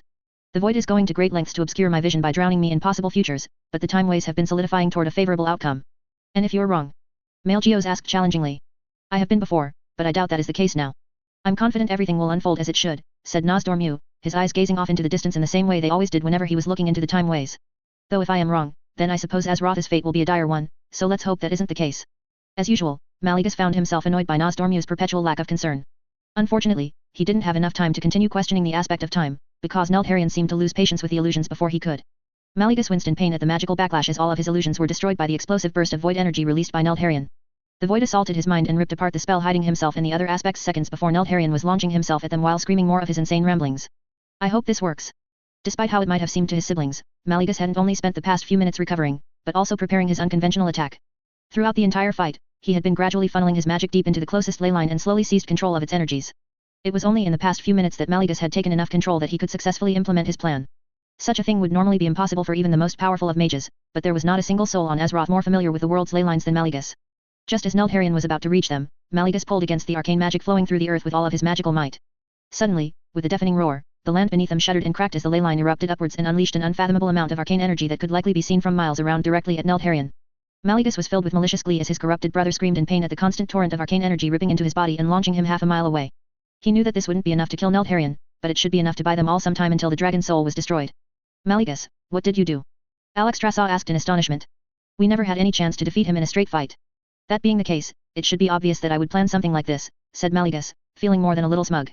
A quick look at the arcanomicon revealed to me that Lordaeron had positioned his manor over a decently sized ley line. It was never something that I needed to do before, but it wasn't difficult for me to devise a way to uproot one and direct its power elsewhere. Won't something like this cause long-term consequences for the region? Asked Ysira, observing the results of Maligus' actions with curiosity. Even now, arcane crystals were beginning to emerge from the lava-covered landscape as the ley line's energies spilled out onto the surface. Perhaps, but if the mortals succeed in destroying the dragon soul, then I will have my powers restored and I'll be able to fix the problem at a later time, Maligus said dismissively. Besides, this should be enough to grant us the time we need. Unfortunately, it seemed like Lordaeron loved nothing more than to make Maligus look foolish. Seconds after he finished speaking, the mountain that Lordaeron had been launched into exploded as the corrupted aspect re-emerged. Pieces of his body seemed to have cracked open, revealing streams of magma flowing beneath his skin.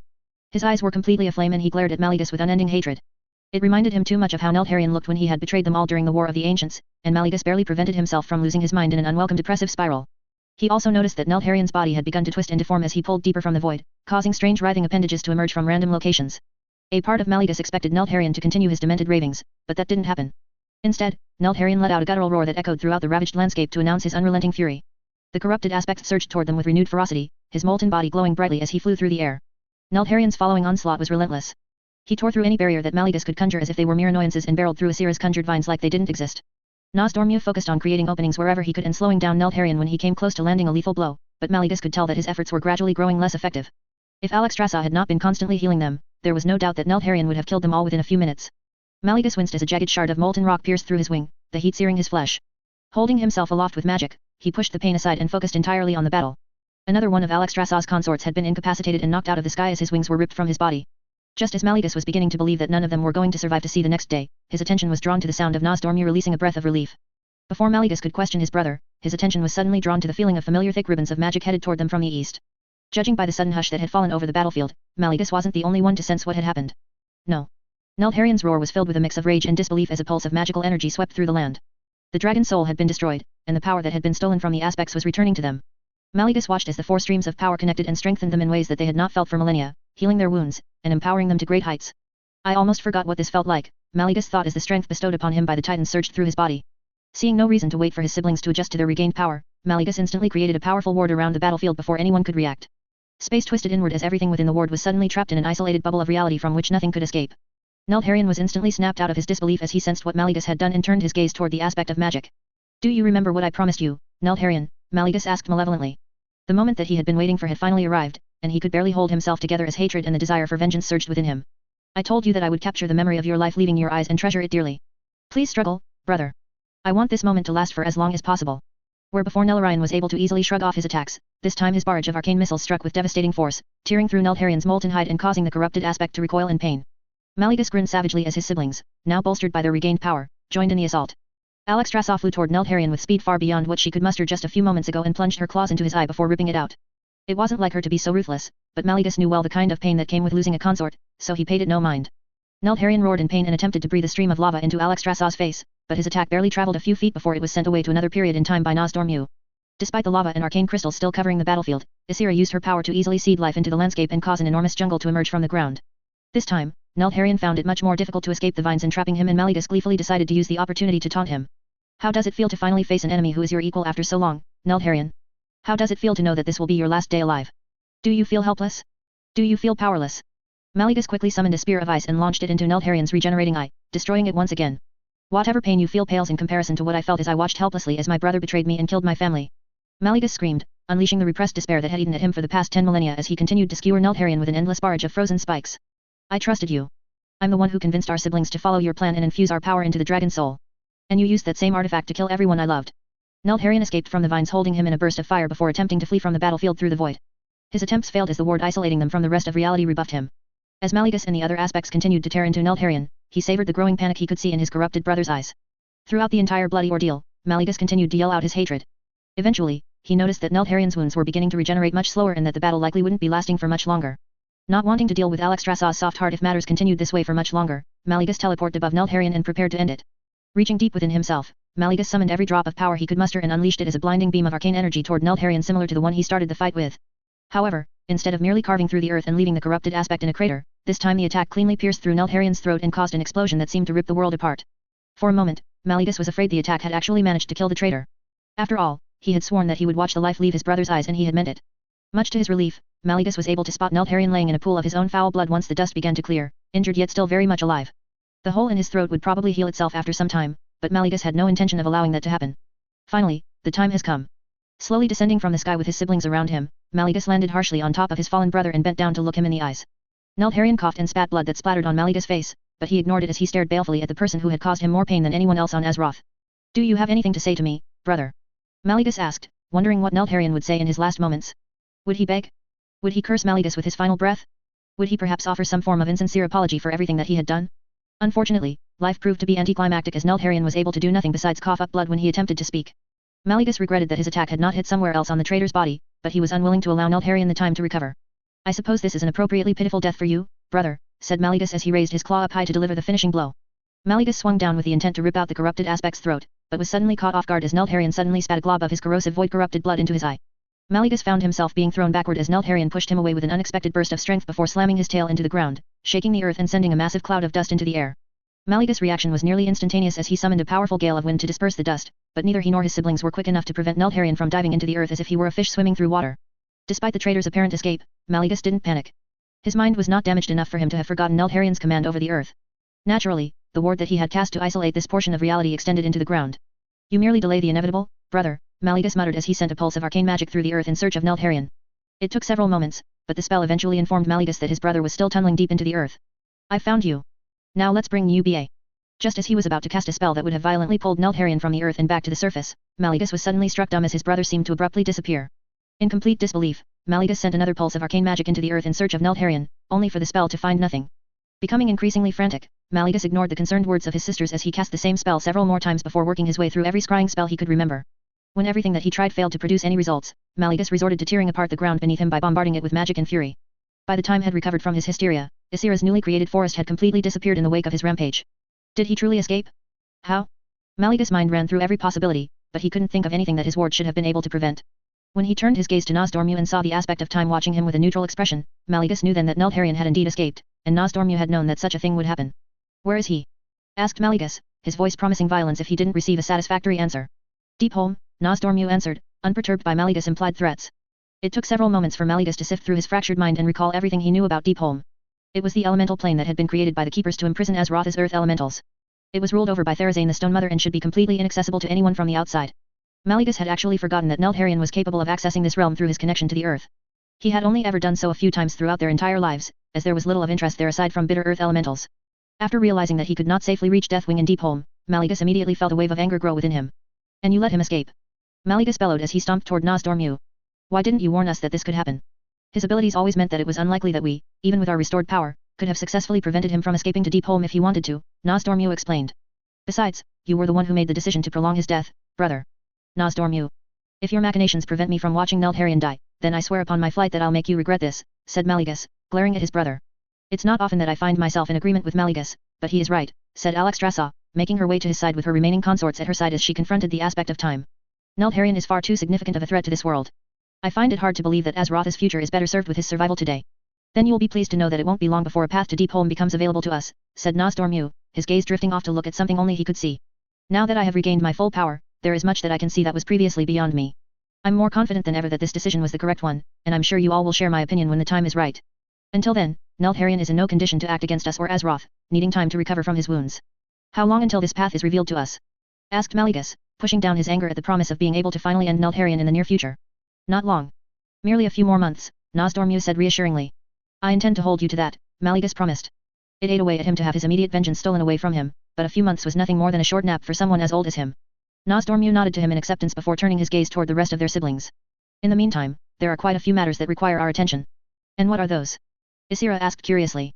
The first matter that we should attend to is the Seathrax that Lordaeron sent to destroy Capital City, Nozdormu as he idly picked up a unique-looking sword with his claws like a mortal might hold a toothpick.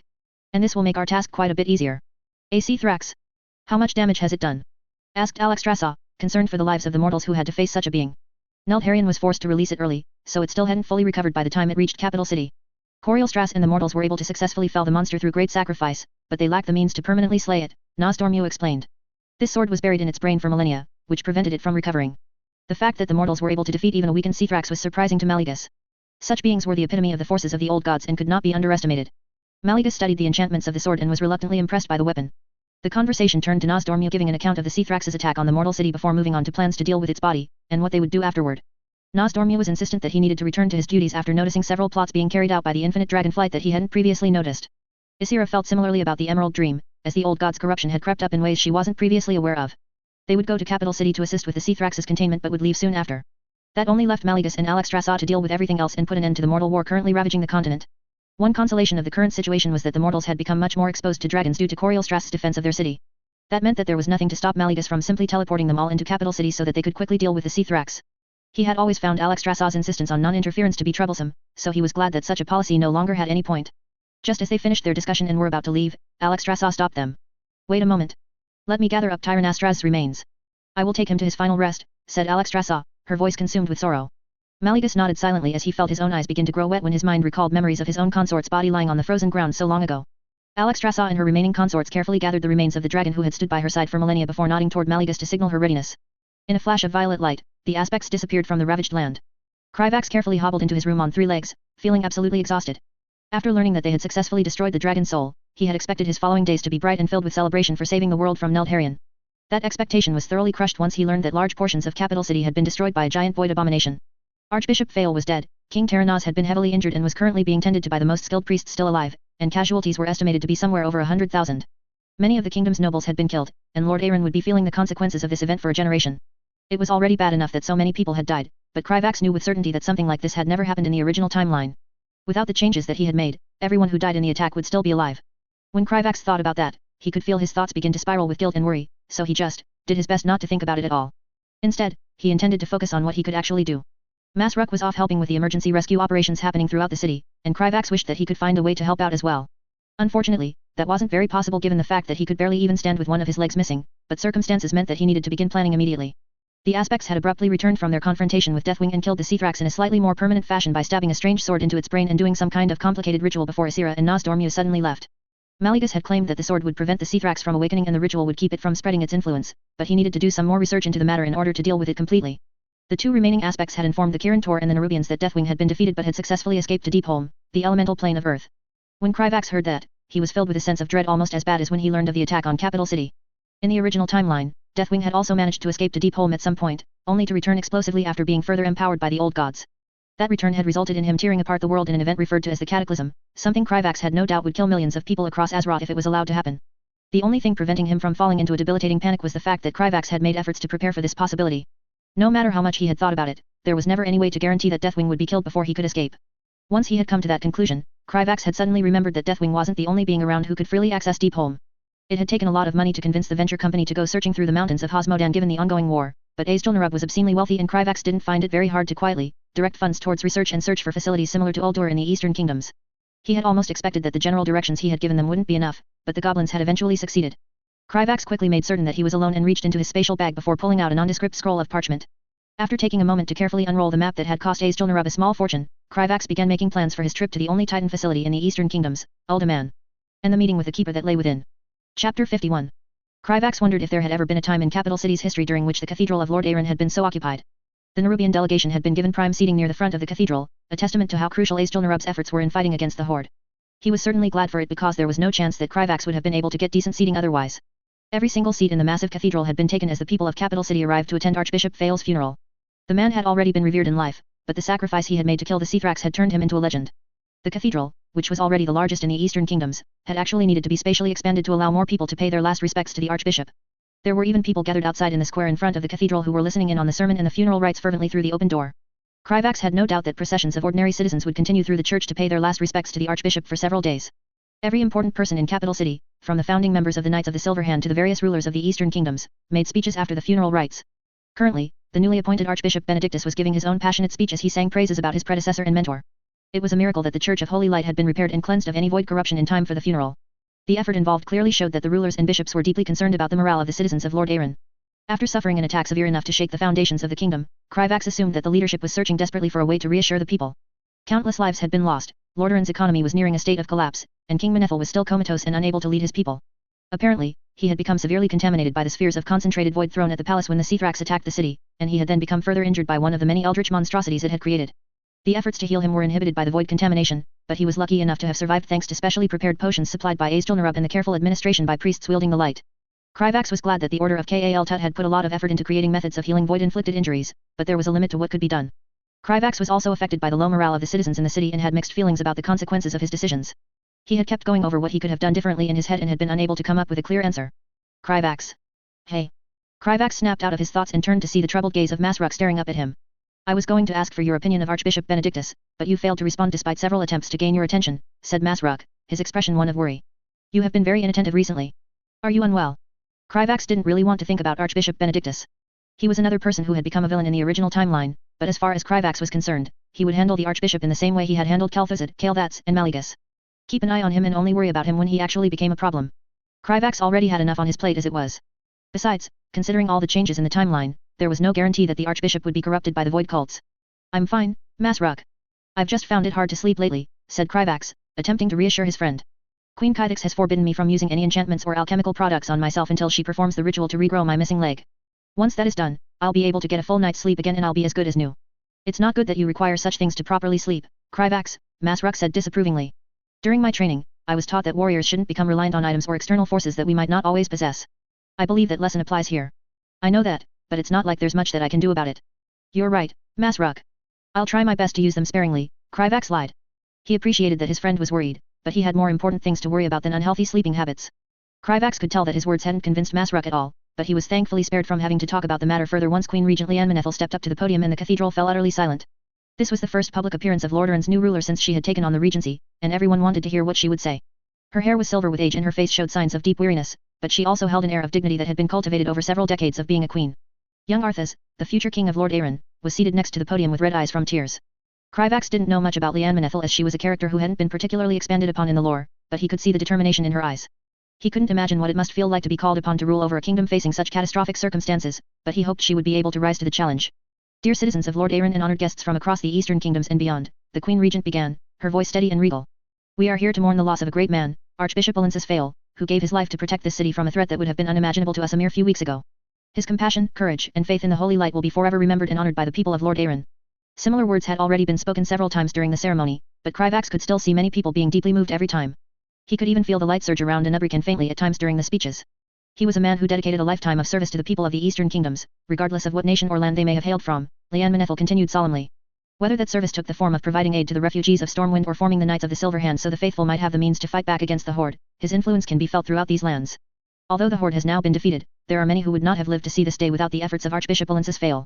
Kryvax turned his attention to Prince Varianrin and saw him nodding along with tears in his eyes. It was difficult to overstate how much the Church of the Holy Light had done for the people of Stormwind since their kingdom was destroyed. The end of the war should have been a joyous occasion, but I have personally experienced how difficult it is to feel joy when your life has been upended by forces beyond your control, said Liane Manethil, her voice wavering slightly as sorrow crept into her eyes. I know many of you feel as I do, and I would like to offer a word of advice that was once offered to me by Archbishop Fail. It is when times feel darkest that we must most seek the light. Kryvax was slightly startled as the light around Nerubian flared more than it ever had during the ceremony.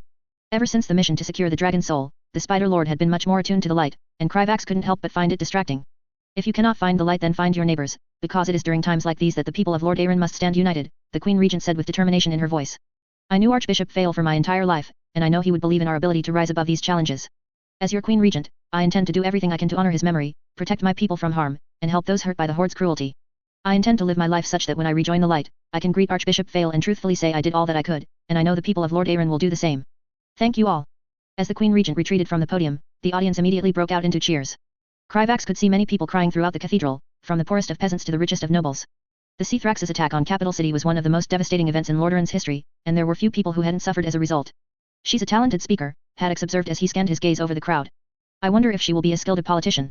Though, I suppose you'll have the opportunity to learn firsthand, apprentice. Kryvax groaned at the reminder. The political discussions over everything that had happened had been pushed back until after the funeral, but they couldn't really wait any longer. There had simply been too many important things that had happened. The war with the Horde had been ended by the aspects, a dragon had been outed as a member of Dalaran's ruling body, and a monster of unknown origin had upended the Eastern Kingdom's political landscape by attacking Capital City. The consequences of the events of the last few weeks would be immense. There were some matters that couldn't be decided upon without the inclusion of Ironforge and Gnome Regan, such as the final fate of the captured members of the Horde, but there were still many things to discuss. The Red Dragonflight had sent a few dragons to break the siege on the two cities, but there were simply too many matters to attend to after a year of being besieged for them to prioritize diplomacy. Last Kryvax had heard, they were still in the process of reasserting control over Hosmodan and clearing out any remnants of the Horde that might still be in their territory. The High King had made it clear that Kryvax would be sent down south to establish relations between Azjol-Nerub and the two nations in the near future. That coincided well with Kryvax's plans, as the Titan facility of Uldaman was buried deep within the mountains of Hosmodan. The ceremony didn't last for much longer after the Queen Regent concluded her speech. The citizens of Capital City continued to pour into the cathedral to pay their respects to Archbishop Fail, but Kryvax made his way out of the building with the rest of the Nerubian delegation. It was a bit annoying to walk with only 3 legs, but he had learned how to do so well enough that his pace was only slightly slowed. Most of the Nerubians left to return to their enclave in Dalaran, but Kryvax and Nerubian split off and started heading toward the palace so they could attend the meeting. Haddix and Queen Kythix had both been offered invitations, but neither of them cared at all for diplomacy and simply refused to attend. Nerubian was a fair bit more personable with non-Nerubians, but Kryvax wouldn't be surprised to hear that he was only attending because Azjol-Nerub needed someone to watch over him. Once they arrived, Kryvax was surprised to find the palace's halls already large enough to accommodate the Spider Lord, presumably thanks to Antonidas. One of this King's Guard arrived to escort the two of them to a seldomly used meeting room, as the Imperial Chamber where such discussions were usually held wasn't currently available. Kryvax could see that much of the building was still damaged as they walked through the palace's halls, but the servants continued to go about their business as they did their best to keep everything running. Kryvax and Nerubian reached their destination after a few minutes and the King's Guard announced their arrival before opening the door to the meeting room. Once he was inside, Kryvax immediately swept his gaze through the room to see who was attending as he made his way to the section set aside for Azjol-Nerub. He wasn't particularly surprised to see that the rulers from each of the human kingdoms were present, including a peg-legged Dalen Proudmoore, along with Archbishop Benedictus. Kryvax was sure they all had important matters to attend to in their own nations, but the funeral of Archbishop Fail was an event of such diplomatic importance that none of them could afford to miss it. The Church of the Holy Light was the predominant religion in every human nation aside from Kultira's, so the reverence felt toward the Archbishop was one shared by most of humanity. In addition to the human rulers was an elf man who Kryvax assumed to be Grand Magister Balovir. Although King Anastarian was busy attending to his people in the aftermath of the war, Kryvax had heard that the High Elves would be sending over Balovir to represent the convocation of Silvermoon. As the Grand Magister, he was the second most powerful individual in Silvermoon's politics, which showed the seriousness with which the elves were now treating these matters. Kryvax didn't know much about Kulthala's internal politics, but he had no doubt that the war had left a deep impact on the elves. Also present was Kurdran Wildhammer, High Thane of the Wildhammer clan and Airy Peak. While not as isolationist as the High Elves, the Griffin-riding dwarves were a rare sight outside of the hinterlands, but their presence had done much to help the Alliance counter the Horde's undead dragons. Aside from the elves and dwarves, there was only one other party being represented in this meeting, although Kryvax felt like they were probably the most consequential. Alexstrasza, Queen of the Dragons, was sitting quietly around the table placed in the center of the room with Crassus by her side. Kryvax couldn't help but notice that Crassus and Grand Magus Antonidas were very deliberately not looking in one another's direction. Vizier Kryvax, Spider Lord Nerubian, thank you for joining us so promptly, said Queen Regent Liane Manethil, smiling politely as they entered the room. With your arrival, everyone is here and we can begin the meeting. I know that everyone is busy given all that has happened, so I shall refrain from wasting all of our time by skipping the pleasantries. That sounds wise to me, Your Majesty, said King Pernold of Alterac, nodding toward the Queen Regent. But if I may ask, is it truly wise for your son to be in attendance for this meeting? He is quite young and these matters can become a tad dull for someone his age. As there is a significant likelihood that Prince Arthas is destined to take the throne sooner than we had anticipated, I have decided that he will be present to observe my diplomatic meetings, Liane Manethil said firmly as she laid a hand on her son's shoulder before gesturing toward Prince Rin who was seated next to the delegation from Stormwind. Besides, my son is hardly the only young person observing this meeting. The boy looked clearly overwhelmed by everything that was going on, but Kryvax didn't blame him given the circumstances. Of course, Your Majesty, said King Pernold, smiling genially as he leaned back in his seat. Before we begin this meeting, I'd prefer if we could all agree on the topics of conversation for this evening, said Queen Regent Manethil, her voice becoming regal as she addressed the room. Subjects for discussion are a proposal to formalize a more permanent and expanded alliance through a new treaty between its member nations, addressing the ongoing food crisis plaguing our nations, and determining the future course of action regarding the retreating horde. Are we not going to decide what we should do with those already captured? Asked King Trollbane, earning a rare grunt of agreement from King Greymane. Such a decision cannot be made without representatives from Ironforge and Gnomeregan, Queen Regent Manethil explained. I recommend that we organize a more formal political summit between the nations of the Eastern Kingdoms in the future to decide on the fate of the Horde, and what actions we should take in regard to the Dark Portal. I'm sure my fellow dwarves would appreciate that, said Thane Wildhammer, nodding approvingly. That was not going to be an easy conversation, and Kryvax was very much not looking forward to it. His personal feelings toward the orcs were more than a little complicated. As a fan of the Warcraft franchise, he'd had an okay impression of the orcs and the Horde in general. Most of the events and lore took place after they were freed from the blood curse plaguing their people and generally depicted them in a favorable light. Kryvax had always known that they did and would do bad things during their history, but he had always just seen them as people. After seeing the aftermath of the Second War with his own eyes, it was much more difficult for Kryvax to look at the Horde in a neutral light. He sympathized with them as he understood that their actions were significantly influenced by the fell magic coursing through their bodies, but did a lack of agency excuse their atrocities? Did it bring back the men, women, and children who had been mercilessly slaughtered or soothe the anguish of those who had lost everything to the Horde? It was a complicated ethical dilemma to which Kryvax wasn't sure a correct answer existed. No matter what choice was made in regard to the Horde, there would be those who would be left unsatisfied. He didn't believe they should all be just killed, but Kryvax couldn't find it in himself to particularly blame those who would no doubt call for such actions. Especially since he knew the chances of the orcs being systematically exterminated were practically non-existent due to Alexstrasza's continued intervention. The people of the Eastern Kingdoms didn't know the orcs as anything other than murderous savages incapable of even the slightest kindness, so it was understandable. On a more pragmatic level, Kryvax thought that the orcs could be used as a powerful military force against the various threats that Azeroth would face, if their race could be rehabilitated. But that was a matter that Kryvax intended to address later. Any attempt to turn the Horde away from fell magic and properly integrate them into Azeroth would be a project that spanned years, so Kryvax still had time to make plans. What is there to decide? Just kill the savages and be done with it, Dalen Proudmoore said with a scowl. I understand that the Horde has committed many unspeakable acts of evil against your people, Admiral, but to return one atrocity with another will do nothing but set us all on a path of madness, said Alexstrasza, her expression one of empathy as she turned toward the Lord Admiral. You don't understand shit, Dragon Queen, said Dalen Proudmoore, spitting out Alexstrasza's title. While you were off doing who knows what, my people were fighting and dying to stop those animals from slaughtering innocent people. Just because you decided one day to fly down from wherever you came from and grace us with your presence by ending this war with barely any effort, doesn't mean you get to lecture me on morality. I don't care about any so-called fell magic that was corrupting them, we would be better off with them gone. After the Seathrax's attack on Capital City, the Dragonflights had already provided an explanation about Deathwing, the Burning Legion, and the Orc fell corruption to the various nations. Kryvax wasn't certain how everyone was reacting behind the scenes but was glad that everyone now knew about the greatest threats to Azeroth. The nobility in Lordaeron and Alterac, at least, had publicly disavowed House Prester and everyone was keeping an eye out for Deathwing's children. That is enough. I would remind you that these matters will be discussed once Ironforge and Gnomeregan are able to join us, Queen Regent Manethil said firmly, ending the argument that had obviously been brewing. They have suffered from the Horde as much as anyone else, and thus deserve to have a say in the matter. Of course, Your Majesty. It is the mortal races who have suffered the most from the Horde, which is why you should all have a say in their fate, said Alexstrasza, subtly reminding everyone that it was her Dragonflight who still held the Horde's leadership captive. If I may interrupt, are we not going to address the dragon in the room? Asked King Pernold, glancing toward Crassus. The fact that a member of the Dalaran's ruling body was secretly a member of the so-called Red Dragonflight seems like an important matter to discuss. The Council of Six considers that matter to be an internal one, said Grand Magus Antonidas, his expression not giving away any thoughts on the matter. Be that as it may, I would quite like to know if any of my advisors are secretly dragons, said King Pernold, glancing toward Alexstrasza. To the best of my knowledge, they are not, Alexstrasza assured. There are some among my flight who choose to live amongst mortals, but Corielstra's circumstances were an exception. Kryvax didn't know how true that was, but there was nothing any of them could do to prove or disprove the Dragon Queen's words. Very well, said King Pernold, his eyes thoughtful. If there is nothing else, then I suggest we begin addressing the previously mentioned topics, said Queen Regent Manethil. After pausing for a moment to make sure there would be no more interruptions, she nodded and continued. Let us first begin by discussing the fate of the Alliance, and what should be done with the organization now that the war has come to an end. Your Majesty, Azjol-Nerub has a proposal that it would like to put forth on this matter, Kryvax said immediately, drawing the attention of everyone in the room. Once he received a nod of acknowledgement from the Queen Regent, Kryvax took a deep breath as he prepared himself. Shortly after the mission to secure the Dragon Soul, High King Anubarak had contacted everyone involved and personally expressed Azjol-Nerub's gratitude for their service through a scrying crystal.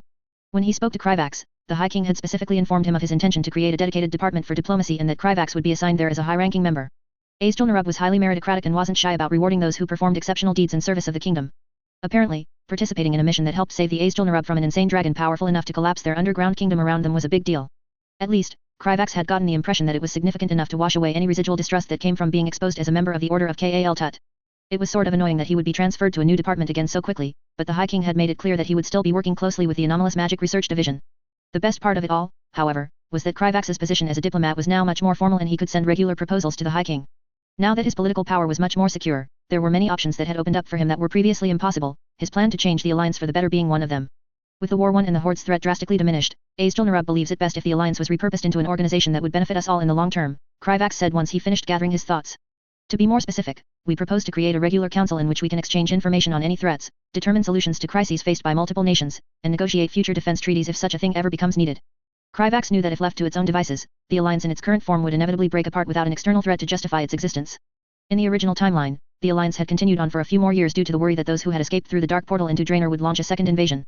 After the intervention of Alexstrasza and the Red Dragon flight, such a worry simply didn't exist. A large majority of the Horde had already been successfully captured, with only a few scattered remnants fleeing into the countryside. In addition, any attempt from the orcs on Draenor to invade Azeroth would be swiftly ended by dragon fire. If Kryvax didn't do something about it, he was confident the alliance would swiftly fall apart once they began arguing over what to do with the orcs, as it did in the original timeline. Therefore, his solution was to change it into an organization with much looser commitments that everyone could agree with. It had taken some effort to convince the High King that joining such an organization would be in Azjol-Nerub's interest, but he was ultimately swayed by the fact that the commitments were minor and the benefits obvious. Once it became time to deal with the Lich King or any other threats to Azeroth, Kryvax was certain that the alliance could be easily and quickly repurposed into a military alliance to deal with the threat. I doubt Kulthalas would benefit much from such an agreement, said Grand Magister Balovir. Despite the unexpected danger posed by the Horde, our defenses were more than capable of halting their advance. Committing ourselves to intervene in the squabbles of foreign nations seems like it would be against our interest. Mutual defense agreements would only be negotiated once a new threat became clear, Kryvax said calmly. Kulthalas would face no obligation to involve itself in foreign conflicts if it chose not to do so. The High King would have not proposed such an arrangement otherwise, Anubrican added. I have the opposite concern, said Anduin Lothar, speaking in his role as the regent ruler of Stormwind. The alliance should be strengthened, not weakened. It has only been a month since the Horde was rooted and we're already prepared to discard the organization that allowed us to come together and defeat them? What madness is this?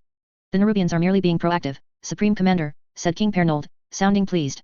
I understand you don't have much experience with politics, but it's perfectly clear to those of us who do that the alliance must change if it is to continue in the long term and beyond a mere military alliance. Kryvax was pleased to see both King Greymane and Admiral Proudmoore nod in agreement and turned to address the concerns of Stormwind. Prince Varian, if such an organization had existed when the Horde first arrived on Azeroth, your kingdom would have never been forced to face them alone, said Kryvax, looking toward the future king of Stormwind whose expression fell at the reminder of his kingdom's destruction. Similarly, Lordaeron and the Church would have benefited if the danger of Deathwing and the Void was communicated more clearly in advance to such a council.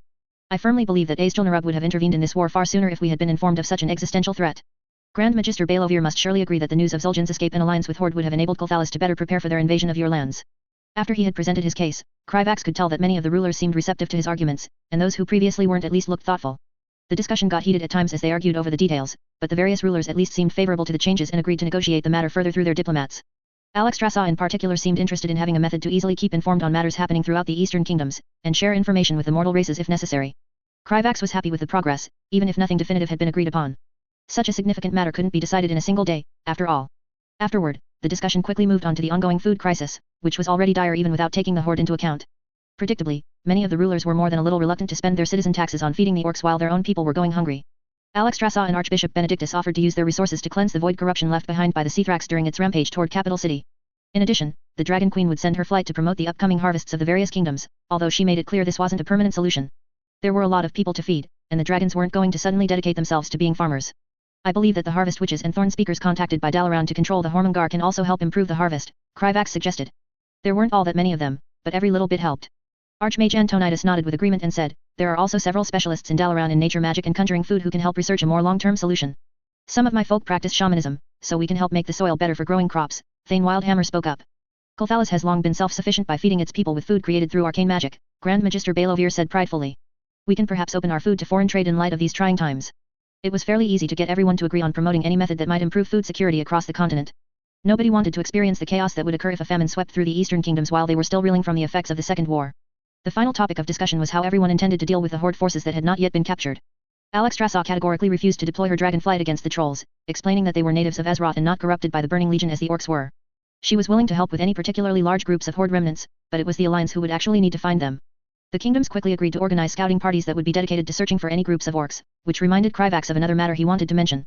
Before this meeting is concluded, there's one thing that Azjol-Nerub would like to announce, said Kryvax once the discussion was about to end.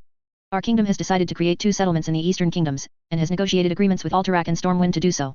Ignoring the shocked exclamations of some of the gathered rulers, Kryvax retrieved a map marking the proposed settlements from his spatial bag and placed it on the table. After several moments of examination, King Trollbane was the first to react. You intend to construct a settlement on the border between Stromgarde and Alterac? King Trollbane asked pointedly. The settlement in Alterac will be smaller than the one in Stormwind, and will primarily be used for the purpose of facilitating trade and mining, Kryvax explained. This agreement will be very beneficial to the economies of both Stromgarde and Alterac. It was he who argued to the High King and the Council that Azjol-Nerub should focus on the settlement in Stormwind so that they could avoid political entanglements as much as possible. It hadn't taken much convincing, as the High King seemed to be of a similar mind. He could have perhaps been able to argue for scrapping the Alterac settlement altogether, but there was some benefit to keeping it despite the potential entanglements it would cause. If Azjol-Nerub had a settlement in Alterac, then it would be much easier for Kryvax to make contact with the only orc clan on Azeroth who hadn't entered into a pact with the Burning Legion if he needed to.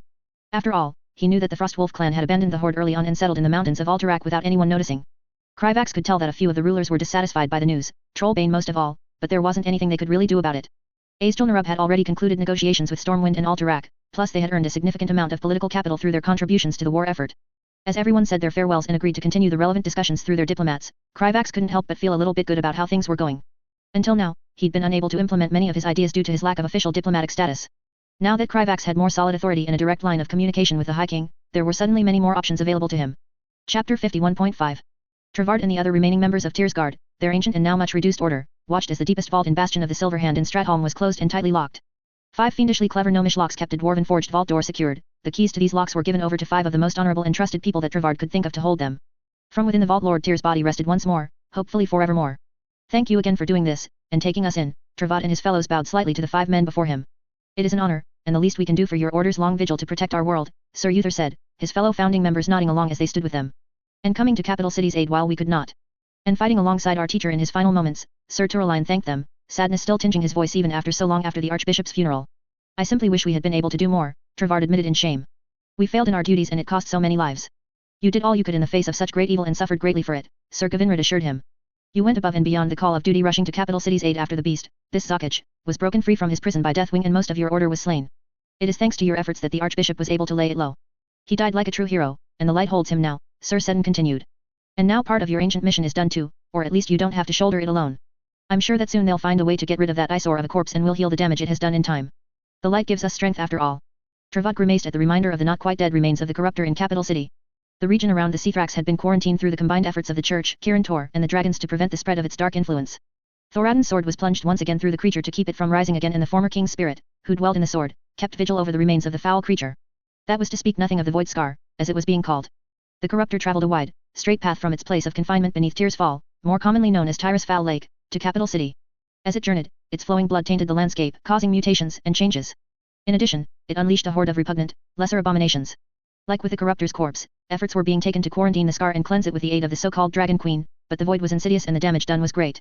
It was estimated that it would take more than a year to ensure most of the corruption was removed from the land, and significantly longer for everything to be completely restored to how it once was. To say nothing of the near pitch-black churning lake itself and the unfortunate settlements that were in the monster's path. Travat had seen the result of the creatures passing too many times while rushing towards Capital City, whole hamlets and villages reduced to nothing. Or worse, only partly destroyed from the corruptor's path itself and the survivors ravaged by its offspring or corrupted by its blood. He gave what peace he could to those he could while on the move, and never with a light hand.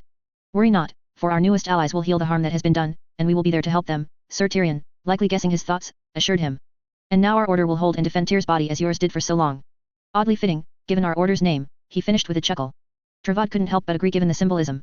The sad fact was that after Deathwing's attack on Tyr's tomb, his order, never large in the first place given its secretive nature and known only to a few family lines, were now made up of less than a dozen members.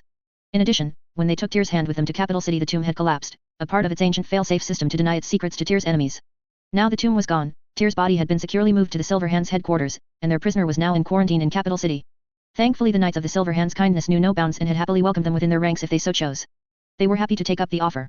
We are not as skilled warriors as you all are, but our order has long used the fighting styles of our distant ancestors and power provided by Tyr's hammer to aid in our mission. I hope in time we can all become proper paladins such as you, Travat stated with confidence. Not unless I beat you there first, brother, his brother Galfred ribbed him while punching him in the shoulder, raising chuckles all around from those present. And we are honored to have you among us, Sir Uther said with a smile. And worry not, we will record and honor your order's history and traditions as well. I'm sure you wish to keep up your duty in protecting Tyr's body after all. Ideally, yes. But recent events show we cannot be idle either, and we hope you can count on us when we drive the horde back from the southern part of the continent, Travat said with conviction. But of course. More blades are never a bad thing. Sir Seddon laughed. We hope we prove worthy of being new members of your family, Sir Turoline said sincerely. It would take some getting used to the loss of secrecy. Tyr's hand had been made up from the blood of only a select few family lines over the millennia since their original giant ancestors, and new members rarely joined through merit or marriage, with all children raised to carry out the duty. Travad was sure it would be a good change in the long run. But come, we must be on our way, Sir Gavinrad said as they all began their ascent into the bastion proper, past hidden and well-defended doors. The scribes are eager to learn more about the truth of Tyr's past, our ancient giant ancestors, and more to add to our growing library about our noble progenitors. After one last thing, of course, Sir Tyrion said as they returned to the main floor of the bastion in its central room. Travad nodded as he went up to a recently installed plinth and gently inserted Tyr's hand, the weapon he had not let out of his grasp since he had removed it from the tomb except for one time to let Archbishop Fail use it to channel the light's power that day. He stepped back and watched as the hammer's radiant glow spread and seeped out throughout the entire bastion, finding a new place to protect with its holy power. All could feel the light flow through and energize them, its comforting warmth filling their beings. May Tyr's light shelter us all in its new home, and pray that the need to take up his hammer does not come again, Sir Uther spoke up. Travad dearly prayed they never would have to. They both waited outside of the royal bedchamber, fidgeting in worry and barely contained anxiety that they fought to keep under control. The king's guard standing by the doors said nothing, standing in silent vigil, but in the privacy of their own thoughts, they could not help but pity them. After all, no children should have to see their father cling to life. They jumped as the bedchamber doors opened and Queen Regent Liane Manethil walked through it, her children rushing up to her and looking at her with one simple unasked question. Your father is well enough to see you both right now, she said with a small smile, her statement causing some joy to return to her children's faces. But be calm and try not to tire him out too much. He needs his rest. Yes, mother, Crown Prince Arthas and Princess Kalia said simultaneously as they rushed past her and into the bedchamber itself. They quickly passed through the large room to their father's bedside. King Terenaz Manethil too rested upon a large comfortable bed and was reclining in as comfortable a position as was possible. A high-ranking priest of the Holy Light was sitting by the king's bedside at all times to see to his health with a tray of potions and artifacts of the light. Sadly, despite all the care given to him, he was a shell of the man he once was. Gaunt, pale, and sickly looking, his horrid-looking injuries, covered by bandages and robes, caused him constant pain he could not escape. Most times it was a struggle for him to stay awake, but he sometimes had enough energy and clarity of thought to speak to his wife about the state of the kingdom, the alliance, and most importantly about their children. Once she became aware of the situation, Alexstrasza had personally come to Capital City to attempt to heal King Manethil's injuries, but the void had already done much damage to his body. As it was a miracle he was alive at all and not corrupted by the void, but even the stray shot on the palace from the Seathrax had left its mark and crippled him. The Dragon Queen claimed she would have been able to easily heal most instances of void corruption, but the Seathrax who had attacked their city was known as Zakaj the Corruptor for a reason. It was well known for possessing an unprecedentedly virulent form of void magic that constantly shifted and changed, which made any injuries from the creature extremely difficult to cleanse. The void was especially insidious and attempts to prevent it from further spreading throughout the king's body had left him weak and often tired. During his best times, he smiled warmly and greeted his children lovingly despite his injuries and general lethargic state. A true king stayed strong for those they loved after all. My children, I hope you are well, he said weakly, reaching out to them. Brother and sister gently hugged their father so as to not cause him any additional pain. Keeping up with your lessons, I hope. I can't be looking over your shoulder all the time anymore. Of course, father, Arthas said with a strained smile. I'm studying hard, training in the yard every day, and I ride with Invincible through the city to look over reconstruction efforts. I'm using the bow now, too. Kalia said with pride, before speaking again with some fear. I have to help protect everyone if a monster comes again. I'm sure it won't happen again, darling. But in case it does, I know you two will be there to protect our people, Terenaz said with a strained but genuine smile. Just keep working hard and help your mother as much as you possibly can, but also find time to have fun for yourselves too. All work and no play will turn you both into dull elves, he mockingly warned. His children laughed at his words, cherishing these rare moments when life almost felt normal for them again as they talked with their father about everything, from important matters to the most trivial of things just to have something to do with him since he could not move far from his bed anymore. But even like this they could enjoy their father's company for a time, until, that is, his energy left him and he started to violently cough. The royal siblings could only stand still in worry as the priest's hands glowed and he ran them over their father's form to provide some form of comfort. The coughing slowly stopped, but it was clear that their father was no longer in the state to receive them. With great amounts of regret on both sides, the siblings said goodbye to their father and promised to return when he was better. They then slowly exited the bedchamber, passing their mother nearby who kept a respectful distance while her children spent time with their father. She could see the tears in their eyes even as the door closed behind them. Liane could only sigh as she turned back to her husband and sat by his side. They miss you terribly and pray constantly for you to recover, she told him.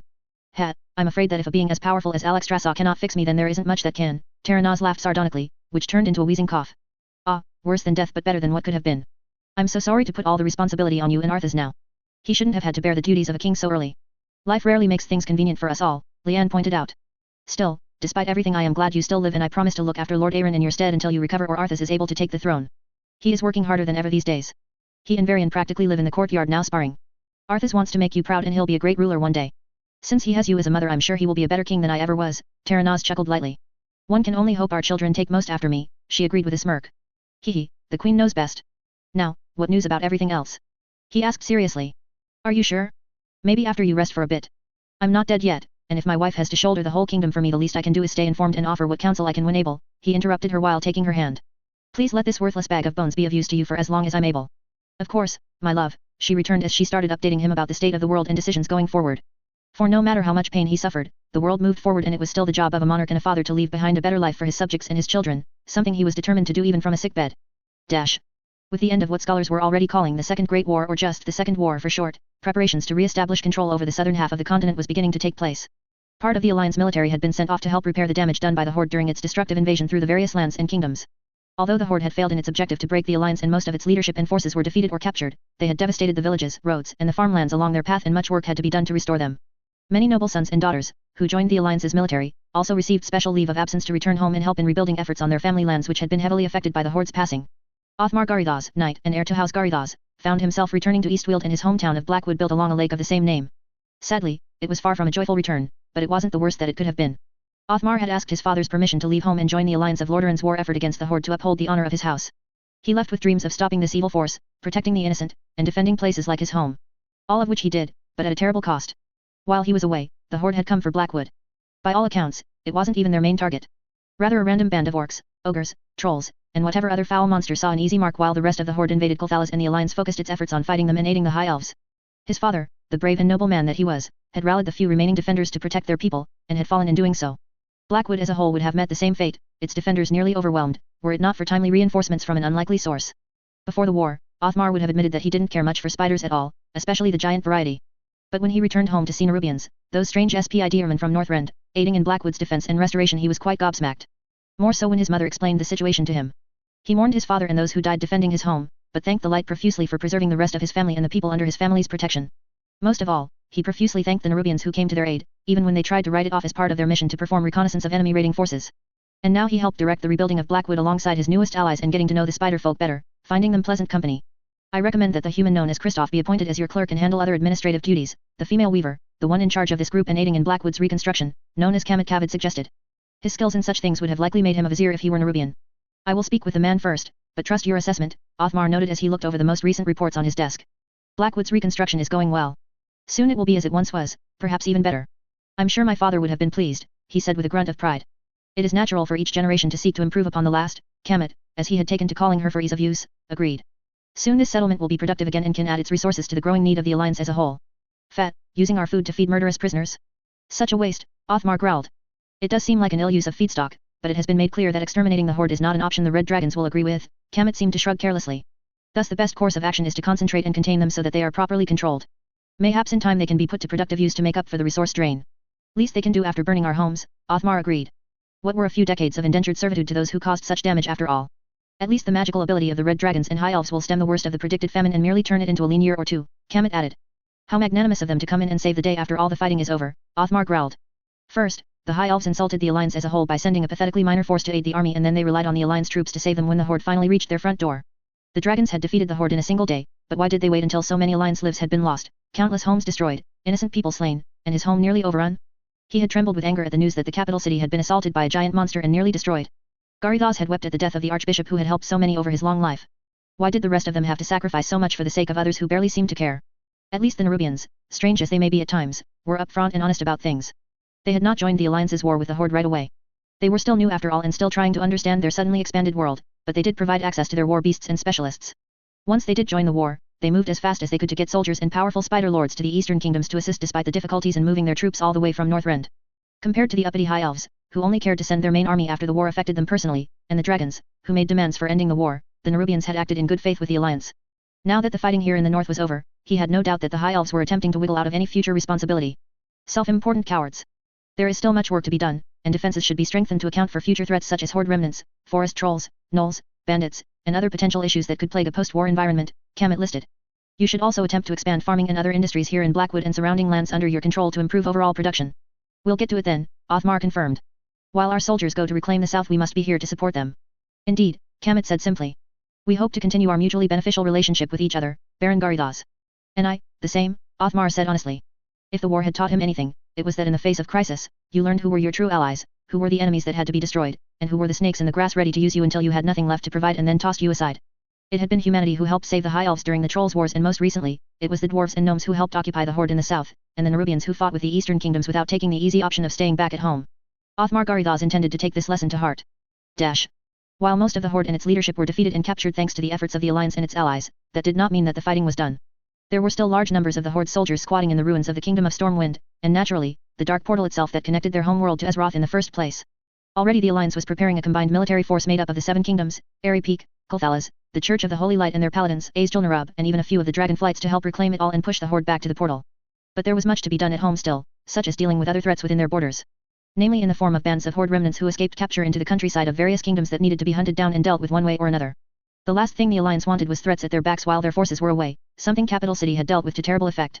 These remnants though would not be easy to find, their small size making it easy for them to disappear into the little-known places of the world.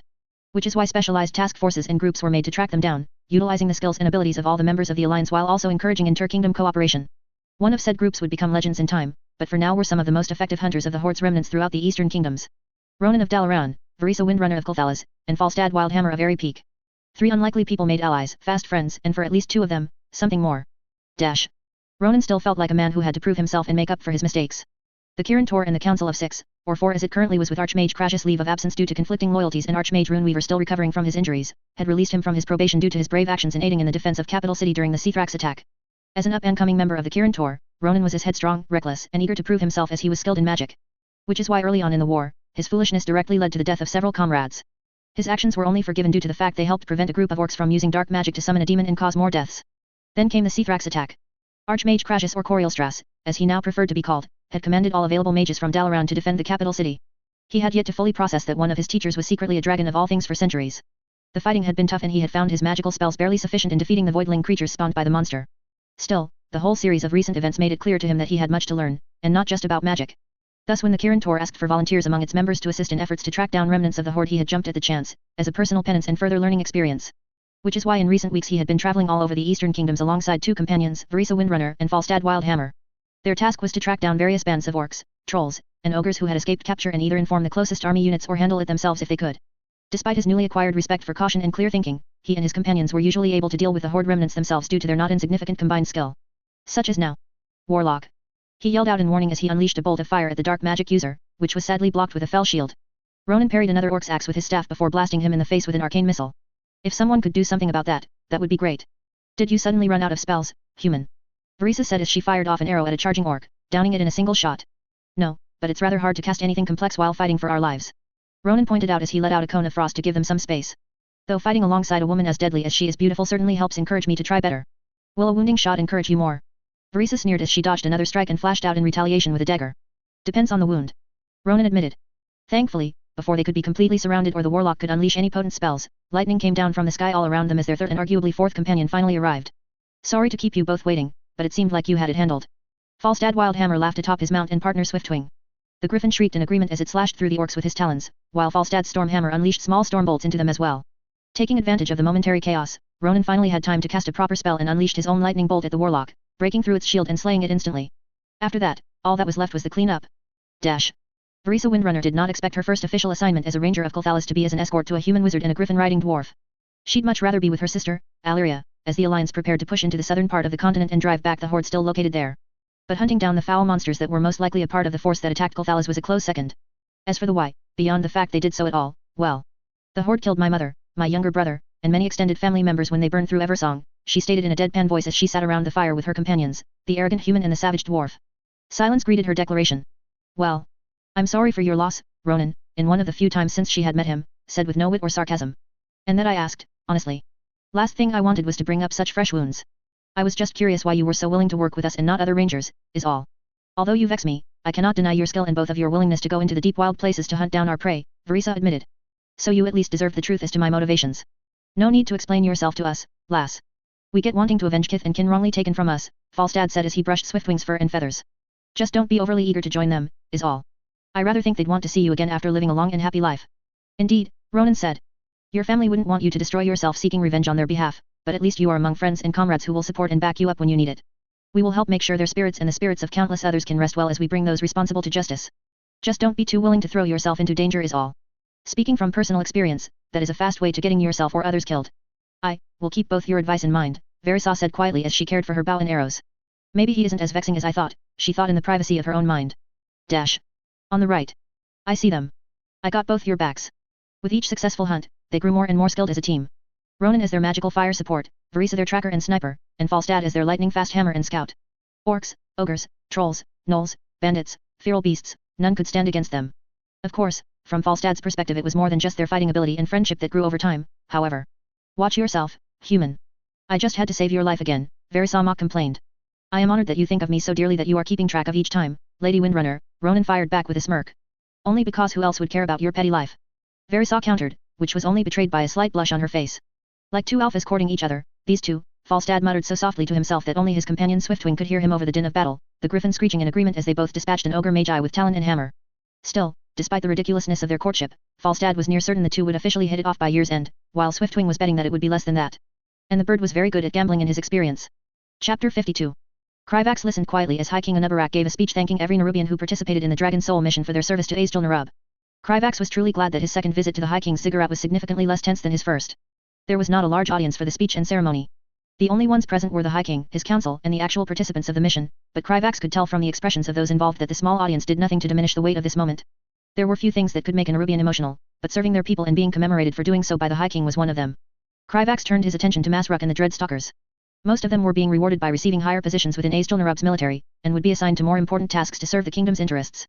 Azjol-Nerub would be restructuring its military and society in the coming years, and a large part of that would be making sure that it could secure its interests on the surface world. Kryvax had a feeling that these particular Dreadstalkers would be spending a lot more time on the surface. Kryvax had expected Masruk to be offered the opportunity to become a Spider Lord thanks to his role in destroying the Dragon Soul, but the procedures for ascension to Spider Lord were apparently more complicated. Unlike Viziers, who could take on a wide variety of roles within the circle of Viziers, the vast majority of Spider Lords were given important leadership and military positions within Nerubian society. Masruk would need to undergo rigorous physical training and education before he could become a Spider Lord. The High King had decided to allow Masruk to become a Dreadstalker and receive personal training from some of the kingdom's most experienced warriors. Masruk was ecstatic for the opportunity to become a more powerful warrior, and Kryvax was happy for him even if a part of him was disappointed. He hadn't really thought much about it, but Kryvax was aware about how much longer his lifespan was compared to that of a Nerubian below the highest castes. Kryvax highly doubted that old age would be the thing that killed either him or Masruk given how dangerous the future was, but it was still something that he kept in mind. As for everyone else in the group, Anubrican would be given his own division of warriors to teach how to wield the light, while both Haddix and Kryvax would also be receiving their own promotions. At least, that's what the High King had told him when Kryvax last spoke to him about the ongoing affairs in the Eastern Kingdoms. In a society like Azjol-Nerub, the reward for serving your people well was the privilege of being able to serve them better. The High King's speech was a relatively straightforward affair. He touched upon matters of duty, sacrifice, and the greater good of the kingdom. He presented them all with ceremonial sashes woven from Azjol-Nerub's most valuable silks to commemorate their excellent service. After that was done, High King Anubarak went on to announce everyone's promotions. Kryvax mostly checked out until the High King was about to announce the creation of their new group of light-wielding warriors. Azjol-Nerub has asked much of Anubrican over these past few centuries, and he has never faltered, said Anubarak, turning to address his fellow Spider Lord. No matter what we have asked of him, he has done everything in his power to see it done. When I sent him to the surface world with our delegation, it was with the expectation that he would protect them and seek to acquire new advantages for Azjol-Nerub. He has succeeded greatly beyond our projections. It has been made abundantly clear to us how useful the light can be to our kingdom, and we fully intend to make use of it. The High King paused as the light around Anubrican momentarily flared up, but smoothly continued after seeing that it was nothing to be concerned about. On this day, I announced the creation of a new military subdivision dedicated to training and deploying warriors trained in wielding the light, said High King Anubarak. This subdivision will be known as the Guardians of Nerub, and Anubrican shall be its leader. I have no doubt that he will serve this kingdom well in his new role, and turn the light into a powerful force to serve the interests of Azjol-Nerub. Kryvax glanced over to Anubrican as the High King revealed the name of Azjol-Nerub's new order of paladins. Anubrican bowed to the High King before speaking. Thank you, Your Majesty. I have grown to deeply believe in the light as a path forward for our people, and look forward to proving it to be true. High King Anubarak nodded toward his subordinate before turning next to Vizier Haddix. Despite our previous disagreements, there are few in Azjol-Nerub who know more about the Void or who have done more to protect our people against its threat than Vizier Haddix, said High King Anubarak, with only the slightest amount of reluctance in his voice.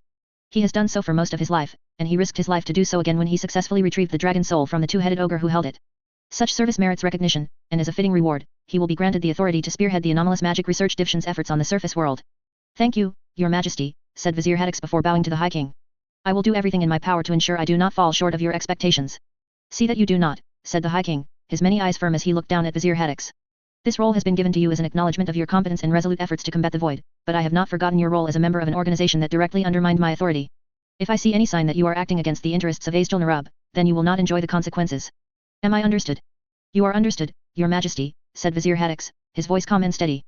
Good, said the High King before turning to Kryvax. In that case, we will move on to the final individual to be rewarded for their service today. Vizier Kryvax, in the few short years that you have been alive, you have already done much in the service of Azjol-Nerub. From forming a beneficial relationship with the Tusker to discovering multiple new continents that were previously unknown to us, and performing admirably in your role as a diplomat where other Nerubians many times your age would have likely done much worse. For this, and in recognition of your role in destroying the Dragon Soul, I intend to place you in a leading role for Azjol-Nerub's new organization of diplomats, the Foreign Outreach Division. Thank you, Your Majesty, said Kryvax, genuinely pleased and nervous with this development. It would make his life much easier now that he had genuine and significant political power. I won't disappoint you. I trust that you won't, said High King Anubarak. Despite your young age, you have done much for this kingdom and that has not gone unnoticed. The rest of the ceremony passed by quickly as the High King gave a closing speech about new responsibilities and faithfully serving Azjol-Nerub. Once it was done, everyone began to make their way out of the ziggurat and Kryvax made to do so as well until he was suddenly stopped by the High King. Stay behind, Vizier Kryvax. There are a few matters about the ongoing affairs of the surface world that I would like to speak with you about.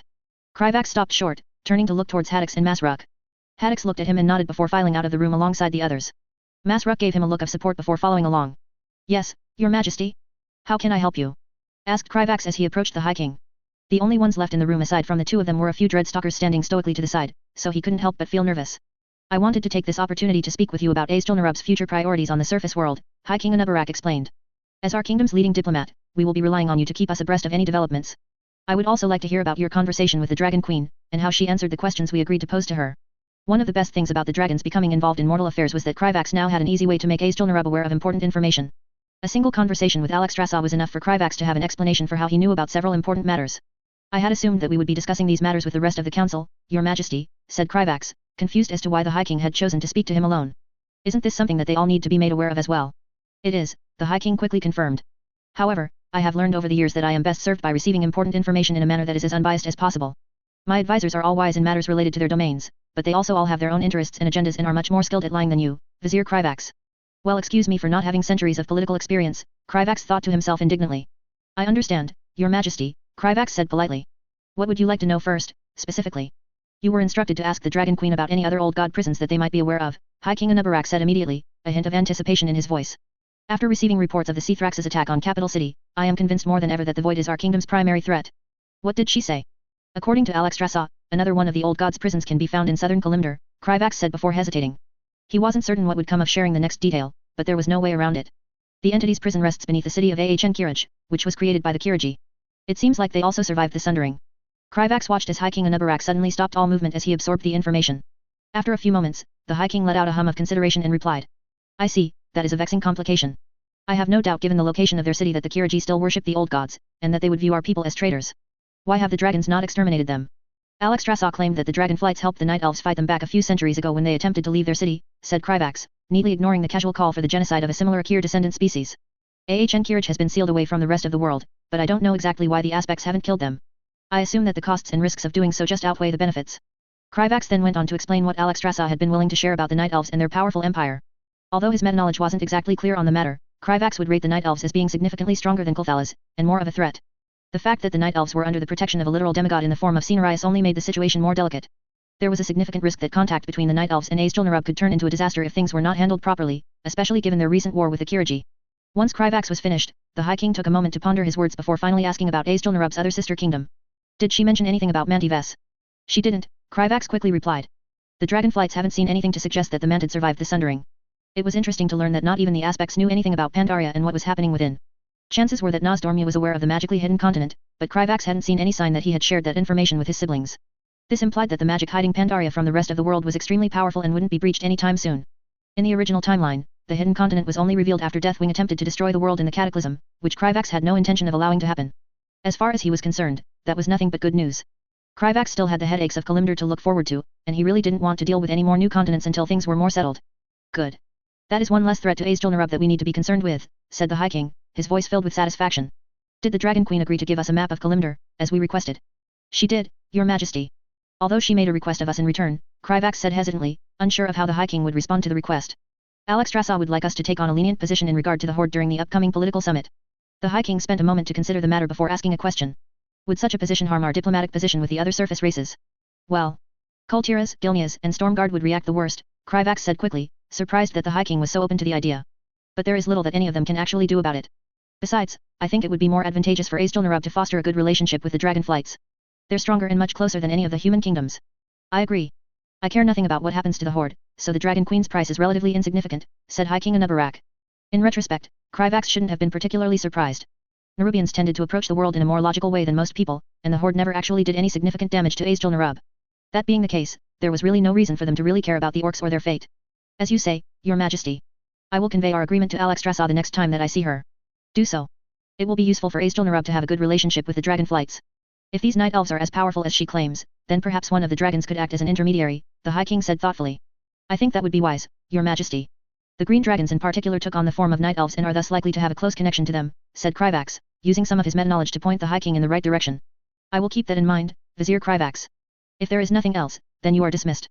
You have much work to do in preparing Azjol-Nerub to establish diplomatic contact with Ironforge and Nerubian, said High King Anubarak, dismissing him. It had been made clear to Kryvax during their last meeting that Azjol-Nerub placed a high value on Ironforge and Nerubian. Both nations would be closer to their primary settlement in the Eastern Kingdoms than any of the human nations aside from Stormwind. Aside from that, the Circle of Viziers was extremely interested in Dwarven and Gnomish technology. Actually, Your Majesty, there is one matter I would like to bring to your attention, said Kryvax, causing the High King to look at him with curiosity. After retrieving the map to Uldaman from his spatial bag, Kryvax handed it over to one of the nearby Dreadstalkers, who quickly examined it for malicious magic before presenting it to the High King. A project that I started with my authorized discretionary budget has managed to achieve something worthy of your attention. I hired goblins, those not aligned to the Horde, to search for any facilities resembling Uldur in the Eastern Kingdoms, using information given to me by the Explorers League about locations worthy of investigation. That got the High King's undivided attention, and he quickly controlled a skitterer to unroll the map and place it on a nearby desk. This potential facility is in Hosmodan. The High King asked idly as he continued to focus on the map. If that is the case, then your upcoming trip to Ironforge has become more important than ever, Vizier Kryvax. I expect you to make exploring this facility your first priority. Of course, Your Majesty. I intend to make contact with the Explorers League headquarters as soon as I arrive in the city, said Kryvax, pleased that everything was beginning to come together. Once the keeper inside Uldaman was discovered by the Explorers League, then it would be trivial to make sure the Dragonflights also learned of him. Since they should know that Archidas had the ability to open a path to Deepholm, the Aspects would be able to use him to finally finish off Deathwing. As Kryvax continued to discuss the matter with the High King, he found his mind drifting to how much better off Azeroth would be if his plan worked. A keeper who hadn't been either incapacitated or corrupted by the Void would solve so many problems that Kryvax had no way of dealing with by himself. After what happened to Capital City, Kryvax wasn't sure how he would handle it if his actions managed to cause another unexpected tragedy to occur, so he hoped desperately that his plans would work out. Zul'jin stumbled up the steps of the temple belonging to Jan'alai, the Dragonhawk LOA, doing his best to ignore the pain in his severed stump of an arm. It had been a little more than a week since he had escaped the tender treatment of the cursed elves, and there was still no sign of his limb beginning to regenerate. Zul'jin was filled with nothing but hatred as he thought of the damned elves, but he had to admit that they knew how to make a troll hurt. They'd chained him up to a stone pillar, taken out his eye, and carved into him with enchanted blades that caused more pain than they should have. The only way he'd been able to escape the chains was by cutting off his own arm with a discarded spear. Zul'jin assumed the cursed elf magic was why it wasn't coming back. He knew he'd be able to learn how to fight well enough with the one arm, but he wouldn't mind having back the other one so he could kill the elves more easily. The witch doctor had to use a whole lot of mojo to keep him from dropping dead once the raiding party managed to drag him back to Zul-Aman. It didn't help that every witch doctor was working themselves to the bone trying to heal all of their wounded. It wasn't much longer after he'd healed enough to get around on his own that the priests told him Jan'alai wanted to commune with him. Zul'jin respected the LOA as much as any other troll who knew what was good for them, but he wasn't happy about being called by one of them. The best way to deal with LOA, in Zul'jin's humble opinion, was to give them their sacrifices when they asked for them and do your best to not draw their attention. Halazai had eaten half a dozen of his priests over the past few years for angering him, and Zul'jin didn't want to end up the same way. He'd never had any business with Jan'alai, but he'd heard she was one of the more reasonable LOA.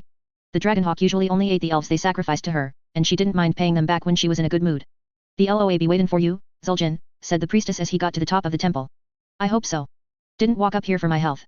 Zul'jin just nodded to the priest as he walked by. It wasn't wise to run your mouth at a LOA's priest when you were standing in their temple.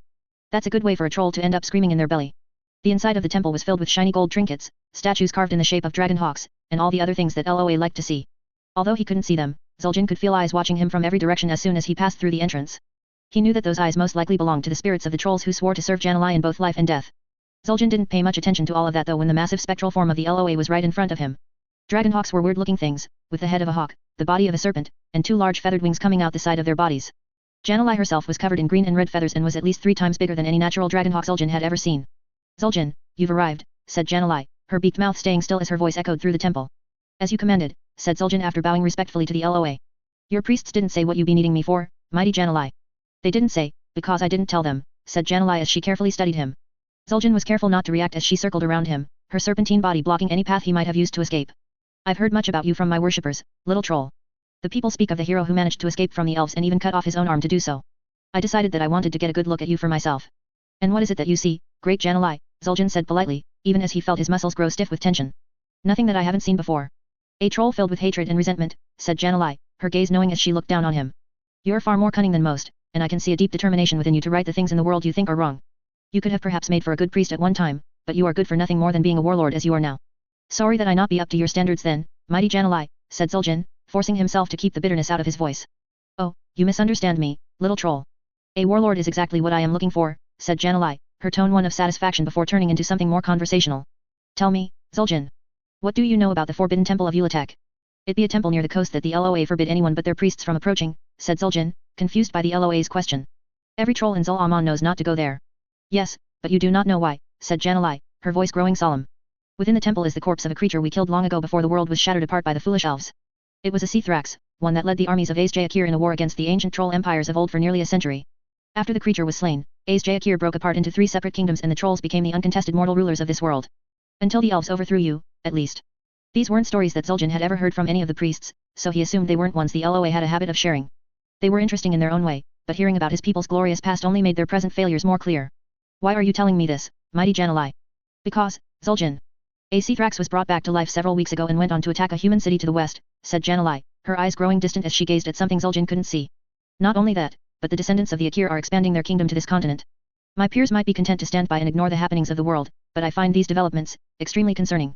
Had our Sithrax been the one to be brought back, I doubt I or any of Zulamon's LOA would have been able to stop it in our current state. Zul'jin was more than a little surprised at the LOA's words. He didn't know of anything powerful enough to take down one of LOA, much less all of them working together. What do you want me to be doing about it? I doubt I can help you fight off anything you can't handle on your own, great Jan'alai, Zul'jin said cautiously. Jan'alai drew closer to him, and Zul'jin was certain that he had her full and undivided attention. I have a plan to address this matter. However, it is not without risk and I require a mortal servant to enact my will on this world. Tell me. If I were to offer you my power, Zul'jin, what would you be willing to offer in return? Everything, Zul'jin immediately replied. If the LOA could give him enough power to protect his people and enact his vengeance against the elves, then there was nothing he wasn't willing to give. Excellent, little troll. I'm glad to see such conviction, said Jan'alai, pleased with his response. If you are truly willing to become my servant, Zul'jin, then prove yourself. Perform the LOA Balu and link yourself to me. If you do this, then I will reward you with enough power to accomplish what needs to be done. Hesitating for only a moment, Zul'jin grabbed the axe hanging from his waist and pointed the edge of it at his abdomen and lower back. Trolls were hardy folk and could regenerate a lot, but it was widely known that this part of the body was the safest to perform a LOA Balu. Zul'jin only winced a little as the edge of the axe cut into him and carved off a piece of meat to sacrifice to the LOA. Jan'alai said nothing and merely watched in anticipation until the LOA Balu was complete. Zul'jin made certain to catch the sacrifice before it could fall to the ground and then presented it to the LOA. As soon as the piece of meat disappeared into the LOA's enormous beak, Zul'jin could feel a strange connection form between him and Jan'alai. As Zul'jin attempted to adapt to the unexpected shift, he was suddenly engulfed by a powerful surge of energy coursing through the link and into his body. It felt rather similar to the time an elvish mage tried to burn him alive. Once it was finally over, Zul'jin came back to awareness to find himself on his hands and knees as he struggled to catch his breath.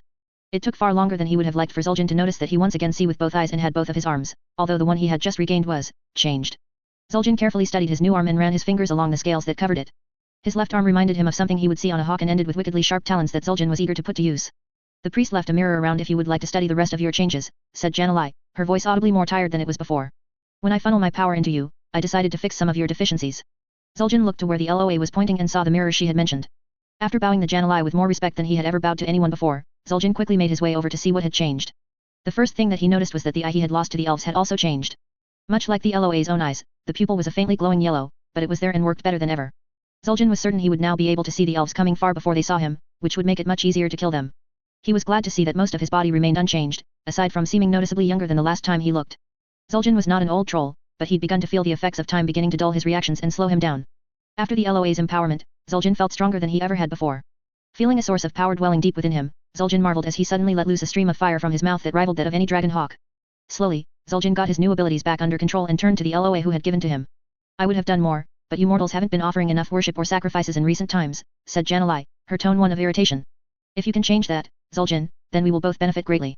Oh, you don't need to be worrying about that anymore, mighty Jan'alai, said Zul'jin, overjoyed as he basked in the power he had been given. I'll be bringing you all the power you need.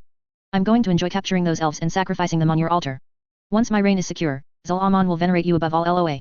That will have to wait until my peers are unable to stop us, little troll, Jan'alai said with amusement. Zul'jin wasn't surprised by the LOA's response. Although he wasn't a priest, he knew that the LOA often worked to undermine one another.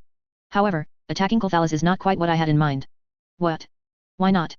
Zul'jin shouted in outrage, furious that the LOA would deny him the chance to use these powers to tear apart the elves. Almost instantly, Zul'jin once again found himself on his hands and knees as a massive sense of pressure seemed to force him to the ground and engulf his entire being. I would suggest you remember who you're talking to, Zul'jin, said Jan'alai as she loomed over him. Many times, trolls have tasted the slightest bit of power from a LOA and thought themselves stronger than they were. Don't think that you're important enough that you can shout at me. Of course, mighty Jan'alai, Zul'jin grit out between clenched teeth. He hated being forced into such a humiliating position, but there was little he could do against the LOA. I apologize. I simply forgot myself in my excitement. Jan'alai allowed the pressure to remain for a few more moments before suddenly retracting it. Good. Don't worry, little troll. I've lived long enough to have learned that mortals like you occasionally need to be reminded where they stand. It is something that I've grown used to. Zul'jin wasn't sure how the LOA wanted him to respond to that, so he simply clenched his fist and moved on from the subject. Great one, why shouldn't we wage war on those cursed elves? Wouldn't this power allow me to capture more of them to sacrifice in your name? Zul'jin asked once he had calmed down. Why do you think this war would be any more successful than your others, mortal? Jan'alai asked pointedly, a note of contempt creeping into her voice. Not only are the elves currently well prepared for war, but they would also receive the aid of the human kingdoms as well. After you chose to ally with the Horde, Zul-Aman would be lucky if it didn't find itself fighting every other nation on this continent. Besides, if all it took for you trolls to defeat the elves was a small empowerment, your people wouldn't have lost most of their land. The LOA's words hurt like a knife to the belly, and Zul'jin felt bitterness boil up within him at the damned elves, the humans, and his people's inability to defeat them. I can feel your resentment, little troll. Zul-Aman has been trapped in a bitter cycle for many centuries, Jan'alai said knowingly. You trolls lose a war, which means you don't have any elves to sacrifice, which then leads to us LOA not having enough power to aid you. Your worship lessens and Zul-Aman grows weaker. Then you lose the next war and the cycle repeats. This cannot go on, Zul'jin, or it won't be long before any of us have a place left in this world. Zul'jin knew the LOA's words to be true because he had seen it his entire life. Constantly, they fought the elves and humans, yet their territory continued to shrink no matter how hard they fought. If it wasn't for the LOA then he knew without a doubt that his people would have already been exterminated by the elves. Then what do you want me to do, mighty Jan'alai? Asked Zul'jin, hoping the LOA would truly have a plan to pull them off of this path. You will go south, mortal, Jan'alai said firmly. The Guru Bashi have remained splintered ever since Zandalar prevented them from summoning Hawker, and their LOA have grown weak as their worshippers grow lesser in number. There is much power there waiting to be claimed, and many trolls who are willing to fall under the service of a powerful warlord. While the alliance enjoys its peace and continues to further its cooperation with the descendants of the Akir, we must use this time to grow strong, Zul'jin. Peace will not last forever. This won't be easy, Zul'jin said after a moment. The Guru Bashi ain't used to taking orders from outsiders, and their LOA aren't going to like me in their territory. If those LOA aren't willing to cooperate, then we will just have to find a way to kill them and add their power to my own, Jan'alai said carelessly, even as a shimmer of greed flashed through her eyes. You might even prefer it that way, mortal. After all, you more than anyone else will benefit from my strength increasing. Zul'jin thought about it and imagined what he could do if he became even more powerful as the LOA said. Slowly, a smile grew on his face as Zul'jin pictured elves being torn apart by his new talents or being burned to ashes by his fiery breath. You be right, mighty Jan'alai. I think I might prefer it that way. Chapter 53. The private audience with King Magni was not nearly as nerve-wracking as Trixie thought it would be. It was mainly just to get Malzi's and her personal thoughts on Azjol-Nerub and the Nerubians as a whole before he publicly met Kryvax in front of the Senate and other important dwarves. Both of them had spoken honestly to the king. They had told King Magni about how the kingdom was powerful and its people a little standoffish but good at heart. Considering the aid they provided the alliance during the war with the Horde, the Nerubians were practically unofficial members themselves now. While most Nerubians weren't easy to connect with, Kryvax, Anubrikan, and Masruk had all eventually opened up to her. It was easiest to think of them kind of like the High Elves, only less dickish. She was proud to say she got a laugh out of the king at that. After assuring them both that he trusted the Nerubians and that he just wanted to know the personal experiences of his kin when dealing with them, King Magni informed the guards to allow Kryvax into the throne room. From there it was the usual flowery introductions, ceremonial gift-giving, and then followed by a small meet and greet with the upper class of Ironforge. Malzi helped introduce Kryvax to the most important folk. Thane Muraden Bronzebeard, the king's own brother, talked to the Nerubians about leading the Ironforge's warriors to join the Alliance army's march south. Malzi's father, a senator, was very interested in the economic benefits Azjol-Nerub might provide Ironforge in the future after a solid trade deal with the Senate had been hashed out. Even Princess Moira Bronzebeard, the heir to the throne of Ironforge, had joined the gathering. Trixie did notice that Kryvax seemed to freeze up with shock at the sight of the princess before he quickly returned to normal. She could understand his reaction given that the dwarves of Ironforge were pretty patriarchal in general. Kryvax had probably done some research beforehand, so the idea of a female heir had likely thrown him for a loop. Trixie found it pretty stupid herself since it shouldn't matter what was between the legs of the person, only what they could do. That was how gnomes did it after all. From the rumors she heard back home, King Magni loved his daughter and supported her as his heir, but he would have preferred to have had a son. The king apparently didn't think a woman could rule as well as a man. Unfortunately, that was something his daughter was certainly aware of. That had to be hard to deal with. Trixie was glad her family drama was so much tamer in comparison. If it wasn't for her boss, Bran himself, tagging along the meet and greet session would have been pretty boring. The boss though had this energy about him that had him excited and distracted throughout the whole thing. When she asked about it, he only said it was gonna be a surprise once it was all set up and swore Kryvax to secrecy in front of her. Leaving her out of plans and hijacking her friend. How rude. She should complain to management about this abuse of power. Her silly thoughts aside, Bran only got this way when he was planning a big expedition. Trixie was sure that he had talked to Kryvax about a trip to Northrend or something after the mess with the remains of the Horde was dealt with. She was going to make sure that she and Malzi were sure to be included in the expedition. But that was for later. After all the boring stuff, Bran took Kryvax and the Nerubian delegation on a tour of Ironforge. The tour turned out to be a very detailed one as Bran excitedly talked about every district, led the Nerubians to his favorite shops, and showed the various artifacts in the Hall of Explorers. Once the tour was finally over, it was time for the fun stuff. To Gnome Regan. Trixie said dramatically as she and Kryvax bid farewell to Bran and Malzi. Trixie felt excited as she led the spider folk to the main tunnel that led directly to her hometown. How long do we have to walk to reach the city through the tunnel? Kryvax asked curiously and reached into his spatial bag for some stamina potions. PSSST, walk nothing. We're traveling in style. Trixie said as they entered the train depot and showed off their transport. Say hello to the Gnome Regan Express. At her words, the gleaming steam locomotive, a marvel of steam technology, let loose an ear-piercing whistle. This baby will turn what would be hours of marching underground into a smooth and comfortable ride there in less than 20 minutes. Trixie proudly declared. Astounding, Kryvax said as he studied the train with a thoughtful expression. Do you mind if I ask questions about it during the trip? So long as you are ready for me to talk your ear off. Trixie replied with a smile. After all, what honest gnome didn't like tinker talk? Dash. And that's how all the excess smoke exhaust is safely pumped out of the tunnel to avoid buildup, Trixie finished explaining as she and her party disembarked from the train and onto Namarigan's own train station. Very interesting and inventive, Kryvax replied as they stopped before a rare group of armed gnomes with a very important person leading them. Greetings outsiders, and welcome to Gnomeragan, the most advanced city in the world. I am Sicko Thermoplug, advisor to the High Tinker, and I will be your escort to the Tinker's Court. Once again Trixie noticed that Kryvax stopped short and examined Sicko Thermoplug with surprise. She honestly couldn't blame him, the Vice High Tinker was a big deal after all. Greetings Tinker Thermoplug, you honor us by personally coming to receive us, Kryvax said politely and made a slight bow. No need to be too formal, Kryvax. We aren't as gruff as the dwarves after all, Trixie nudged him in the side to get him to relax. It's only right to give proper deference towards one of the leaders of another nation, Trixie, Kryvax returned before turning to Sicko. I'm sure the Tinker Thermoplug has a great deal more important things to do than escort us after all. Indeed, but the High Tinker asked and therefore I'm obligated to do so, Sicko shrugged. My time is valuable though so I hope we can get this done sooner rather than later. Ah, come on. I really wanted to give Kryvax the grand tour. And the court is all the way on the lowest level. Trixie complained much to Sicko Thermoplug's annoyance. I'm sure we can do the tour after the meeting is over. Kryvax quickly said to Trixie while looking at Sicko. That way Tinker Thermoplug here doesn't have to escort us longer than necessary. Finn, Trixie grumbled. I'll hold you to it. Then if you would please follow me, Sicko said as they began their trek through the city and towards the Tinker's Court. Seriously, why did they have to be stuck with a stick in the mud like Sicko of all people? Dash. The Tinker's Court, located deep within Gnomeragan, was a large circular metal chamber lit up with spotlights and surrounded by large metal busts of old gnomish kings and high tinkers gazing down upon their descendants. It was less a throne room like an iron forge, since her people have had no kings in centuries, and more a gathering place for all the highly ranked tinkers in Gnomeragan to come together to talk, swap ideas, and do the boring stuff of governance. Trixie was pretty sure they did as little of the latter as possible, since gnome society was pretty hands-off on most things unless it negatively impacted others. For example, the Office of Quality Control made sure all new inventions and creations met a certain threshold of quality and safety in their blueprints before manufacturing. Last thing anyone wanted was some young gnome rushing things like a goblin and blowing themselves up with their creation randomly, especially if it wasn't even designed to explode. Otherwise, the government left most gnomes free to come up with any design they wanted to work on. Anyway, it was a pretty impressive place and naturally where Kryvax was guided to officially meet the High Tinker. I am honored to give to you a tapestry woven by some of our best weavers, Kryvax said as he handed the folded-up gift to High Tinker Jelbin Mekatork who, as with most things he did, accepted it with a smile. Heck, he even unfolded the thing and had a few aids pull it taut to reveal the Vizier Technology Division symbol beautifully woven on it. Haha. Very well made. I dare say our automatic looms would need quite a few upgrades to possibly compete with this. Jelbin laughed as he folded the tapestry back up and put it to the side. Trixie couldn't help but laugh since she just knew that would just energize the tinkers who made said looms to improve them. In return, I give to you an invention of my own personal design. The suck cannon. Jelbin said with excitement bringing out an odd device. Kryvax in turn graciously accepted the suck cannon stamped with the icon of technology. Trixie chuckled at his look of confusion at the ovoid-shaped object with a vacuum muzzle at the end and a handlebar at its back with a tube leading to the main mechanism. I worked on this prototype myself. It can vacuum up anything and then shoot it back out with a boom, Jelbin proudly announced. You see that dent there? I used the suck cannon on my half-eaten sandwich by mistake and launched it at the wall. I'm impressive, Kryvax said as he examined the device gingerly. Whether it's cleaning up around the house or the battlefield this baby can suck up the worst of it and shoot right back out. Jelbin said as he happily demonstrated the device, sucking up a whole cartful of scrap that was dumped onto the floor by another gnome. Then they watched as Jelbin fired off the scrape at some makeshift targets, tearing them to pieces. She wanted one. She wanted one so bad. I'm sure my people will find a great use for it, Kryvax said as he carefully put the device in his bag. Be sure to send me your thoughts as you use it since no device is perfect and upgrading an invention is even more fun than just building it. Jelbin said with a laugh. Of course, and I'm sure my people would love to learn more about your technology in general, Kryvax said. They were all very impressed at the toys Trixie traded with the Tusker along with her usage of the shrink ray in battles with the Horde. It's not often that we find ourselves lacking knowledge in certain fields of science after all.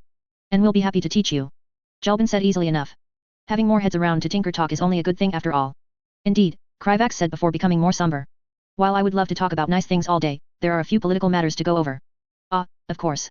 Nasty business but business nonetheless, Jelbin said with markedly less cheer but still in good spirits. We can do that in private later though. I hear one of our own has wanted to give you a tour of our great city. Mind if I tag along? Your guards can wait right here. You bet. Trixie answered for Kryvax. After all, who would turn down the High Tinker of all people?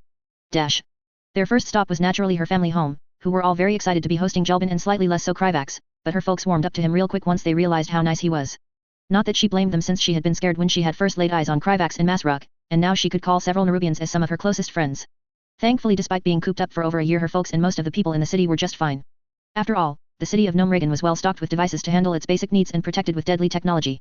It said something that assaulting Ironforge was easier for the Horde than attacking Gnomeragan. People were still cleaning up the stains off the front gate last Trixie heard. Only the combat tinkers and flying scouts suffered at all during the siege with the Horde. Things hadn't been easy for them, but Trixie knew that it could have been much worse. She had seen what the Horde had done to countless human, wild-hammered dwarf, and even elf settlements they passed through after all. The point was her family was safe and in good spirits now that the fighting was over. And after over a year of worrying about them, so was Trixie. She did go to her room to have a good cry as the relief and bottled up emotions came pouring out when no one was looking. Trixie's dad had found her when he went to check on her and simply hugged her until she calmed down. Man, that was embarrassing. Thank goodness Kryvax and the High Tinker didn't see it and just thought she had gone to the bathroom for a long time. When she had come back, her younger siblings were attempting to reenact her stories of fighting with a Nerubian by clambering onto Kryvax's abdomen and waving wrenches in the air. He took it in good cheer while her parents and Giblin were laughing madly at the children's antics. After visiting her folks, Trixie was happy and proud to show off her alma mater, Gearshaft University. Trixie was pretty sure the school was happier to see their more famous student, the High Tinker, though. Still, Kryvax found the center of learning quite impressive judging by his darting many-eyed gaze. He kept saying how such a place could easily compete with Vizier Ziggurats of Azjol-Nerub, although he did admit the school was quite a bit noisier than said Ziggurats. As it should be in Trixie's humble opinion. Engineering and science was not and should never be a quiet thing in her mind. Once they got over their nervousness with the new tall spiderfolk, the students and educators of Gearshaft were happy to pester Kryvax about his kingdom, people, and advances such an ancient kingdom must have made over the millennia. Kryvax did his best to try and answer all the countless questions, but Trixie eventually had to go in and save him, much to his relief. In the end, High Tinker Giblin and Kryvax made it clear that in time Azjol-Nerub's viziers from the Technology Research Division would visit Nerubian and vice versa so everyone could exchange ideas and go through each other's troves of knowledge. Trixie wondered how Nerubians would find gnomish education. While they were hanging out at the university, checking out the classes, and examining the numerous projects, Kryvax seemed very interested in the various mechs and vehicles. One student apparently was inspired by Kryvax's well-made natural design and brought out their own personal project they had started working on. Apparently, the project had originally started with a leg pack that mimicked spider legs, based on the study of giant spiders native to the Eastern Kingdoms. After hearing about the Nerubians' exploits against the Horde and Kryvax's visit, said student had been inspired to complete the design. From there Kryvax was challenged to a race on the walls and even the ceiling with the gnome student on his leg pack, which he gladly humored. In the end, Kryvax ended up having to save the fool when his invention malfunctioned while totally upside down. Still, it was a learning experience about rushing designs and prototypes. The malfunction seemed to encourage him to perfect the design more and challenge Kryvax again to another race in the future. Kryvax even admitted that if his duties didn't take up the vast majority of his time he would be very much tempted to take classes at Gearshaft like he did in Dalaran to learn about their technology in general. She thought he was crazy to argue that the gnome technology was magi tech. Gnomish technology just being magic in a different form? Crazy talk. After the university, it was off to see the rest of the city. Trixie was glad to see that she could show off all that was great about the city, largely untouched by the war. All of it seemed to interest Kryvax, though he seemed a little nervous at times at all the steam, arcing electricity, large moving gears, and other things that made up her home. It was all perfectly safe so long as you knew where you were stepping. It feels like no matter where we go, we are just in another part a giant machine of some kind, Kryvax noted as they watched as a flying machine landed and was stowed back into the launch bay where most vehicles were kept. It isn't one big machine, is it? Gnomeregan can't just get up and walk around, can it? Oh my, no. Though now that you mention the idea. Jelbin got an inspired look in his eye. That was mainly a joke, Kryvax deadpanned. And we might just take it as a challenge. Trixie responded. I mean, maybe not the whole city, but maybe make each piece its own mobile system. And they could reconfigure and rearrange themselves on their own. Jelbin picked up on what she was thinking. Maybe a linked power system that connects wirelessly with the city's generators. Have to keep in mind logistics so each one would have to be self-sufficient and have their own resource-gathering abilities. Could make them all-terrain so they can travel around the land, sea, and maybe even fly. I feel like I might have started something both terrifying and amazing here, Kryvax muttered to himself, while Trixie and Jelbin started really tinker-talking and mentally designing Mechanomeregan. Sure, it likely wouldn't actually result in anything. Gnomeregan had whole vaults full of designs and blueprints of things that never even got to the prototyping stage, because they were too complex, resource-heavy, or faced a million other roadblocks. But that was part of the fun, dangit. I'm sure the ambassador eventually assigned here to Gnomeregan will fit right in once I find one who is as excited by technology as the rest of your people, Kryvax eventually said. More than a few divisions will likely volunteer people for a chance to learn amongst you. We'll welcome them with open arms. More friends is always a good thing after all, Giblin said with a smile. After all, becoming friends with you in that Tusker village led to you and your people helping save ours. Who knows what would have happened if we had never met, Trixie pointed out. I'm sure you would have managed well without us. Kryvax started, but Trixie wasn't having any of it. Or maybe we'd have been much worse off. Don't sell yourself short, Kryvax. I don't regret at all meeting you not so long ago, and I would hope you don't either, Trixie said with a stern face. Of course not. Thanks, Trixie, Kryvax said with a nod. Now, what is that I hear about Robot Fight Night? He asked curiously. Oh, you're in for a treat. Jelbin stated, leading them towards a loud arena in the corner of the city. Welcome to the wonders of the magical sport of custom-made robots beating the bolts out of each other. Which led to Trixie watching Kryvax dodging gears and springs as they flew through the air in the arena. She needed to teach him how to catch them. How else was he supposed to get souvenirs? Chapter 54. In a conference room that had been prepared by the Kirin Tor, some of the most powerful individuals in Azeroth had gathered to decide what should be done with nearly 1 million sapient beings. The representatives from each relevant nation or organization sat around a massive circular table. The general mood was solemn as they waited for the delegation from Gnomeregan to arrive. All of them knew that the upcoming discussion would be a contentious one, and would have a significant effect on the political landscape. Kryvax couldn't help but note that this wasn't his first time being at the center of an event that would be written about by historians. Only a few weeks ago, he received an interview request from one of Dalaran's scholars to talk about his first meeting with the Explorers League in Moaki Harbor. Kryvax had also been a part of the Nerubian delegation's first meeting with the Council of Seven Nations, another event that people would be talking about for a long time to come. That meeting had set the stage for Azjol-Nerub's future relations with the Eastern Kingdoms. Kryvax believed that the ongoing political summit could be just as influential on Azeroth's future as either of those examples. Alexstrasza's presence had already removed any possibility that the orcs would be wholesale slaughtered, but Kryvax knew that how they were dealt with would have enormous consequences. In the original timeline, the orcs were sectioned away into internment camps and left to rot as they suffered the effects of fell withdrawal. They became increasingly aloof and lethargic, and the Alliance had gladly used their docile behavior to keep the orcs contained. The security around the internment camps inevitably grew lax, which eventually led to an event that would ensure the reformation of the Horde under a new Warcraft. Thrall, the first orc to reconnect with his people's shamanist roots since Gul'dan corruption of the Horde, would use his new abilities to free the orcs of their lethargy and break them out of the internment camps. He would lead his people across the sea to Kalimdor, forge alliances with several other races, and reform the Horde as a power that could face off against the Alliance on equal footing. Of course, there were many more important details to that story, but that was essentially what had happened in the original timeline. It was also a future that Kryvax intended to do everything he could to prevent. While conflict might make Azeroth strong, Kryvax had to believe that there was a better way of preparing the world than dooming it to a state of constant war. Given the animosities already formed, it was extremely unlikely that the Alliance and a newly formed Horde would be able to coexist in peace. If Kryvax wanted to successfully prevent that kind of future, there were several different things that he could do. The most straightforward plan was to rescue Thrall from his slave owner and ensure he never grew to be the Warcraft of the Horde. With only a few bags of gold, Kryvax had been able to find a goblin sneaky enough to confirm that Thrall was currently in the custody of Idela's Blackmoor. It would be a relatively simple matter for him to rescue the young orc, but he decided to wait until after the Alliance decided what to do with the remainder of the Horde. Still, even if Thrall wasn't the one to free the Horde, there was no doubt that just leaving the orcs in the internment camps was a disaster waiting to happen. Kryvax's ultimate goal was to rehabilitate the Horde into people who could live peacefully with the rest of the world and help protect Azeroth, but that was easier said than done. Regardless of his goals, the people of the Eastern Kingdoms didn't intend to forgive the Horde for the many atrocities they committed during their invasion. Fortunately, Kryvax had a few prospective allies in his goal of turning the Horde from monsters into responsible denizens of Azeroth. Kryvax glanced to the side and studied the figure of High King Anubarak, who was currently away from Northrend for the first time in his centuries of life. Alexstrasza had paid for the cooperation of Azjol-Nerub with a map of Kalimdor, but the High King truly didn't care what happened to the Horde. It didn't matter to him if Horde was killed, enslaved, or welcomed with open arms. As long as they weren't serving the old gods, threatening Azjol-Nerub, or settling on Northrend, the Horde simply wasn't their problem. The only reason that the High King was even attending this summit was due to diplomatic necessity, and because it gave him the chance to evaluate his fellow rulers. Kryvax suspected that King Anastarian Sun's Tritor, ruler of the High Elves of Kulthalas, was also here for similar reasons. When he had first seen the High Elf, Kryvax was surprised that the man actually showed signs of aging, which was not something he was used to seeing from perennially ageless beings. Despite this, the ancient king seemed to move with supernatural grace, and his gaze reminded Kryvax of the many other time-worn beings that he had met so far. Beings such as Alexstrasza, who was simultaneously the most powerful person in the room and also the most unpopular. Everyone understood that the Dragon Queen would be pushing for leniency toward the Horde, and nobody liked her for it. Kryvax dearly hoped that Alexstrasza wouldn't push her agenda too forcefully. It was one thing for the Alliance to reluctantly reach a particular conclusion on their own, and something else entirely when an absurdly powerful being forced it on them. The only other group that clearly favored leniency was the Church of the Holy Light, which was pretty much obligated to push for rehabilitation by its religious ideology. Gnomregan, Lordaeron, and Dalaran were all on the fence to various degrees, but pretty much everyone else would prefer that the Horde be exterminated.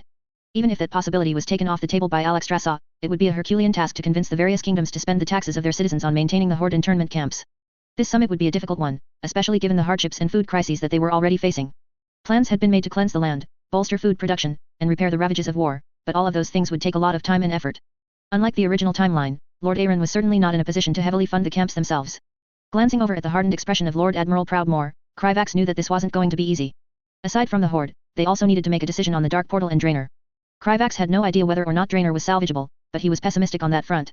Still, the Dragonflights would probably have a better understanding of where things stood given that they'd already had enough time to learn more about the situation.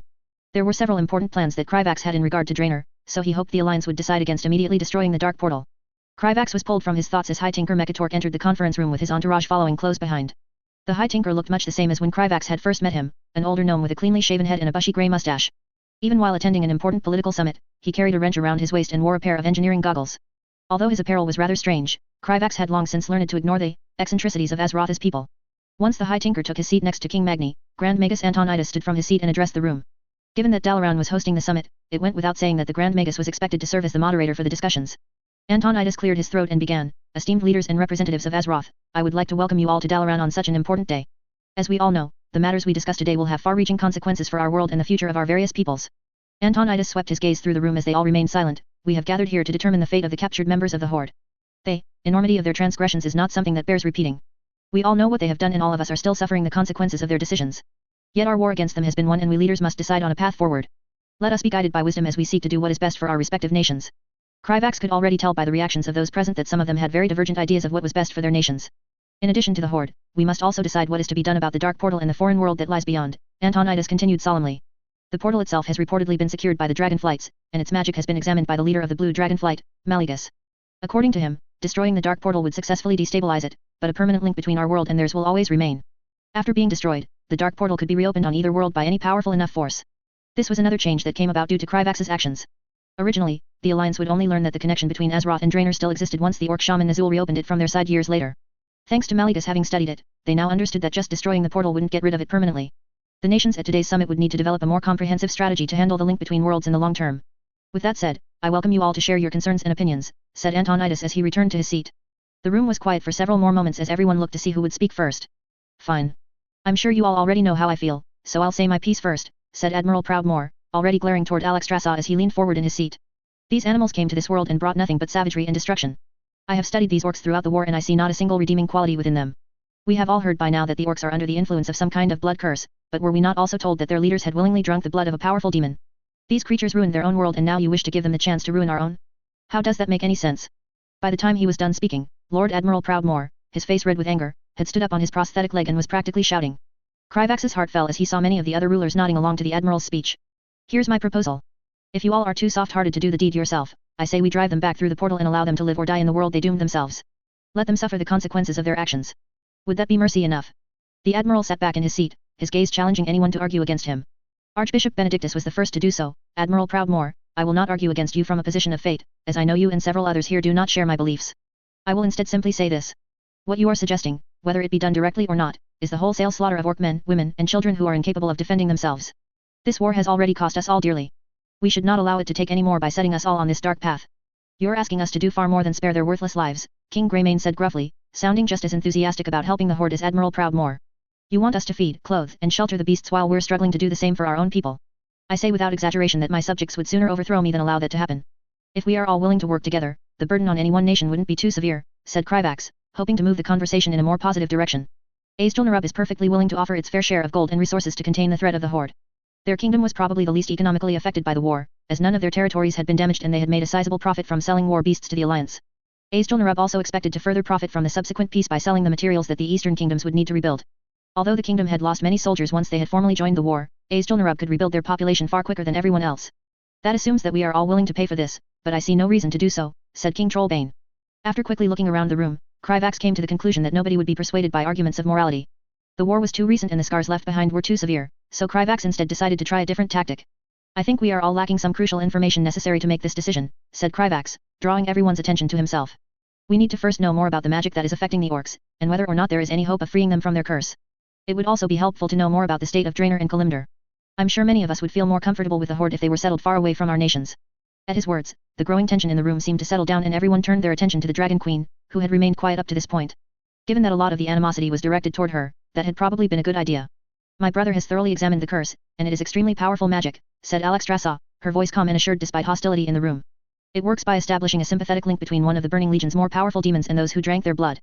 There are only two methods of breaking the curse that we are currently aware of.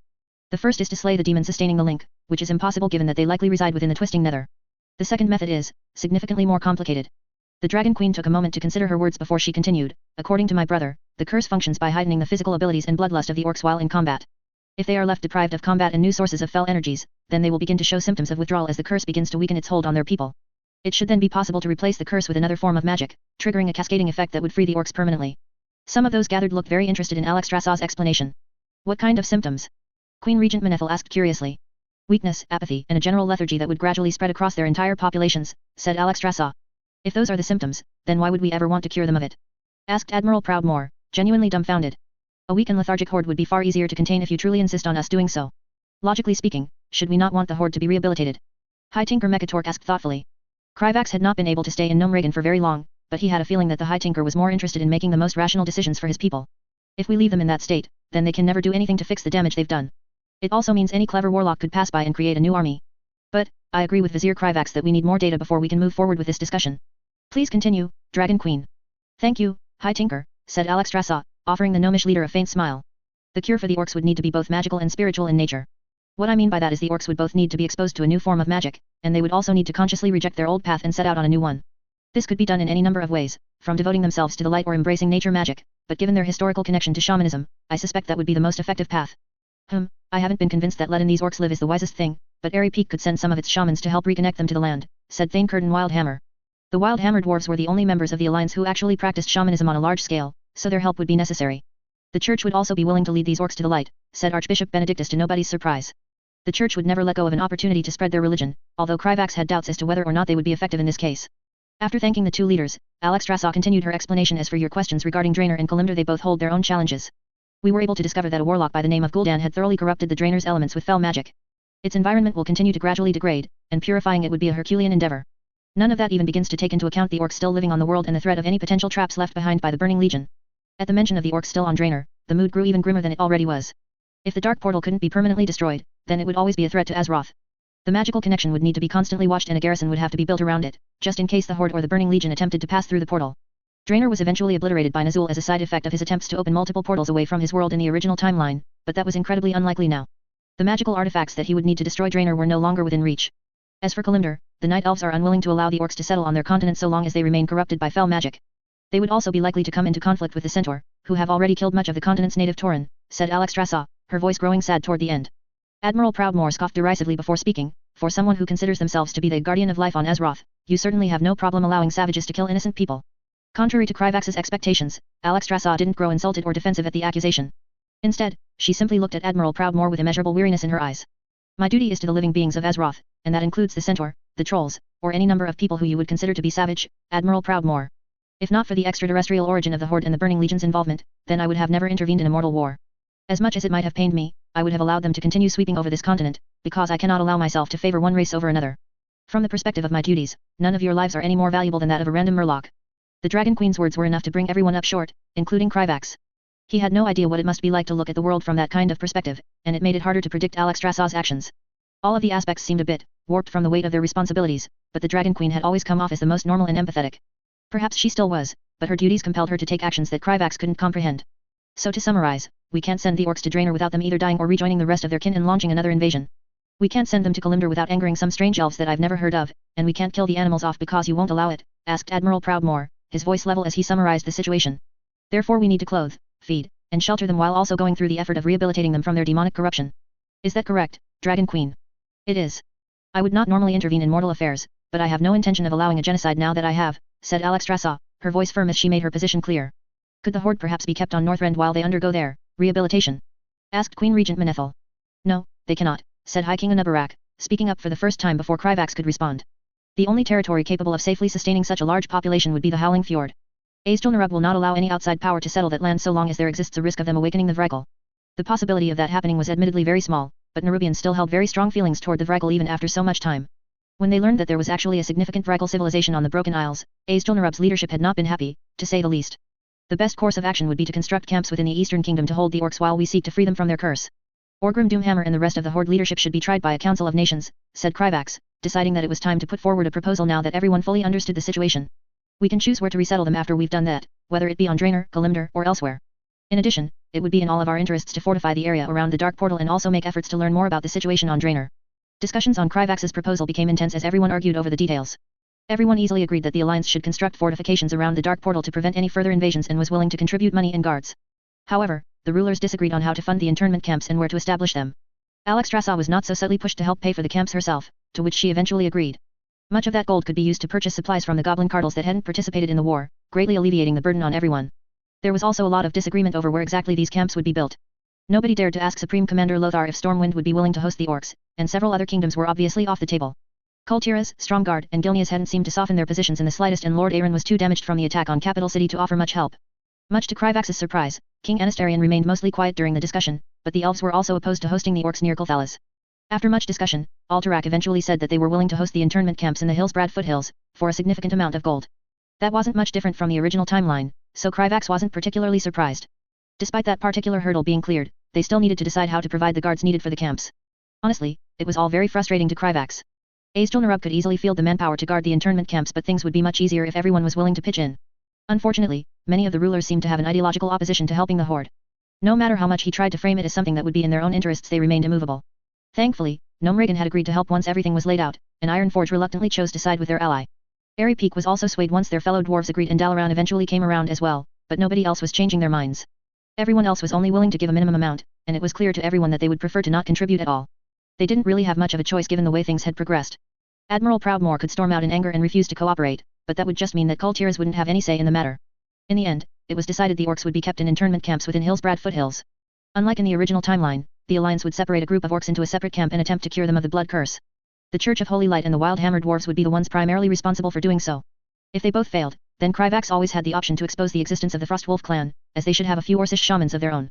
Once that separate group was successfully cured, a subsequent discussion could be had about curing the rest of the Horde and resettling them somewhere else.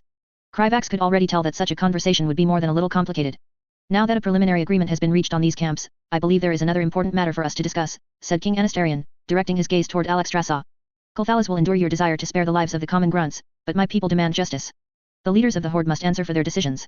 Trials must be arranged for the Horde leadership and any individual orc identified by the survivors of their massacres, Kryvax readily agreed. If someone was able to find the specific orc that killed their family members, then there was no reason to deny them justice. He knew that people would need someone to point their anger toward if they were ever going to tolerate the rest of the Horde, and frankly, Kryvax felt the same. Any trial would be little more than a way to document all of their crimes before executing them, but Kryvax couldn't muster the will to be concerned about treating the orc leadership fairly. Originally, Orgrim Doomhammer and many of the other chieftains had either escaped or died in battle. Kryvax hoped that the public spectacle of putting them on trial and executing them would help people find closure. The summit would last for several more days as they went over the minute details, but Kryvax was fairly satisfied with how things were going. As long as a new hostile horde wasn't allowed to be recreated, Azeroth would truly be on the path to solving many of its future problems by the time he returned from Uldaman. Assuming that everything went to plan, of course. Chapter 55. You know, I wasn't quite expecting this much walking, said Kryvax as he chugged down another stamina potion and recast the ward protecting him and his guards from the desert heat of the Badlands.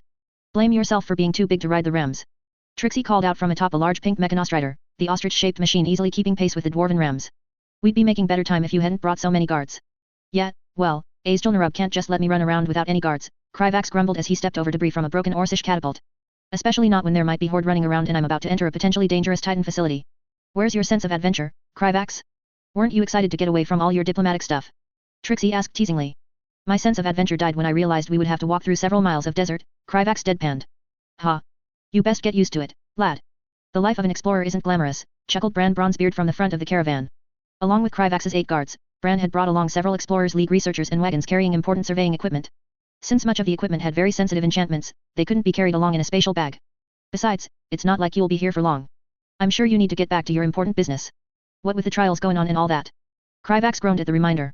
The summit had lasted an entire week as they hashed out the details of their agreements and the so-called Dalaran trials began.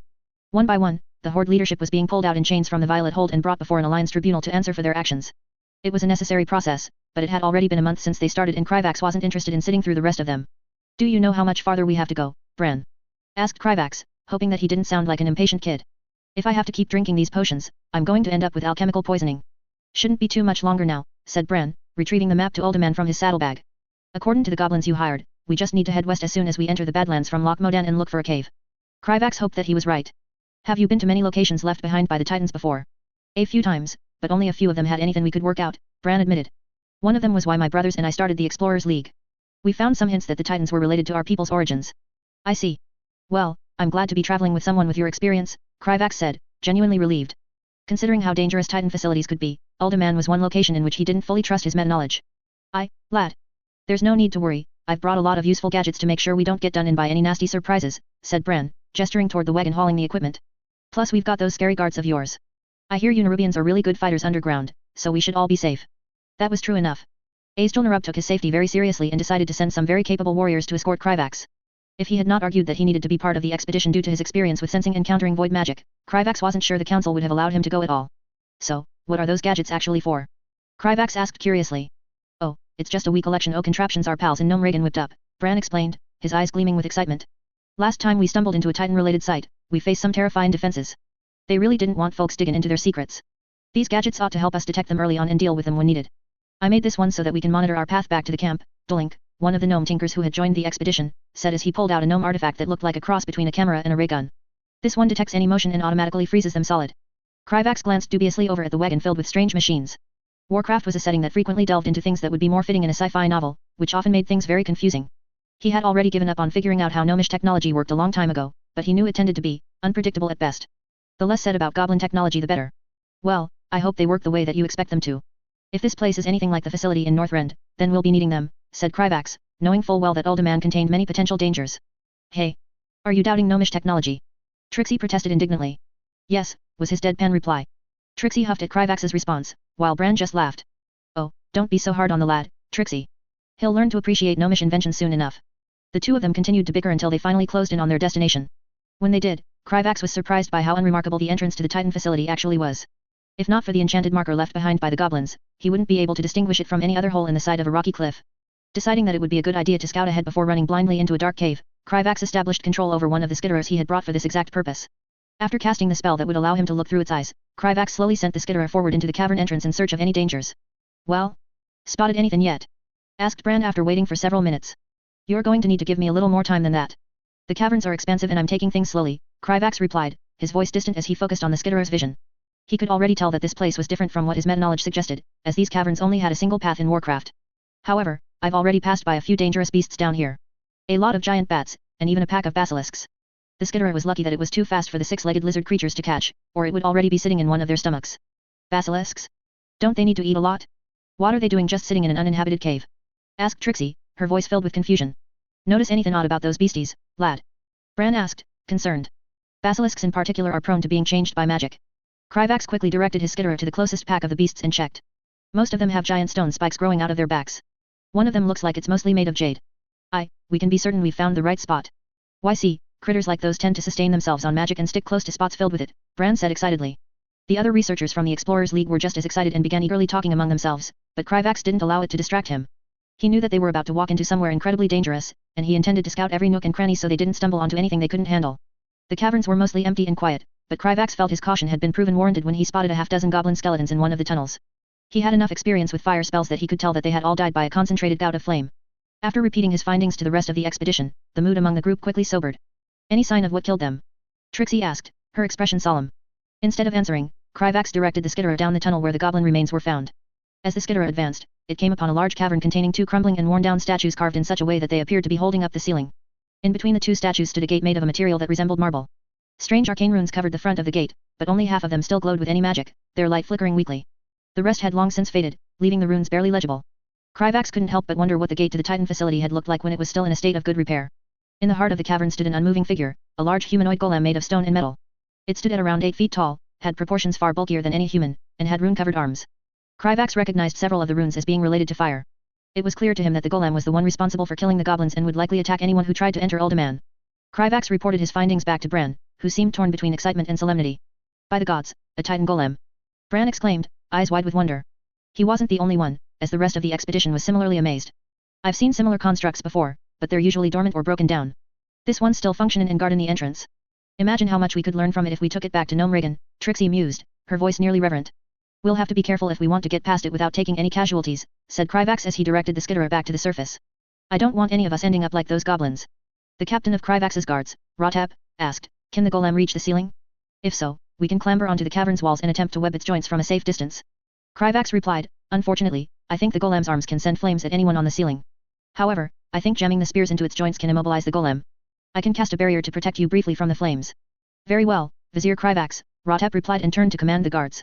We could probably deactivate it with some of our gadgets, but we should probably save them for the gate and the rest of the place.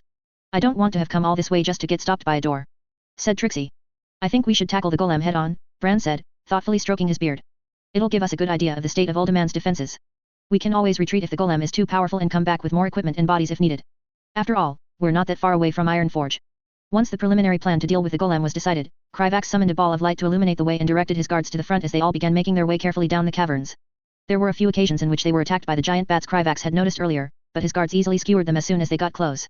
Thanks to his guards, Kryvax didn't even have to fight and he could focus on scouting ahead with the skitterer and expand the tunnels with geomancy as necessary. When they finally reached the cavern where the Titan golem was standing, the group paused to assess and prepare for the confrontation with the golem. The researchers without any combat experience fell to the back while the rest of the expedition prepared for a fight. All right everyone, let's do this carefully and efficiently, Bran called out and he readied his rifle. Remember, our goal is for all of us to get through this alive. Not seeing the need to give a dramatic speech for a single golem, Kryvax merely nodded toward his guards, prompting them to advance slowly into the cavern. After a few moments, Kryvax, Trixie, and Bran followed behind as everyone spread out to surround the golem. Unfortunately, they didn't get very far before the golem seemed to detect them and suddenly activate. The golem's body creaked and groaned as it came to life, the runes on its arms flaring with bright red-orange light. Its eyes glowed the same fiery hue as it slowly turned its head towards the nearest Nerubian guard and spoke with a robotic voice. Despite speaking in a language Kryvax had never heard before, he was still able to understand its meaning. Unauthorized intruders detected. Initiating defense protocol. With those words, the golem lifted its arms and released a stream of red-hot flames that lit up the previously dark cavern. Kryvax immediately leapt into action, throwing up an arcane barrier to protect his guards from the golem's attack. The barrier held, but Kryvax could feel the strain on his magic as the flames licked against the protective shield. Trixie fired at the golem with her shrink ray, but it seemed to have no effect. Bran's heavily enchanted rifle was powerful enough to blow a hole through the construct's head, but it simply ignored the damage and continued to spew flames. Fortunately, Kryvax's guards were all experienced warriors equipped with the best gear the Azjol-Nerub could provide. Simultaneously, 8 Nerubian warriors charged at the golem spear first from different directions, piercing all of its joints and preventing the construct from moving any further. It continued its attempts to attack, but a single immobilized golem that had already been degraded by age wasn't much of a match for the barrage of attacks by Bran, Kryvax, and the Nerubian guards. It took some effort, but Kryvax's guards rained down blows relentlessly until the golem's eyes eventually ceased glowing and its body shut down. Once he was certain that the danger had passed, Kryvax let out a sigh of relief and made his way over to the inert golem. His guards, led by Rotep, had removed their spears from the joints and took up a loose cordon around the chamber. "Well, that was unexpected," said Trixie as she ran up to the construct and started examining it. "I thought a golem made by the Titans themselves would be a whole lot more dangerous. I don't think this means much. There's no way to know how functional it was after all this time, and it was only a single golem," said Kryvax, doing his best to prevent the rest of the expedition from getting too full of themselves. "For all you know, we could open that gate and find 100 of these things waiting for us." Kryvax hoped that wouldn't be the case, but it was a possibility, albeit a distant one. There was a time when the keepers were able to construct entire armies of artificial beings, but most of the ones in Uldaman were probably too degraded to function. Bran nodded in agreement as he studied the golem with open fascination. "You've got a point there, lad. We'll proceed with caution, no matter what we've seen so far. Even if it wasn't as scary as I thought, this golem is still amazing," said Trixie, her eyes sparkling. "Imagine what kind of technology the Titans used to create something like this. I've examined one of Kulthala's golems at Deershaft University, and there's no way one of those would have lasted as long as this one before shutting down.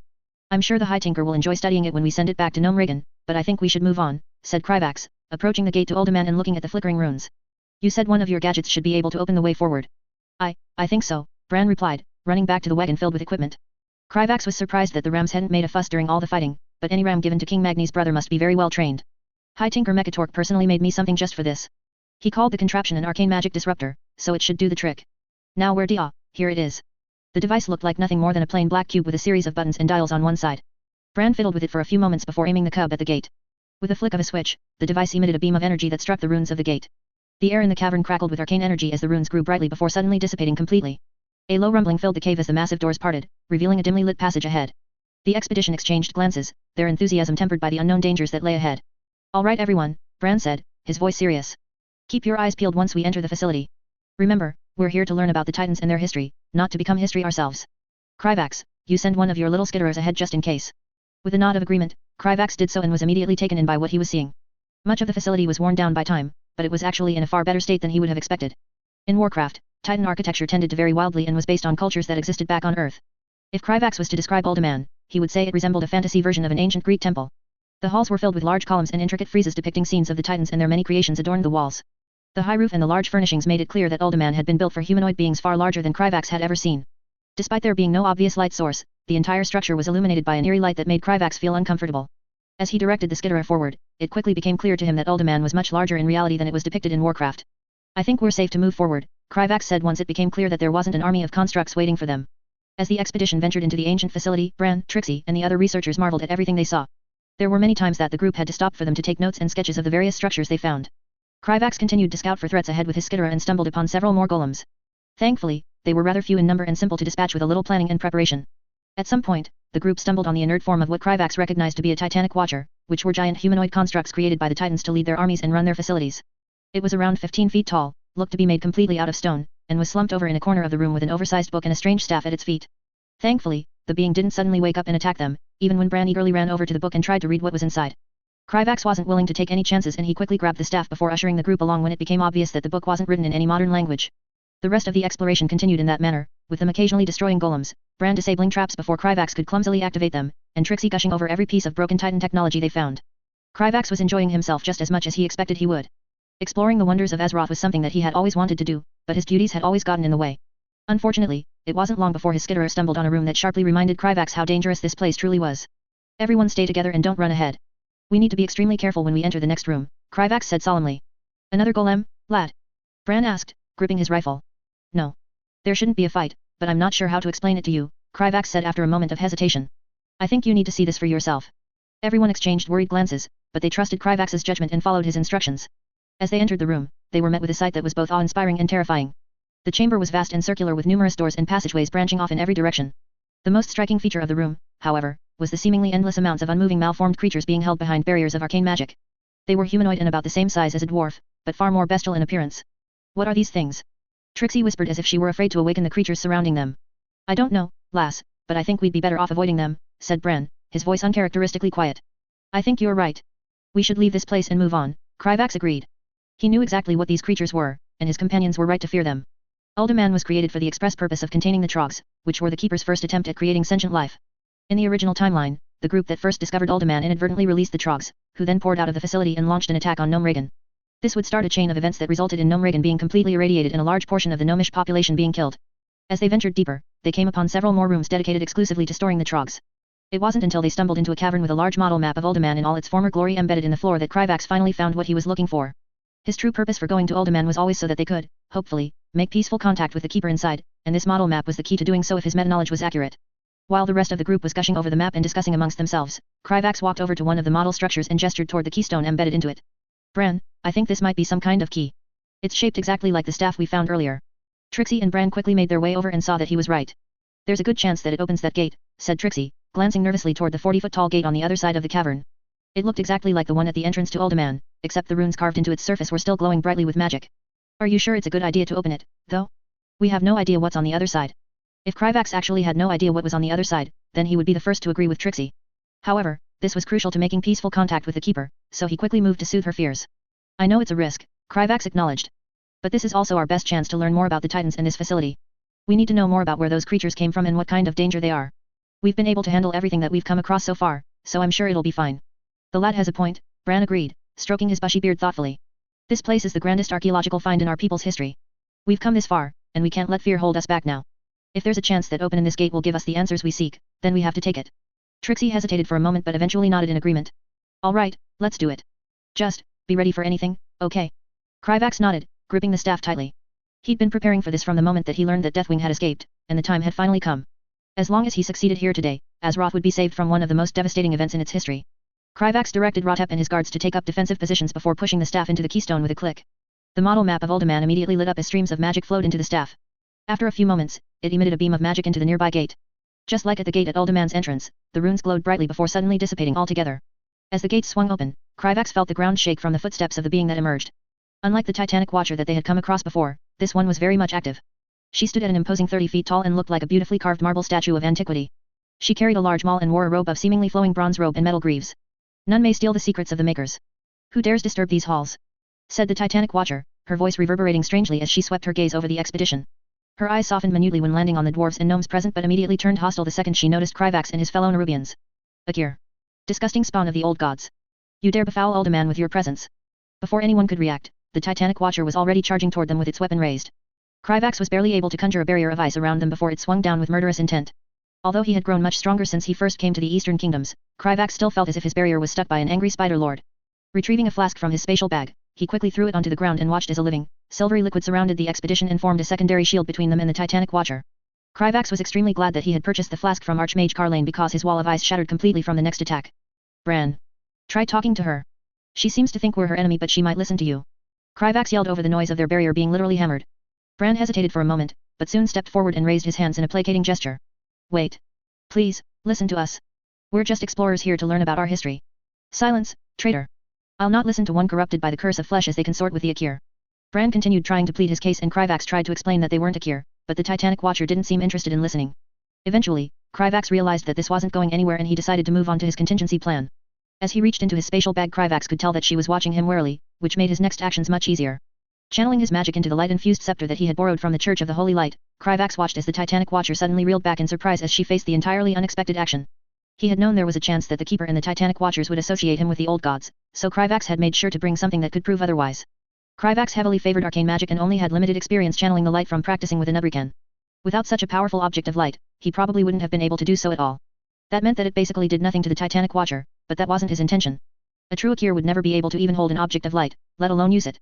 That was why when he unleashed its power before the Watcher and stood unharmed, it gave her pause. One which he didn't hesitate to make use of. I am a Nerubian of the kingdom of Azjol-Nerub to the far north.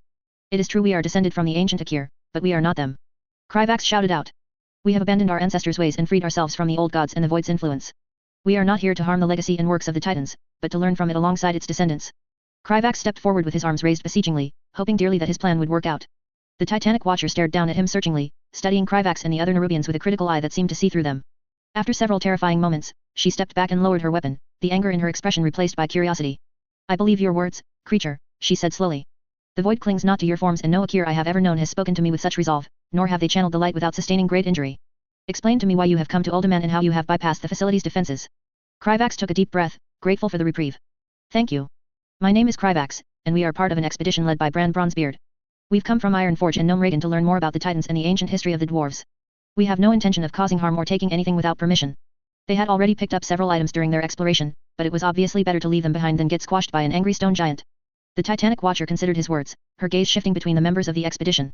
Your intentions appear to be genuine, but know that I am Ironea and I am responsible for protecting these halls and all they contain. You have not explained to me how you managed to bypass our defenses. A party of your strength should not have been able to get past them. Well, we fought or deactivated what defenses we came across, but the things seem to be in a state of disrepair, Bran explained with a grimace. Sorry to tell you, your ladyship, but I think you've been asleep for a really long time. We also used this little contraption to get past the front gate. Ironea bent forward as Bran presented her with the arcane magic disruptor and carefully picked up the device between her thumb and pointer finger, before bringing it close to her face and examining it. Still so clever. He heard her mutter to herself in amazement before looking back down at them. Afterward, Ironea finally turned her gaze away from them and took in her surroundings, especially the poor state of the whole map chamber. How long have I been in stasis? There's no way to know, but I imagine you've been in stasis from at least before the sundering, Kryvax explained. The what? Ironea responded with obvious bewilderment. This might take a while, Kryvax thought to himself as prepared for a long conversation. Chapter 56. Ironea frowned as Kryvax and Bran explained that the sundering was a cataclysmic event that had shattered apart Azeroth's old landmass. She then instructed the expedition to follow her back to the room she had emerged from in order to perform some rudimentary diagnostics on Uldaman. Kryvax was quite sure that the room was pretty much empty in Warcraft, but that apparently wasn't the case in reality. Once they entered, Ironea waved her hand and a section of the wall slid open, allowing a strange mechanical orb surrounded by connected bars of light to float out. Kryvax wasn't quite sure how the thing worked, but Ironea spent several minutes staring at the thing before turning back to them. Significant sections of this facility's sensors have been damaged. Alert mechanisms designed to inform me or keep arcades of irregularities have become non-functional. Systems indicate a duration of 16,542 years since my entry into stasis. Facility impairment aligns with a disaster akin to the one you have described. Detail the origins of the sundering, mortals. There are limited events capable of generating such widespread destruction. The expedition spent several moments trading glances before Bran decided to speak up. That's a wee bit complex, and we only just discovered the whole truth ourselves, thanks to the dragons. I reckon it'd be best if our friend Kryvax took the reins and filled you in on the details. What? Why me? Asked Kryvax, glancing down at Bran with an incredulous expression. Dealing with stuff like this was one of the primary reasons he'd specifically approached Bran in the first place. What are you saying, lad? You're the diplomat around here. Besides, don't you Nerubians have a bit more know-how about ancient history than the rest of us? Damn. That makes a lot of sense. Kryvax winced as he tried to put together the words as Ironea turned her gaze to him. It wasn't every day that you had to explain to a 30-foot-tall magical robot exactly how messed up the world had gotten while they were asleep. I suppose I should begin by asking if you are familiar with the Kaldore, or Night Elves as they're more commonly known, said Kryvax, deciding to just start at the beginning. I am not. Arcane-driven language interpretation enchantments are transmitting images of an unknown being, said Ironea, her voice remaining monotone and steady. Wait a minute. Is your translation magic reading our minds? Asked Trixie, her voice stuck between wonder and concern. Incorrect. My translation systems function through principles similar to arcane divination. That sounds amazing. You've got to teach us how to make something like that, said Trixie, apparently deciding on wonder. The secrets of the makers are not to be shared with outsiders, Ironea said harshly, her voice changing tone for the first time since she stopped attacking. Before any of them could respond, the Titanic Watcher turned back to Kryvax. Proceed. Sensing that she was starting to get impatient, Kryvax quickly launched into his explanation. Around 15,000 years ago, a tribe of trolls settled near a powerful font of arcane magic called the Well of Eternity near the center of the pre-sundering continent. After living near the well for many generations, the trolls were gradually turned into elves by its energy and learned to wield powerful arcane magic. They used this new power to conquer most of the continent and create the Kaldore Empire. Ironea remained unsettlingly still as Kryvax explained the events leading up to the sundering. The Kaldore ruling class, known as Highborn, became decadent and obsessed with power, the worst of whom was Queen Ashera, who made contact with an army of demons called the Burning Legion. The Highborn used the Well of Eternity as a portal to allow the demons to invade Azeroth in the name of their master, Sargeras. The War of the Ancients is really complicated and I don't know all of the details myself, but the end result was that the Kaldore resistance, the Dragonflights, and the Wild Gods were able to win the war. Unfortunately, the Well of Eternity was destroyed in the aftermath, causing an explosion that destroyed most of the world. There was a lot that Kryvax didn't include in his explanation, such as the fact that Ashera was still alive and had aligned herself with the old gods in the aftermath of the war. She and her followers had been turned into Naga and ruled the underwater empire of Nisjader. Honestly, Kryvax could go on talking for hours, but he understood well that he should keep things succinct so that it wouldn't get overwhelming. Even as stoic and unmoving as she was, there were still several moments that revealed Ironea's tumultuous emotions. When Kryvax mentioned Sargeras in particular, the Titanic Watcher seemed nearly stricken with grief. That was unsurprising given that Sargeras was one of her former Titan masters who betrayed and killed the rest of the Pantheon. Kryvax continued on to talk about more recent events after he finished explaining the Sundering, such as Deathwing's corruption, the general state of the world, and finally the First and Second Wars. Ironea was extremely concerned about anything related to the Void and seemed to think that it was important enough that she needed to take them to the Keeper. This must be brought to Archidas, immediately. Who's that? Trixie asked curiously. Archidas is one of the 9 keepers, those few among us who were chosen by the Titans themselves to lead us in their absence, Ironea explained as she made her way out of the room and started striding down a nearby hall. Kryvax and the rest of the expedition hurried to follow after her. He is the one responsible for Uldaman, and it is vital that he hears what you have told me. There wasn't much room for more conversation as they did their best to keep up with Ironea's long strides as several large doors opened with her approach. The deeper portions of the facility seemed to be in a far better state than the rest, and they quickly passed by several golems and dwarves made completely of stone. Kryvax could tell that Bran wanted to burst into a flurry of questions upon sighting them but held his tongue as they kept following after their tall guide. Be honored, mortals. You are the first of your kind to enter Hosgaroda's seat, said Ironea as she opened the final door and stepped into a grand chamber filled completely with golems and stone dwarves. In the center stood the inanimate form of another titanic watcher, although this one emanated waves of power even in its current dormant state. His body was constructed from a mixture of various grayish-blue metals and minerals that Kryvax couldn't recognize, and his eyes glowed brightly with magic. He wore a cloak over surprisingly simple armor and carried a massive hammer in his right hand. Archidas, Ironea said reverently, her voice echoing in the chamber. She stepped forward and placed her hand on the watcher's chest, a wave of energy pulsating from her touch. The very air seemed to vibrate with power, and Kryvax and the others watched in awe as Archidas slowly came to life. The keeper's gaze swept over his surroundings, focusing on their little group for a moment, and his voice boomed with the sound of rumbling stone when he eventually spoke. Ironea, why have you awakened me and brought creatures of flesh into our inner sanctum with a Kyr by their side? Ironea bowed her head respectfully before answering, Archidas, these mortals bring important news from beyond Uldaman. I have verified that these creatures are not a Kyr, and are free from the Void's influence. Please check for yourself. Hold on there. Is there something wrong about us being made of meat? I've seen some of those stone dwarves we passed by. Do they have something to do with it? Asked Bran. The Earthen are our servants.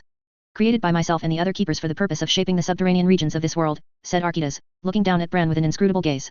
Prior to my stasis, our servants were displaying symptoms of the curse of flesh, which progressively transformed their physical composition to one made primarily of organic matter. This same curse was affecting the class of Titan-forged servants that Keeper Mimiran referred to as the Mechanomes.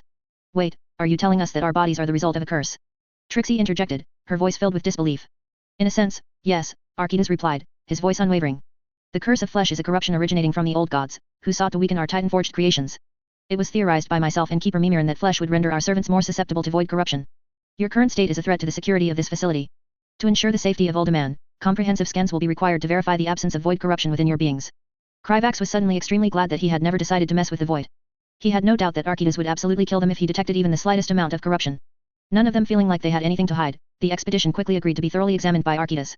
Another one of those floating orbs, similar to the one that Ironea was using earlier, appeared next to the keeper and began circling the expedition while emitting a gentle beam of light that scanned each of them in turn. As this was going on, Ironea agreed to answer Bran's questions about the past while Archidas simultaneously examined the test results and ran every diagnostic test that he could on Uldaman. So if I'm understanding you correctly, our dwarvish and gnome ancestors would have come from facilities like this one, after being turned meaty by that curse of flesh, Bran questioned, his eyes wide and his voice shaky with excitement.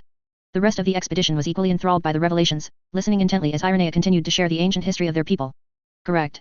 If the world's land has become as shattered and disconnected as you say, then it is probable that the origin of your ancestors traces back to this specific facility, said Ironea, her voice exhibiting a touch of emotion. Uldaman once contained the highest density of earthen and Mechanome populations in this portion of the world. Several members of the expedition began to take in their surroundings with a hint of reverence at the Watcher's words. Kryvax had no doubt that Ironforge and Gnome Regan would name Uldaman as a site of great historical importance to people once word of their discovery spread. But, what were those things that were trapped behind those magical barriers we saw earlier? They don't look like any race that I've seen before, Trixie asked curiously. The entities you are referring to, designated as Trogs, were products of an unsuccessful first attempt to create the Earthen. They were overly aggressive, simple-minded, and difficult to manage. We opted to seal these constructs due to their inferior design, and this installation was established for containment purposes. Subsequent to the arrival of myself and Keeper Archidas, it was refitted with a complex monitoring system. We had not anticipated that such a large catastrophe would cause such widespread damage and result in us being kept in stasis for so long. Kryvax hadn't actually known why the two of them never came out of their stasis in Warcraft until someone woke them up, so this additional information was quite helpful. If you don't mind me saying, I think you should prioritize checking on whatever's holding them and making sure they stay contained, Kryvax suggested, thinking about the destruction they would cause if they escaped. I believe that the curse of flesh has totally changed them and they are now entirely organic beings. They probably won't be eager to listen to orders anymore, so I'm not sure how effective the stasis chambers holding them will be if they wake up. Your suggestion is heard, but unnecessary. Creating and maintaining the Titan facilities across Azeroth is the explicit duty of Keeper Archidas, and myself as his subordinate. We will do everything in our power to fulfill the duties assigned to us by the Makers, Ironea said with conviction. After hearing that, Kryvax suddenly felt as if he had won the lottery. He hadn't known much about Archidas before coming to Uldaman, other than he was a keeper empowered by the same Titan that empowered Lordaeron.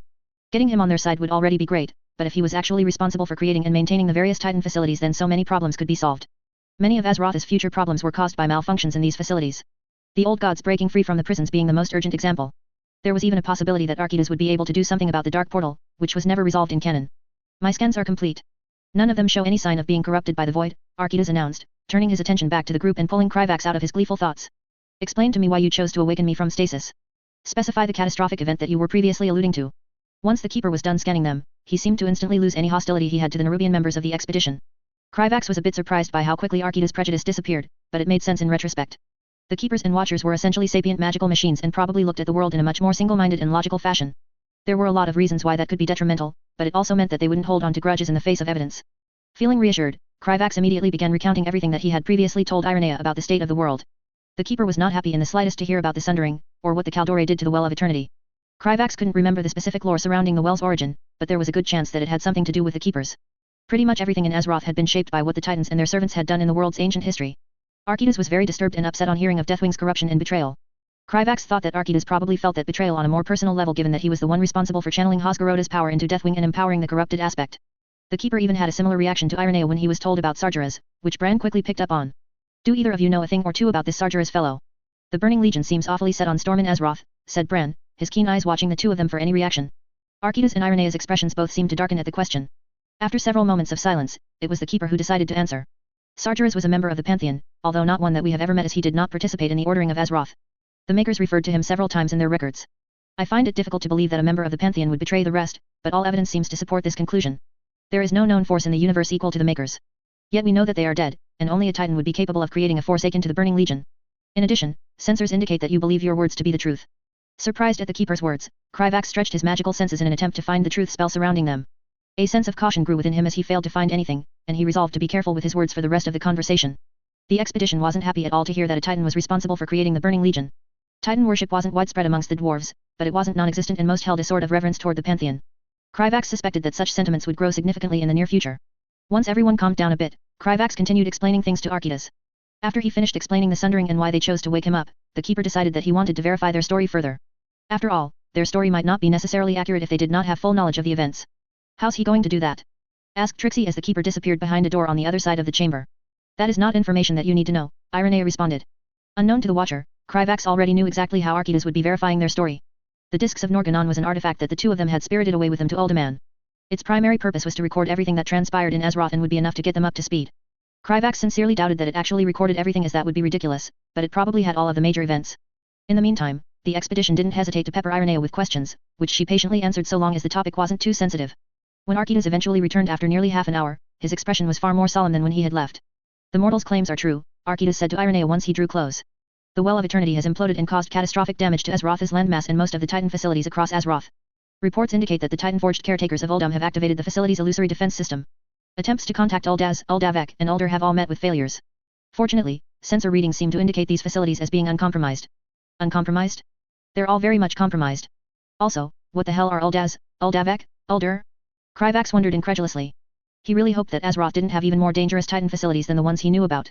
Excuse me, but Azjol-Nerub has territory close to a facility called Uldur, and we're quite certain that it contains an old god and is definitely compromised. Void energy has been gradually increasing across Northrend for generations, Kryvax said urgently. It was important that Archidas understand exactly how screwed up everything was. Also, what is the importance of Uldaz, Uldavek, and Uldur? If they're anything like Uldur, then we need to know. Do you have evidence for your claim, mortal? You believe your words to be true, yet all sensory data seems to show otherwise, said Archidas. Facilities dedicated to old god containment were the most comprehensive of all installations and included several redundancies. I created several emergency systems designed to awaken me specifically in the event that these facilities were compromised.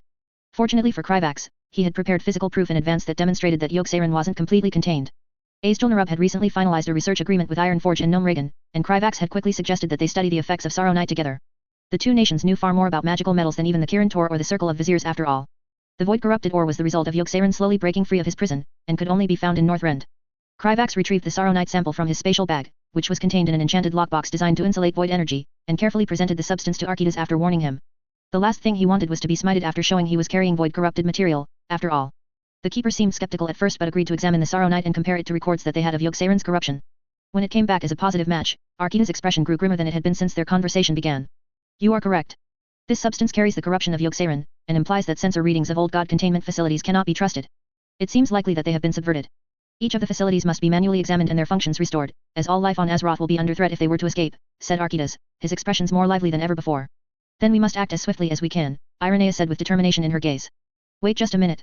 Are you trying to tell us that there are a whole bunch of facilities acting like bombs waiting to go off? Bran asked in alarm.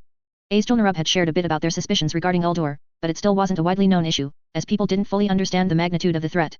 Correct.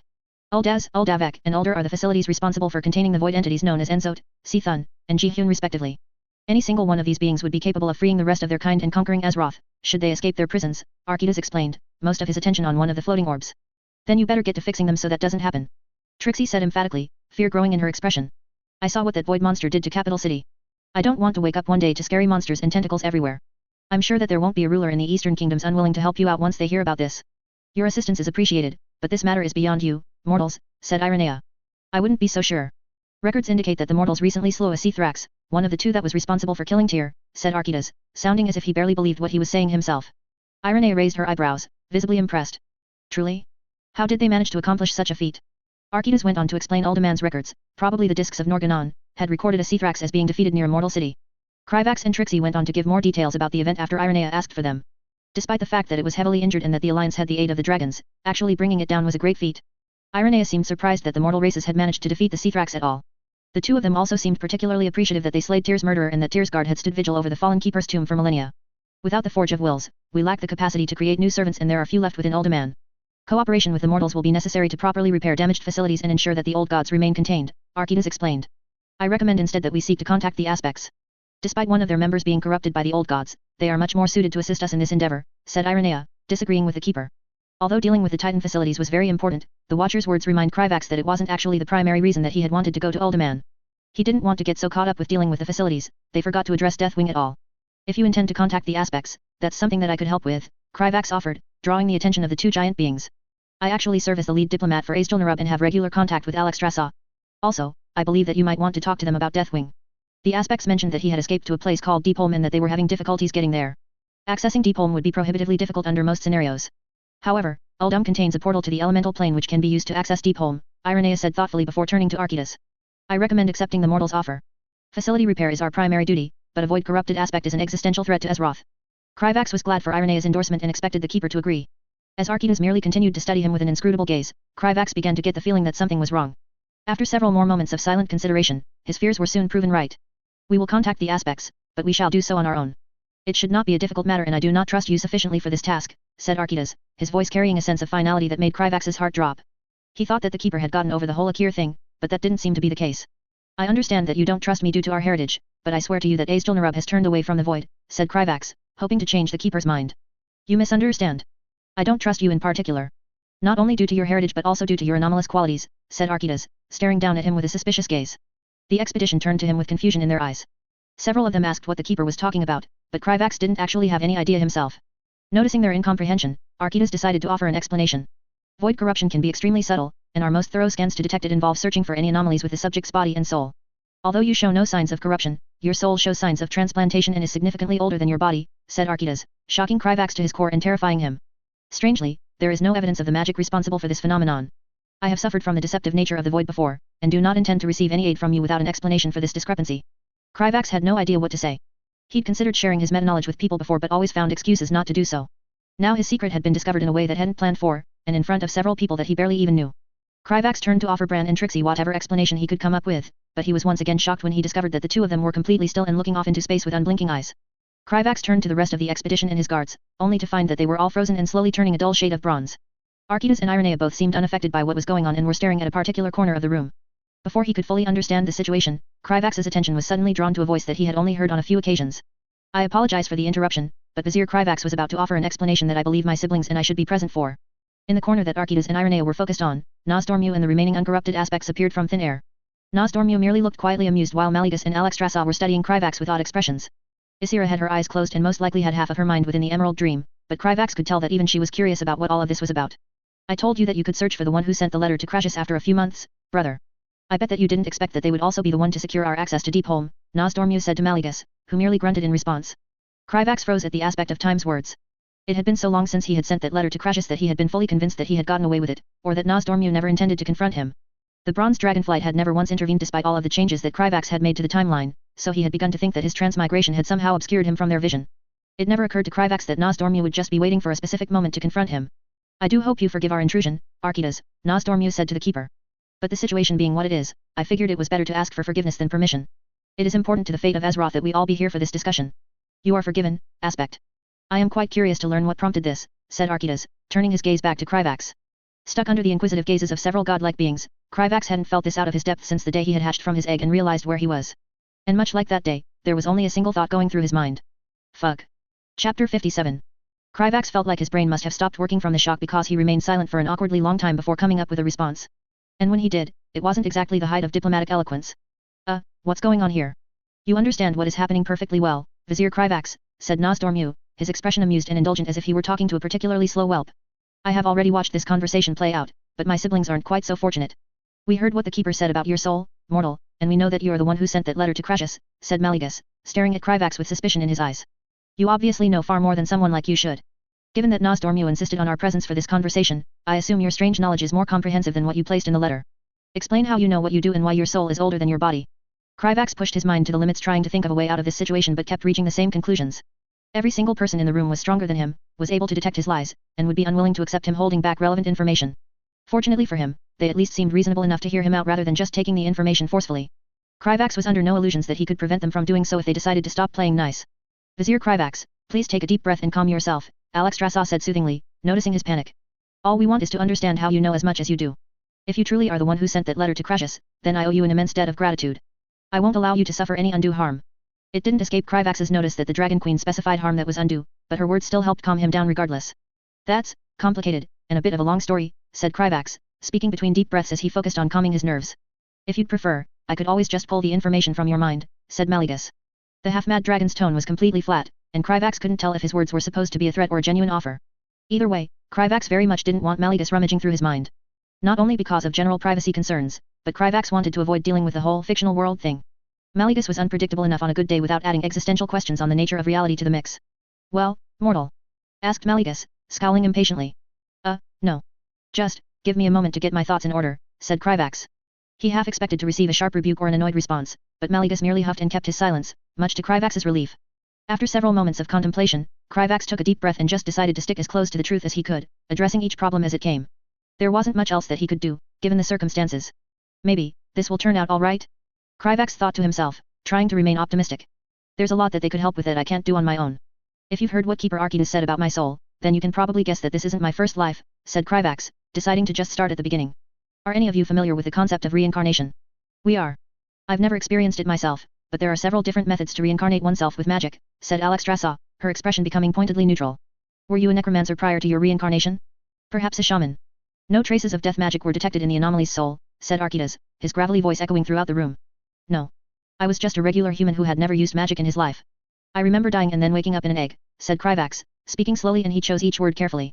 Shortly after I hatched and received my new name, I realized that I had a vast amount of information about the future timeline of this world. I didn't like what I saw, so I did my best to change things and, here we are. Kryvax doubted that the aspects would fail to notice that he was hiding something, but he felt it was still worth it to try. The aspects traded thoughtful glances with each other, or Maligus and Alexstrasza did at least. Isira still had her eyes closed and seemed as if she was barely present, while Nozdormu already knew how this conversation would play out and was just watching patiently. That sounds like it must have been a very disorientating experience. Do you know who or what did this to you? Alexstrasza asked compassionately. I don't, Kryvax said honestly. He wished that he did, but figuring out the circumstances of his reincarnation was well beyond his ability. Kryvax turned his attention to the aspect of magic and felt himself grow tense once he noticed the mad dragon studying him with blatant suspicion in his eyes. His fears were validated a few moments later when Maligus spoke. You're hiding something, mortal. Cease wasting our time and tell us everything that you know before I lose my patience. I'm not hiding anything maliciously. It's just really hard to explain, Kryvax said hesitantly. I was human in my last life, but not one of this world. Kryvax went on to explain his extra-dimensional origins while leaving out the matter of this world being a fictional one back on Earth. They were marginally more surprised than when he talked about the whole reincarnation thing, but everyone was already aware that this world wasn't the only one. Still, it was rather strange even to them. Maligus, Nozdormu, and Architas asked plenty of questions surrounding his old world, and Kryvax did his best to answer them. It soon became clear to Kryvax that they were all incredibly interested in discovering the nature of whatever power sent him to this world. The things that he knew surpassed even what Nozdormu could foresee, as his vision only extended to the prophesized hour of twilight. Kryvax had personally never given it that much thought. He didn't see much point in wondering about the nature of the multiverse or the actions of forces beyond his comprehension. Obviously, they all didn't see it the same way and wanted to make sure that there wasn't some godlike entity using Kryvax as a tool to manipulate Azeroth. A lot of time was spent on that topic, but there really wasn't any evidence one way or another, so they were forced to move on. Everyone also seemed quite interested in the differences between Earth and Azeroth, such as their technology, the lack of magic, and humans being the only sapient race. The aspects seemed to consider it a good explanation for why Kryvax was so strange by Azerothian standards. The conversation eventually progressed once it became clear his old world wasn't influenced by any power that they were aware of. Kryvax felt a great deal of relief when Alexstrasza proposed they move on to talking about his actual knowledge of Azeroth's timeline, and he thought for a moment that he was actually going to get away with not revealing the true nature of his old world. He shouldn't have underestimated the perceptiveness of creatures that had lived longer than he could fathom. And is that all, mortal? Are you hiding anything further? Asked Maligus, studying Kryvax carefully. Kryvax knew he couldn't deny it, so he decided to stick close to the truth. Nothing relevant to the fate or safety of Azeroth. I understand how important this is, but there are some details about my previous life that I'd like to keep private. Kryvax genuinely felt that the whole fictional world thing didn't matter. He'd always been the kind of person to go with the flow and didn't care much about existential questions. However, there was no telling how the crazy dragon would react, so he'd just prefer to avoid it entirely if possible. Also, a part of him wanted to test how the aspects would react to even a small amount of defiance.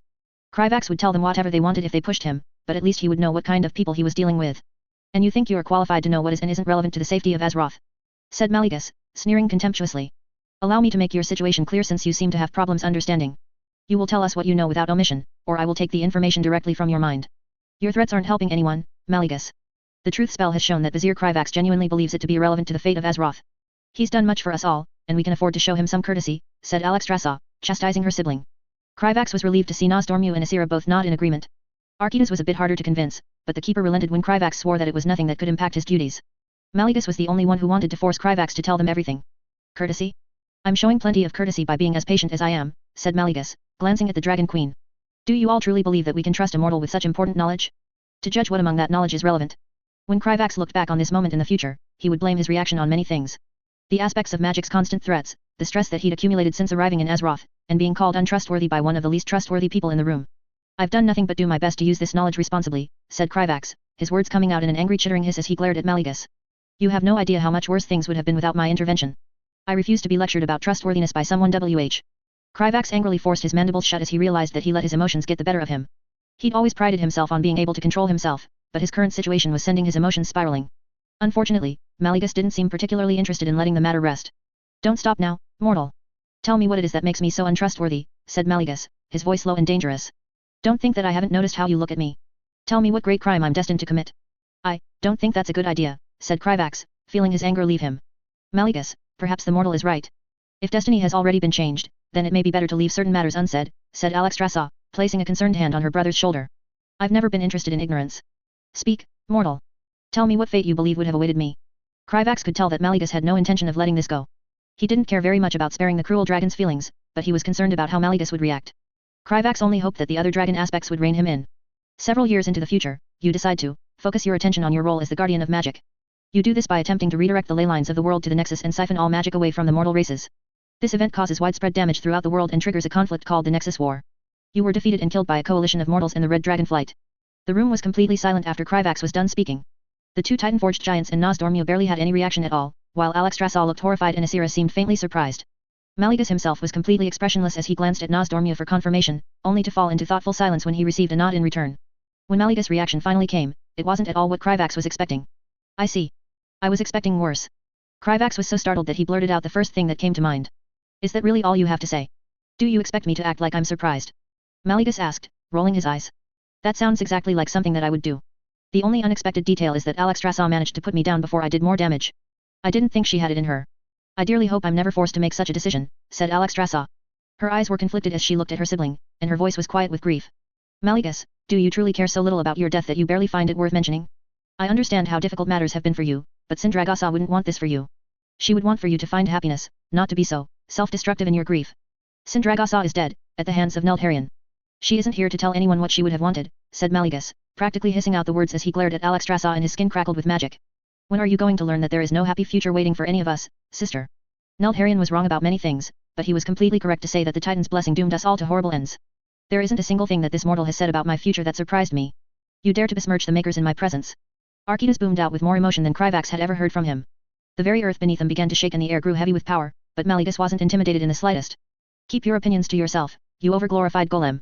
I have no interest in listening to the words of a single-minded construct that only cares for the few duties its creators gave it, Mallegus said contemptuously to the keeper before turning his attention back to Kryvax. Tell me, mortal. Am I wrong? Is there a happy fate waiting for the rest of my siblings? Kryvax glanced nervously at Nozdormu, who was locked in a conflict with his evil time-traveling future self and was passively walking toward that destiny. He then looked at Asira, who dedicated everything to fighting the Emerald Nightmare and barely paid any attention to the physical world. In the original timeline, she would become corrupted and end up being killed by her closest allies. The answer must have been obvious from his expression because the madness in Mallegus' eyes only grew and the dragon began quietly chuckling and muttering to himself. The magic around him grew turbulent as he dissociated from reality, and Kryvax felt as if he was standing in the same room as a monobomb. At that moment, Kryvax looked around the room and suddenly understood how Azeroth had gotten to such a bad state despite having so many powerful protectors. They were all just so, incredibly dysfunctional. It was obvious to Kryvax that despite what Mallegus might claim, he was extremely bothered by what he had heard. Even while Mallegus was laughing madly to himself, Nozdormu and Asira both looked distant from what was happening. The former looked as if he was watching an interesting television show that he'd seen many times before while the latter seemed barely present. Archidas and Irene looked as if they didn't understand what they were seeing at all. Alexstrasza was the only one trying to actually talk to Mallegus and pull him back to reality, but her efforts weren't having much of a result. Kryvax felt like he should say something, but he didn't think a motivational speech from someone like himself would be particularly helpful. Still, it was probably better to say something rather than just sit back and watch while the crazy dragon lost his mind. You're right that the future isn't kind to you or your siblings, but that can be changed. Alexstrasza should have been captured by the Horde, yet we successfully prevented that from happening, said Kryvax, hoping a more logical argument would get through to Mallegus. The mad dragon turned his gaze in Kryvax's direction, but his eyes were glassy as if he barely understood where he was. Your fate is easy to avoid, so long as you know about it. I can even tell you where Sindragosa's body is so that you can give her a proper burial. Sindragosa? I wasn't able to find her. The magic of the dragon's soul was too strong. It lingered. Made scrying for her impossible. I could have found another way, but I stayed in my lair for too long, said Mallegus, his voice growing progressively more lucid as he pulled himself out of his haze. You know where her body is, mortal. Yes. It's on Northrend. In the region of Icecrown, said Kryvax, grateful that Sindragosa was an important enough character for this information to stick with him. The room was tense and silent as Mallegus processed this information. Kryvax watched him cautiously, unsure of how he would react. After a few moments, the madness in the aspect of Magic's eyes began to fade as he regained some of his composure. His voice was calmer, though quiet, and tinted with sadness. Tell us about the future, mortal. Keep your little secrets. If you're wrong and whatever you're hiding turns out to be vital to Azeroth's survival, then I suppose that is just what this world deserves. Kryvax let out a sigh of relief. He wasn't sure if Mallegus had truly changed his mind or if he just stopped caring, but he wasn't going to look a gift horse in the mouth. The aspect of magic carelessly cast a spell on him that enhanced his memory recall, and Kryvax resolved to share all of his meta-knowledge for the first time. We're going to be here for a while, Kryvax mused to himself. Deciding the best place to start was the beginning, Kryvax started by telling everyone how the Second War would have proceeded without his intervention. Alexstrasza had already known what fate would have awaited her, but he could tell that hearing the gruesome details wasn't pleasant for her, or anyone for that matter. The Dragon Queen was more than a little grateful for being spared such a fate. Kryvax found himself speaking for several hours as he meticulously shared everything of importance that he knew. The Third War and the Burning Legion's second invasion. The Lich King, the Plague of Undeath, and the destruction of Lordaeron, Kulthalas, and Azjol-Nerub. The Old Gods and their slow escape from their prisons along with the Kirigi Swarm and other void entities like Zalata. The creeping corruption of the Emerald Dream and the forces behind it.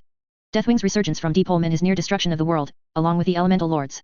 Queen Ashera, her underwater Naga Empire, and her relationship with Enzot. The hidden continent of Pandaria and the numerous threats hiding within, such as Mantives and the Shat. The various conflicts between the Horde and the Alliance, as well as the Burning Legion's third invasion of Azeroth through a portal created in the Tomb of Sargeras by an alternate timeline Gul'dan. Basically, the Burning Legion and the Old Gods take turns creating various crises for Azeroth over the next several decades, said Kryvax, feeling utterly exhausted when he was done speaking.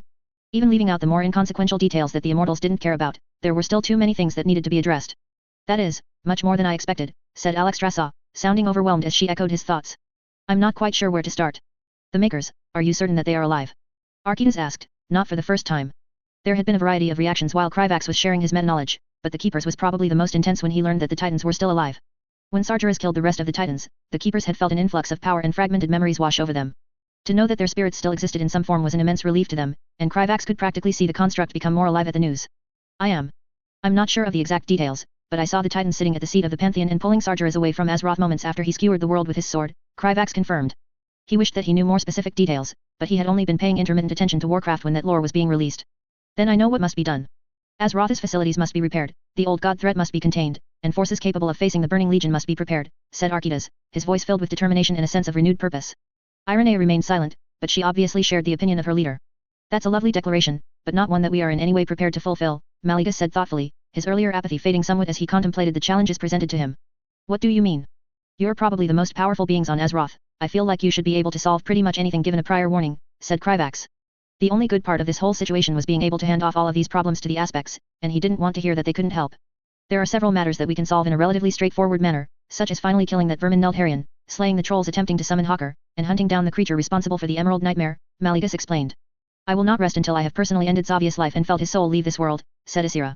The normally reserved aspect was practically shaking with fury over everything that Kryvax had told her. I will also need to speak with Tyrande about Fondrel and Illidan. The Emerald Dream was a verdant dimension filled with nature that resembled what the world would look like if intelligent beings had never altered its surface, and was connected to all natural life on Azeroth. The Emerald Nightmare was how druids referred to the old god's corruption of that realm, which would be accelerated by a former highborn named Xavius. There was a lot of complicated history involved in the matter, but it was reasonable to assume that Asira probably hated Xavius more than anyone else in the world right now. I'm sure you will, sister. But there are still several threats that the dragonflights cannot face on their own. Keeper, if we were to muster the full might of every aspect as well as our flights and lay siege to Uldur, what do you estimate our chances of success would be?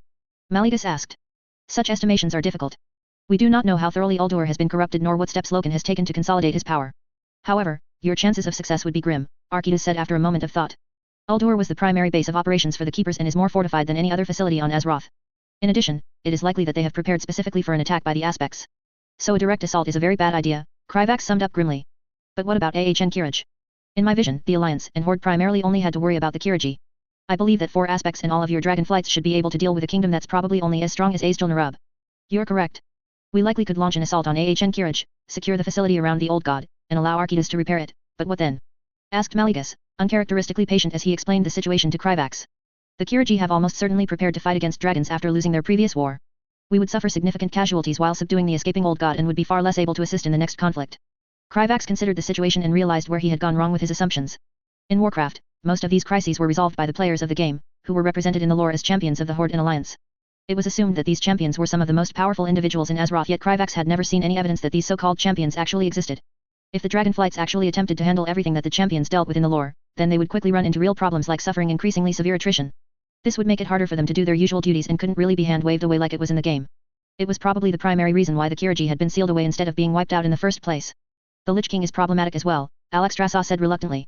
We could likely destroy them fairly easily if they were found before they could build their forces, but Kil'jaeden will likely plan around that. Ashera is a significant problem as well. She was your equal even during the War of the Ancients, brother. I imagine she would be much more powerful now after giving herself over to Enzot, said Nozdormu, smirking cheekily at Mallegus. The aspect of magic merely glared at his sibling before turning back to Kryvax. Not only that, but you have admitted that your knowledge has proven to be inaccurate at times, correct?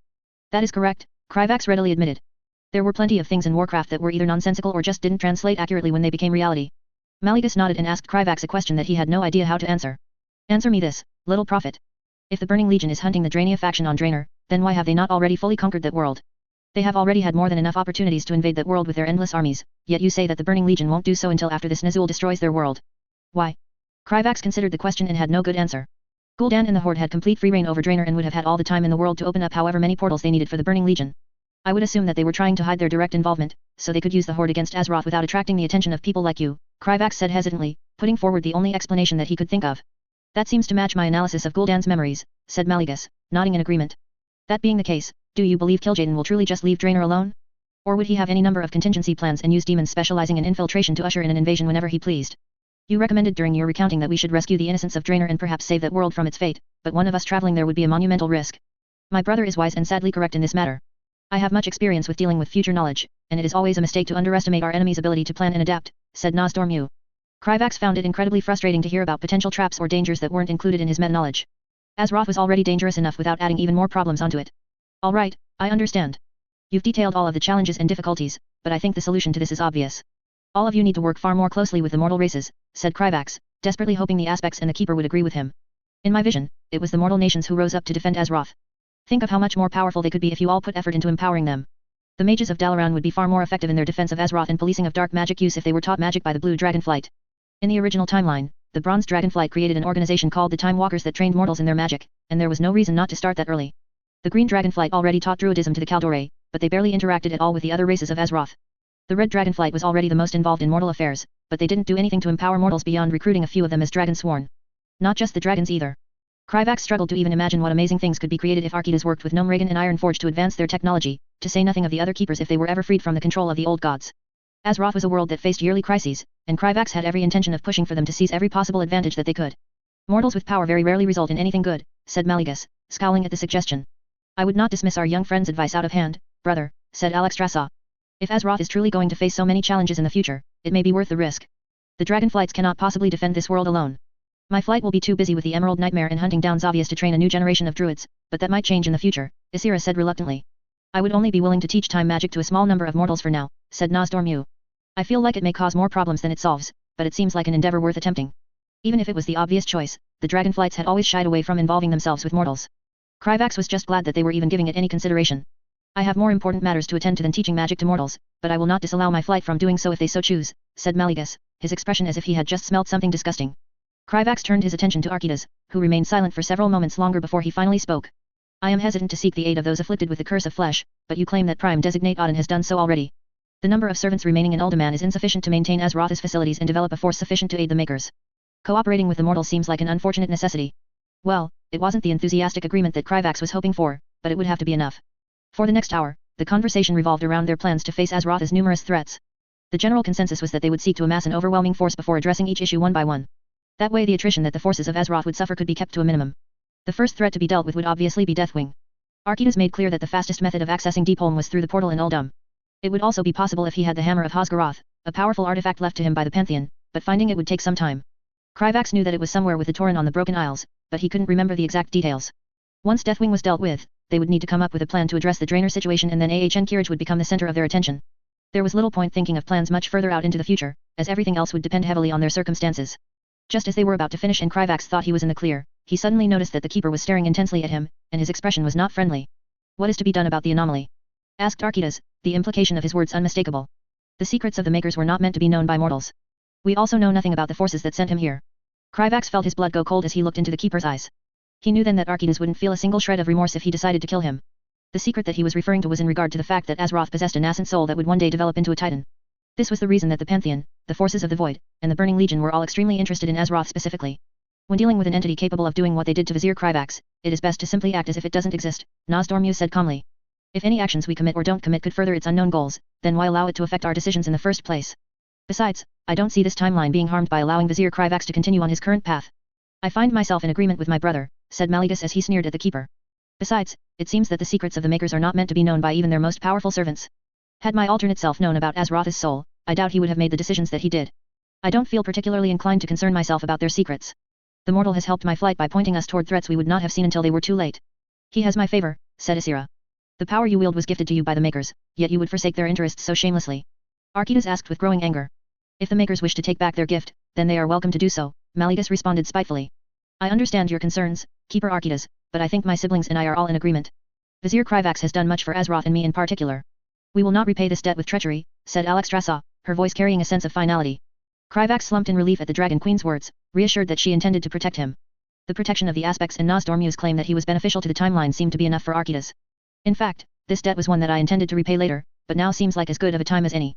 Kryvax was mildly confused as the Dragon Queen walked across the chamber toward him. How do you intend to do that? Alexstrasza smiled at him gently as she stopped a few feet in front of him. Vizier Kryvax, you saved me from a fate worse than death. It is thanks to you that I was not captured by the Horde and turned into a broodmare. It is thanks to you that I was not forced to watch as countless of my children were killed in front of me, or compelled against their nature to attack innocent mortals. It is thanks to you that Rostraza and Aloriza are still alive. Throughout your entire time on Azeroth, you have worked to make this world a better place and have succeeded in doing so. For all of this, I would like to offer you a boon that I have only given to a few other mortals over the millennia. Kryvax watched in shock and awe as Alexstrasza outstretched her hand and breathed out a stream of vermilion fire that swirled around her palm and began to rapidly coalesce. He stared with wonder at a luminescent sphere of energy that held more power than almost anything he had felt in his life. This is a rather small fragment of my power, but your body could not handle much more than this. If you pledge to continue acting in the interests of life on Azeroth, then it is yours. The challenges ahead will be significant, and I believe you could do much good with it, said Alexstrasza, smiling encouragingly as she offered Kryvax power that a lot of people would kill for. Kryvax wanted it badly. Being Azjol-Nerub's lead diplomat offered him a lot of influence, but so many options would open up to him if he had more personal power. Despite this, Kryvax didn't allow greed to overpower his rationality and decided to ask a few questions. All I have to do is continue acting in the interest of Azeroth? This won't make me your servant or anything, right? It would be a poor way of showing my gratitude if it bound you to my service. So long as you aren't using this power for evil ends, it is yours to do as you please. That was a good enough answer for Kryvax. He didn't want to risk his position in Azjol-Nerub, but the High King wouldn't fault him for this power if it didn't divide his loyalties. Kryvax would need to speak with Maligus about the story that he intended to implant in the expedition's minds to explain the matter, but that was a small matter. Will it turn me into some kind of dragon spider person? Kryvax asked, barely stopping himself from reaching out the sphere outright. The Dragonspawn and Draconids were both humanoid races of dragon people who were created from mortals, so he knew it was possible. He would almost certainly accept the power even if it did, but Kryvax wanted to have some kind of warning first. It will almost certainly have some effect on your physiology, but likely nothing so dramatic, said Alexstrasza, seemingly amused by his question. Your carapace might change colors or you could grow a few claws, but you're unlikely to grow wings and a tail. I cannot say for certain as the effect of draconic magic on the descendants of the Akir has never been studied. Kryvax hoped that it wouldn't be too drastic. He'd gotten used to being a vizier and didn't want to deal with a significantly changed body again. Plus every queen in Azjol-Nerub would want to study him if he turned into a spider dragon. Still, Kryvax's answer was one that came without hesitation. I accept. Excellent, said Alexstrasza, stretching out her hand as she presented the sphere to him. Then I give to you a fragment of my power, Vizier Kryvax. May it serve you well and make clear my favor to all who see it. Kryvax's hand shook with anticipation as he reached out to the Dragon Queen's offered gift. As soon as he made contact with the sphere, Kryvax was blinded to everything aside from the seemingly limitless surge of power flowing through his body. He could feel the aspect of life's power settling deep within him and already begin affecting his body. At that moment, he knew that his life would be changed forever. Chapter 58. Orgrim found it a strange experience to know with certainty that he wouldn't live to see another day. That he wouldn't breathe another breath, feel the warmth of the sun on his face, or defeat another enemy in combat. His death wouldn't come in glorious combat, but would instead be delivered by the cold, honorless hands of an executioner. As he sat in front of a desk with parchment and one of the human's strange writing utensils in hand, the once proud Warcraft couldn't help but wonder where everything had gone wrong. It was easy and comforting to blame his people's fate on Gul'dan and his foul magic, but isolation had forced Orgrim to be introspective. Gul'dan and his warlocks may have led them to their corruption, but his people had chosen to walk down that path themselves. Everything had seemed hopeless once Drainer's elements had abandoned them and their world was torn apart by calamities. Disease had caused orc men, women, and children to rot away in front of their eyes while the land itself seemed to reject them. The clans had been led to believe that the Drainia were the ones responsible for this, and they had united in their thirst for vengeance. It was only recently that he had learned that it was all a lie. One of his captors had informed him that Gul'dan had been killed and his mind ripped apart for all the information it held. When they told him the truth of what had happened, that Gul'dan was the one to corrupt the elements and doom Draenor, Orgrim had first believed it was a lie meant only to hurt him. He still believed their intent was to make him suffer by making his failures clear, but he now believed their words to be the truth. It made far more sense than what the Shadow Council had told the chieftains. And if their words were the truth, then his people had truly lost all honor. Their ancestors would look down on them with shame for generations and Orgrim had done nothing but lead them further into dishonor. For generations, a prophecy had been passed down through his bloodline about their namesake relic, the Doom Hammer. Through blood the weapon shall pass, as surely as night begets day. Until the elements cry unheard, and pride turns to unbridled rage. The last of the line shall deliver salvation and doom upon his kind. Honor will be undone and all will be lost, before it is found again. A stranger will raise the hammer high, and with it justice shall reign. It was only after he had been captured and taken to his cell that Orgrim realized the prophecy had been referring to him. He would be the last of his line. He was the one who had delivered doom upon his kind. He would go down in history as a failure who led the orcs to their darkest moment. The prophecy spoke of a stranger who would take up the Doom Hammer and help his people find justice and honor once again, but Orgrim wouldn't be alive to see it. His weapon had been taken by that damned dragon and its fate was completely outside of his control. Instead, the only thing Orgrim could do was think about his choices and write down his thoughts in Orcish for the next generation. He had no doubt the Alliance had given him the chance to write to his people with the intention of twisting his words and using them for their own gain, but Orgrim couldn't resist the temptation to record his true thoughts and regrets. He'd already finished writing down everything he intended to over the past few months and was now just looking over it again. Orc. You've got a visitor. Someone wants to talk to you before your head gets lopped off. Orgrim was pulled from his thoughts by the rough words of one of the human guards. He'd received many visits from the Alliance, so this wasn't a surprise to him. Orgrim stood from his seat and made his way over to the arcane barrier separating his cell from the rest of the world and waited for them to arrive. When the boy king of the first human kingdom the Horde had destroyed showed himself alongside Anju and Lothar, Orgrim let out a mirthless chuckle.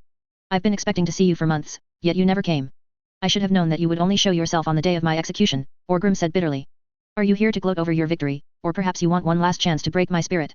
He couldn't imagine the boy king visiting him for any other reason, given that the Alliance mages had long since pulled all the information they wanted from his mind. He was only glad that he never learned where exactly the Frostwolf clan had settled when they left the Horde. Contrary to his expectations, the two humans remained silent as they studied him with inscrutable expressions. Well? Do you have something to say, humans? Orgrim asked, annoyed by their silence. When the boy king finally spoke, his voice was far calmer than Orgrim would have expected. I thought you would be a lot more intimidating. I was expecting to find a monster, but you remind me more of a pathetic animal just waiting to die. Orgrim roared and smashed his fist against the barrier, the force of his anger causing the magic to flicker. He was annoyed when neither of the humans flinched at his outburst. Would you say the same if this barrier wasn't separating us, boy? I would. I've seen that hopeless expression on your face far too many times already from countless others, said the boy king, his eyes wiser than his years. I've seen it on the soldiers sent out to war. I've seen it on the faces of my subjects after they were forced to flee their homes. I've seen it in the mirror after the only orc my father trusted betrayed him and carved out his heart in front of me. I know what hopelessness looks like and you are no better off than the rest of us, orc. Orgrim wanted to snarl and rage at the boy king, but he couldn't muster the will. The fire inside him had long since been extinguished by his imprisonment. What do you want? Orgrim asked, his voice completely void of emotion. I wanted to look into the eyes of the monster responsible for the destruction of Stormwind and ask him why he did what he did, said the boy king, his voice shaking with anger. We could have had peace if you had just been willing to listen to my father's pleas. We could have cooperated and found a way to help your people, but instead, you chose to wage a pointless war. Why? The boy king was yelling by the time he was done speaking while Lothar stood by his side silently, glaring at Orgrim with hatred in his eyes. You don't understand what it means to be an orc. None of you do, Orgrim said after a few moments of silence. To be an orc means to struggle against a world doing everything it can to destroy you. To be an orc means to fight for every breath, every morsel of food, and every drop of water. You humans don't know what it is like to struggle to survive every second of every day, and that was before our world began to die. Your father could have offered us everything we ever wanted, and we wouldn't have accepted it unless we paid for it in blood and tears. Orgrim had come to learn that Azeroth was a world with just as many dangers as Draenor, but life on this world was surprisingly kind to its weaker inhabitants. On Draenor, there was no room to tolerate weakness, no room for negotiations, and certainly no room to indulge in mercy. The Horde had been born out of desperation and a desire for survival, and it had forged them into a force capable of conquering worlds. I heard that you were one of the few orcs who didn't drink from the demon's blood, said Lothar, speaking for the first time since the humans arrived. Unlike the rest of your kin, you don't have even a paltry excuse for your actions. You could have chosen to lead your people to a brighter future, but you didn't. That is nobody's failure but your own, Orgrim Doomhammer. Orgrim scoffed at the human's words. If you truly believe that I could have forced the Horde to accept peace, then you understand us even less than I thought. Even before the Horde was corrupted by Gul'dan's dark magic, we had already ravaged our world and either slain or enslaved its inhabitants. War was our inescapable fate from the moment that the dark portal was opened. It was a bitter conclusion to accept, but it was one that Orgrim had reached after months of isolation and introspection. Peace was never a possibility, and he very much doubted that the Horde would be able to ever integrate into this world. They simply weren't made for it. I don't believe you, said Lothar, his voice firm and unwavering. We learned from Gul'dan's memories that Garona was being controlled by magic when she murdered King Lane. Until that moment, I came to view her as a friend and saw with my own eyes that orcs were capable of more than just violence and destruction. There was a chance for peace, but you chose not to take it. Orgrim had nearly forgotten about Gul'dan's pet assassin. He had given her over to a veteran warrior by the name of Eitrigg and hadn't thought of her since. It didn't surprise him in the slightest that Gul'dan had been controlling her with magic, but the human was misguided if he thought she represented orcs. Garona was nothing more than a half-orc pet of Gul'dan. True orcs will always return to their roots, and you're hopelessly naive if you believe otherwise, Orgrim said derisively. The Alliance might one day succeed in pacifying his people by placing them in camps and attempting to indoctrinate them, but it would be useless. Unless they were led by someone who truly understood orcs, peace would never last. Orgrim suspected that a part of Lothar must have known his words to be the truth because the human warrior fell silent. Instead, it was the boy king who spoke up next in a quiet voice. I know that if my father were here, he would urge me to seek peace and forgive the Horde for what they have done, but I don't know if I can. When I look at you, the only thing that I feel is pain and hatred. Orgrim knew exactly how the boy felt. When the red pox swept through Draenor and the world began to die, he had also felt nothing but pain and despair. Even if he hadn't fully trusted Gul'dan's claims that the Draenei were responsible for their suffering, it was so easy to lose himself to bloodlust. That was probably why he found the boy king's next words to be so surprising. But I still think it's worth hoping that our people can live in peace, even if I'm never able to stop hating orcs. Now that I'm here, I've realized that I don't want to end up like you, spending my remaining days wondering what the world could have looked like if I had chosen to believe that things could have been different, said the boy king, his words cutting Orgrim deeper than even that sharpest knife. You're going to be disappointed, boy. Life isn't a shaman's story, and it rarely has a happy ending. Maybe, and if your people prove incapable of living peacefully on Azeroth, then we will do what needs to be done, said the young king, his eyes hard as he looked up to the much larger orc. But I still believe it is worth trying. I owe my father at least this much, and I genuinely hope you are wrong about your people. My people have suffered enough from war for one lifetime. As Lothar looked down at the young king with pride in his eyes, Orgrim found himself unsure of what to say. After several moments, he settled on an honest response. I hope I'm wrong as well, boy. He doubted that he was, but he hoped that those who came after him would make better decisions and lead the orcs to a better future. Apparently having nothing left to say to him, the young king gave a satisfied nod and turned to leave as he delivered a final comment. You will not be missed, Orgrim Doomhammer. Azeroth will be a better place once you are gone. Lothar glared at him silently for several moments before following the boy without another word. Orgrim's gaze followed them until they left his line of sight. Once they were gone, he let out a heavy sigh and returned to his desk. As he looked down at the words he had written, Orgrim thought about the young king's words and he recalled the prophecy of the Doomhammer. The prophecy had correctly predicted that the last of his family's line would doom the Orcish people, so he had some hope that the rest would prove just as accurate. The prophecy predicted that a stranger would wield the Doomhammer and bring salvation to his people, so maybe the young king's hopes weren't as naive as they sounded. As he contemplated this distant possibility, Orgrim decided to add one final entry to his writings, a message to the one who would wield the Doomhammer. Whoever takes up the Doomhammer after me, know that you carry the weight of an entire people's hopes and dreams. Do not make the same mistakes I did. Seek the wisdom of the spirits of the land around you to lead our people to a better future. A future in which they can regain their honor and live without the shame that my generation has placed on their shoulders. The future of the orcs now lies in your hands. May you be the salvation they so desperately need. Orgrim hoped that this letter would actually find its way to their hands. With his final words committed to parchment, Orgrim placed the human writing utensil down and leaned back in his chair. He knew that his time was coming to an end and that there was nothing left for him to do. As he closed his eyes and waited for the humans to drag him to his inevitable end, Orgrim Doomhammer made peace with his fate and prayed to the spirits that his people would one day find theirs. Corielstrass, though he still used Crassus while wearing his mortal guise, used magic to hover in the air over the recently plowed field as he waited for the human farmers to finish planting their seeds. He'd flown over the fields in his true form at first, but he could tell that the mortals weren't exactly comfortable with having a dragon flying over them. It didn't help that the wind caused by his wings made their task significantly more difficult. I think we're ready, Mr. Dragon. Crassus looked down at the young farmer boy who had nervously called for him and offered the boy what he hoped was a reassuring smile. Very well. Then I'll begin using my magic to accelerate the growth of your crops. I'd suggest that you move out of the way if this makes you uncomfortable. Most of the humans did exactly that, but the boy who had called for him shifted hesitantly before asking Crassus a question. Why, you said that the magical fire you use to grow the plants is safe, right? And that it heals people. Crassus' life-infused fire was perfectly able to burn anything it touched to ash if he willed it, but mentioning that didn't seem prudent. It does. Do you have a wound that needs healing? I hurt my feet a bit while working in the fields yesterday, the boy admitted, looking down at his worn-out shoes. I can still work. But, it hurts a whole lot, and I know the priests are really busy. Crassus sympathized with the boy and was glad that this was such a simple problem for him to solve. Say no more, child. Just stay where you are and my flames will heal you as I bring life to these crops. Crassus could tell that some of the other mortals were distrusting of him, but there was little they could do. The child might be little more than a whelp in his eyes, but he was old enough to be considered an adult by the laws of Lordaeron. The boy looked up at Crassus with a mixture of hope and trepidation in his eyes. He took a deep breath and nodded, signaling that he was ready. Crassus concentrated carefully. It was a simple matter to summon his life-infused flames in his true form, but slightly more difficult in his mortal guise. Reaching toward that essence of life that existed within every member of the Red Dragon flight, Crassus lifted his hand and released a controlled stream of vermilion flames that swept through the field. Wherever it passed, the seeds buried beneath the earth began to sprout and grow at an astonishing rate, quickly maturing into healthy and vibrant crops. As always, the humans stared in awe at the miraculous sight and their apprehension temporarily disappeared as they watched food grow before their very eyes. The fire soon washed over the boy's feet, and he gasped in surprise as the pain he had been feeling disappeared and was replaced by a soothing warmth. Thank you, Mr. Dragon, the boy said, his voice filled with gratitude. My feet don't hurt no more. Crassus smiled warmly at the boy, glad that he had been able to help. You're welcome, young one. I'm glad that I could be of assistance. As the farmers gathered their tools and set to work harvesting the newly grown crops, Crassus flew a short distance away and prepared a teleportation spell. This was the final field Crassus planned to assist with for the day. His flight was hard at work doing their part to ensure the mortals could feed themselves and their prisoners, so there would be someone available to take his place while he traveled back to Dalaran ahead of the significant occasion. Although Crassus didn't typically find such morbid events appealing, Orgrim Dumamir's execution was one that would be attended by every politically significant figure in the Eastern Kingdoms. Including a certain vizier who Crassus was quite keen on seeing, but hadn't had the opportunity to do so recently. When Crassus had heard from his beloved that Vizier Krivax was some manner of seer who was responsible for sending him the letter detailing Deathwing's intentions, he'd wanted to meet the Nerubian immediately. That desire only grew once Alexstrasza informed him that she'd gifted the vizier with a portion of her power. Such a thing wasn't unheard of amongst the dragon flights, but it was rare that an aspect would bestow a mortal with such an honor. Finishing his spell, Crassus disappeared from the fields of Eastweald and reappeared in Dalaran's main portal hub. Upon arriving, Crassus was immediately greeted by one of the city's guards as he went through the administrative process of recording his entrance into Dalaran. Once that was taken care of, he immediately started heading toward the city's exit. The execution grounds had been placed within the city at first, but things had started to get a bit out of hand.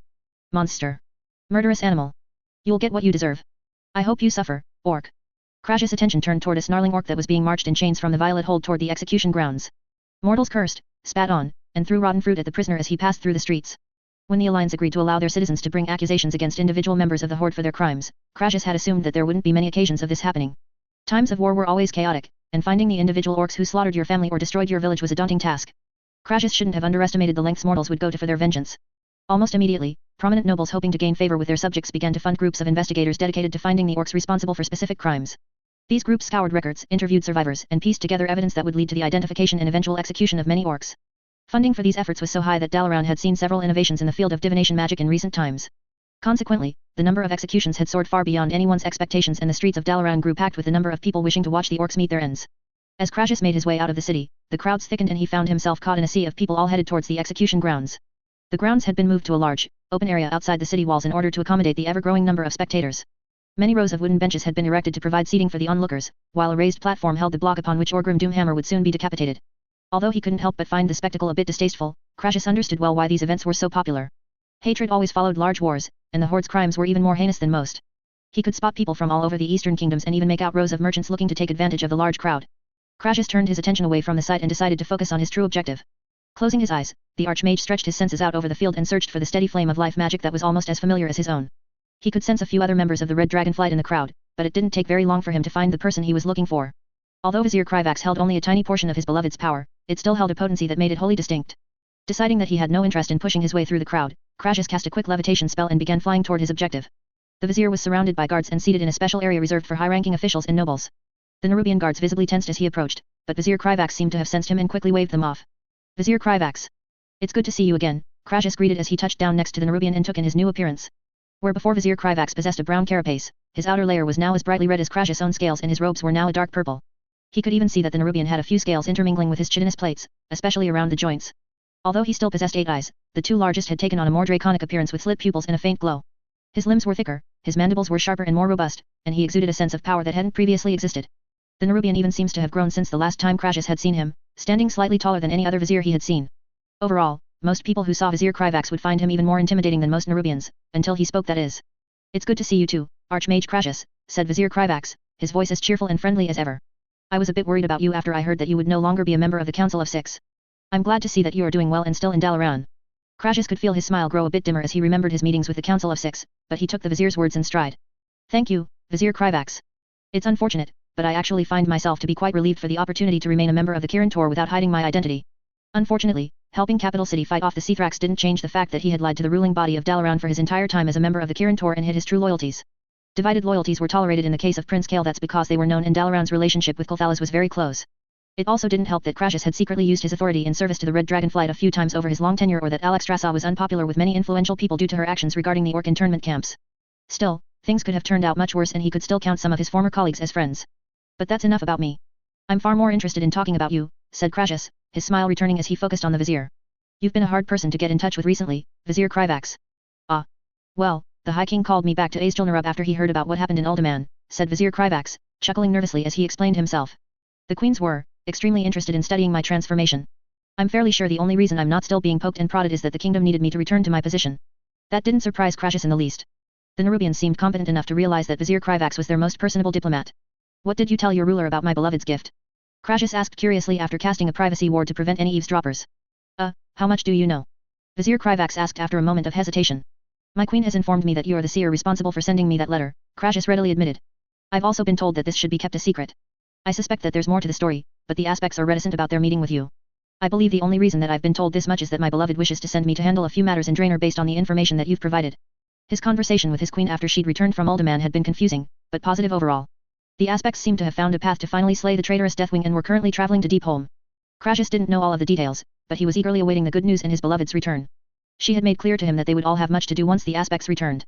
Vizier Kryvax slumped in relief at his answer before he responded. I see. I'm glad to hear that the aspects are keeping this to a small circle. The matter is quite sensitive. As for the High King, he believes that the aspects have a close relationship with Keeper Archidas, and Alexstrasza was extremely grateful to me once she learned that I was the one who found Uldaman. I informed him that Alexstrasza gave me this reward for helping the aspects discover a way to reach Deathwing. Crassus chuckled in amusement.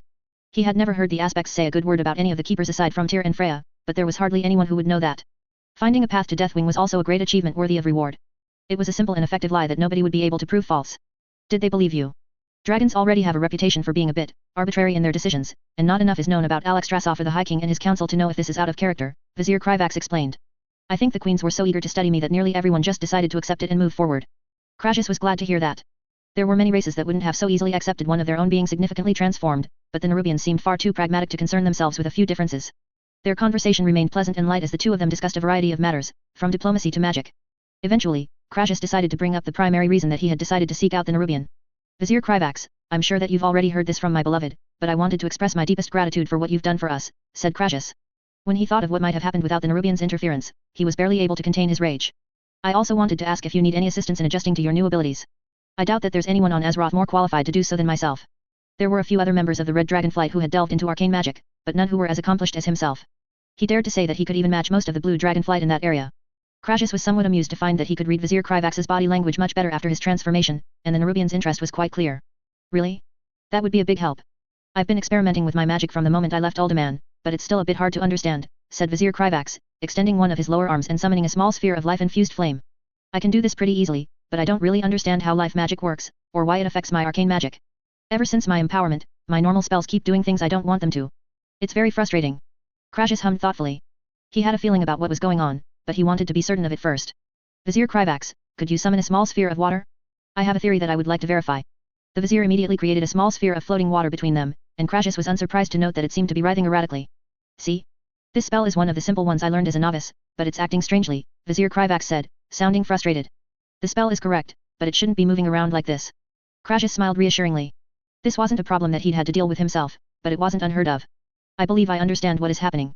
My beloved's power is quite possibly the purest source of life magic still on Azeroth. Even as small of a portion as it is, her power has become a fundamental part of your being and is affecting your entire magical essence.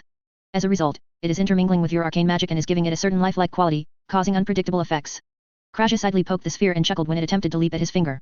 You will have to learn to properly separate your magics, but on the bright side, it should be relatively simple for you to learn how to summon a water elemental. You'll need to keep testing to see how it can be useful in other ways, as life is an extremely powerful force. Really? I've always wanted to summon a water elemental, said Vizier Kryvax, glancing toward his sphere. Do you have any advice for me on how I can actually isolate these magics? Life magic just seems to come naturally whenever I want to cast something. Of course, said Crassus, glad he could be of assistance. Crassus taught the young Nerubian several tricks that would help him adjust his mindset and call only on the type of magic he wanted. Different magics typically required different mentalities to use, but Vizier Krivax was having difficulty because he could now call on life subconsciously. It didn't surprise him to find that Vizier Krivax's life magic was even purer than his own. Such was to be expected given its source. It did mean that the Vizier would likely be prodigious in the art of creating golems if he ever chose to pursue such a path, something which sent the Nerubian into a thoughtful silence when he heard. Their conversation continued until they were suddenly interrupted by the blaring of a loud horn, signaling the arrival of Orgrim Doomhammer at the execution grounds. Crassus and Krivax exchanged a solemn glance as the crowd's murmurs grew louder. After a few moments, Crassus spotted the orc being led toward the platform in chains while being completely surrounded by heavily armored guards. As the executioner stepped up onto the platform and the mortal representatives responsible for overseeing his trial took their position, a hush fell over the crowd.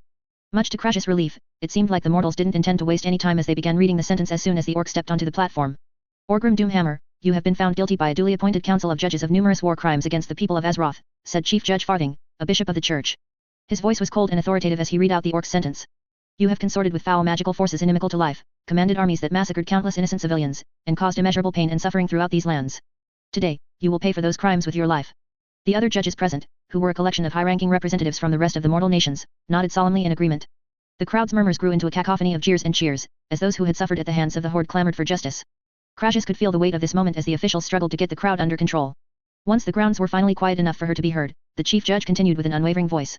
Before your sentence is carried out, does the prisoner have any last words? There was a moment of silence as the crowd seemed to lean in at the question.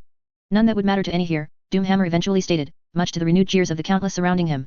Once the crowd fell silent, the chief judge continued once again. Very well. The sentence that has been handed down by this council is death by beheading. May the light grant you mercy. Executioner, you may proceed. The massive, hooded executioner stepped forward, his axe gleaming in the sunlight. Orgrim Doomhammer was unflinching as he was forced to kneel on the platform and his head was pushed down onto the block. The executioner wasted no time and raised his axe high above his head as the orc stared him straight in the eye. Crassus could almost hear the crowd hold their breath as the axe was brought down in a swift, decisive motion upon Orgrim Doomhammer's neck. The crowd erupted into cheers as the orc's lifeless body slumped to the ground, his head rolling a few feet away. Thus was Orgrim Doomhammer, Warcraft of the Horde and the greatest threat in recent generations, finally slain. Chapter 59. When Krivax decided to inspect the Orcish internment camps to see how the Horde prisoners were being treated, he'd expected it to be an unpleasant experience. Things weren't quite as bad as he'd thought, but they certainly weren't good. Are the camps normally this chaotic? Asked Krivax as he watched the Orcish internment camp from a tower overlooking the complex. It was far worse when we first started. The orcs have already calmed down significantly since the war ended, though there's quite a long way to go, said Turolion, former student of Archbishop Fail and current paladin of the Knights of the Silver Hand. He also happened to be one of the men overseeing the Church of Holy Light's efforts in the many orc internment camps. The actual overseer of this camp was conveniently away on business, so Turolion had offered to show him around in their stead. Krivax noticed that the paladin was quite curious about the changes to his appearance, but was thankfully far too polite to say anything out loud. This is calm. Krivax exclaimed incredulously. Orc men, women, and children were being corralled by armed guards to the center of the camp where a priest was handing out rations. The orcs were more than a little hostile to their captors. Some of them snarled and bared their teeth, while others spat curses in their native tongue. Krivax even saw several of them make aggressive moves against the guards until they were forced back into line by spearpoint. Turolion sighed, his expression grim. Unfortunately, yes. The prisoners were far more aggressive in the immediate aftermath of the war. It was even common for the captured orcs to throw themselves onto the spears of the guards rather than face the dishonor of captivity. Most of the ones who wished to die have already done so by now, so the situation has stabilized somewhat. That's horrible, Krivax muttered as he watched an orc child cling to its mother and glare hatefully at the guards. How is the food situation in the eastern kingdoms? Are you able to properly sustain their rations? I've only just been able to return from Azjol-Nerub and I was a bit too busy to keep a close eye on the situation here. That was a big understatement as far as Krivax was concerned. The queens were extremely optimistic about what they would be able to do with what they've learned from studying him so far. He'd even heard one of them mention that they might be able to design an entirely new caste, which was no small feat. The queens had run test after test on his new abilities and taken every biological sample they could reasonably acquire from his body. Unfortunately, it turned out that what they could reasonably acquire was far more than he had expected given their access to magic. Krivax shuddered and forced his mind back to the present. The food situation is quite dire, but we should be able to sustain our current rate of consumption, said Turolion with a furrowed brow. Much of our farmland is destroyed or damaged, but the rest is nearly in a state of permanent harvest thanks to the red dragon flight. The Alliance has also dictated that the orcs only be fed the minimum necessary to sustain them, which is much less than expected. I don't like it, but there will be a chance to make a change once the situation improves. Krivax wasn't quite sure how to feel about that, but he understood why the Alliance had made such a decision. Stretching his new senses over the camp, Krivax could distinctly feel the many thousands of lives around him as warm flames, and he was struck by how similar the different races felt to him. The only exception was the Draconid and Dragonspawn guards sent by the Red Dragonflight to help guard the camps. The Draconid and Dragonspawn were draconic races that served the Dragonflights and resembled tall humanoid dragons and large centaur-shaped dragons respectively. Krivax could feel a strange hint of familiarity within them that reminded him of his new wellspring of power. I can see that most of the guards here are being provided by Azjol-Nerub and the Red Dragonflight. Are they to your satisfaction, Sir Turolion? Kryvax asked as he observed the Draconic and Nerubian guards throughout the camp. I understand that many nations aren't particularly enthusiastic about spending resources or manpower on these camps. I hope our warriors have proven themselves up to the task. Turalyon nodded, his eyes softening somewhat. Yes, the warriors sent by Azjol-Nerub and the Red Dragonflight have been invaluable. Their discipline and adherence to given orders have been commendable, and they've done a lot to keep the camp relatively stable. Circumstances would be much worse without their assistance. Kryvax felt relief at the paladin's words, although he wasn't very surprised. If there was one thing that generally Nerubians did well, it was taking orders. The Draconids and Dragonspawns were raised from the egg to be servants, so they were similarly devoted to their duties. There would be little risk of them growing lax or abusing the prisoners under their watch. I'm glad to hear that, Kryvax said genuinely. Things could certainly be better around here, but they could also be much worse. I'll be sure to inform the High King that the camps are in good hands. That was a lie. High King Anubarak didn't care about the orcs enough to receive status updates about them, but it felt like the polite thing to say. I'm glad to hear that, Vizier Kryvax, Turalyon replied with a hint of gratitude in his voice. The Church of the Holy Light has been doing its best to ensure the safety of the prisoners while also bringing them to the light, but I admit it has been difficult. Azjol-Nerub's support has been indispensable.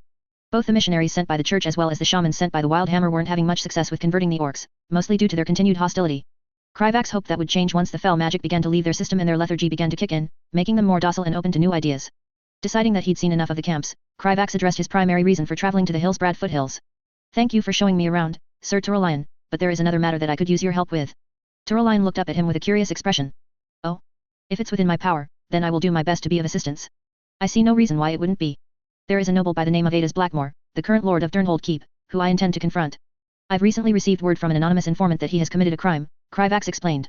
Edelis Blackmore was the current slave owner of a young orc called Thrall, birth name Goel, who would grow up to be an immensely important figure in Azeroth's history. Thrall had the potential to become the most powerful shaman in the world as well as the future Warcraft of the orcs and New Horde, and Kryvax had no intention of allowing him to stay where he currently was. The information is specific enough that I feel compelled to check, but I doubt Queen Regent Manethil would move against one of her nobles without hard evidence, Kryvax continued. Obviously, there wasn't any evidence at all as he couldn't exactly cite the words of the goblins he'd hired to sneak into Durnhold Keep. I would like you to come with me as a witness, as well as to keep the peace. As long as I get close enough, I should be able to verify if there is any credence to what I've been told. His new ability to sense life should be enough to lead him to Thrall once he got to Durnhold Keep. Orcs and humans felt very similar, but not enough to be indistinguishable. Turalyon considered Kryvax's request for a moment before asking the obvious question. What exactly were you told about Lord Blackmore? I've heard certain rumors about the man, but he performed well during the war and made quite a name for himself. He has also apparently become a mentor figure to the Prince of Alterac and the close friend of one of the paladins of my order. It's admittedly a rather minor matter, but I've been told that Lord Blackmore found an Orcish infant during the First War and decided to raise him as a slave and train him in combat, said Kryvax. Although the enslavement of Thrall was fully legal in the original timeline, Queen Regent Manethil and other alliance leaders hadn't yet allowed such a thing within Lordaeron. The former members of the Horde were still only prisoners of war at this time, not slaves. Slavery was generally banned within the Eastern Kingdoms as slavery was considered to be morally repugnant by the Church, but the hatred for the orcs was starting to grow stronger than religious piety. Kryvax had already heard whispers that a few different nations were considering proposals to change that to make use of the orcs as unpaid laborers to rebuild what they had destroyed, which was why it was important he acted before that could happen. You can see why I have come to you. There are very few people who would consider offending a powerful noble for an Orcish child, but I've heard that you are a man of principle and compassion, Kryvax continued, hoping to appeal to Turalyon's sense of justice. It was difficult to overstate how much hatred there was toward the orcs. The average human would rather kill an orc themselves than rescue it from enslavement, but Kryvax remembered Turalyon to be one of the most compassionate and soft-hearted of the paladins. Sure enough, Turalyon's eyes narrowed as a mixture of concern and anger flickered across his face. If what you say is true, then I can understand your worry. The orcs have been led astray by dark magic, but we are all children of the light. I will accompany you to Durnhold Keep and we will investigate if there is any truth to this matter. Kryvax felt a wave of relief wash over him at the paladin's easy agreement. Thrall was the last urgent matter related to the future of Azeroth that he needed to deal with for quite a while. After this was done, Kryvax would finally have some time to himself when he didn't need to be scheming or desperately trying to change the course of history. He had been terrified out of his mind at first when he realized that Nozdormu knew about his meta-knowledge, but he couldn't deny that a heavy burden had been lifted from his shoulders. Of course, Kryvax still had plans on improving the situation in Azeroth as the head diplomat of Azjol-Nerub, but the most important points in his plan wouldn't happen until he was sent to Kalimdor. The High King estimated that they wouldn't be ready for that for another year, which would give Kryvax plenty of time to relax as much as someone in his position could and grow accustomed to his new power. He also hoped to spend some time catching up with Masruk and maybe visiting the Tusker villages. Kryvax could already imagine himself lying lazily in a silk hammock, eating a plate full of shrimp, and reading a book on golem crafting. Really? Then let's go now. Kryvax said with perhaps a touch too much enthusiasm. Turalyon raised an eyebrow at Kryvax's eagerness but didn't comment on it. Instead, he nodded and said, very well, Vizier Kryvax. Let us depart for Durnhold Keep. Kryvax gathered his guards and informed them of their new destination. Durnhold Keep wasn't very far from the internment camp they were currently in, so the journey wouldn't be a long one. As Kryvax made his way to rescue Azeroth's destined chosen one with a righteous paladin by his side, he couldn't help but fantasize about an easy future filled with magical experimentation and handling minor diplomatic issues. He knew deep in his heart that his fantasies were unrealistic as the Burning Legion and Old Gods would inevitably react to the changes he had made, but a Nerubian could hope, right? Mallegus watched in anticipation as Archidas and a few of Uldum's guardians worked to configure the device that would soon open a portal to the elemental domain of Earth, Deepholm. Piercing the defenses hiding Uldum from the rest of Azeroth was not easy, but Archidas was intimately familiar with the facility's concealment magic and Mallegus was the greatest mage in Azeroth, regardless of what Nozdormu might say about Ashera. Their success was inevitable, especially after the strange little prophet had told them exactly where they needed to search on Kalimdor. Once there, it had been a relatively simple matter to handle Uldum's inhabitants so they could begin working on a path to Deepholm. The curse of flesh had affected the constructs assigned to the facility's maintenance and security, turning them into mortals that possessed feline lower bodies and heads as well as an elven torso. The so-called Tol'vir had devolved into many competing tribes that built several cities in the desert around Uldum. They were all still fanatically loyal to the Titans and quickly acknowledged the Keeper's authority once his identity was verified, for the most part. A few petty Tol'vir rulers claimed that Archidas was a fraud in a blatant attempt to hold onto their authority, but that hadn't been much of an issue. There was no mortal force of Azeroth that could deny the wishes of four aspects and a Keeper when they were all working toward the same goal.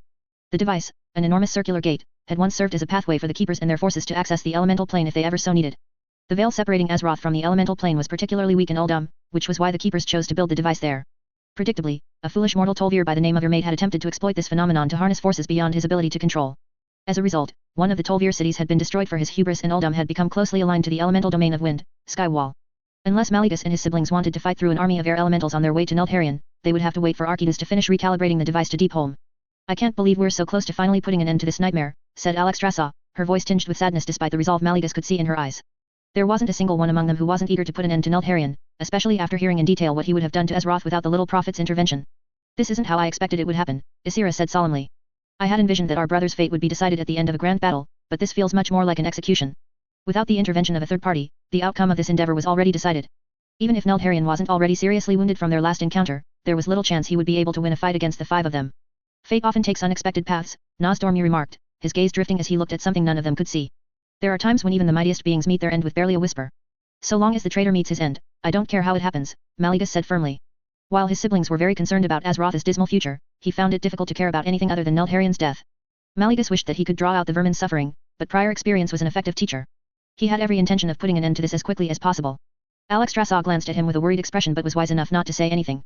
Instead, she merely sighed and turned her attention back to the gate. I truly wish it hadn't come to this. A part of Mallegus wanted to scoff, but he couldn't bring himself to do so. Before everything, he was closer to Lordaeron than to any of his other siblings. Ysera and Nozdormu were both too consumed by their own duties while Alexstrasza's outlook on the world was just too different from his own. There had been a time when Mallegus had considered Lordaeron to be his best friend, and he was quite sure the feeling was mutual. Mallegus could still remember when Lordaeron had come to him for help when he started to lose control of his little experiments. Despite this, their bond had not been enough to prevent Lordaeron from taking everything away from him and leaving Mallegus a hollow husk of the dragon he once was. Feeling his mind begin to spiral as it always did when he thought of the past, Mallegus forcefully pushed the memories away and focused instead on the present. His vengeance was finally at hand and he wouldn't allow it to slip away for a second time. After nearly an hour of waiting, Archidas finally managed to recalibrate the gate, and the portal to Deepholm sprang to life in a burst of shimmering energy. Mallegus could already feel the dense elemental energy emanating from the portal. It is done, Archidas announced, his stone features as unchanging as ever. Our route to the fallen aspect is open. We must not delay, or else we risk allowing Therazane the Stone Mother a path to Azeroth. The elemental lords were sealed away for good reason, and nothing good would come from their escape. Ragnaros, the Lord of Fire, had successfully done so and that was already trouble enough for all of them. The little prophet claimed that Therazane and Neptulin the Tidehunter were less hostile than Ragnaros and Alakir the Windlord, but it would be wise to avoid unnecessary risks. Then let us go, said Alexstrasza as she walked toward the portal. This has gone on for long enough. After Mallegus finished casting his most powerful concealment spells over the group, the aspects stepped through the portal one after another with the Keeper following close behind.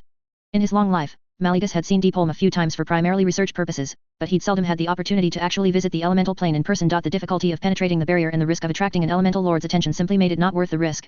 Mallegus spent a moment taking in his new surroundings. It was rare for someone such as him to have new experiences, after all. Almost immediately, Mallegus found his attention drawn to the massive structure in the center of Deepholm. It reminded him somewhat of Rimrest Temple and had obviously been built by the Keepers when they created the elemental plane. It was likely that Archidas himself had been heavily involved in the project. The Temple of Earth had served to hold and protect an artifact called the World Pillar, which separated the elemental plane from the rest of Azeroth. If Lordaeron was to destroy the World Pillar as the little prophet claimed he would, the consequences would be catastrophic. Pulling his gaze away from the temple, Mallegus turned his attention to the rest of Deepholm. It took on the appearance of a gigantic underground cavern with stone pillars jutting out from the ceiling and floor. Boulders could be seen floating through the air and elemental creatures of all shapes and sizes moved about, oblivious to the powerful beings that had just entered their realm. Mallegus could even see a few dragons made of stone flying in the distance. It felt strange to see non-sapient elementals that looked so similar to his own people, especially when the origins of these dragon-shaped elementals were unclear. Although thinking about everything he knew about Lordaeron, it was likely that the stone dragons were another one of his discarded experiments. Glowing crystals illuminated the cavernous expanse, casting eerie, dancing shadows across the craggy walls. The air was heavy with the scent of earth, and the distant rumble of shifting stone echoed throughout Deepholm. We should find Lordaeron and leave this place as quickly as possible, said Ysera, her expression distinctly uncomfortable. There is barely any plant life here at all, and I find it difficult to feel the Emerald Dream. It's unsettling. It is a strange place to be sure. Elementals always feel different to my senses than most other beings, said Alexstrasza as she curiously took in her surroundings. I can sense the fallen aspect to the east, said Archidas, his eyes narrowing with distaste as he gestured in the direction he needed to go. Your descriptions of Neltharian's corruption were not exaggerated. His very presence befouls the gift bestowed upon him by the Makers. Maligus scoffed but didn't give voice to the derision he felt toward the Keeper. The Titans had truly done well when they instilled blind loyalty into their construct. With Archidas leading the way, the group began making their way through Deepholm while carefully avoiding the native elementals. Maligus' magic and Archidas' natural connection to the earth would be enough to veil them from notice for some time, but it wouldn't last forever. They continued onward, moving at a brisk pace and keeping their senses sharp for any sign of danger. Before long, Archidas informed them that they were approaching Neltharian's location and Maligus began to feel the increasing presence of the void. A few more minutes of travel saw the five of them standing on a ridge overlooking a large lava-filled ravine. The ravine itself had signs of being artificially created and was unnaturally dark when compared to the rest of Deepholm. However, Maligus barely paid any attention to the nature of the ravine when he spotted his corrupted brother. Neltharian obviously wasn't expecting anyone to follow him to Deepholm and was currently resting in a pool of lava without a care in the world. Maligus felt a rush of anger at the sight. How dare he be so at ease after everything that he's done? Good. Neltharian seems to be unaware of our presence, Alexstrasza whispered, despite the fact that Maligus' magic prevented any sound from passing beyond their group. This is the perfect opportunity for us to strike and end this without a prolonged conflict. If everyone remembers their roles, I propose we begin immediately. Everyone quickly came to an agreement and prepared themselves for battle.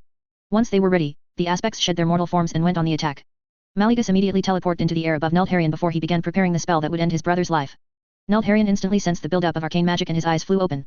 Maligus could see the intense shock in his brother's eyes as he realized what was happening and who was attacking him.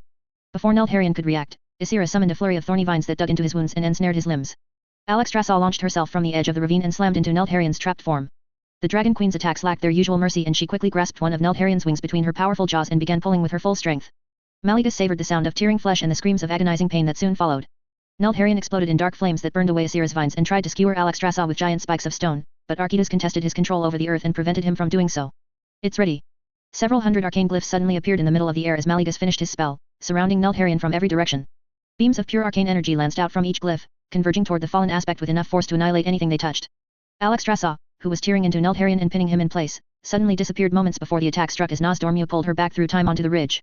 Neltharian, unable to escape, roared in pain and desperation as the beam struck him, his scales cracking and shattering under the onslaught. His dark, corrupted blood spilled into the lava below, turning the molten rock an unnatural shade of black. The power behind Maligus' spell was so immense that space itself seemed to distort and ripple from the intensity of the arcane magic unleashed. A being as powerful as Neltharian would normally be able to shrug off such an attack, if he wasn't already so heavily injured.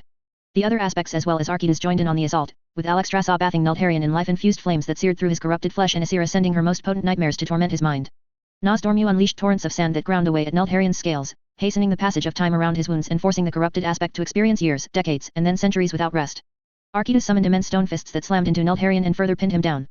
Neltharian's roars of agony filled Deepholm, echoing through the cavernous expanse. However, even as his body was ravaged and his strength sapped, the fallen aspect refused to yield.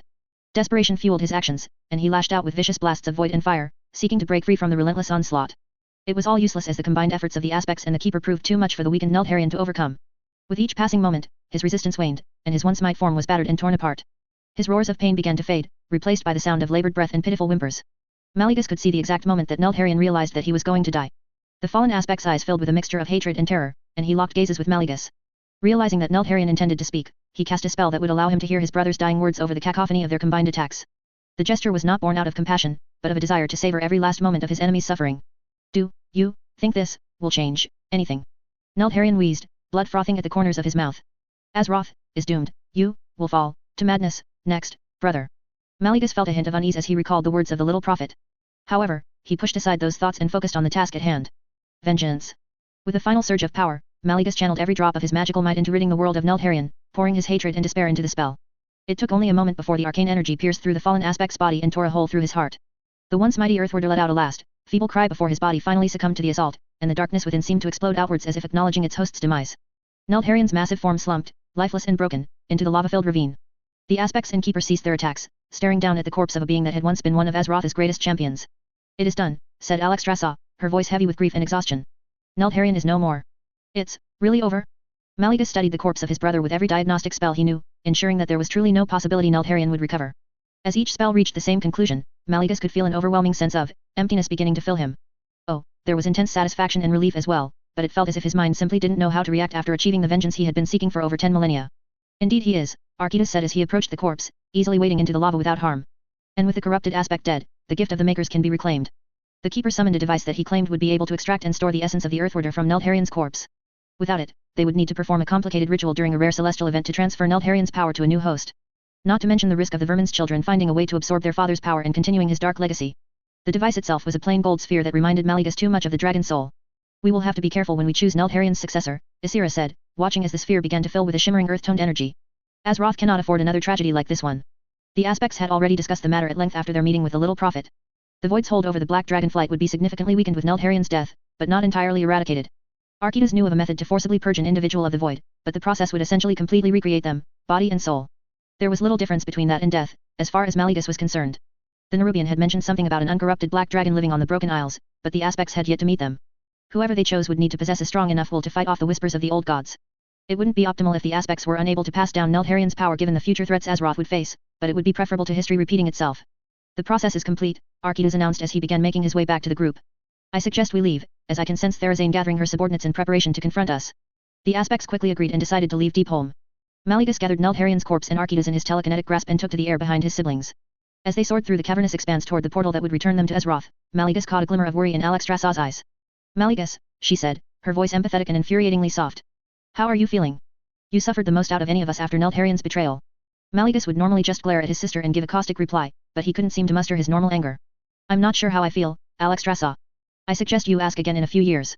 Alexstrasza seemed relieved to have received an actual answer. I understand how you feel. It almost doesn't feel real. But we will have time to heal from the wounds Lordaeron has left behind. Just remember that we are here for you, brother. Even if it might not feel like it, we are a family. Maligus managed a small nod, though he wasn't entirely sure he believed her words. It felt as though a yawning emptiness had opened up inside of him once his vengeance was satiated, and he didn't know if that void could ever be filled again. And regardless of anything else, we cannot forget that today is a good day for Azeroth and its future, Alexstrasza continued, her tone taking on a hopeful note. We have rid the world of a great evil, reclaimed the power of the Earthworder, and proven we fight together as we once did. Together, I'm certain we'll be able to solve the various crises that Vizier Kryvax brought to our attention. Maligus was normally disdainful towards Alexstrasza's unwarranted optimism, but he was surprised when he felt a hint of fond amusement. I wouldn't be so certain. You should know by now that fate has never been kind to us, sister. I doubt that's going to change anytime soon. It does you no good to be so cynical. Vizier Kryvax has given us ample warnings and I trust in our ability to navigate the future with such a significant advantage. One look at Nozdormu is enough to know that the future won't be pleasant, said Maligus, gesturing toward their silent brother. Nozdormu was good at pretending to be inscrutable, but the aspects had known each other for longer than most mortal races had existed. He was always either silent or inappropriately flippant when there was trouble in the near future. Alexstrasza turned a questioning expression to Nozdormu, who surprised them all when he actually provided a response. I'm afraid Maligus is correct. Vizier Kryvax has made many changes to the timeline that will alter some things for the better and some for the worse. We've mostly experienced the better up to this point, but the worse is yet to come, said Nozdormu, somber as he delivered his ominous warning. We have weathered dark times before and we will do so again, Azira said with a voice that was soft but confident. Nozdormu nodded solemnly, his gaze distant as he once again turned his attention to something beyond their current moment. Indeed we shall. But for now, let us return to Azeroth and ensure that Lordaeron's passing is known. Maligus was certain there would soon be plenty of celebrations by the many people hurt by Lordaeron's actions, but he couldn't see himself being one of them. As the aspects and the keeper made their way back to Azeroth, Maligus found himself wondering what he would do next. He had lived with his hatred for so long that he hardly knew who he was without it. But, perhaps he would have the opportunity to understand who he was in due time. What is this? Alexstrasza asked as Archidas handed her a large metal enchanted disc. The aspects were currently gathered within Wormrest Temple in the Chamber of the Aspects, the keeper having teleported in after informing them that he had something important to give them. Tyr passed this on to me before his death. He brought it with us along with the discs of Norganon when we fled south for Uldaman and I have been keeping it in a separate section of the facility for safekeeping, Archidas explained in a gravelly voice. He requested that in the event of his death, I should pass this on to the aspects, but could not explain why before he expired. I have determined that it is of similar function to the other discs, but this one is magically encrypted so that only you may access it. What could he possibly have wanted to tell us? Maligus asked curiously. This would have been recorded well before the Sundering or the Burning Legion's first invasion. Nozdormu. Azira asked her brother. I don't know, Nozdormu said with a hint of surprise. That made all present look at him in shock. You don't know. That's never a good sign, Malgios muttered, as he examined the disc with significantly more caution. How could you not know, Nozdormu? Alexstrasza asked in worry. It's not so much warded from my sight, but more like someone is actively interfering with my ability to perceive it, the aspect of time explained. I assume that this is due to the actions of my flight's worse half. Whenever something unexpected occurs, they are usually to blame. Then it must be important if they are hiding it from you, said Azira, her tone thoughtful. But I fail to see the point if we can access it now. Let's find out, Nozdormu said, to which Alexstrasza nodded and turned to the disc in her hands. She channeled her magic through it and at once it responded, but not in the way any of them expected. Message playback and database cannot be accessed at this time until all aspects are present, the disc played in Tyr's voice, but with none of his usual emotion. The dragon stared at the disc in confusion before Maligus finally roared at the disc in annoyance. All the aspects are present, you piece of junk. Correction, 4 of the 5 aspects are present. All aspects must be present for message and database to be accessed. Please gather all aspects. With that the issue became clear. Tyr had created this disc when the aspects were once 5, and during a time when he likely didn't believe that any of them could so thoroughly fall from grace. It was a shame that they had proven unworthy of the Keeper's confidence. Well, that explains it, said Azeroth. We can't access it now and I'm unable to see it in our future. How perplexing. And Tyr trusted we'd all be together. Ysera said sadly. Unfortunate, Archaeades said simply. But not an impossible obstacle to overcome. What do you mean? Alexstrasza asked. He is likely referring to our fallen brother's power we currently have locked away, Mallegus explained. Indeed. While we cannot use it alone to bypass the security system, passing on Neltharian's mantle and power would most likely allow you all to access the disc, Archaeades explained. Of course, that requires finding a suitable black dragon to carry said mantle, Azeroth pointed out. And the only uncorrupted black dragon is currently in a self-imposed exile on the Broken Isles. Which means that we are at an impasse. For now at least, Alexstrasza admitted before looking down at the disc once more. But we can wait until the time is right. We could always ask the Nerubian if he knows, Ysera pointed out. He doesn't or he would have already mentioned this artifact, Azeroth immediately responded. I suppose then, that we'll just have to wait until the time comes, Mallegus grumbled impatiently. The Guardian of Magic glared at Archaeades and suddenly felt the desire to return to his lair and sleep for a decade or two. The world had gotten far too complicated ever since he'd been pulled back into Azeroth's affairs. Leave the sleeping to me, brother, Ysera spoke up, seeming to read his thoughts. Malgios didn't even bother responding and giving her the satisfaction. Drekthar lifted his blind eyes to the tent entrance at the sound of Palker's shout. The young orc had gone on a long reconnaissance mission to examine the orc internment camps set up by the humans in the south and had only returned recently. Chieftain, I have come back with news of our people, Palker said breathlessly. Drekthar gestured to the gathered shamans in the tent and said, very well, young shaman. Report on what you have seen. Palker reported dutifully, I watched the dragonmen and the giant spider folk guarding the camps, and the orcs within do not seem to be treated too badly. They are being fed grain and sheltered from the elements in wooden huts. One of the other shamans present spoke up, that is good. We have time to prepare to release our people from captivity then. It is unfortunate that Doomhammer was executed before we were able to send young Palker here to scout the camps. Palker nervously held up a parchment and said, I was able to bribe some goblins with some of the trinkets you gave me to sneak into the camps. One of them managed to filch Orgrim Doomamer's final letter to his people. The goblins say that a human paladin had nailed the letter to a post in the middle of the camp. The circle of elders and shamans suddenly broke out in uproar at the news. Drekthar raised his fist and pounded it on the wooden chair for silence. As he motioned for Palker to read the letter, he said, tell me of Orgrim Doomamer's last words to our people. He was an orc of honor at one point and Tyr, our long-dead chieftain, trusted him. I thought that by purging the Shadow Council of all the foul warlocks, I could redeem the Horde and gain the favor of the spirits of our land. I curse the day that I left Gul'dan alive and let the poisonous whispers of Cho'Gall into my ears. Alas, I did not overthrow the shadowy demon overlords controlling the Horde. Instead, I merely replaced them with another shadowy master led by the one known as Deathwing and his ilk. In my captivity, many of the clan leaders cursed me and said that we lost our honor when we surrendered to the Alliance. Fools. We had lost our honor long ago when we disregarded the spirits of Draenor and our ancestors to drink the demon blood. Everything we have done since has been lacking honor. I was simply too blind and too proud of being a Doomhammer to notice our descent into that dark path. Did the prophecy given to my line not say, until the elements cry unheard, and pride turns to unbridled rage? Indeed, I will be the last of my line to wield the great hammer of my ancestors. My only hope is that if the final portion of the prophecy which states that a stranger will raise the hammer high, and with it justice shall reign holds true, then our people may still be saved. I know deep in my heart that an orc will come, who will be able to redeem our people and bring honor amongst the next generation. I know that the Doomhammer will find its way back to our people from that dragon's horde and command the orcs to glory. Whoever takes up the Doomhammer after me, know that you carry the weight of an entire people's hopes and dreams. Do not make the same mistakes I did. Seek the wisdom of the spirits of the land around you to lead our people to a better future. A future in which they can regain their honor and live without the shame that my generation has placed on their shoulders. The future of the orcs now lies in your hands. May you be the salvation they so desperately need. I hope that you who will read these chronicles of the failures will not make the same mistakes. Follow the spirits of the earth and the wind of this land and you will never be led astray. Do not be blindly tempted by easy power and rage. The tent was silent after the letter was read out. Drekthar could only hear the sound of the fire crackling as the clan elders and shamans considered the Doomhammer's words. He knew what Doomhammer must have felt as he had considered all that had gone wrong for his people. He himself had forsaken the elements in his youth for the cursed fell magic that had corrupted his people. He still remembered those days filled with bloodlust and madness as he had participated in the battle against the Draenei. Tyr had stopped him on that path and helped him to return to the spirits of his ancestors and the land. Sadly, Tyr, his mate Drika, and their son Goel were no longer with him and the heavy weight of the clan leader had fallen on his shoulders. Drekthar ran his hands through the mane of Wizir, his wolf, and asked, is the letter modified in any way? Are those words truly the last written by Doomhammer? Palker handed the letter over to the gathered clan leaders and answered, the words are written in Orcish and there are no additions to the text. This is the handwriting of Orgrim Doomhammer, confirmed Captain Galvangar. Doomhammer's words fill me with sorrow. Our people were used as puppets by two different masters, because we did not heed the spirits of the land around us. Why did Doomhammer listen to Gul'dan and not purge all the remaining warlocks? It is fortunate that he found the wisdom of his ancestors before he met his end. Drekthar paused and continued, Tyr had told us that our people had been corrupted by Gul'dan's foul pact with the demons as Goel was born with green skin. I hope that this dragon and his evil magic have not further corrupted our people. Cho'Gall and his Twilight's Hammer clan wielded void magic anathema to the living. Palker spoke up, Seer Drekthar, the goblins did mention that the orcs in the encampment seemed to be sluggish and lacking energy. Could this be the result of Gul'dan and Cho'Gall's actions? Captain Galvangar mused, I know that I too seemed to experience a sluggishness when I forsook the horde and joined with the frost wolves. I only regained my energy after listening to the spirits of the wind and used them to guide my blade. Perhaps, our people can be lifted from this curse by teaching them of the shamanistic traditions of our ancestors and helping them to listen to the elements, a fellow elder stated thoughtfully. Drekthar replied, this will make rescuing our people from the encampments more complicated. Yet, the words of Dumamir's prophecy give me pause. Can they be truly freed if we don't find the prophesied stranger? Another elder asked angrily, how do you think we can bring our people back to the old ways of our ancestors while they are in those camps? Palker replied, one of the camps contained a contingent of dwarves who wielded the elements of lightning and the wind. I saw some orcs sitting around while they called down lightning from the sky. Have the humans already come to the same conclusion? As the debate got heated, Drekthar listened as the council of the Frostwolf clan discussed what should be done. Some wanted Palker to return to the camps to scout out what was going on with the dwarves. Others wanted to start smuggling orcs from lesser defended camps back to the Frostwolves.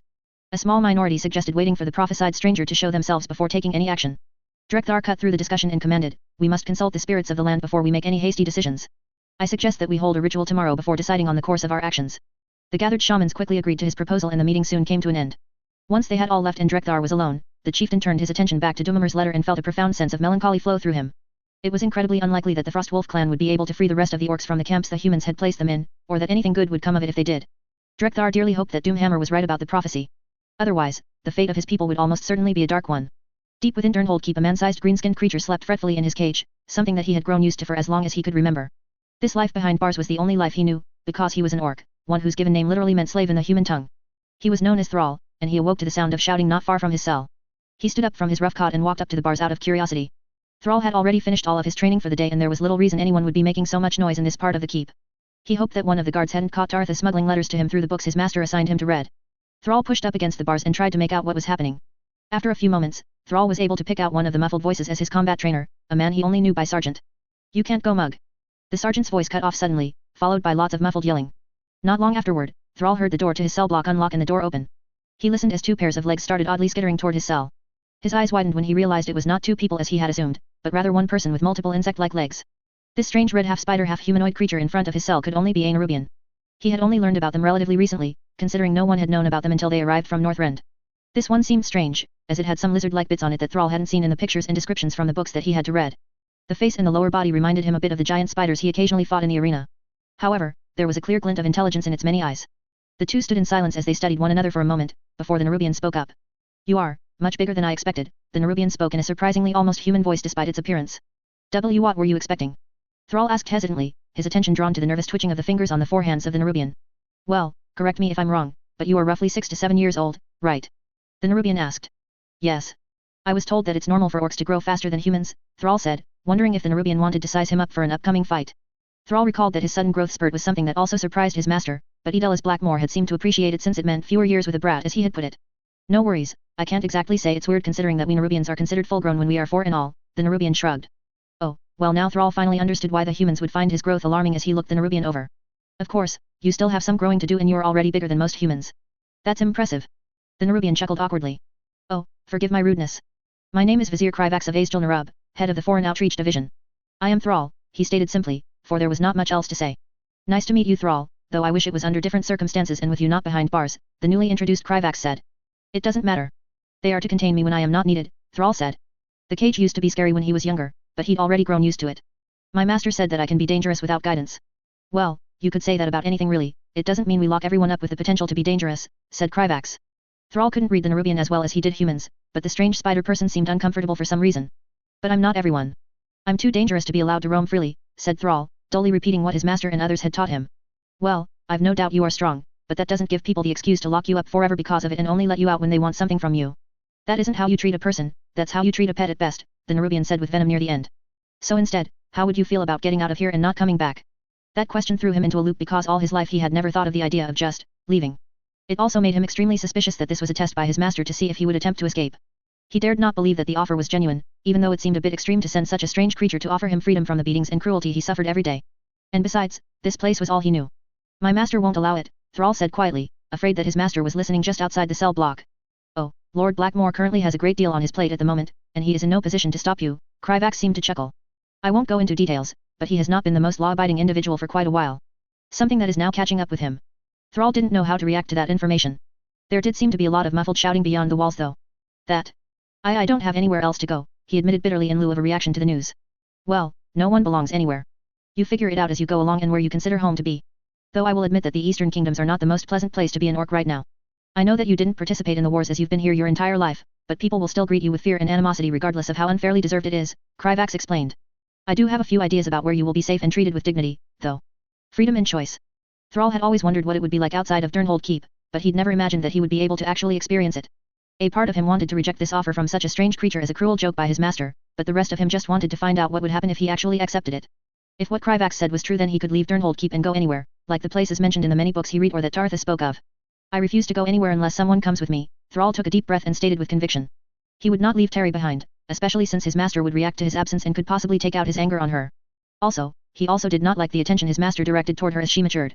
If she could not gain freedom, neither should he. Oh? And who might that be? Kryvax asked curiously. A servant girl, Tartha Foxton, Thrall said at once. She is my friend and I refuse to leave her behind to rot here. It would be unjust, and I would rather stay in this cell than leave her trapped in this keep. It is a cage in and of itself, no matter how large.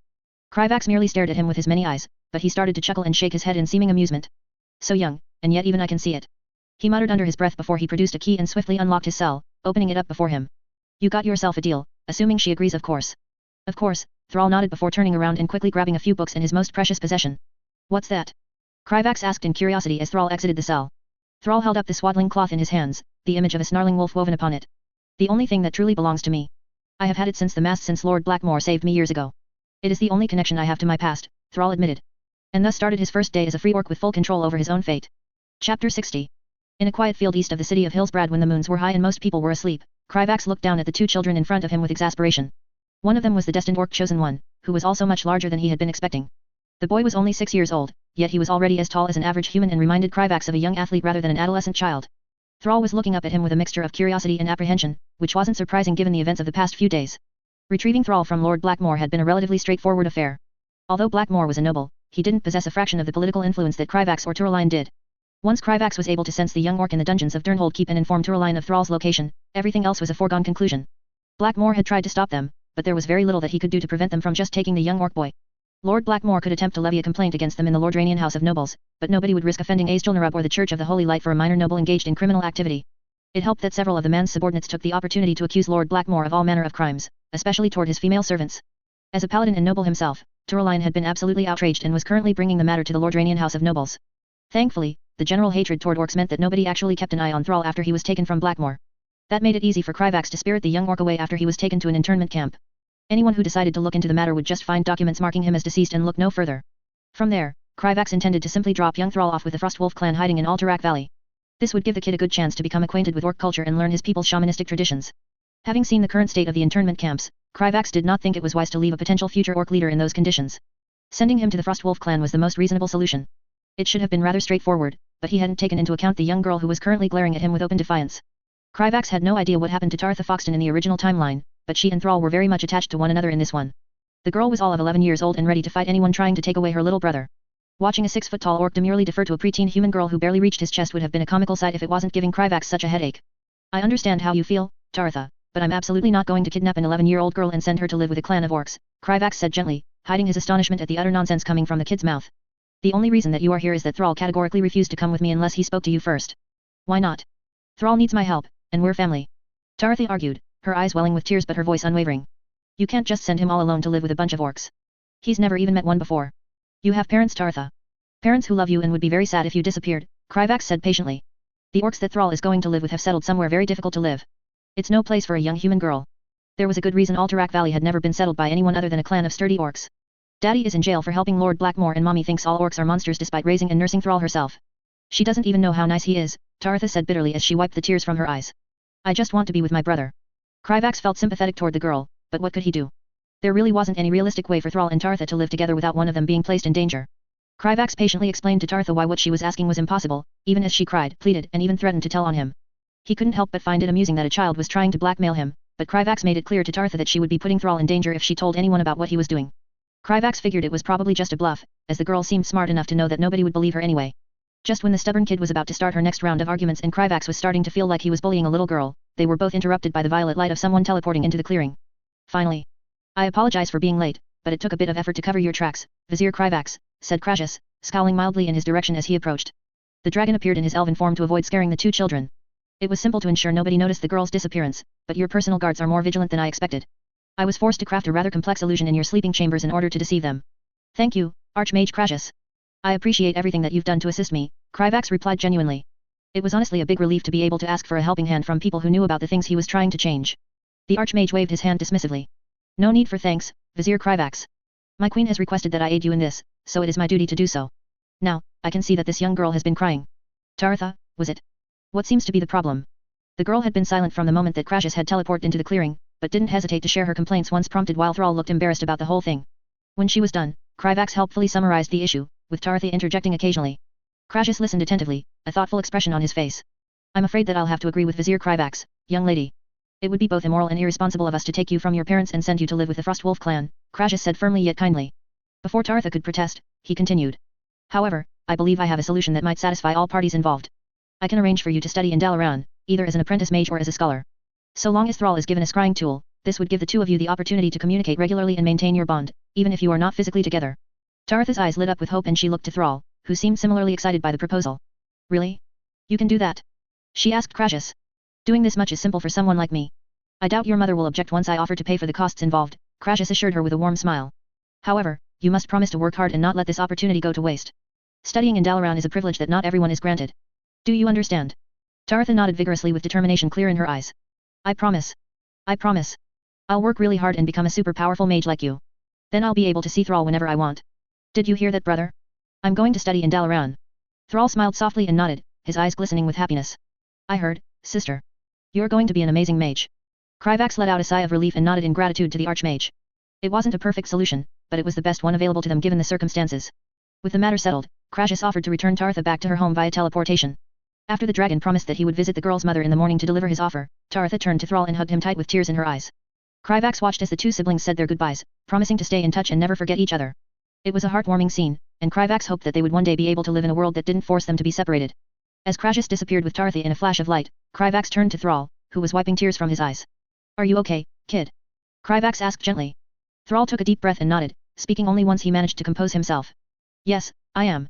I don't know why you and the Archmage are being so nice to me, but I'm really thankful. I know Taratha has always wanted to go somewhere where she could learn, so she will be just as happy as I am. I don't know if I'll ever be able to make it up to you, but I'm going to get strong so I can try, Master Kryvax.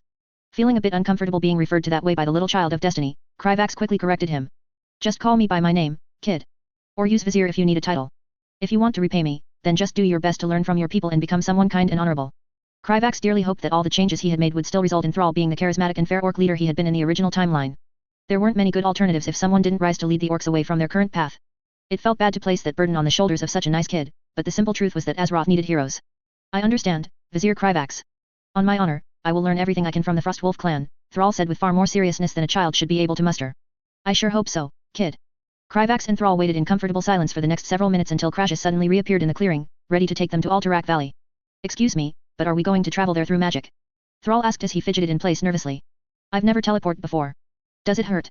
Unfortunately, I lack the ability to teleport to places I have never been to before, so we will have to travel there a different way, said Crassus, an amused smirk growing on his face as he looked at the young orc.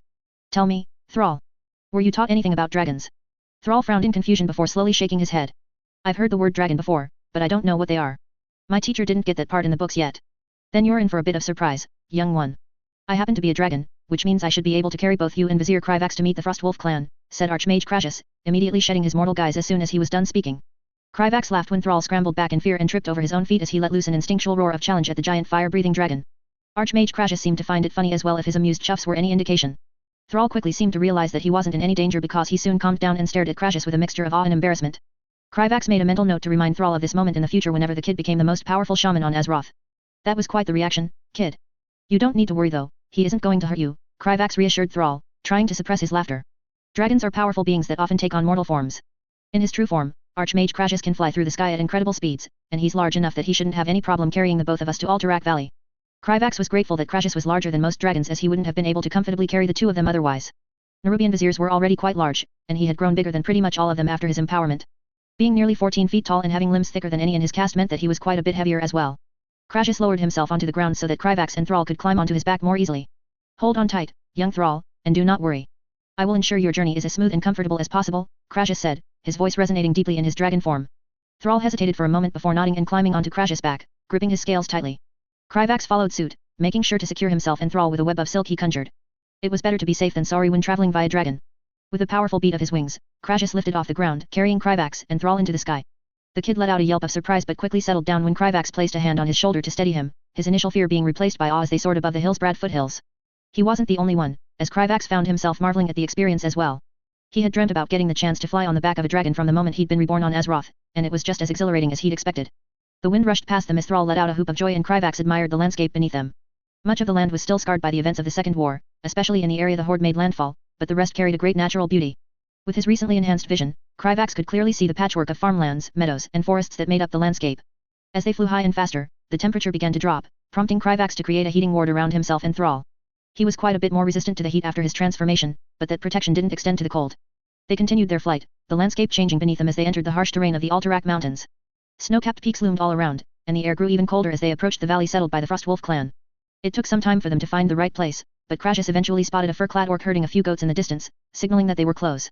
Kryvax noticed Thrall shifting nervously when Crassus informed them of what he had seen. "Are you all right, Thrall?" Kryvax asked, concerned by the young orc's sudden anxiety. Thrall looked at Kryvax, his eyes wide with uncertainty. I've never met another orc before, Vizier Kryvax. I don't know what to expect. What if they don't accept me because I'm too different?" Kryvax patted the young orc's shoulder reassuringly. "From what we've been told by orc prisoners, the Frostwolf clan is the most peaceful of the orc clans and puts a heavy emphasis on family and community. I doubt that they'll turn away a young orc, no matter how different they are." Thrall still seemed a bit skeptical, but some of the tension in his expression began to fade away. Satisfied that the kid was reassured, Kryvax turned his attention to Crassus, who had been patiently watching their exchange. "I think we're ready for you to announce our presence to the Frostwolf clan, Archmage Crassus." Crassus nodded and turned back toward the valley.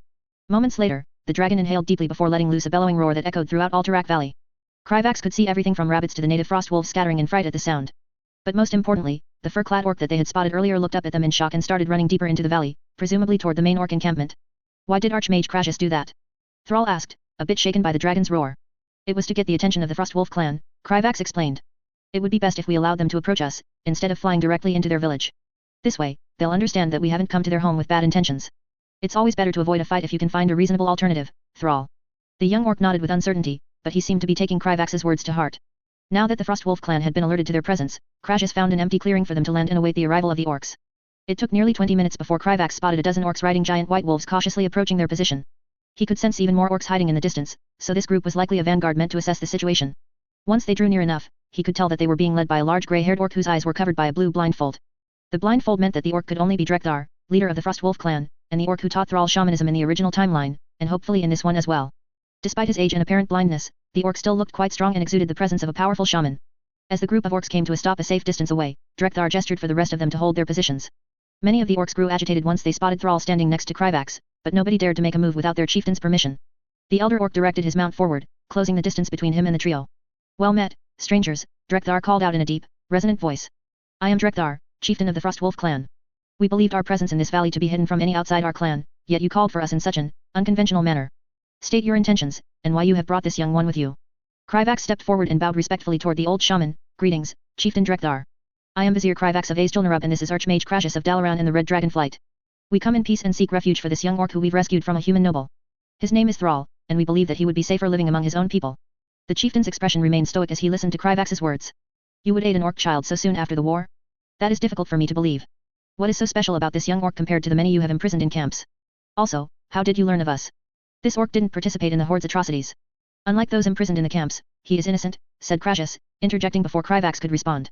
"As for your clan's location, I spotted you all while flying through these mountains several months ago. So long as you don't harm the people of these lands, I see no reason to inform anyone of your presence." Drekthar hummed thoughtfully and studied Crassus and Kryvax carefully, his gaze seeming to pierce through them despite his lack of sight. After a moment, he let out a sigh and turned his attention to Thrall. "What say you, young one? You have been very quiet. Do you wish to join the Frostwolf clan?" Thrall hesitated for a moment, glancing at Kryvax and Crassus before speaking up. I do, Chieftain Drekthar. I've never known my people, and I want to learn more about them and where I came from." Drekthar studied Thrall for a moment before furrowing his brows. "How old are you, child? How did you come to live with humans before the end of the war?" "I don't know. It was always that way," said Thrall. "According to what we know, Thrall was found as an infant among the corpses of several other orcs in the northern part of Loch Modan nearly 7 years ago, carrying only this," said Kryvax, nudging Thrall to show them his swaddling cloth and hoping that it would be enough for Drekthar to understand Thrall's true origins. The small brown rag was one of the only things that Thrall truly owned and had the emblem of the Frostwolf clan sewn onto its surface. An expression of shock passed through the old shaman's face and he instantly focused on Thrall with an intensity that clearly unnerved the boy. "Nearly 7 years, could it truly be? Goal? Is that you?" A furor broke out among the orc warriors at the chieftain's words, even as Thrall grew visibly confused. Chieftain Drekthar, I think Thrall would like an explanation for your reactions, Kryvax said diplomatically, trying to calm down the situation before it got out of hand. Archmage Crassus and I would like one as well. Likely guessing that Kryvax already knew everything about what was going on as a seer, Crassus snorted in amusement but did nothing else. Drekthar took a deep breath and nodded. I apologize. You are correct, outsider. The tale that I am about to tell you is one known to all Frostwolves. Kryvax listened as Drekthar told the tragic tale of Durotan, the former chieftain of the Frostwolf clan, and his wife Drika. He listened as he was told about how Durotan and Drika realized that fell magic had thoroughly corrupted their people when their son was born with green skin instead of the natural brown they once had. He listened as Drekthar spoke with heavy emotion about the moment that the two of them left with their infant son, intending to meet with Orgrim Doomhammer and show him the effect of fell magic on young Thrall, only to never return. It was clear to Kryvax that the Frostwolf clan respected their former chieftain and his mate a great deal as he watched them step forward and excitedly greet their overwhelmed son. Once it became clear that Thrall was in good hands, Crassus turned to Kryvax and created a privacy ward around the two of them. Has this gone as well as you had hoped, Seer? Crassus asked curiously. Yes, I suppose it has, Kryvax said after a moment of hesitation, unused to openly talking about his plans. Taratha was an unexpected factor, but everything else went well. Thank you for the help with that by the way. I don't know how it will change things for the two of them to remain in contact, but I hope it's for the better. As I said, your gratitude is unnecessary.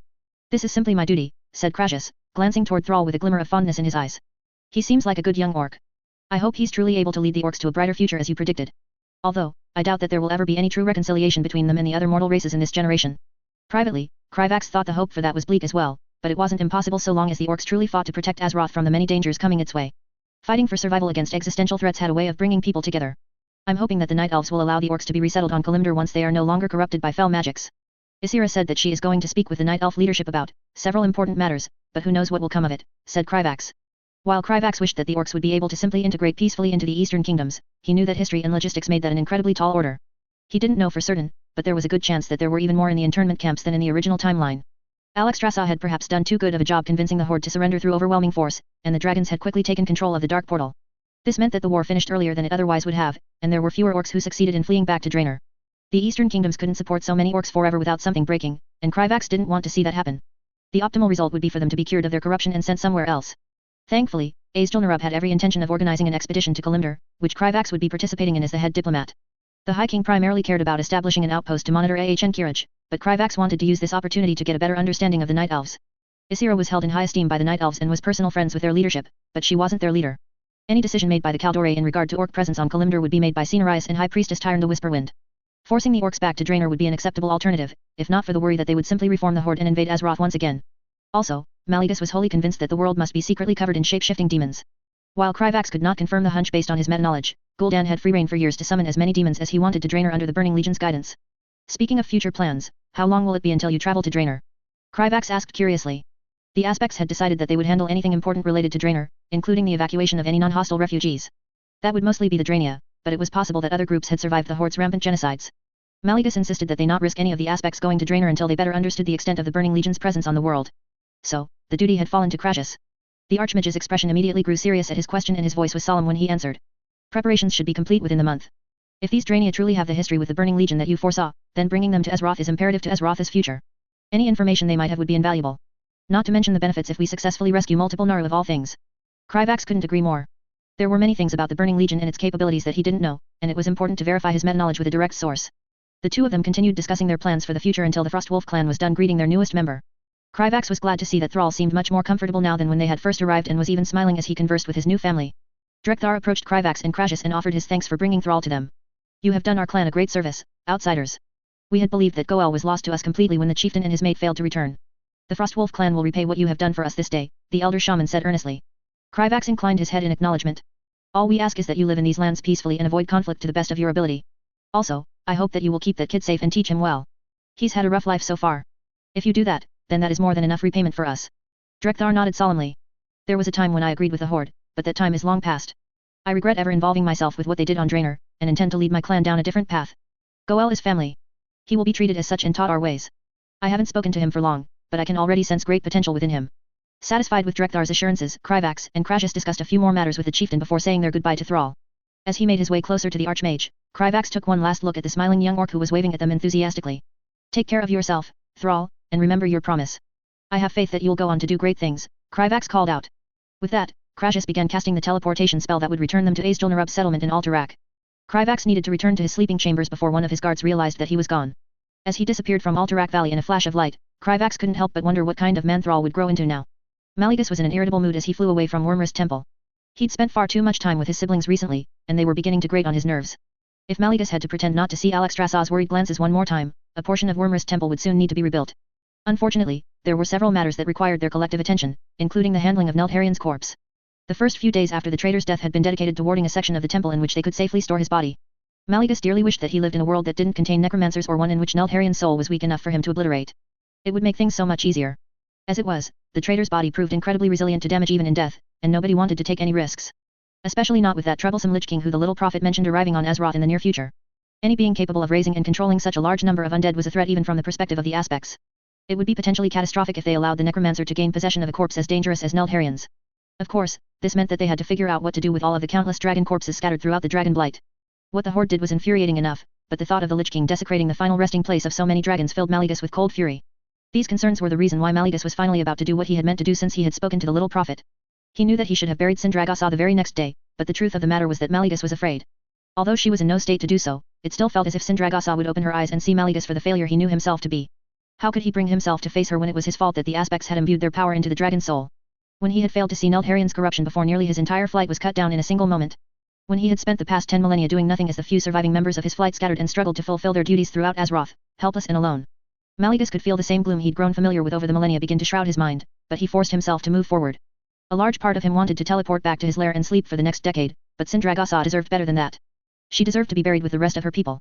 Holding these thoughts in mind, Mallegus swept toward the region of Northrend that the mortals referred to as Ice Crown. It was here that the little prophet claimed he could find Sindragosa, buried beneath the ice of a massive glacier.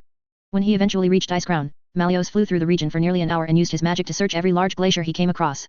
Blue dragons were intensely magical creatures, and their very bones would remain imbued with arcane energy long after they had passed. Many members of his flight must have been thrown to Ice Crown when Neltharion turned the dragon soul on them because Mallegus discovered a half-dozen blue dragon corpses within that time. Vowing to himself that he would return to give them proper burials as well, Mallegus solemnly continued his search for Sindragosa. Each new discovery was like a fresh blade to the heart as the aspect of magic remembered members of his flight who he hadn't thought about since the War of the Ancients. The weight of his failures grew stronger with each passing moment, but Mallegus resolved to continue until his duty was done. Finally, after hours of searching, Mallegus found the glacier that the little prophet had mentioned. He could sense Sindragosa's presence deep within the ice, and the familiar pang of loss and guilt washed over him once more. Carefully, Mallegus wove arcane energy into the ice surrounding her body and took hold of it with a telekinetic grasp. After casting a spell to reinforce the ice encasing Sindragosa, he slowly lifted her upward until she emerged from the glacier with a resounding crack that sent shards of ice flying through the air. As he carefully set her down and witnessed what had become of the first person he had ever loved, Mallegus couldn't help but let out a raw, anguished cry. Much of her once majestic form was marred by wounds while the rest had become desiccated and frail over the millennia.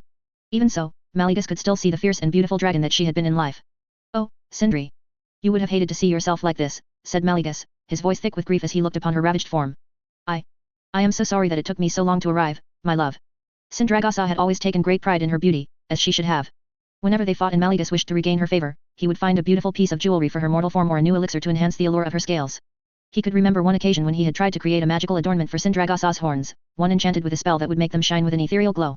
However, the enchantment had conflicted with one of her other pieces of jewelry and the spell had gone awry, causing Sindragosa's horns to emit an incessant, high-pitched squeaking noise whenever she moved her head.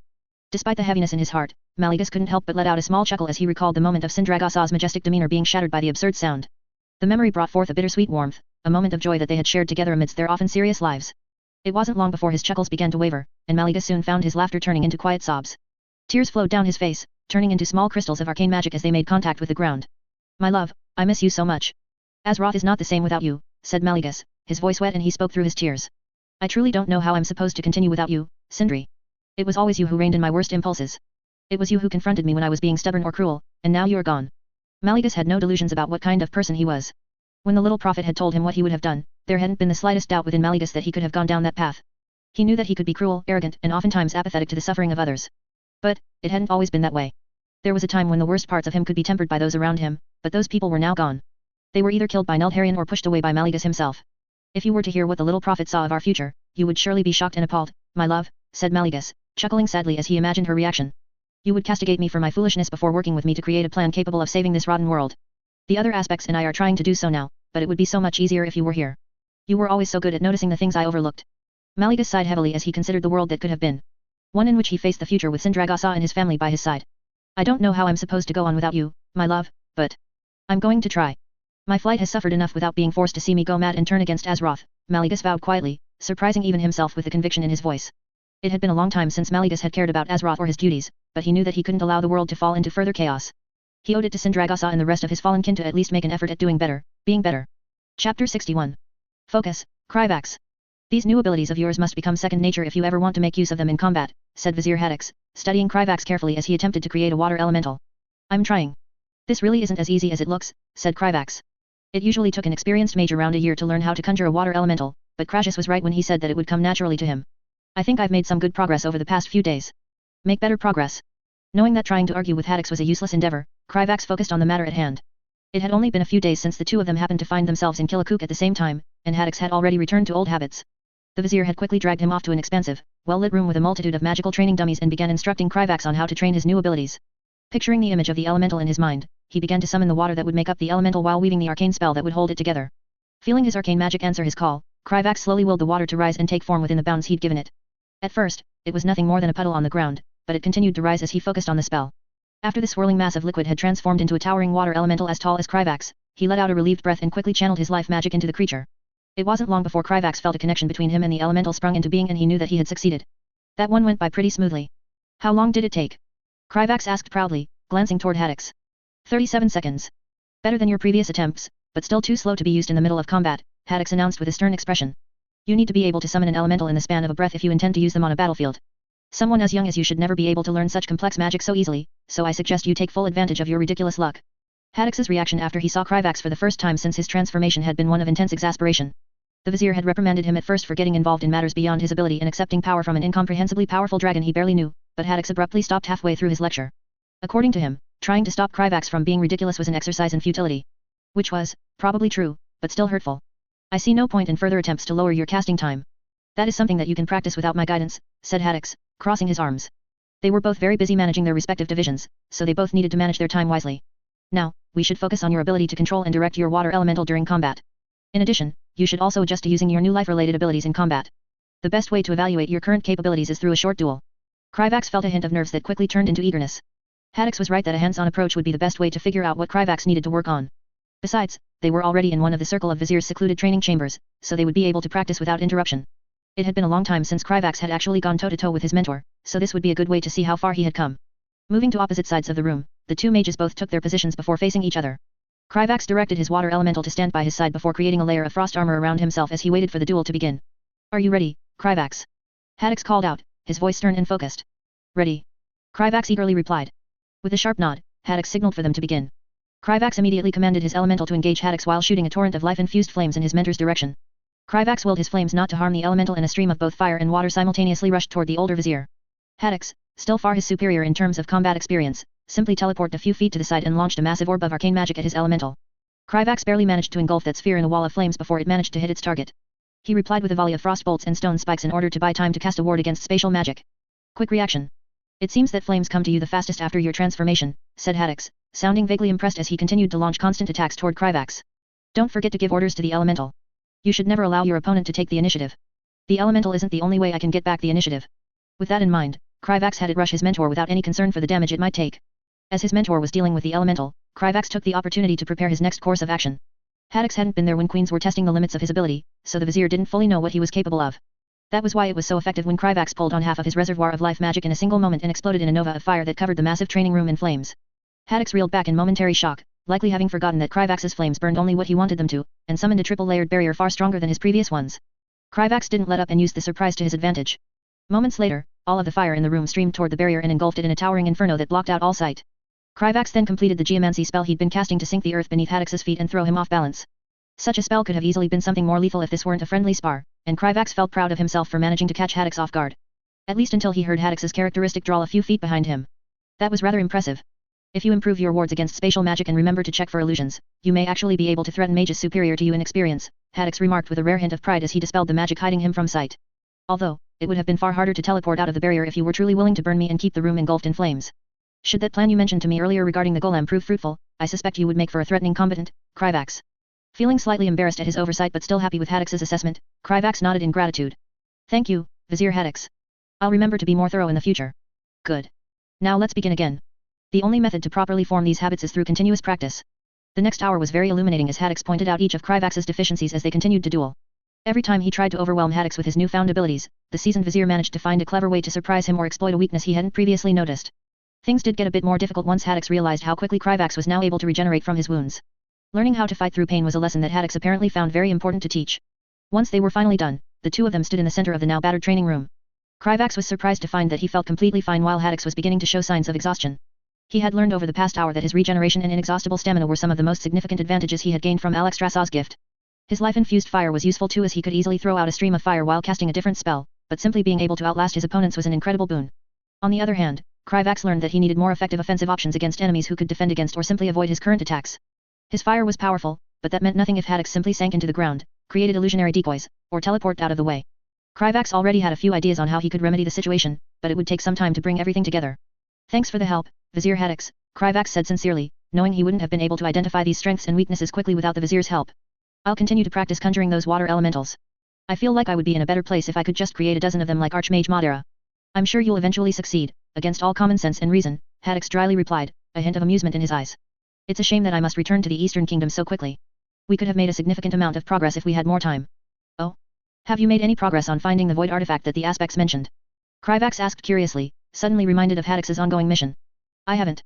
There are some reports from the captured orcs of a human female wielding the weapon that the dragons mentioned, but the human seems to have disappeared completely, said Haddix, his expression twisting into disgust at the mention of the void. If this Zalatif is as powerful and cunning as the dragons claim, then finding it will be difficult, but I will succeed eventually. Kryvax nodded in agreement.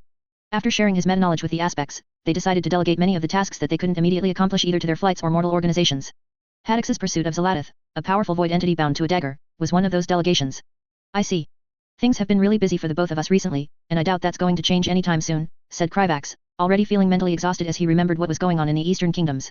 Ironforge and Gnome Reagan had both been sent into an uproar after the discovery of Architas, especially after the Keeper sent invitations for both nations to send him their brightest scholars.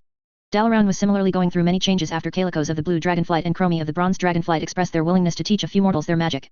The Red Dragonflight had openly announced their desire to recruit skilled warriors as Dragonsworn, and Kryvax had even heard rumors of the Green Dragonflight being seen near Gilneas and Kultiras. Kryvax was glad that the Immortals seemed to be invested in working with the mortal races after they heard his warnings. Azeroth was going to need all of the advantages that it could get.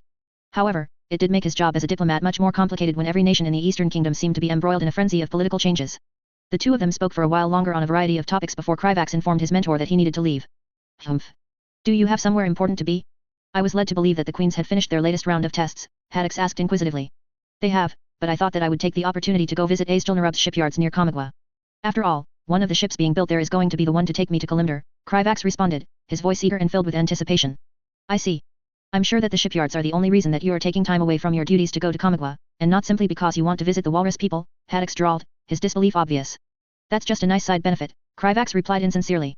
Truthfully, he just wanted to see all of the changes that had happened in Kamagwa over the past couple of years since he first made contact with them. Kryvax knew that he wouldn't always have time to revisit the places and people he'd connected with, so he had every intention of taking advantage of the opportunity while he could.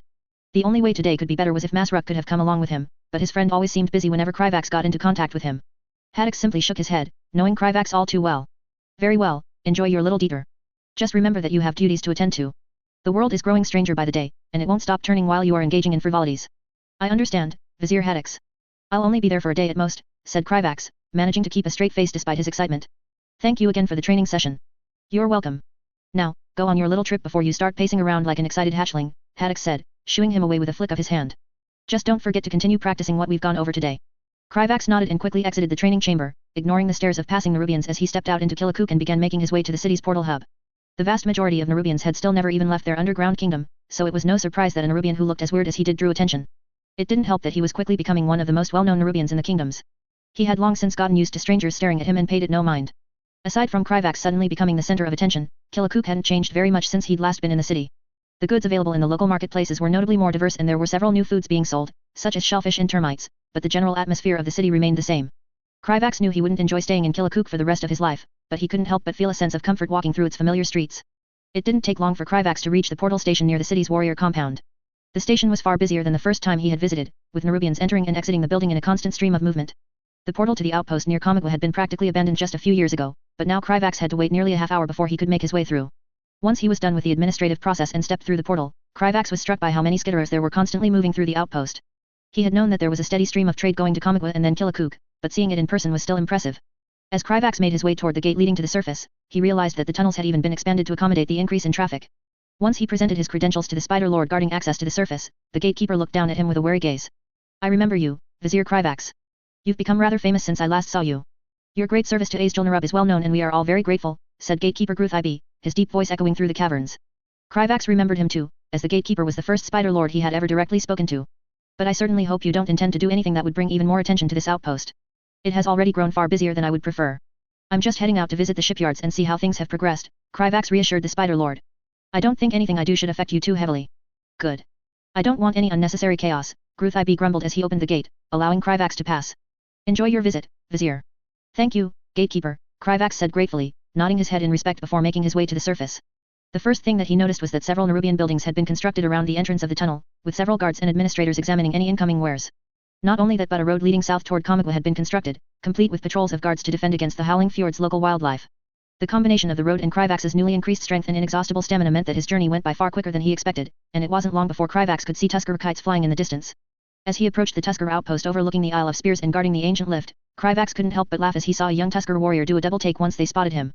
The guard quickly rushed into one of the buildings and emerged a few moments later with an older Tusker who Kryvax was glad to see. The armor being worn by Arfis was far better than it was a few years ago, his spear even had several new enchantments upon it. Kryvax was happy to see that time had treated the Tusker warrior well, but he could tell that Arfis didn't recognize him at all. Given that Kryvax had been a regular Nerubian, a mere initiate, and wasn't bright red the last time they had seen each other, that wasn't much of a surprise. Welcome, traveler. Arfis called out hesitantly, squinting up at Kryvax as he studied him. You're not like any Nerubian that we've ever seen, even among the viziers. What brings you to the Isle of Spears? Hello, Arfis. It's been a long time since we've last met, said Kryvax, amused as he saw the confusion growing on the Tusker's face. It's me, Kryvax. I've gone through a few transformations over the past few years, but I was in Killikuk for business and thought that I'd pay Kamagwa a visit. Arfis stared at him for a moment, his eyes widening as recognition finally dawned on him. Kryvax. I can hardly believe it's you. You look so different. It's been far too long, my friend. Welcome back. Kryvax chuckled in delight. It's good to see you as well, Arfis. I'm surprised that you believed that it was me so easily. Well, relations between us and Azjol-Nerub have improved a lot over the past few years, but I still haven't met any Nerubians as friendly as you, said Arfis with a chuckle. Besides, there's something about your voice I'd recognize anywhere. Come, I will take you aboard the ancient lift and show you around Kamagwa and Azjol. Things have changed a lot since you left. Kryvax nodded happily and followed Arfis as they made their way to the ancient lift, cheerfully greeting the Tusker guards that they passed along the way. Surprisingly, there were quite a few people waiting to take the lift down to the Isle of Spears, including several Nerubians, so Kryvax took the chance to observe the Tusker Island from his high vantage point while he waited his turn. Both of the two Tusker villages on the Isle of Spears, Kamagwa and Azjol, were larger than he remembered, with numerous new structures having been built since his last visit. Kamagwa's port in particular was much more expansive with several trading ships from the eastern kingdoms visibly docked nearby. With his powerful vision, Kryvax turned his attention further south to the smaller, unnamed island south of the Isle of Spears and saw Azjol-Nerub's primary shipyard. There was a large dockyard in which several ships were under construction, as well as several Nerubian warehouses nearby. This location had been chosen due to its relative proximity to the Howling Fjord's abundant lumber and the Tusker villages for their expertise. Although Azjol-Nerub was primarily relying on hired experts from the eastern kingdoms to teach them how to build ships, the Tusker had helped a lot during the initial stages of construction. It was eventually their turn to take the ancient lift and Kryvax stepped onto the primitive cable car with Arfis. As they began making their descent toward the Isle of Spears, Kryvax noted that the ancient lift had gone through a few improvements. Its rope was now made of sturdy Nerubian silk and the wooden platform they were riding on was now covered in enchantments designed to reinforce its structure. When they finally reached the Isle of Spears, Arfis led Kryvax to the bustling village of Kamagwa and reintroduced him to the curious Tusker villagers. As they made their way through the village, Kryvax noted that the majority of the Tuskers were now wearing a combination of fur, leather, and silk clothing made from Nerubian iceweave. Many of their buildings had been expanded and reinforced, and there was an overall atmosphere of contentment and peace among the villagers. The marketplace was busier than he remembered, and Tusker merchants were haggling over prices with merchants from Azjol-Nerub and the eastern kingdoms. Kryvax even spotted a dwarf arguing with a Tusker over alcohol, which seemed to be a kind of mead if he wasn't mistaken. Arfis continued to proudly show off each of Kamagwa's improvements until they were interrupted by a familiar voice. Arfis, were you so excited to show Kryvax through the village that you forgot to bring him to see the chieftain? I'm too old to be chasing the two of you down. Arfis blanched as he turned to see Elder Wumnai, glaring at the two of them as she leaned against her staff. The elderly Tusker had aged further since Kryvax had last seen her, but she still carried herself with the same dignity that he remembered. My apologies, Elder Wumnai. We just got a bit carried away. Wumnai snorted but smiled warmly as she turned to Kryvax. It's good to see you again. I remember saying that our last meeting wouldn't be the last we saw of one another. I'm glad to see that I was correct, Kryvax. You should have sent word that you would be coming so that we could have arranged a proper welcome. How long will you be staying? It's good to see you too, Elder Wumnai. I'm sorry that I wasn't able to send word, but my visit was a tad bit spontaneous. I'll only be able to stay for a day or so, but there's no need for any kind of celebration. I just wanted to pay you all a visit and check on Azjol-Nerub's shipyard, said Kryvax, his tone warm and friendly. No need for a celebration? Do you think my people are so ungrateful or do you not understand how much you have done for us? Wumnai frowned, her gruff voice making her displeasure clear. It's thanks to trade with Azjol-Nerub and the Eastern Kingdoms that we have more than enough resources for us all to survive the harsh winters. It's thanks to the shipyard that the murlocs have been driven away from our villages and our fishermen can safely travel farther to catch fish. Our young ones are learning trades that we could never have dreamed of before, and our warriors are better equipped than ever. You aren't leaving this village without at least a small feast. Kryvax chuckled, unable to deny the warmth he felt at the elder's insistence. All right, Elder Wumnai. If you insist, then I would be honored to attend a feast. I'm just glad that things have been going well for your people. Good. Now, come with me. We'll pay our respects to the chieftain and then I'll show you to the shipyard myself, Wumnai said, turning around and beginning to walk toward the chieftain's hut. Kryvax and Arfis followed her, the latter still looking slightly sheepish for forgetting about the proper protocol. The chieftain's hut was larger than Kryvax remembered, likely having been expanded to accommodate the increased activity in Kamigwa in recent years. Given how tall he now was, Kryvax was glad that he only had to bend down a little to pass through the entrance. Inside, Chieftain Atuk was engaged in conversation with several advisors and merchants, discussing matters of trade between Kamigwa and the Eastern Kingdoms. The chieftain was just as glad to see Kryvax and enthusiastically welcomed him to Kamigwa. After the two of them spent some time catching up, Elder Wumnai pulled Kryvax away so he could visit the shipyard and the chieftain could return his attention to the disgruntled merchants. As the three of them made their way out of the chieftain's hut and toward the dockyard, Kryvax was startled when he felt something small suddenly crash into one of his legs. Kryvax looked down and saw a tusker child stuffed into a little fur coat looking up at him quietly and raising their arms. It took a moment for him to recognize the child, but when he did Kryvax immediately reached down and gently lifted the child with a single hand. Karfu. You've grown while I was gone. How did you recognize me so easily? Kryvax asked, genuinely curious as he looked at the young tusker. Wumnai snorted as she watched the scene unfold. That one will start training with me and the other elders once he comes of age. The spirits favor him, and they likely told the boy of your arrival. Karfu was as quiet as he hugged his arm and merely looked around the village in curiosity from his new high vantage point. Kryvax chuckled warmly and placed the tusker child on his shoulders before they continued on their way to the dockyard. Although the Nerubian dockyard was built on a different island, Azjol-Nerub had constructed a large bridge connecting the two to better facilitate the transport of people and materials. Kryvax recalled having to ford it the normal way back when he helped the tuskers dislodge the Murloc village and being very thankful he had magic to keep himself warm and his robes dry when he did so. This was much more convenient in comparison. Once they finally reached the dockyard, Kryvax took a moment to admire the hard work that had gone into its construction and continued operation. Azjol-Nerub was a nation uniquely blessed with resources and manpower, and it was clear that they had put both to good use in quickly creating a shipyard comparable to those of the more experienced seafaring nations. The main dock was vast and filled with the hustle and bustle of Nerubians, tuskers, and hired experts from the Eastern Kingdoms. Kryvax could see several ships in various stages of construction, their frames slowly taking shape as Nerubians climbed all over them and worked diligently on every part of them. Nearby, he could hear the sound of wood being processed into planks before being steamed into shape by rollers to make them ready for use in shipbuilding. Kryvax could see several smaller wooden ships that seemed already completed, while the larger ones were still being built and contained significantly more metal in their frames. Currently, it seemed that several Nerubians were sheathing the bottom of the hulls in copper. However, there was one ship under construction that caught Kryvax's attention in particular. Nestled in the center of the dockyard and receiving the most attention was the frame of a massive ship, significantly larger than any of the rest. Several viziers could be seen around the frame and Kryvax could even sense enchantments that reminded him of those placed on Azjol-Nerub's ziggurats. The amount of resources that were being put into the vessel was immediately obvious, and Kryvax knew without a doubt that he was looking at the kingdom's future flagship. I truly don't understand why all of you outsiders prefer such large ships, said Wumnai, her disapproval clear as she scowled at the still-building ship. They've been working on that thing non-stop for months. Well, I hope they make this ship in particular as large and powerful as they can, said Kryvax, his eyes not leaving the ship for a moment. After all, I'll be sailing on it to Kalimdor as soon as it's ready. Arfis and Wumnai both raised their eyebrows before glancing at the ship with newfound appreciation. Better you than me, Wumnai said after a moment of silence. Come, I'll show you around and then we can return to Kamigwa for your feast. Kryvax nodded and took one more glance toward the ship that would soon be taking him on his next important mission before following Wumnai. The ship was a stark reminder that he didn't have much time before the diplomatic mission to Kalimdor, so he might as well enjoy himself while he could. Zul'jin used his talons to tear through the throat of the chieftain who thought they could challenge him. Before the fool could regenerate his wound, Zul'jin opened his mouth and breathed out a stream of fire that had the troll screaming and thrashing on the ground. When the former chieftain was nothing but a burnt-out husk, Zul'jin turned around and glared at the surviving members of the Rezashi tribe. Who wants to fight next? Will ya serve me, or will ya die? Zul'jin sneered as the weaklings cringed under his glare and felt no satisfaction when they submitted to him. The Rezashi tribe was one of the weakest tribes in Stanglethornvale and was barely able to survive as is. Zul'jin had easily torn through their strongest warriors and challenged their chieftain for control of their tribe. It was far from the empire that Zul'jin intended to build, but it was where he had been forced to start. Irritated, Zul'jin returned to the Rezashi tribe's pitiful village and ordered their witch doctor to tell him everything he knew about the various tribes throughout Stranglethornvale. It was about what he had expected and did nothing to put him in a better mood. Once the witch doctor was done, Zul'jin threw the former chieftain's family out of their home and settled into his new dwellings. The son of the man he had just killed glared at him with hatred in his eyes, but Zul'jin didn't care. Just as Zul'jin settled down and was about to consider his options for conquering the other tribes and turning them into an empire worthy of Trollkind, he felt the presence of Janalai appear next to him. Why so frustrated, little warlord? I would expect you to be happier after your success, said the LOA, her amused voice echoing in his mind.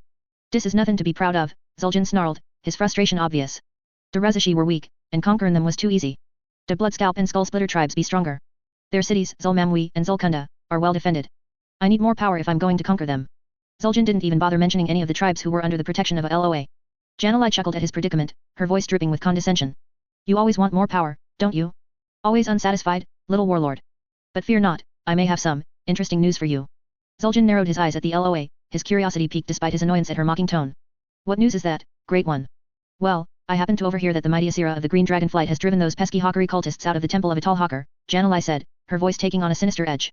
They were trying to summon Hawker the Soul Flayer, which would require a significant amount of magical power. I'm not quite sure what form that power takes, but I think we can both agree it would be put to better use in our hands, no? Zul'jin considered her words, his mind racing with the possibilities. He'd heard stories about Hawker, and LOA like that would need a whole lot of mojo to summon. Whether the cultists intended to gather that mojo through sacrifices or some other dark rituals, Zul'jin wanted their power for himself. He turned to Janalai, determination burning in his eyes. Tell me more about these Hawkery and how to find them. Their secrets will be ours. Janalai grinned, her malicious glee clear in her voice. Oh, I think we're going to have a lot of fun with this, Zul'jin. I'll help you track them down, but be warned, they're as desperate as they are dangerous. Zul'jin nodded, accepting the risks. He knew that the path to power was always dangerous, but he wouldn't let anything stop him. With Janalai's guidance and his own cunning, Zul'jin would find the Hawkery and claim the power to unite the Gurubashi tribes under his rule. Chapter 62. Settled in his office within the Dalaran Nerubian enclave, Kryvax was certain that he'd never be able to keep up with all his paperwork without the help of the half-dozen enchanted quills flying around him. It had been slightly less than a year since he had begun to study the art of creating golems, and the quills were the first products of his efforts. Making them had been unnaturally easy for him, and they were also unusually lively. Kryvax had noticed some of them developing strange quirks. For instance, one quill had a distinct preference for red ink, while another seemed to enjoy drawing small doodles in the corners of his paperwork when it was idle. It was a bit freaky, but they were also significantly more efficient than normal enchanted quills, so Kryvax chose to ignore their eccentricities. The quills certainly came in handy during times like this, when Kryvax needed to delegate all of his work while also writing instructions for his subordinates once he'd left for the diplomatic expedition. The High King had unexpectedly informed him that Azjol-Nerub's flagship had passed its testing period and was ready to set sail to Kalimdor. Now he was in a bit of a rush to get everything in order before he left. The last thing that Kryvax wanted was to hear that some overly arrogant vizier had caused a diplomatic incident while he was away. Fortunately, Kryvax felt like he'd made a decent amount of progress building up the Foreign Outreach Division over the past several months. Crookshanks, where is Vizier Hudrek? Wasn't he supposed to arrive 10 minutes ago? Asked Kryvax, directing his question to the initiate in the corner of his office who was sorting through some of the paperwork. After failing to find any viziers who could truly make for exceptional diplomats, Kryvax had come to the conclusion that he would have to train a few himself. The Foreign Outreach Division now had several initiates assigned to work in Dalaran, frequently take classes with the surface races, and study books on diplomacy written by foreign scholars. Progress was slow but obvious, and Kryvax was hopeful that he would have a few capable subordinates in due time. Vizier Hudrek sent word, Sir, Crookshanks replied without looking up from the scroll he was reading. He's finalizing the documentation on the recent dispute between Alterac and Stromgarde. He said he would be late. Kryvax sighed. Vizier Hudrek had a knack for getting caught up in minor matters, but he was still one of the best ambassadors Kryvax had. Hudrek was only slightly patronizing to the surface races, and he was one of the few viziers who didn't look down on Kryvax for his age, which put him leagues ahead of most. It took another 10 minutes for the vizier to arrive, and Kryvax immediately decided not to waste any time getting to business. Vizier Hudrek, are you prepared to handle the division's affairs in the Eastern Kingdoms while I am away? Asked Kryvax, turning his attention to the vizier and allowing his quills to handle the rest of the work. Vizier Hudrek gave a curt nod before answering. As prepared as one can be. The surface races are unpredictable, but I have grown used to their customs since my assignment to this division. Good, although your greatest challenge will be managing the ambassadors, said Kryvax, giving Hudrek a quick warning before deciding to test the vizier. Let's talk about some of the important matters that I would like you to focus on while I'm gone. Stormwind's ongoing reconstruction efforts and the Horde internment camps. Vizier Hudrek straightened up, clearly taking the matter seriously. Azjol-Nerub has the most potential to influence Stormwind out of all the nations on this continent, said Kryvax, repeating the same argument that he'd made to the High King. Not only are they geographically isolated from the other nations, but they have few other options than to rely on us to finance their reconstruction. Ensuring that our settlement near their territory develops as scheduled and maintaining a good diplomatic relationship with Stormwind is something Azjol-Nerub considers a priority. There were still many scattered orc groups through the countryside, but all the large groups had been dealt with and Stormwind had fully reclaimed most of its territory. Kryvax had personally visited the ruins of Stormwind City and seen the devastation left behind by the Horde. Although they had a long road to recovery, the citizens of Stormwind were determined to rebuild their home. I'll be sure to work closely with our ambassador to Stormwind. I don't see too many issues arising from that direction, said Vizier Hudrek, nodding in agreement. I'm more interested in what is happening with the internment camps. It was my understanding that nothing of significance has changed in regard to them. In fact, the orcs have become significantly calmer and there are far fewer recorded incidents. Lethargy had been steadily growing among the orc population since the establishment of the camps, which made their containment far less dangerous and expensive. However, it also opened up several difficult matters that needed to be addressed. The Church of the Holy Light and Airy Peak have both recently reported several successful attempts to convert orcs to the light or shamanism, Kryvax explained. These particular orcs show signs of being cured of their lethargy and have been quarantined by the Alliance into special internment camps for study. The High King wishes for us to keep a close eye on this matter. There were many who doubted that the orcs could ever become peaceful members of society even if they were fully cured of their fell corruption. If such a cure could be achieved, as was looking to be the case, the Alliance had every intention of carefully controlling its spread. Vizier Hudrek's expression shifted to one of surprise. I see. I imagine the humans of Kultiras and Gilneas are the most opposed to any attempts to cure the orcs. Naturally, but their opinions don't count for much. Neither of them has contributed much to the camps and Gilneas is growing more isolationist by the day, Kryvax said dismissively. Azjol-Nerub didn't have many interests in either nation, aside from hiring Lordaeron shipbuilders. After he finished explaining the diplomatic issues related to the camps and a few other points to Hudrag, Kryvax sent him away to continue his duties. Once he was alone, Kryvax returned to sorting through all the matters he needed to deal with before he met with the foreign representatives joining the expedition to Kalimdor. The nations of the Eastern Kingdoms couldn't reasonably afford to put together their own expedition to Kalimdor, so they were paying Azjol-Nerub for the privilege of sending their own representatives on the voyage. The Green Dragonflight had also promised to send someone to facilitate initial introductions between them and the Night Elves. The Kaldore leadership had been informed that they were coming, but it would still be a good idea to have someone there to smooth over any misunderstandings. With a final stroke of his quill, Kryvax signed off on the last document and let out a sigh of relief. I'll be going now, Crookshanks. There will be a comprehensive review of the division when I return from Kalimdor. Be sure that you and the other initiates continue your hard work in my absence, said Kryvax, feeling like an overworked teacher reminding his students to do their homework. Of course, Vizier. We won't let you down, Crookshanks responded. Kryvax nodded at the initiate and left his office. He was scheduled to meet the foreign representatives in a reserved room of Dalaran's main portal hub. Such portals could only be opened in specific locations in Dalaran without being blocked by the city's wards. Vizier Krynus would be the one opening a temporary portal directly to the port where the kingdom's flagship was currently docked. Kryvax hadn't actually had the chance to see the completed ship himself yet, so he was looking forward to it. Kryvax quickly made his way through the tunnels of the Nerubian enclave, passing by the offices of the other divisions without stopping. Haddix was away hunting down a new void cult that was starting to gain traction in Lordaeron, so there wasn't any chance to catch up with him before he left.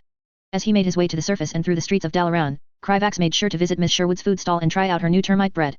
Azjol-Nerub had recently started a few termite farms, attempting to take advantage of their access to trees to develop a new food source. The bread was nice and Miss Sherwood was as friendly as always, putting Kryvax in a good mood as he continued along his way. Once he finally arrived at the portal hub, Kryvax was quickly escorted to the reserved room by an overworked apprentice. It was only when he saw the empty room that he realized he might have gotten overexcited and arrived a tad bit early. Kryvax quickly cast a spell to check the time before sighing to himself and settling in to wait for the arrival of the foreign representatives. Fortunately, he didn't have to wait for long and the first person to arrive was the one he was surprised to see. Oh, Vizier Kryvax. You're here much earlier than I expected, said Irenicus, prime consort of Asira. The green dragon was wearing his mortal guise and was dressed like a typical night elf druid. I recall you from the Dragon Soul mission, but we never had the opportunity to speak in person. It's a pleasure to meet you as well, consort Irenicus, Kryvax said genuinely. I wasn't expecting to see you here. I assumed the Green Dragonflight would send one of its younger members to assist in our introduction to the Night Elves. Irenicus was quite powerful and the Green Dragonflight usually needed all of the help it could get to combat the Emerald Nightmare. Tyrande and Cenarius are unlikely to heed the words of a whelp and Asira has expressed her wishes that the Kaldore's first interaction with the mortal races go smoothly, Irenicus explained. I see. While you're here, there are a few things I'd like to ask you about, said Kryvax, deciding to not let this opportunity go to waste. It has been a while since I last heard from Archmage Crassus and his last reports were somewhat troubling.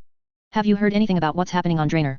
It was usually Crassus who kept Kryvax up to date with the ongoing efforts of the various dragonflights, as the aspects certainly didn't take time off their schedules to do so, but he hadn't heard from the Archmage in a while. Archidas and Maligus had created a powerful artifact capable of detecting the most hidden of demons and sent Crassus to Draenor with it. Irenicus hummed thoughtfully and studied him for several moments before responding. If you had not received Alexstrassa's blessing, I would not answer such a question, but I suppose there's no harm in doing so. What was the last thing that you heard from Consort Corielstrass? That there was significant Burning Legion activity on Draenor, said Kryvax. The Archmage had even said that there were multiple Dreadlords secretly gathered around Nezul. He also said that Draenor's corruption was highly advanced and would continue to grow worse. Then you understand the seriousness of the situation. I wouldn't normally be aware of the Red Dragonflight's affairs, but they've recently asked for assistance establishing a location suitable to settle refugees from Draenor, Irenicus said solemnly, his expression grave. It is my understanding that Consort Corielstrass remains in good health, but he is quite busy planning a potential evacuation of innocents from that doomed world. I see. I'm glad to hear that Crassus is all right, said Kryvax, letting out a breath of relief.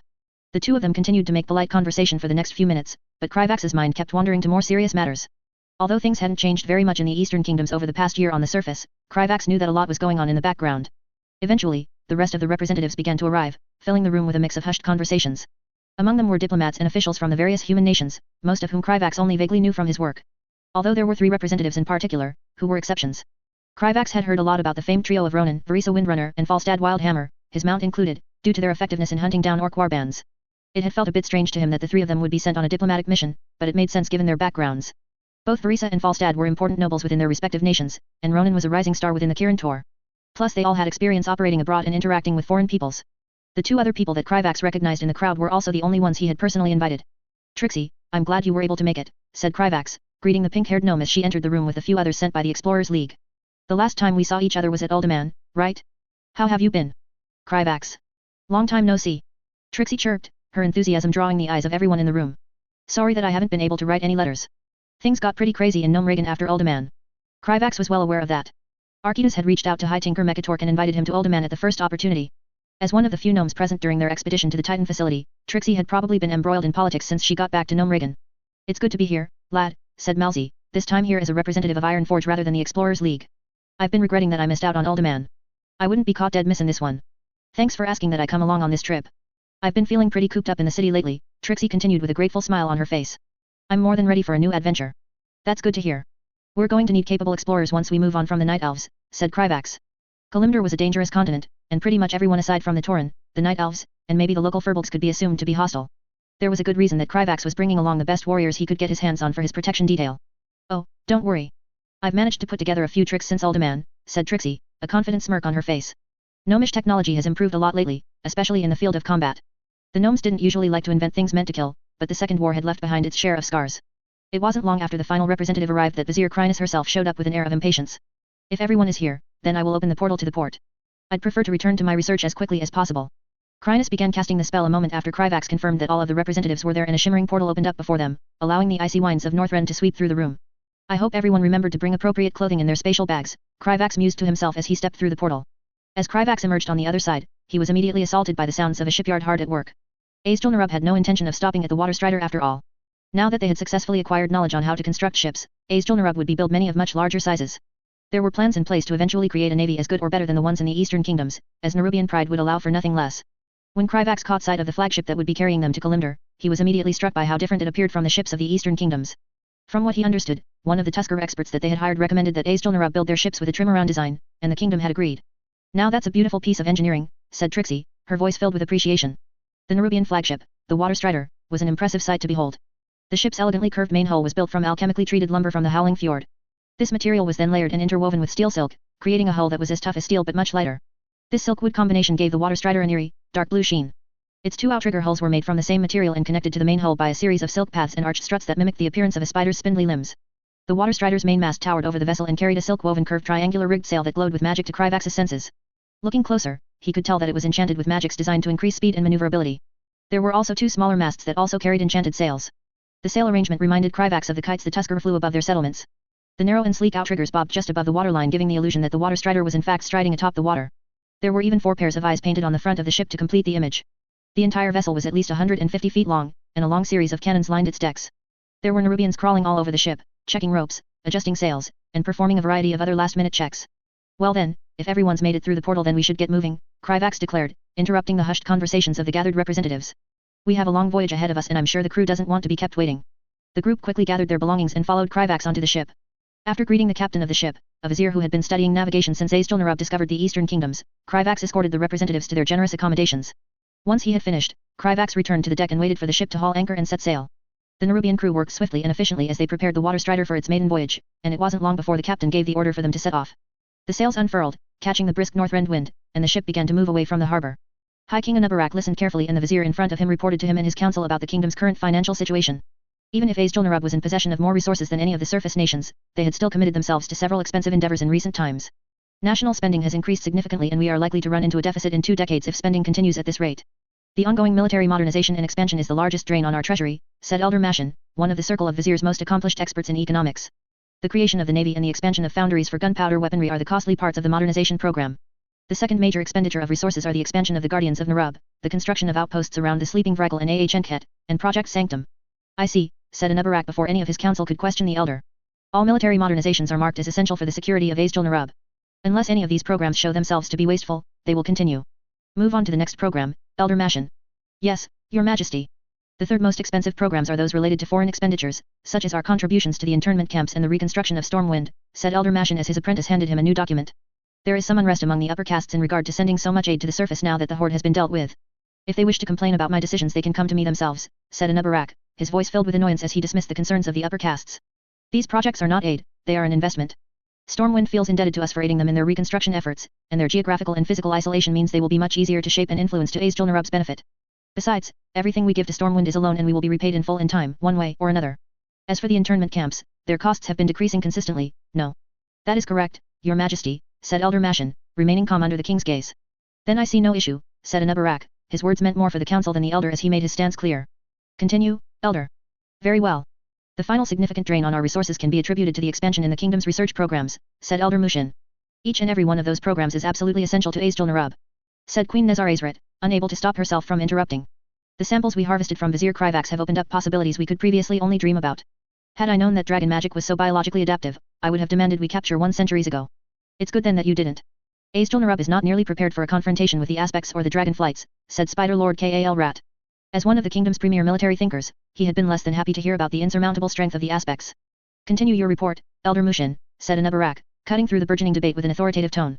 Thank you, Your Majesty. Elder Mushin inclined his head respectfully. The expansion of the research programs, especially in regard to Project Ember Scale, has dramatically increased in costs. The acquisition of rare materials and test subjects, the construction and upkeep of facilities, and repair costs from unanticipated incidents all contribute to the rising expenses.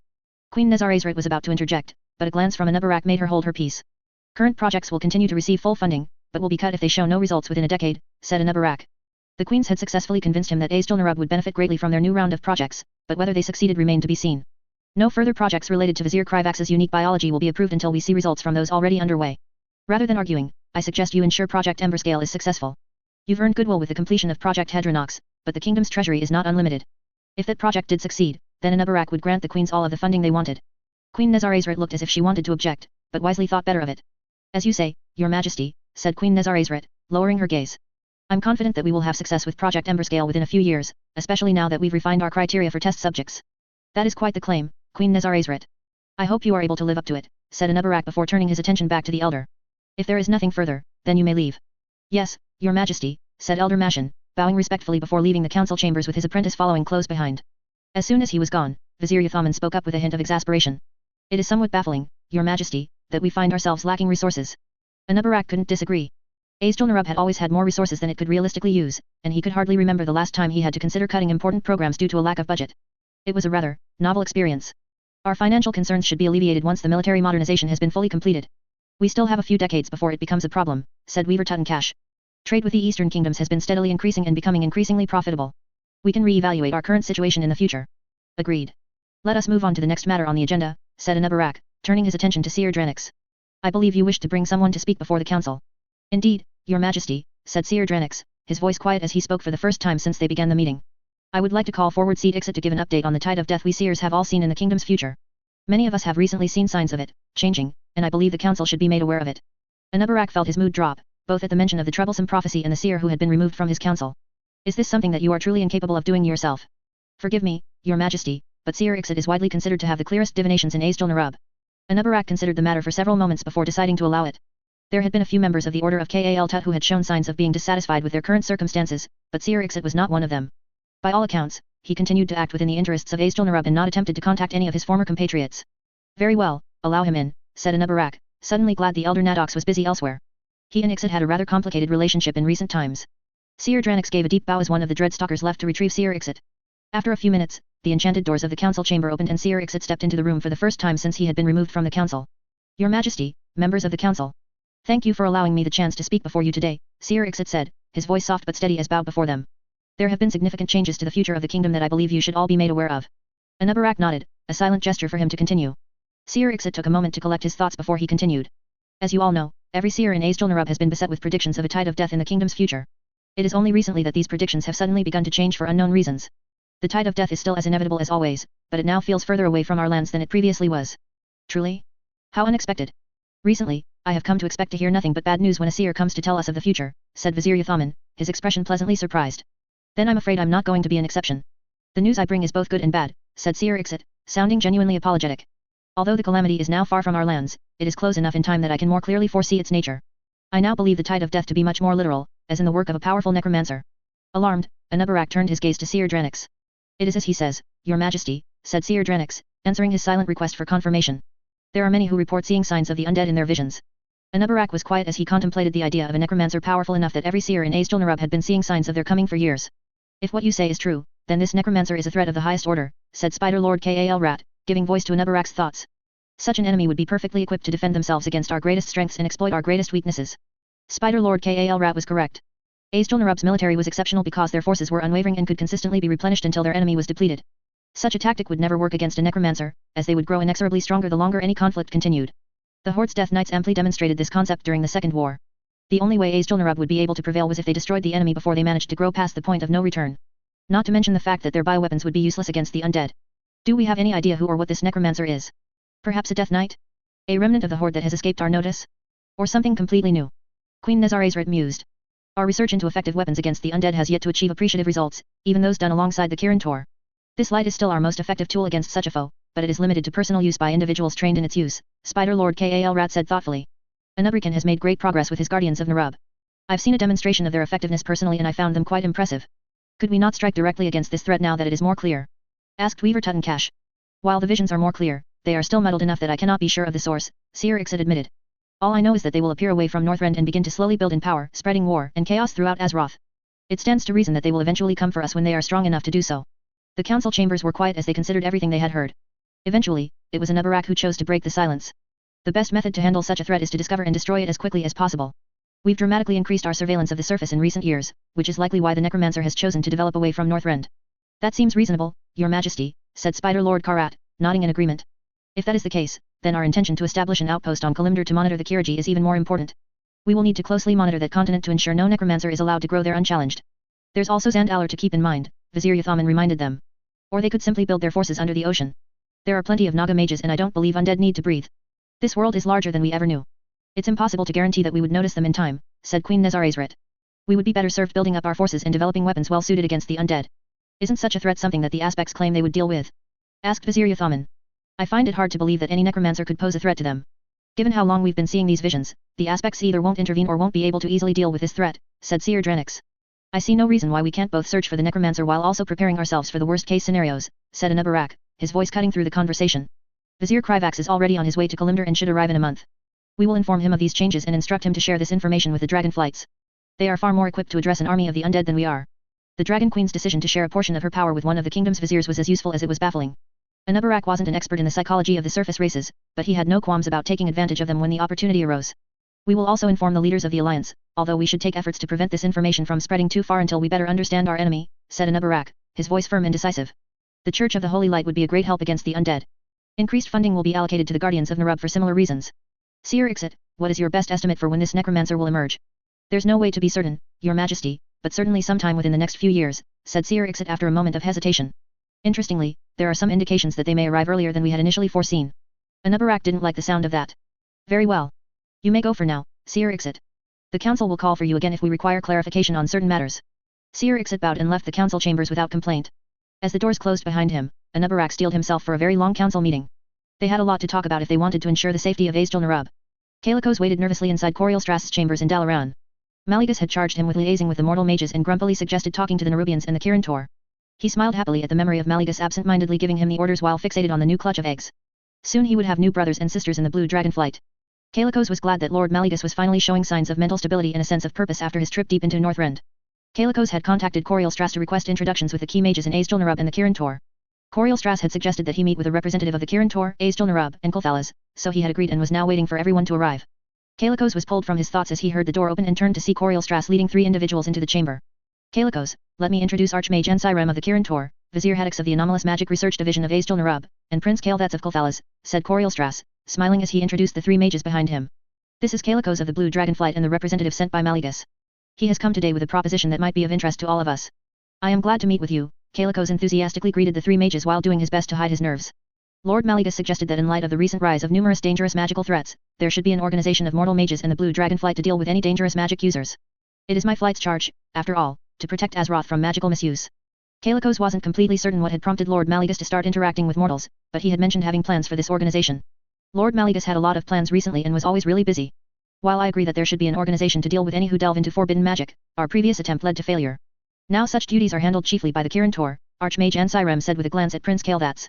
How do you propose to avoid the failure of the Council of Tirisfal?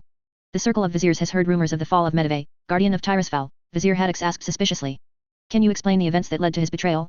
We've heard much of it already, but Azjol-Nerub would like further clarity of events that led to the creation of the Dark Portal.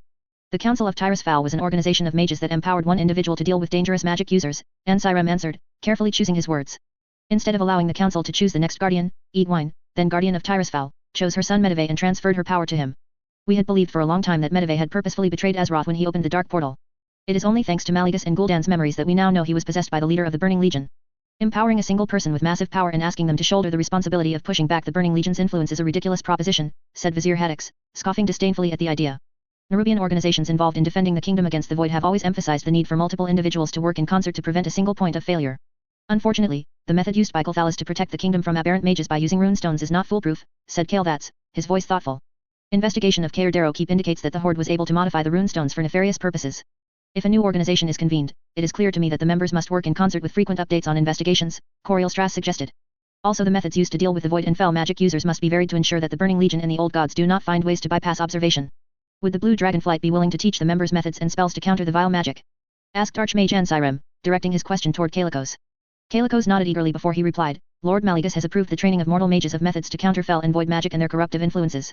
In exchange for this training by the Dragonflight, I suggest that the Kirin Tor, Azjol-Nerub, and Kulthalas pool existing knowledge on the fell and void magic, Coriel Strass joined in. I understand that each nation does not want to reveal all its secrets so easily. However, the threat of the Burning Legion and the Old Gods are too much for one kingdom to handle alone. If the knowledge is restricted only to the members of this new council, I can persuade the magisters to accede to your request, said Kael'thas. Vizier Haddix nodded in agreement and said, High King Anubarak is very concerned about the threat of the Old Gods and would be open to such an arrangement. I will have to bring this matter up with the Council of Six, but I think I will be able to persuade them in light of recent events, Archmage Ansirem added. Do you have any suggestions for the initial members of this organization? Kalikos excitedly asked. Mallegus has offered chambers in Azure Dragonshire as a secure meeting place. The Dragonflights, Kirin Tor, Azjol-Nerub, and Kulthalas should all be represented equally in this proposed organization, Coriel Strass suggested before turning to glance at Kalikos. I would be glad to join Kalikos in representing the interests of the Dragonflights. At the agreement of all the mages in the room, Coriel Strass continued with a smile, what should be the name of this new organization? Kalikos could not help but eagerly blurt out, I suggest the Azure Circle. At that, everyone burst out with stifled laughter. Vizier Umit of the Technological Research Division waited in the Nerubian shipbuilding yard main chamber to meet with Tusker Captain O'Malik and Captain Averil Stanton of the Lordaeron Navy to discuss the concept of ship navigation. As she waited for her guests to arrive, she examined the compilation of sea maps complied by the Circle of Viziers with the information provided by the Kirin Tor and Dalaran. At the sound of knocking on the door, Vizier Umit got up from her warm cushioned seat to open the door. Captain Stanton walked in with a box full of delicate glass instruments and 2 heavy books. Captain O'Malik joined in shortly afterward with an old weathered scroll and a wooden lattice. Welcome, Captain Stanton and Captain O'Malik. I am glad that you both responded favorably to my request to learn navigation techniques, said Vizier Umit. Captain O'Malik rubbed his whiskers and replied, Of course, I am happy to cooperate with you. Trade with Azjol-Nerub has been good for my people. Captain Stanton took off his tricorn hat and said, My brother survived the war with the Horde thanks to your Nerubian warriors. It would be an honor to help you with the navigation techniques used in the eastern continent. So far Nerubian sailors have only practiced traveling along the coasts of Northrend within sight of land, Vizier Umit nodded. The Technological Research Division is interested in developing reliable techniques for travel in the open ocean away from the coastline. While most Tuskar fishermen do not travel far from land, the turtle boat captains need to navigate on the open seas, Captain O'Malik said thoughtfully. We use stars, the currents, and the wind to work out the correct path to the known ports and then adjust our course once we can see the coastline to dock the ship. The old Tusker rolled out the leather scroll on the table and started to explain the star charts drawn on the scroll. Both Vizier Umit and Captain Stanton looked at the beautifully illustrated document with interest. Captain O'Malik explained, the star charts show the direction of the port with respect to the setting and rising of heavenly objects like the sun, the moons, and the brightest stars that can be observed in each of the Northrend ports. What are these? Asked Vizier Umit, pointing to the wooden lattice with strings and beads. This wooden lattice, as you call it, contains the information on the location and direction of the main currents and the wind, Captain O'Malik said, proudly running his fingers over the beads on the lattice. The beads are the location of the ports. For example, the red bead here is Moaki Harbor. If I run into a strong current due east, I can immediately identify my location relative to the landmarks by following this blue thread. The white threads are for the strong seasonal wind directions. Captain Stanton said admiringly, that must have been made by a skilled craftsman. The old Tusker chuckled and said, the star chart and this current and wind chart have been in my family for generations. I am going to pass them on to my daughter when the time comes for her to go on her first voyage. Vizier Umit studied the 2 charts carefully and made some notes. Astrology had never been a favored field of research in the circle of viziers, but its popularity had grown in recent times. She was certain that the kingdom could produce star charts based on those observations. However, she would have to copy down the chart of currents and winds around Northrend after talking to Captain O'Malik. And you, Captain Stanton? Asked Vizier Umit as she turned her attention to the human. I see that you have brought several delicate instruments made of metal and glass. This here is a sextant. Captain Stanton started by picking up a brass curved device with a set of lenses at one end. This is used to measure the relative angle between 2 different objects. I use this to measure the angle between the sun, moons, or stars with the horizon at a fixed time.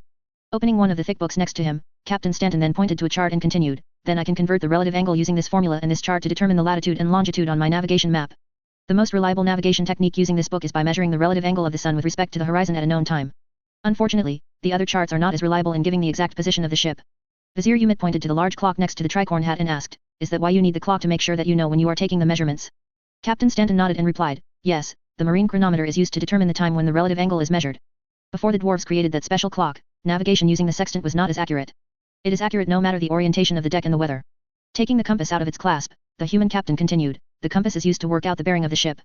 Vizier Umit finished taking notes on the sextant and the navigation method used in the Eastern Kingdoms.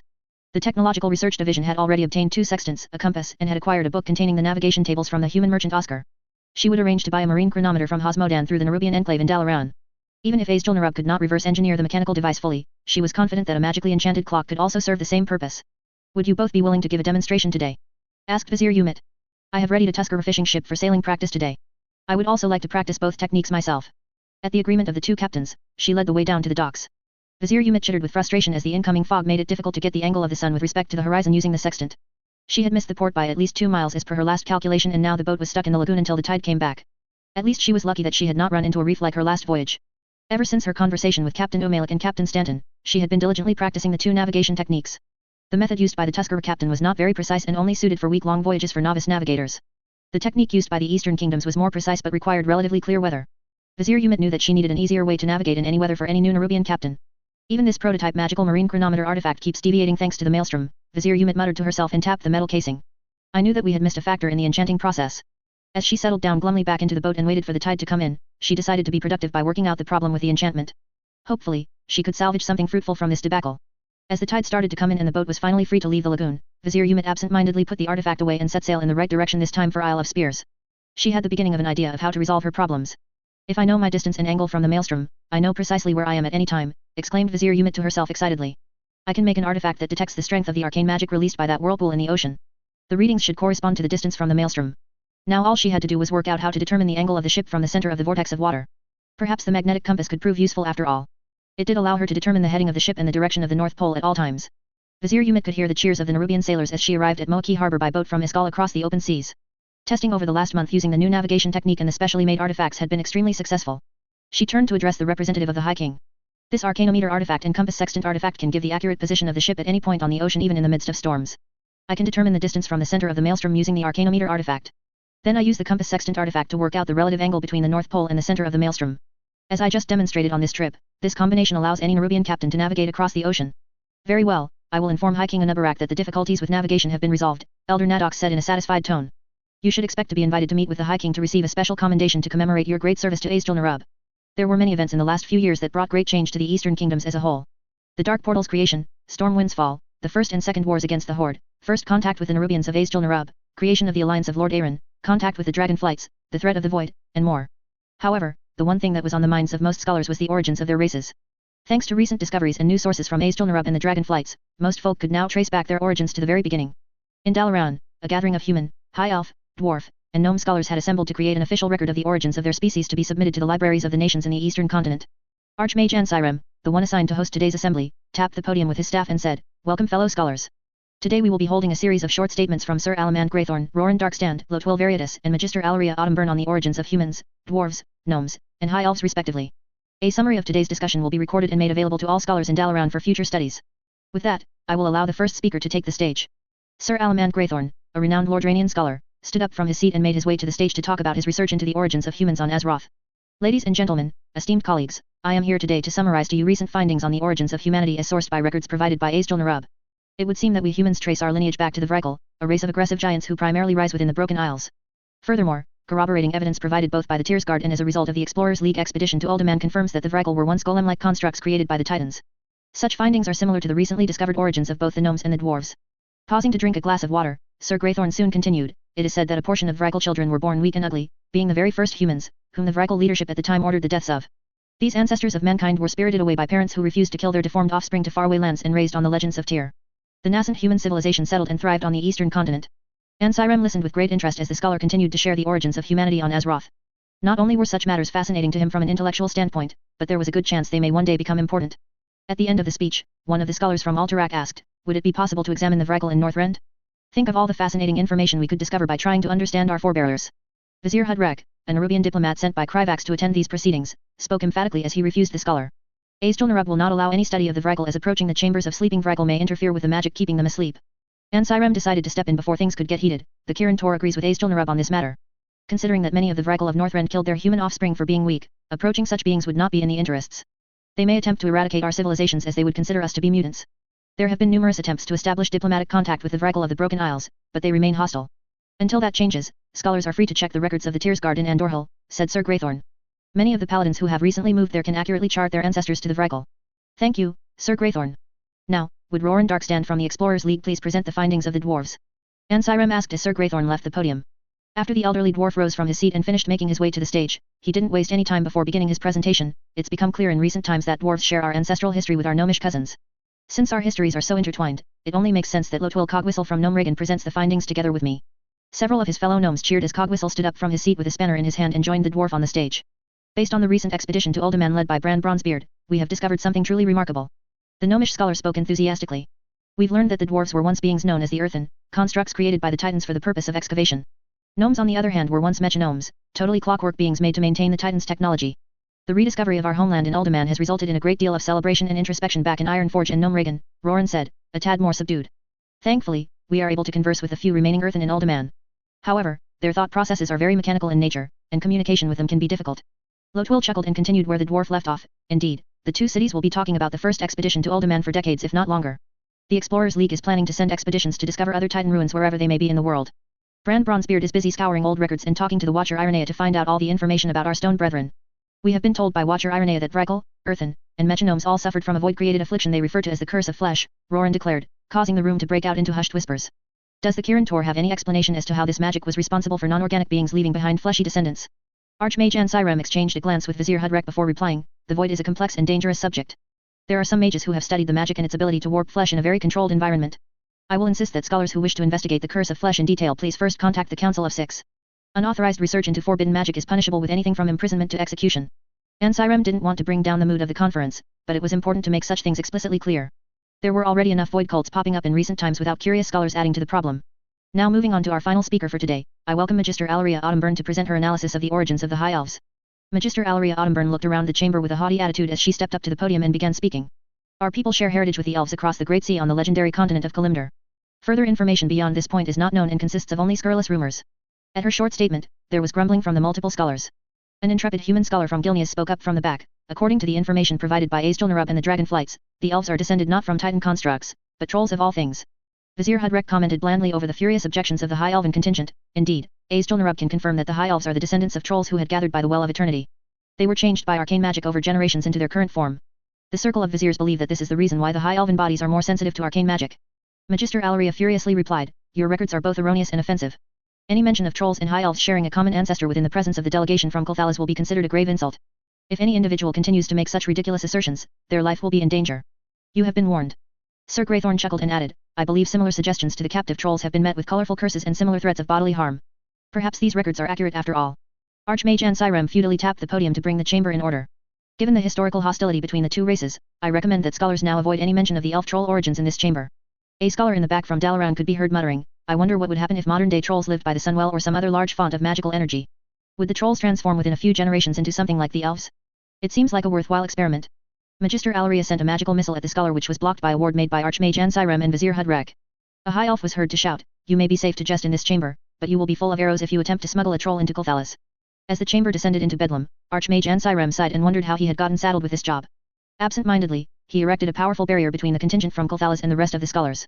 Privately, he wondered if high elves refused to contemplate the experiment either because they found the idea of any troll near the Sunwell to be blasphemous, or they were afraid it would actually succeed and thus prove the relation beyond a shadow of a doubt. Chapter 63. As Kryvax stood on the deck of the Waterstrider and looked out over the port side of the ship, he couldn't help but reflect that he really didn't enjoy traveling by sea. As soon as he had the opportunity, he was connecting Kalimdor to Azjol-Nerub's portal network. Admittedly, the Waterstrider was much more comfortable than most human ships he'd traveled on. The ship was equipped with many sleeping chambers designed specifically for Nerubians and was stocked with food fit for a Nerubian palate. Kryvax also wasn't forced to duck under any too short doorways or squeeze into any too tight corridors. The representatives from the Eastern Kingdoms were much less comfortable. Trixie had complained that the stairs were too tall and some of the human representatives kept tripping on all of the silk webbing. However, Kryvax wasn't all that worried about it and had soothed any complaints in a diplomatic manner. It would have honestly been a fairly enjoyable journey if there was just something interesting to do. The only notable event during their journey had been when their ship was harassed by a small group of Naga, but a few well-aimed shots from a rifle and a swoop by a swarm of Nerubian flyers had sent them running. It didn't help that the lack of easily accessible ley lines and magical disruptions caused by the maelstrom prevented him from scrying anyone and checking in on his subordinates. As a result, Kryvax had spent most of the journey holed up in his quarters and working on his golemancy. He had made some good progress and his personal project was coming along nicely, but he was about ready for their trip to be over. Thankfully, the Waterstrider was a very fast ship despite its size and they had spotted land more than a week ago. Captain Umit was now sailing the ship around the northern coast of Kalimdor to their destination. Yesterday, Irenicus had shifted into his true form and flown off to inform the Night Elves of their arrival.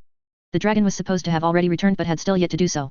According to the map of Kalimdor provided by Alexstrasza, the Waterstrider was nearing the Night Elf port town of Oberdine, and Kryvax really wanted official permission to land before they made their final approach. He really didn't want everyone on the ship being peppered with arrows by overzealous sentinels the moment they got in range. Ugh. How much longer is that old dragon going to take? Trixie complained at his side, unknowingly echoing Kryvax's thoughts. Gnomes aren't meant to spend this long at sea. We're built for invention, not bobbing around like corks in a tub. Aren't you a member of the Explorers League? I'd assume you would be used to this by now, said Kryvax, glancing down at his pink-haired friend. Sailing is the worst part of any expedition, Trixie retorted, her expression sullen. Meeting new peoples, going places no gnome has gone before, and delving into ancient ruins, those are all great. But sitting on a ship for 6 weeks and all this rocking back and forth on a boat is just maddening. Well, it shouldn't be much longer now, said Kryvax as he gestured toward the shores of Kalimdor. I'm sure Irenicos will be back any moment. Just as Trixie was about to respond, they were interrupted by the sound of a griffin's shriek. Falstad Wildhammer and his mount Swiftwing generally preferred to fly over the ship with the Nerubian flyers rather than rest on it, but they were now rapidly descending toward the deck. As soon as the griffin landed with a heavy thud, Kryvax made his way over to the pair and asked them what was wrong. Can't say for certain, lad, but there's a bit of a stir in the skies near the coast, said Falstad, a shadow of worry passing over his features. Swiftwing picked up on it first, sharp-eyed as she is. We took a wee detour and what do we find but a good half-dozen of them night elves, sittin' on some odd-winged deer stags. Alarmed, Kryvax turned his gaze in the direction Falstad indicated, his draconic eyes offering a superior range of sight than anyone else on the ship. It didn't take long before he spotted the night elves Falstad had been referring to. 6 sentinels riding atop armored hippogriffs were arrayed in formation, their mounts wings cutting through the air with powerful strokes. Each sentinel, clad in purple and silver armor, carried wooden bows and looked ready for a conflict. Kryvax was relieved to see that they weren't making any move toward the ship and were merely watching from a distance. I think we should be fine, Kryvax announced after several moments, speaking to the crowd that had gathered on the deck. They're keeping their distance for now, and they haven't drawn their weapons. These are likely just scouts sent after Irenicos notified them of our arrival. Ronan hummed and cast a spell meant to sharpen his vision. Not the nicest of welcoming parties I've ever seen. Sending a few rangers mounted on Dragonhawks sounds like something my own people would do, said Verisa Windrunner, her voice thoughtful as she ran her fingers through Swiftwing's feathers. I would take this more as a show of force than anything else. They're as much on guard as we are. We should be able to learn more once Irenicos returns. For now, the best course of action is to continue on to Oberdine, said Kryvax, already walking toward Captain Umit to update her on the situation. The water strider continued unabated on its path toward Oberdine, the tension of the crew palpable as the hippogriff riders continued to follow from a distance. Any of the representatives without experience in combat was swiftly ushered below deck, and everyone else prepared for any emergency situations. After enduring this tense atmosphere for several hours, Kryvax couldn't help but let out a sigh of relief when he finally spotted Irenicos far in the distance. The green dragon was a welcome sight and the crew was quick to clear a section of the deck for him. Upon landing, Irenicos transformed back into his night elf form and Kryvax immediately went to greet him. Welcome back, Irenicos. What news do you bring from the night elves? Asked Kryvax, skipping the pleasantries and getting straight to business. I apologize for my late return. The Caldore were a little more recalcitrant than I had hoped, but they are permitting your ship to dock at Oberdine, Irenicos said, his voice conveying a sense of fatigue. However, you should expect a somewhat frosty expression. The endorsements of Asira and I can only go so far when you represent many of the things the Caldore fear and hate. Kryvax nodded solemnly. Asira had made it clear that the Caldore were very hostile to anyone who wielded arcane magic and would be particularly suspicious of Nerubians in general. Their war against Ahn Kiraj was the worst conflict they'd seen since the War of the Ancients, and Nerubians resembled them a great deal. I understand. We will do everything we can to show the Night Elves that we mean no harm, said Kryvax. Good, Irenicos replied, nodding in approval. Remember, the Caldore have not had any meaningful interactions with foreign nations since the War of the Ancients. The actions of yourself and the representatives sent by the Eastern Kingdoms will significantly influence how they view the outside world moving forward. It is crucial that you make a good impression. Way to pile on the pressure. Thank you for your help, Irenicos. We wouldn't have gotten this far without you, said Kryvax, his voice steady despite his apprehension. Are there any sharp points or reefs that we need to watch out for on the approach? Captain Umit asked anxiously, looking at the map provided by Alexstrasza. I would prefer to arrive in daylight and use the Nerubian flyers to scout out a safe path into the port if possible. I did not see any dangerous rocks close to the harbor on my way in, Irenicos replied. As long as the Nerubian flyers stay within 2 ship lengths of the water strider, you should be fine. With the Green Dragon's report, the crew seemed to relax a fraction and the tension eased as they sailed toward Oberdine. The sentinel hippogriff riders remained a silent escort, vigilantly watching the ship as they neared their destination. As the sun was just beginning to dip beneath the horizon, Kryvax finally caught sight of the town they would be docking in. It was immediately clear to him that Oberdine was not a large city. Instead, it was a modest coastal town that was completely surrounded by hills and trees bigger than any Kryvax had ever seen. The town was filled with wooden buildings with low-slung, arched roofs that seemed distinctly oriental to him. Its streets were paved with stone and its bridges were illuminated with lamps. Oberdine would likely be one of the most beautiful and tranquil towns that Kryvax had ever seen, if not for the sizable military force waiting for them by the docks. Just once, I'd like to meet elves that are actually friendly, murmured Trixie as she adjusted the settings of her goggles. I'd suggest you continue waiting, Verisa Windrunner said tiredly. It feels like I never left home. Kryvax gave an absent-minded grunt of agreement, still a bit stunned by what he was seeing. The Caldore were greeting them with an entire company of sentinels riding massive saber-cats, 24 hippogriff riders, and 2 giant tree-like beings that Kryvax recognized as ancients of war. If things came down to a fight, there was no doubt that the Caldore would make quick work of them. And Kryvax knew for a fact that much more than this existed on the continent. This force was most likely just what they could gather up on short notice. They certainly know how to make an impression, Kryvax commented dryly as he surveyed the waiting forces. Yes, the Caldore have always been prone to displays of power. It has generally proven to be an effective deterrent, Irenicus said, his voice calm. Captain Umit smoothly maneuvered the water strider to the dock despite the tense atmosphere. As the ship dropped anchor and finally came to rest, the crew quickly set about securing the vessel and lowering the gangway. Irenicus and I will be speaking with the Night Elves first, Kryvax announced, his voice carrying over the deck. This situation was much more tense than he had expected, and Kryvax didn't want to worry about someone causing a diplomatic incident before they could make a good first impression. Everyone else should remain on the ship until we return. Stay calm and do nothing that could be construed as aggressive. A chorus of agreements and nods met his words. He knew there would be some who didn't like being sidelined, but this was ultimately Azjol-Nerub's expedition. Besides, no one was eager to jeopardize the delicate diplomatic situation they found themselves in. Kryvax, followed by Irenicus and surrounded by his guards, descended down the gangway as they stepped foot onto the dock. A hush fell over the crowd of night elves as they saw Kryvax's full form, and he could even see many of them tightening their grips on their weapons. There were times that he enjoyed being a 14-foot-tall intimidating spider-dragon person, but this wasn't one of them. Ignoring their reactions as best he could, Kryvax advanced toward the front line of sentinels. As he approached, a grim-faced night elf woman riding a fierce saber cat directed her mount forward. The woman had silver eyes, long blue hair, and wore armor no different from the rest of the sentinels, but her presence and the glances the others were sent to her made it clear that she was in command. She watched Kryvax approach with a stern, unreadable expression. When they were just a few feet apart, the woman gestured for him to stop and he quickly complied, trying his hardest to project an aura of peaceful intent. I am Chandri's Feathermoon, General of the Sentinel Army, the night elf introduced herself in the Kaldore language, her voice sharp and cold. We have been warned of your arrival, creature. Introduce yourself and state your intentions. Speaking in the Kaldore tongue with what he was sure was a horrible accent, he replied. I am Kryvax, an ambassador from Azjol-Nerub. My kingdom hopes for peace and cooperation. A multitude of expressions passed over the sentinel's face before finally settling on mild distaste. You speak our tongue with the accent of a Kaldore. It is unsettling. Well, excuse me, lady. I'd love to hear you try to speak Nerubian, Kryvax thought mulishly. Finding a way to learn the Kaldore language in the Eastern Kingdoms wasn't an easy endeavor. There were certainly no dictionaries translating Nerubian or common to Kaldore, but there were a few books in Kulthalas documenting the differences between Kaldore and Thalassian, the language of the High Elves. Kryvax was surprised to learn that the two civilizations had a few instances of contact over the millennia. Not only that, but there was a significant amount of overlap between the two languages despite their people having separated so long ago. Given the long lifespans of the races involved, that wasn't particularly surprising. Crashes had easily been able to get his hands on one of those books and had given him some basic lessons on the language. From there, Kryvax had taken it upon himself to learn as much of the Kaldore language as he could in whatever free time he had. He was already passable with Thalassian, so Kryvax felt like he had a good enough understanding of the language. He always had the option to fall back on translation magic, but he hoped his show of effort would make a good impression on the Night Elves. I apologize if my accent is disturbing. I intend no offense, Kryvax responded as diplomatically as he could, trying to project calm and understanding. We are here with peaceful intentions and wish to establish contact with the Kaldore. Azjol-Nerub has shown itself to be a responsible nation of Azeroth, and Kryvax has done much to help the dragon flights, said Irenicus, offering his endorsement. He has received the approval of the Dragon Queen along with the Mother of Dreams, and will do nothing to hurt the Kaldore. Their words were greeted with a tense silence. Chandri's expression didn't soften, but it didn't harden either. I suppose that you can speak our language at all proves that you are no mindless beast, said Chandris after several moments. Were it my decision, you would not be allowed within our sacred forests. Fortunately for you, it is not. Ysera has given you her approval and the leaders of my people have given their assent to speak with you. But know that if you or any of those with you threaten the people of these lands, you will not leave here alive. Kryvax looked deep into the sentinel's eyes and knew she meant every word. I understand, General Feathermoon. None of us have any intentions of causing any harm. Chandri's Feathermoon stared at him for a long moment before finally nodding and reaching to a horn hanging from her side. We will see, Kryvax of Azjol-Nerub. With that, he watched in confusion as she blew a loud resonating tone from her horn that echoed throughout the area. Kryvax spotted movement in the trilene behind Oberdine a few moments later and instantly stretched his senses outward. Kryvax was almost immediately blinded as he felt the life energy of the many people hiding beyond, presumably more sentinels. However, one individual stood out from the rest, a figure who radiated an immense amount of life energy that was only surpassed by what he had felt from the aspects. Time seemed to halt as Cenarius, Lord of the Groves, stepped out of the forest. Despite them both being about the same height, Kryvax couldn't help but feel a bit small compared to the demigod. Cenarius' upper body was broad and muscular, resembling a night elf male aside from the arms that resembled gnarled talons of wood and his thick moss-green mane that was crowned by a pair of massive antlers. His lower body was that of a stag, with 4 nimble hooves that moved with a grace that seemed unnatural.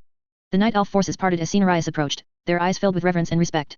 Once he reached the dock, the demigod's gold-colored eyes swept across the ship and its crew before finally settling on Kryvax with a look of open curiosity. Greetings, Kryvax of Azjol-Nerub, Cenarius said, his voice deep and resonating as it echoed throughout the port. High Priestess Tyrande and I have both heard much of you from Ysera. I'm led to believe that many important events have occurred outside the borders of these forests in recent years. Kryvax bowed his head respectfully. That is indeed the case, Lord Cenarius. Aside from establishing a dialogue between Azjol-Nerub and the Kaldore, I also hope to speak to your people about several threats relevant to the safety of Azeroth. My people believe we have much to gain from cooperation, and much to lose from isolation. Cenarius regarded him for a moment before nodding solemnly. It is rare that the Lifebinder would approve of a mortal enough to share a portion of her power. Coupled with the recent increased activity of the aspects as well as their recent actions in Mara Uden, I believe we will indeed have much to talk about. Mara Uden? What did they do there? Kryvax wondered curiously. But that is a conversation for later, Cenarius said before turning to Chandris. General Feathermoon, Please see to it that our guests are provided with suitable accommodations. They have journeyed from afar and would surely appreciate the opportunity to rest. Chandris nodded, her expression stern but no longer openly hostile. As you command, Lord Cenarius. We will speak after your people are settled. I suggest you make clear to them that there will be severe consequences if any of them do anything to harm these lands, said Cenarius. The demigod gave Kryvax one last measuring look before turning around and silently walking back into the forest. The Kaldore were obviously still wary of them, but the fact that Cenarius had come to speak with them seemed to calm them down somewhat. With that, the general turned back to Kryvax. You and the rest of the outsiders will be provided with accommodations in Oberdine. It is a small town, but we have prepared ahead of your arrival. Your ship will be authorized to stay docked here, but none of your people will be permitted to leave the town without an escort. Do you understand? Kryvax nodded. Yes, General. We understand and will abide by your rules. Thank you. General Feathermoon signaled to some of her sentinels and they quickly marched off, presumably to prepare the accommodations. Well, that went fairly well, Irenicos commented as they began making their way back to the ship. Cenarius seems well disposed towards you. That was well disposed? Kryvax asked with disbelief. If so, then I really don't want to see him when he's angry. No, you don't, Irenicos said simply. At the Green Dragon's confirmation, Kryvax swore to himself that he would keep an extra close eye on the representatives from the Eastern Kingdoms. He had a feeling that the consequences of any cultural miscommunication would be more than just a little embarrassment. Once he returned to the ship, Kryvax was greeted with a flurry of questions from everyone. He quickly explained the situation and they all seemed to relax at the news that they would be allowed to peacefully disembark and rest in the town. Just remember to be respectful and don't do anything that could offend the Kaldore, Kryvax reminded the group before turning to Ronan. Also, keep any displays of magic to a minimum. The Kaldore aren't particularly fond of arcane magic. Kryvax's words were greeted with a round of nods and murmurs of agreement. As he finished giving his final reminders, the crew and passengers of the Waterstrider began to disembark. They were greeted by an escort of sentinels who led them into the town. Their journey through Oberdine was an interesting experience. The streets were relatively clear with the majority of the Kaldore civilians retreating to the safety of their homes. As they made their way through the town, Kryvax noticed that the Kaldore watching them from the shadows were all adult females with no men or children to be seen. He had already known that Kaldore were immortals who stratified their society by gender, but seeing it for himself was a different experience. He also noticed many of the Kaldore watching most of them with expressions of extreme curiosity, although the expressions directed at Verisa and himself were much more disdainful. After a short walk, they were led to a large wooden building that was presumably some kind of inn. General Feathermoon was waiting for them, flanked by 2 other sentinels. These are your accommodations. You will stay here until the morning, she said, gesturing to the building behind her. We have done our best to make them suitable for your stay. There are provisions inside, and meals will be provided at regular intervals. If you require anything, you will ask one of the sentinels stationed outside the inn. With that, Chandris left with her sentinels and their group made their way into the inn. The accommodations were simple but comfortable, with soft beds and a common area that had been stocked with fresh food, mostly fish and unfamiliar fruits. They spent the next few hours settling in and it wasn't long before a wave of tiredness began to wash over them. As night descended over Oberdine, everyone retired to their rooms one by one. However, Kryvax hadn't felt the need to sleep ever since he had been empowered by Alexstrasza, so he decided to stay in the common area and continue his studies until the morning. At least, that was his plan until a sentinel silently stepped into the inn and approached him. Kryvax of Azjol-Nerub, the sentinel greeted, her voice neutral. Lord Cenarius requests your presence at the edge of the forest. Kryvax was surprised at the unexpected request but nodded in acceptance.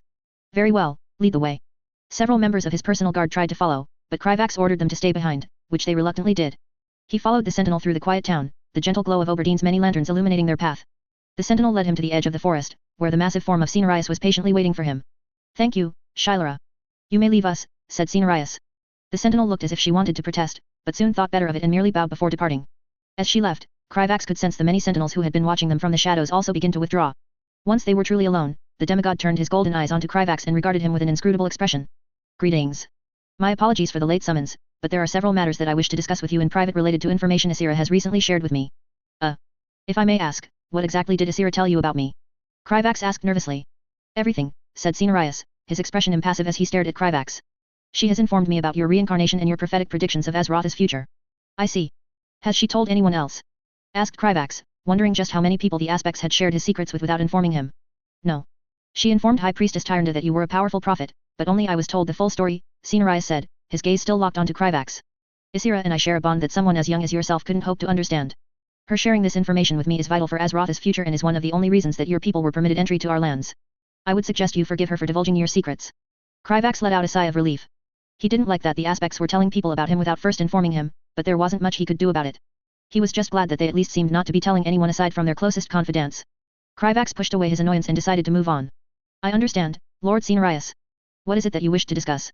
You are probably unaware, but the information that you shared with aspects has already resulted in several major events that will heavily affect Kaldore society, Cenarius explained, his gaze becoming serious. I wish to speak with you personally so that I could ask your opinion on several important matters, including their Adris, Fondrel Staghelm, and Illidan Stormrage. Oh boy. Maligus carefully studied the wards in front of him and was reluctantly impressed. When the little prophet first told him about the Guardian of Tyrosfal, he hadn't believed they would be as powerful as the Nerubian described.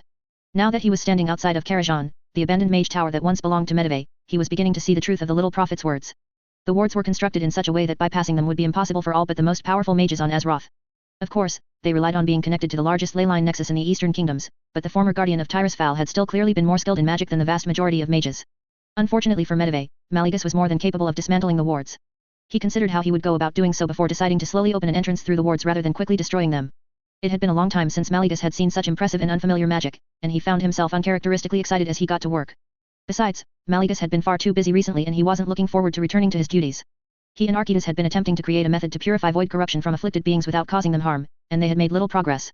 Uldaman possessed an artifact capable of doing so named the Eye of the Watchers, but it also required the complete restructuring of the target's soul. Not only that, but Mallegus was also forced to provide aid to Corielstrass for his journey to Draenor as well as help dispose of the Seathrax killed by the mortals. Mallegus had hoped he would be able to sleep for a few years after he finally killed Neltharion, but there was simply too much to do. Suffice it to say, the chance to immerse himself in an entertaining challenge like the one before him was a welcome diversion. After some time, Mallegus smirked triumphantly and stepped through the small breach he had created in the wards before making his way into the abandoned tower. He could feel a faint presence take note of him the moment he entered Karajan, but Mallegus paid it no mind. It was no threat in its current state and only served to confirm that his plan would work as intended. The air inside Karajan was stale and lifeless, a far cry from the vibrant energy that thrummed through the nexus. Still, Mallegus had to give credit when it was due. The tower itself was layered with powerful magic and was a testament to the prowess of its former master. Medivh must have truly been a capable mage, for a mortal at least. Mallegus returned his attention to the present and began making his way through Karajan. He had come here for a reason and couldn't afford to waste all day. Mallegus mostly ignored the sights from that point forward, dismantling any ward in his path and banishing the irritating ghosts that haunted the tower. Once the shades in the tower realized how trivial it was for Mallegus to destroy them, they soon ceased appearing in front of him. He made a note of several interesting anomalies such as a malfunctioning Titanic Watcher that the mortal had stashed away and a group of undead that seemed to be acting in some manner of play. Mallegus was very interested in returning to examine both of them in the future, but now was not the time. Once he was halfway through the tower, Mallegus was forced to destroy a surprisingly sturdy golem and even discovered a satyr of all things hiding behind a bookshelf in the library. As he killed the creature and its pet demons, Mallegus was baffled as to how it even managed to find its way into Karajan. Satyrs were demonic creatures native only to Kalimdor, so there was no reason for it to be here. Sargeras must have summoned it as a servant while he was possessing the mortal's body, Mallegus eventually concluded. This wretched tower makes no sense.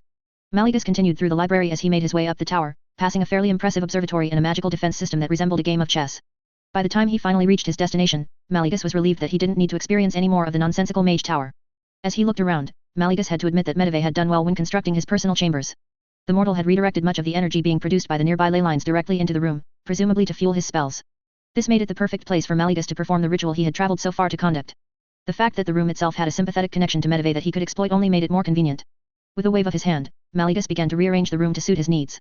He dismissed the quaint human furniture and summoned a circle of ancient draconic runes in the center of the room. Almost immediately, he could feel the potent energy of the ley lines surge toward his summoning circle and suffuse it with arcane energy. Mallegus took a moment to re-examine the runes. The ritual that he was about to conduct was far different from what he was normally used to, and he wanted to be sure everything was correct. Of course, Mallegus rarely made mistakes and the runes were inscribed correctly. Seeing no reason to delay any further, the aspect of magic began to weave his spell. The runes seamlessly responded to his will, their energies intertwining with the ley line nexus and connecting him to its power. The room began to hum with arcane energy, the air crackled with power, and the very fabric of reality seemed to ripple and distort around Mallegus. As the layers of reality weakened, he ruthlessly latched onto the faint presence he had felt watching him since the moment he stepped into Karajan and began to draw it toward the circle.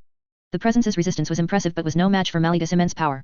With a final burst of effort, he broke through the resistance and forced his target into the summoning circle. Suddenly, the room stilled. The wild energy that had been coursing through the room a moment ago seemed to be sucked into the circle, leaving an eerie calm. An ethereal form slowly began to materialize, becoming more solid with each passing moment. Soon, standing in the circle was the spectral image of the former guardian of Tirisfal himself, Medivh. While his form was translucent and wavered slightly, his eyes were sharp and focused as he warily studied Mallegus. "Why have you summoned me, aspect of magic?" Medivh's spectral voice echoed throughout the room, the sound seeming to come from all directions at once. "How did you know that I had not yet passed on?" Mallegus met Medivh's gaze unflinchingly. He had thought long and hard about what he had learned from the little prophet and how he could best save Azeroth. It was now time to begin putting his plan into action. There would come a time that Azeroth would need to bring the fight to the Legion, and Medivh's knowledge of Sargeras and the Dark Portal would be invaluable. "Azeroth needs you, mortal," Mallegus said, his voice cool and steady. "The portal you opened is a permanent vulnerability that the Burning Legion will inevitably find a way to exploit. You have also had more contact with Sargeras than any living being on Azeroth. If your title means anything at all to you, then you will cease uselessly wandering this world as a phantom and help us prepare against the Legion." Medivh's spectral form flickered and his eyes narrowed. "If you are so familiar with what I have done, then you know why I have no right to return. I was supposed to be the protector of this world and instead, I was its greatest betrayer." Mallegus raised an eyebrow, unimpressed. "You are arrogant if you truly consider yourself Azeroth's greatest betrayer. I have known several far greater. Still, I have caused untold harm to this world," Medivh responded, his eyes taking on a despondency that Mallegus found uncomfortably familiar. "My hubris allowed Sargeras to use me as his puppet. How could I trust myself to return to the land of the living? How can you be sure that I am not still under his influence? Aspect of magic. According to the little prophet, Medivh had been resurrected several years into the future and had not been under the control of the Legion. There was no guarantee that would be the case this time, but it was a risk Mallegus was willing to take. Do not misunderstand, mortal. Your fate as Sargeras' puppet was sealed from the moment you were possessed. There was nothing anyone could have done to stop it, said Mallegus, his voice cold and unyielding.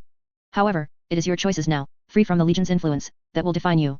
It was a difficult lesson for me to learn, but wallowing in guilt and self-pity does nothing but harm those you care for. Medivh's spectral form flickered again, but he did not respond. Mallegus studied him for a moment before continuing. Your guilt is understandable, but it is also irrelevant, Mallegus said, his voice echoing throughout the chamber. Azeroth will soon face challenges that may end in its destruction. Your knowledge, insight, and power could all be instrumental in its defense.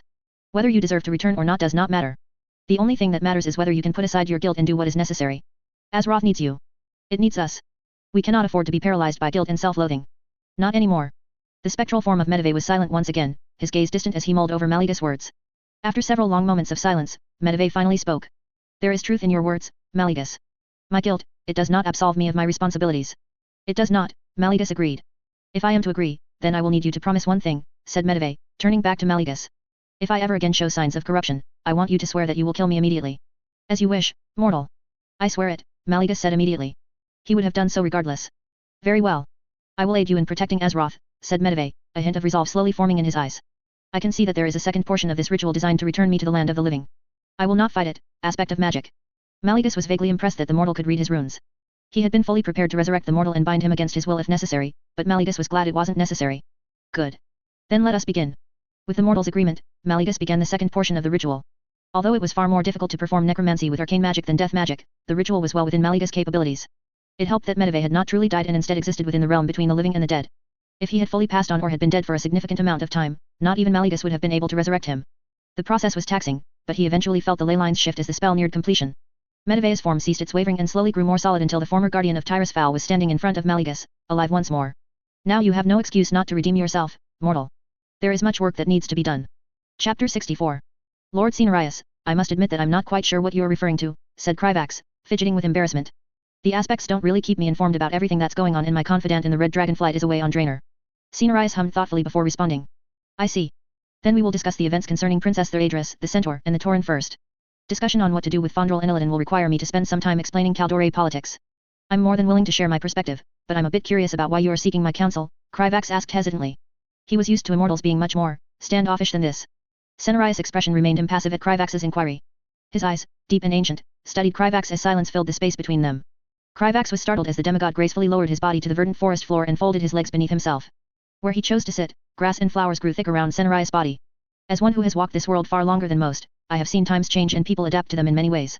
I've seen wars rage and end, watched empires rise and fall, and observed the dance of nature at its most resplendent and its most ruthless. Cenarius paused, his gaze drifting over the glade, over the land that resonated with his essence. In my experience, it has seldom been necessary for me to seek the counsel of others. I have relied on my own wisdom, my own experience, and my deep connection with Azeroth. However, we now stand at a precipice of significant change. A time where every perspective, every piece of wisdom, and every unique understanding of the world will be crucial to the survival of all living beings. A gust of wind passed through the glade as Cenarius' words sank in. The demigod continued, his voice filled with sincerity. It is in light of this that I seek your counsel, Kryvax. You have walked paths I have not and have seen things from a perspective completely unique to yourself. Even the smallest piece of information or the most insignificant observation could prove invaluable. As the demigod finished his speech, Kryvax wasn't quite sure how to feel. It was certainly a much more humble perspective than he had been expecting from Cenarius. I would be honored to help in any way that I can, said Kryvax as he folded his legs beneath himself and sat down on the grass. Please, tell me about what's happened with Princess Theradris and how it is related to the Centaur. Cenarius nodded and began explaining the situation. Princess Theradris was one of the threats that Kryvax had brought to the attention of the aspects. She was the daughter of Therazane, elemental lord of Earth, and a powerful Earth elemental in her own right. Kryvax remembered her clearly because her lore was really strange. Theradris mated with one of Cenarius' sons, Zatar, to create the first Centaur, who promptly murdered their father. It honestly sounded like something he would have read in a book about ancient mythology, but he now lived in a world where ridiculous things like that actually happened. Princess Theradris then captured Zatar's soul and kept it imprisoned in a massive cavern system named Marayuden that the Centaurs worshipped as holy ground. Influenced by the old gods, she had then transformed her lair into a den of corruption and suffering. Apparently, the aspects had seen this as a relatively simple issue to address. Every single corrupted being in Marayuden had been exterminated, Zatar's spirit had been returned to the Emerald Dream, and Princess Theradris had been banished back to Deepholm. The only reason the aspects hadn't killed her was because her mother was one of the only two elemental lords who wasn't endlessly hostile. It sounded to Kryvax like the issue had already been resolved, so why did the demigod feel the need to bring it up? After Theradris was banished, the Centaur's tribes became furious and immediately fell into a state of frenzy, Cenarius explained once he asked that very question.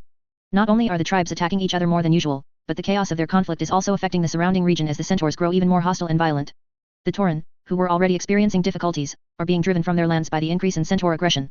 Helping the Tauren was one of Kryvax's main goals for his expedition to Kalimdor, as they were one of the most peaceful and honorable people in Azeroth.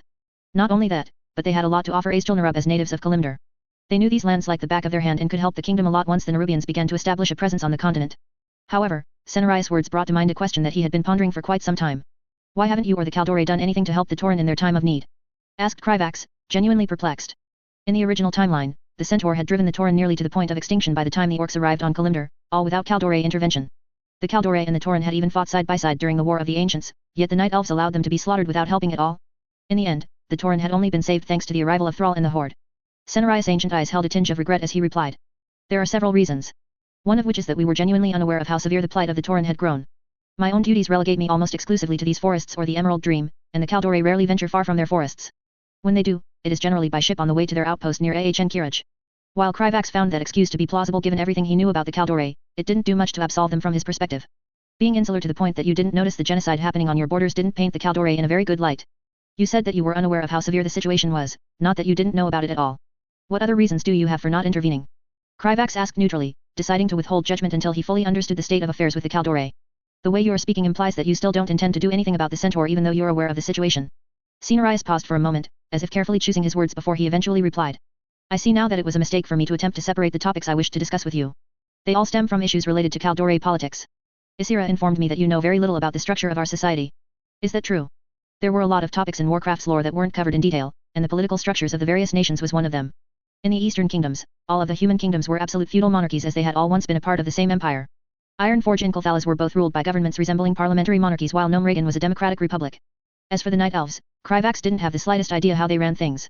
He knew Tyrande, Malfurion, and Cenarius were the top guys in charge, but he had no idea how they decided how to delegate authority or how to manage the administrative side of things. Kryvax shook his head and said. I understand the basics, but not much else.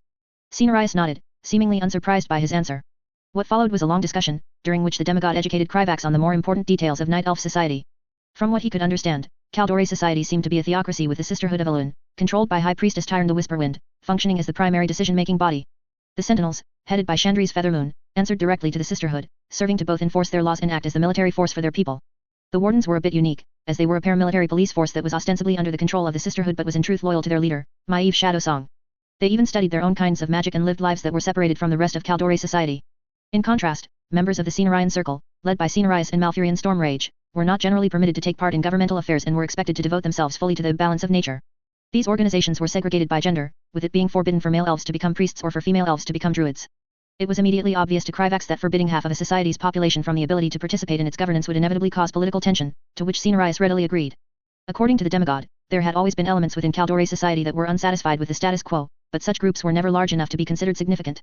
Privately, Kryvax thought it was simply more likely that most of the Kaldore who were dissatisfied with their leadership simply decided to keep their mouth shut or left long ago, as was the case with the High Elves.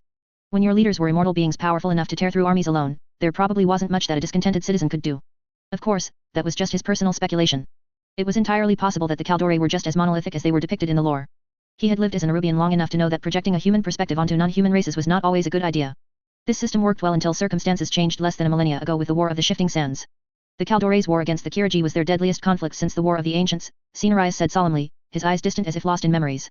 The Kaldore have never dealt well with grief. They are far less accustomed to death than the mortal races of Azeroth, and the loss of so many was a devastating blow. After the war, many Kaldore began questioning their leaders and the fundamental structures of their society. Kryvax could easily see how that would be the case. The Night Elves were a race of beings who didn't age, had the ability to heal almost any wound or sickness, and were the dominant power on Kalimdor. The death of so many Night Elves must have had a profound impact on them. The Kaldore society that you described to Asira is currently a fiction. That society only existed as everyone in that time was united by a common enemy, said Cenarius, his voice calm but sad. With that, it became obvious to Kryvax why Cenarius had decided to explain Kaldore politics. Then the reason that the Kaldore still isn't willing to help the Tauren is due to internal politics?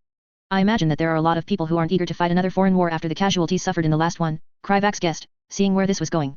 Even in a society in which power was held by a few people, they still needed to care somewhat about public opinion. He had no doubt that Tyrande could mobilize the Sentinels against the Centaur if she really wanted to, but that would increase discontent among her people. Very perceptive, Vizier Kryvax. That is correct, Cenarius agreed, a glimmer of approval passing through his eyes. To be more specific, Archdruid Staghelm has positioned himself as the voice of those Kaldore who are dissatisfied with the current state of affairs. He is well known for advocating for the dissolution of gender restrictions in Kaldore society and the idea that Kaldore are superior to the other races. He has the support of the Wardens, a significant portion of the Cenarian circle, and much of the civilian population. Kryvax didn't like the sound of that. It brought to mind the moment in Warcraft when Tyrande ordered Illidan Stormrage to be freed from prison, only to immediately slaughter the Wardens guarding his prison when they refused her orders. Tyrande's decision certainly made more sense when you knew that she considered the Wardens to be political enemies. I see, then what do you intend to do about it, and what are you asking from me? Kryvax asked after a moment of silence. Cenarius considered the question as he studied Kryvax. After a long moment, he said. Ysera has convinced Tyrande and me that aiding the Tauren against the Centaur, diminishing Fondrel's political power, and, perhaps making an effort to rehabilitate Illidan Stormrage, are all in the interests of Azeroth. However, each of those endeavors would come at the cost of increasing unrest among the Kaldore, which is why we have not made a decision on how to proceed. I wanted to speak with you before we did so. Me? Why? Asked Kryvax, genuinely surprised. Because you are the one who has seen the future and shared it with Ysera. I wish to hear your recounting of Illidan and Fondrel's fates myself. In my experience, it is best to receive important information directly from the source. Ah. I understand, Lord Cenarius. But, you should know that any details I know about them are limited. I'm sure you're more familiar with both of them than I ever will be. Cenarius nodded calmly. I am well aware, Vizier Kryvax. However, even a sliver of foresight may be invaluable when making decisions that impact the future of Azeroth. That's true, I suppose. Seeing no reason not to agree, Kryvax spent the next half hour telling Cenarius everything he knew about Illidan and Fondrel. The demigod kept mostly silent, but asked many pointed questions about Illidan in particular, which he answered honestly. Illidan Stormrage was one of the most well-known characters in Warcraft's lore and was a relatively complicated figure. He did a lot of things that could be considered either stupid or egregiously immoral, but he was also genuinely dedicated to the destruction of the Burning Legion. He was extremely powerful and played an important role in defending Azeroth. Once Kryvax was done speaking, Cenarius fell into thoughtful silence for a long moment before letting out a weary sigh. Illidan's situation was always a difficult one. He has always yearned for power, ever since he was young. Power to protect, power to shape, power to understand. That yearning was responsible for both making him great as well as dangerous. Kryvax listened attentively as the ancient demigod spoke, his eyes distant as he reminisced about the past. I taught both him and his brother Malfurion the ways of druidism. But where Malfurion thrived, Illidan always struggled. He was impatient, always seeking the easiest and quickest path to power. This led him to pursue the arcane magic of the Highborn with which he thrived. I had believed that this is what ultimately led him to the demonic energies of the Burning Legion, yet you tell me now that he remained loyal after all these years? That he would dedicate his life to the destruction of the Legion? Hearing that brings me both great relief and great sorrow. Kryvax wasn't quite sure what to say to that. He didn't think he was qualified to comfort a demigod mourning his wayward student. Does that mean that you intend to free him from his prison? Kryvax asked curiously. None of his future plans really centered around Illidan, but it would be nice if the guy was given a second chance. Imprisoning someone in an underground cell for 10,000 years was just cruel in his opinion. At that point, it would be better to just execute them. Tyrande seems open to the idea and I don't find myself opposed, but we must approach the matter with caution, Cenarius admitted. Many of the Kaldore view Illidan as being similar to Ashera herself. They are both powerful and dangerous mages who were born with ember eyes, a sign of great destiny among the Kaldore. Freeing him will cause great dissatisfaction, especially among the Wardens. However, I believe there is a way that you and your people can be of help. Really? How so? Kryvax asked curiously. I need some more time to consider the matter. There are a few matters that I need to first discuss with the High Priestess. The Kaldore intend to escort you to their capital city of Nighthaven to meet with her. I will speak to you then, said Cenarius, gesturing dismissively as he changed the subject. For now, there is one last matter that we should address before your return to Oberdine. Kryvax couldn't help but feel a bit uneasy about how Cenarius intended for Azjol-Nerub to be of help, but it wasn't like he could force the demigod to share his intention. What matter is that, Lord Cenarius? The fell corrupted creatures that Ysera claims you wish to relocate to this continent, said Cenarius, his eyes growing flinty as he started at Kryvax. After these orcs have done so much damage to the lands across the sea and their own homeworld, why should we allow them here on Kalimdor? What assurances can you give that they won't continue the destructive path they tread in your vision? Kryvax hesitated as he considered how he should respond. He hadn't intended to bring up the matter of the orcs until he and the Kaldore were on better terms, as he knew it would be a contentious topic. It didn't help that Cenarius knew the orcs murdered him in the original timeline. The orcs are capable of great destruction, but I believe that they could help us out a lot with the proper guidance, Kryvax said as diplomatically as possible. Once they are free from the influence of the fell magic that corrupted their race, they can be reformed into a people who can live peacefully on Kalimdor. Do you truly believe that? From what Ysera has told me of your visions, the orcs remained a threat long after they were free of their demonic influences. They brazenly desecrated these forests and instigated many conflicts years after they killed me, did they not? Cenarius questioned, his tone heavy with skepticism. Kryvax couldn't deny the validity of Cenarius' concerns. The Horde had been locked in a state of constant conflict with the Alliance, but that wasn't a future that he intended to let happen. I understand that what I'm asking sounds, more than a little unreasonable from your perspective, Lord Cenarius, said Kryvax, maintaining a respectful tone. But I have seen for myself how the orcs behave without demonic influences driving them to madness, and they're just people. Scared people who made horrible decisions and were manipulated into becoming monsters. I know it's hard to believe, especially given the terrible things they've done, but I genuinely believe they can learn to live in harmony with nature and the other races of Azeroth. Kryvax found his mind wandering to the several occasions over the past year in which he checked in on Thrall, or Goel as he now preferred to be called, and the Frostwolf clan via scrying. The kid was always happy to see him and was flourishing well under the guidance of Drekthar. The Frostwolves hadn't done anything to harm the people of Alterac or made any attempt to attack the internment camps. All they did was keep to themselves and live in peace. Kryvax wanted to believe that if given the chance, the orcs could be better. He wasn't naive enough to believe that the orcs were innocent victims or that the traumas of the past could be easily healed, but was there anything wrong with believing in a better future? Cenarius was quiet for a long time after Kryvax was done speaking, his gaze impassive as he studied the Nerubian. It was hard for Kryvax to gauge what the demigod was thinking. He seemed neither outright dismissive nor particularly convinced. After what felt like an eternity, Cenarius finally broke his silence. If you are so convinced in their capacity for goodness, then I suppose I should take a look for myself. More than a little confused by the demigod's words, Kryvax was about to ask what he meant by take a look when he suddenly noticed the world around beginning to shift and twist. One moment, he was sitting in a grove with Cenarius in the middle of the night, and the next he was surrounded by ethereal plant life that looked nothing like anything he had ever seen. Kryvax could feel the vast amounts of life energy in his surroundings, and everything had a strange dreamlike quality to it. The air was too fresh, the plant life was too vibrant, and the colors were too bright. Kryvax felt as if he had suddenly been transported into a painting that was too beautiful to be real. It is a surprise, isn't it?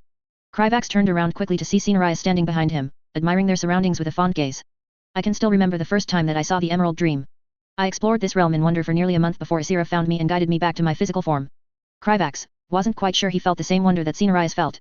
The Emerald Dream was certainly beautiful and he wouldn't mind exploring it, but he was far more concerned about why he was there than anything else. Why am I here, Lord Cenarius? The demigod turned his gaze back to Kryvax before responding. I put you to sleep and pulled you into this realm so that you might guide me to the dreams of the orcs. I have found your words to be convincing and would seek a better understanding of their plight. Kryvax shuddered as he realized how easily Cenarius had put him to sleep. He hadn't felt anything at all, and even now Kryvax still couldn't tell when the demigod had used his magic on him. Think closely about the orcs you believe I should examine. Allow their images to fill your mind, and I will guide us to their dreams, Cenarius instructed. Pushing away his reservations, Kryvax did as he was told and focused his thoughts on the Frostwolf clan in Alterac Valley. As Kryvax concentrated, the landscape around him began to twist and reshape until he found himself standing in the harsh, snow-covered lands of Alterac Valley. It seems that the orcs you have chosen are currently awake, but it matters little. Their dreams echo throughout this realm like waves upon the shore, Cenarius explained. The demigod gestured casually and their surroundings began to shift once again. Kryvax watched as the dreamlike version of Alterac Valley began to be shrouded in a green mist, and strange sounds began to echo in the distance. The noises made little sense to Kryvax as they varied wildly from harsh battle cries to the soft sounds of children playing. Cenarius remained silent, his eyes closed as if he was listening to a beautiful symphony. After several moments, the demigod began walking toward one of the more violent sources of the noises, and Kryvax hurried to follow after him. As they moved, the landscape shifted and changed until they found themselves standing on a corpse-filled battlefield. The sound of clashing blades echoed in the air as an army of bloodthirsty orcs charged a group of blue-skinned humanoids with hooves and long tails. Kryvax found his attention being drawn to one orc in particular as he realized whose dream, or perhaps nightmare, they were in. Drekthar's face was twisted in a grimace of pain and misery even as he killed the Drania warriors. It was a very incongruous scene. These are the dreams of the Frostwolf chieftain. Cenarius murmured as he took in their surroundings. What an atrocious scene, and yet his guilt and self-loathing are palpable in the fabric of his dreams. Kryvax winced as Drekthar plunged his axe into the side of a Drania, his eyes filled with a wild mix of fear, regret, and anger. With each life he took, his despair seemed to grow, and the dream around them darkened. These are not the dreams of a creature who enjoys inflicting harm for its own sake, Cenarius observed thoughtfully, gesturing casually as he shifted the scene once again. As the vision of the past faded, the dreamscape transitioned to a different time and place. They soon found themselves standing in a valley of snow, surrounded by orcs laughing around a fireplace. Drekthar was quietly teaching Goel the ways of the elements, demonstrating his skills by forming the fire into a variety of shapes. Drekthar's contentment was obvious as Goel watched his display with open awe. The flames danced brightly in response to the young shaman's joy. These dreams are far more recent. This orc dreams of a past filled with regret and a future filled with hope, Cenarius noted, his tone thoughtful as he watched the orcs by the fire. I suppose this is what you see when you look upon these orcs. I can sense your emotional connection to the young shaman whom the old one is teaching. Is he the one named Thrall that Asiram mentioned? Kryvax nodded in agreement. Yes, Lord Cenarius. He's the one that I hope will one day lead the orcs to a better future. Cenarius remained silent, his gaze still locked on the heartwarming scene before them. After nearly a minute of silence, he finally turned back towards Kryvax. I believe that we have spoken enough for the day, Vizier Kryvax. It is time you return to Oberdine. A single regretful orc is not enough to change my perception of their people, but I intend to continue wandering through their dreams. With a wave of his hand, Cenarius pulled them from the Emerald Dream and Kryvax soon found himself back in the grove near Oberdine, still seated across from the demigod. I will think on this, Vizier Kryvax. You have given me much to consider, Cenarius said, his gaze distant. We will speak again once you arrive in Nighthaven. Kryvax bowed respectfully, acknowledging Cenarius' words. The demigod then stood and disappeared into the forest with but a few steps, leaving Kryvax alone with his thoughts. He had come away from their conversation with the impression that the Night Elf leadership wasn't completely opposed to his ideas, but the greater Kaldore society would be much harder to convince. Kryvax was suddenly pulled from his thoughts as he sensed the sentinels from before beginning to return to the forest around him. Deciding that he didn't want to get on the bad side of the sentinels, he started making his way back to his lodging in Oberdine where he could think more about his future plans. Cenarius wasn't the only one who had a lot to consider. Tyrn the Whisperwind looked up at the night sky and gazed upon the physical manifestation of the goddess to whom she had dedicated her life. Ilune bathed the tranquil glade on the foot of Mount Hyjal in ethereal silver light, and her most devoted servant felt the goddess power resonate all around her. Tyrnda reluctantly turned her gaze away from her goddess and walked toward the private moonwell that she had constructed near her personal home. The well, a reservoir of pure magic, bore a spiritual connection to Elun and was incredibly useful when the High Priestess wished to commune with her divine matron. Once she reached the shimmering pools of the moon well, Tyrande knelt down beside its edge and looked upon her reflection as it rippled in the mirror-like surface of the pool. Her expression was serene as her green hair cascaded over her shoulders like a waterfall. With practiced ease, she extended her hands over the water's surface and closed her eyes in anticipation. She reached out with her spirit and wholeheartedly invited her goddess to commune with her. Elun, she whispered, her voice filled with calm certainty. Your faithful servant seeks your wisdom. She waited in patient silence, the moonlight around her casting a peaceful glow. The forest hushed as though holding its breath, awaiting the divine goddess' response. But the response did not come. Opening her eyes to the still pool, Tyrande Whisperwind was greeted only by her own reflection staring back at her. There were no celestial visions, no divine whispers of wisdom, or cryptic signs to decipher. Only the serene silence of the moonlit glade responded to her call. A ripple of disappointment passed over her features before it was quickly replaced by calm acceptance. Tyrande had been seeking Elun's guidance from the moment that Asira had come to her with proclamations of a dark future. She wished to ask the goddess about the veracity of these predictions and about the prophet who had delivered them, but it seemed that Elun had nothing to say on the matter. Tyrande rose gracefully from the moon well, her gaze shifting back to the starlit sky. Despite the disappointment of unanswered prayers, her voice was steady and full of undying devotion. In your silence, Elun, I will find my own way. She loved and believed in Elun with all her heart, but there were times that she wished the goddess would be more explicit in her guidance. With a quiet sigh, Tyrande rose from her position and began making her way out of the glade and toward her home. As she reached the treeline, a rustling from the thick undergrowth alerted her to an incoming presence. A few moments later, Tyrande was surprised to see a sentinel step into the clearing and kneel before her, awaiting permission to speak. The sentinels knew better than to disturb her in this sacred place and only did so when the situation was truly important. Report, Sentinel Amberwing, said Tyrande. Her voice was one of stern authority and she could feel herself shedding her role as a priestess and donning her mantle as a general and leader of her people. High Priestess, the outsiders have been escorted to their temporary lodgings in Oberdine, said the sentinel. Lord Cenarius requested a meeting with the individual that you designated for additional surveillance and ordered his escorting sentinels away so they could speak in private. Their meeting lasted for approximately 2 hours before the target returned to his lodgings in Oberdine. Tyrande hummed thoughtfully as she listened to the sentinel's report. It was no great surprise that Cenarius was interested in meeting with the Nerubian who had been blessed by the Dragon Queen, especially given his visions of a possible future. Tyrande was quite interested in meeting the young prophet herself. Still, it was surprising to her that they had spoken for such a long period of time. What else do you have to report? Asked Tyrande, knowing that the actions of Cenarius didn't justify her being disturbed. High Priestess, Sentinel Wildsky has reported back from her investigation, said Sentinel Amberwing. Mayev Shadowsong left for the Isle of the Watchers several weeks ago, and is not expected to return for at least another month. Tyrande felt a mixture of surprise and mirth at the Sentinel's report. Ethi Wildsky was the sentinel that she had assigned to monitor Shadowsong's activities. The warden was too skilled and cunning for normal surveillance to be effective, so Tyrande generally only learned about her activities long after they happened. The very day after she had spoken to Asira, Tyrande had ordered Wildsky to inform her the moment Shadowsong left to visit the Watcher's various facilities outside of Kalimdor, as she frequently did. Now it seemed that the troublesome woman had done so at the most opportune of moments. Summon my personal guard, Sentinel, Tyrande instructed decisively. Inform them that I intend to visit the Barrow Deeps and that they are to bring Ashala, my saber cat. Without hesitation, Sentinel Amberwing gave a crisp salute and departed. Alone with her thoughts, Tyrande considered what she was about to do. She hadn't seen Illidan since the day that he was imprisoned.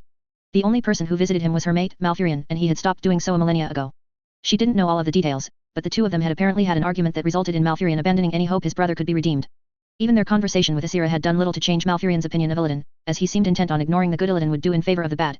However, Tyrande was much more open to the possibility of Illidan's release and had been considering the wisdom of doing so for more than a year. If Azeroth was truly destined to grow as tumultuous as the prophet claimed, then his aid might prove invaluable. Of course, the largest obstacle to doing this was Mayev Shadowsong. The leader of the Watchers was obsessive in her duties to an irrational degree and would doubtlessly oppose any attempts to free Illidan. The Watchers were fanatically loyal to her and would follow her orders above all, perhaps even to the point of treason. That was why Tyrande felt it best to take any action related to the betrayer while she was away. Shadowsong would find it difficult to do anything about the situation after Illidan was already removed from her custody. Tyrande didn't actually intend to free him today, but she did feel that it would be worth paying him a visit. She hoped to glean some understanding of what could be expected of Illidan, should his release become necessary, and gauge his current state of mind. While she trusted Asira, it was Illidan's own actions and words that would ultimately decide his fate. Tyrande was pulled from her thoughts as a small group of sentinels appeared in the glade.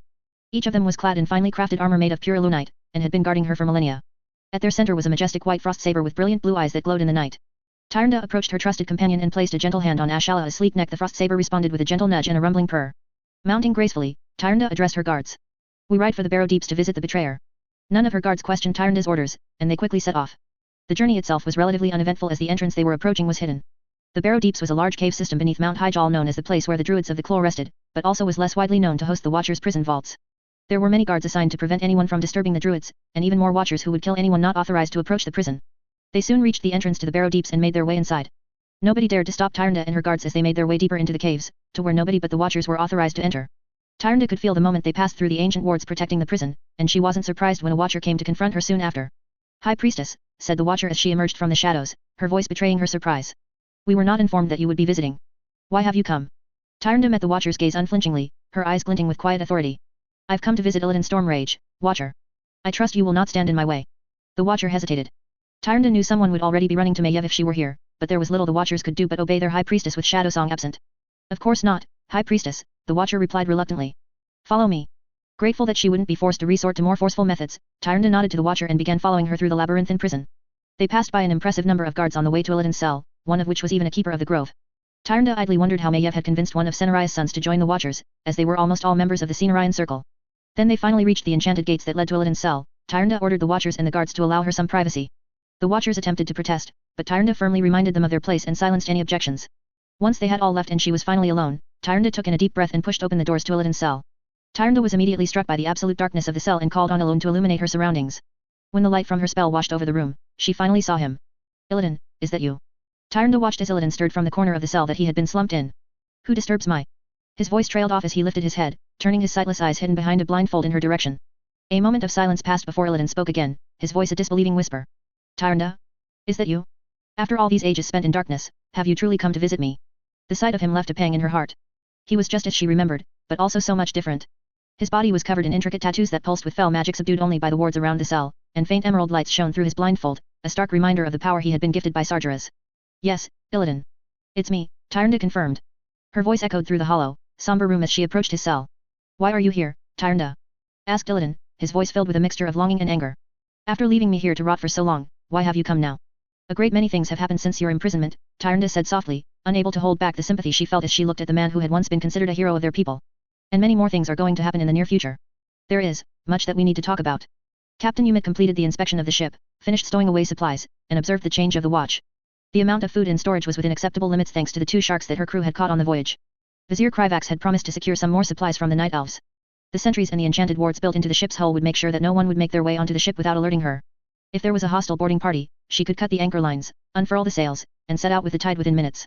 Satisfied at the state of the ship, she made her way to her cabin and started to sort through the notes that she had made on the voyage. High King Anubarak and his council had wanted a full report on improvements for the next class of Nerubian warships. Azjol-Nerub was planning to make 3 more ships in the Waterstrider class with minor improvements before building a bigger flagship class. She had heard rumors that the next class of ships would be nearly 250 feet in length. After looking through her notes, Captain Umit decided to send a skitterer to call First Lieutenant Hakris to her cabin. The voyage, especially the final approach into Oberdine, had revealed that future Nerubian ships needed not just design improvements but also adjustments to the crew composition. Instead of waiting around for Vizier Kryvax to complete his diplomatic mission, she wanted to run some tests to try out some of her suggestions before finishing her final report. At the knock on her door, Captain Umit called out, "Come in, Lieutenant Hakris. I wish to discuss the ship's handling and crew with you." The title still felt strange in her mouth, but the circle of viziers insisted on appropriating everything it could from the surface races when constructing Azjol-Nerub's navy, including its command structure. Lieutenant Hakris saluted and replied, "Yes, Captain." I noticed that there were some difficulties with the steering. When the ship was listing to one side, Captain Umit commented, "I believe that this problem can be solved by adding 2 coupled rudders to the outrigger hulls. The rudders on the outriggers have to be smaller in size as the turning moment on the ship will be larger due to the distance from the center of the ship," Lieutenant Hakris mused. "We can run extra tiller ropes from the ship's wheel to control the coupled rudders on the outriggers and sync with the main rudder.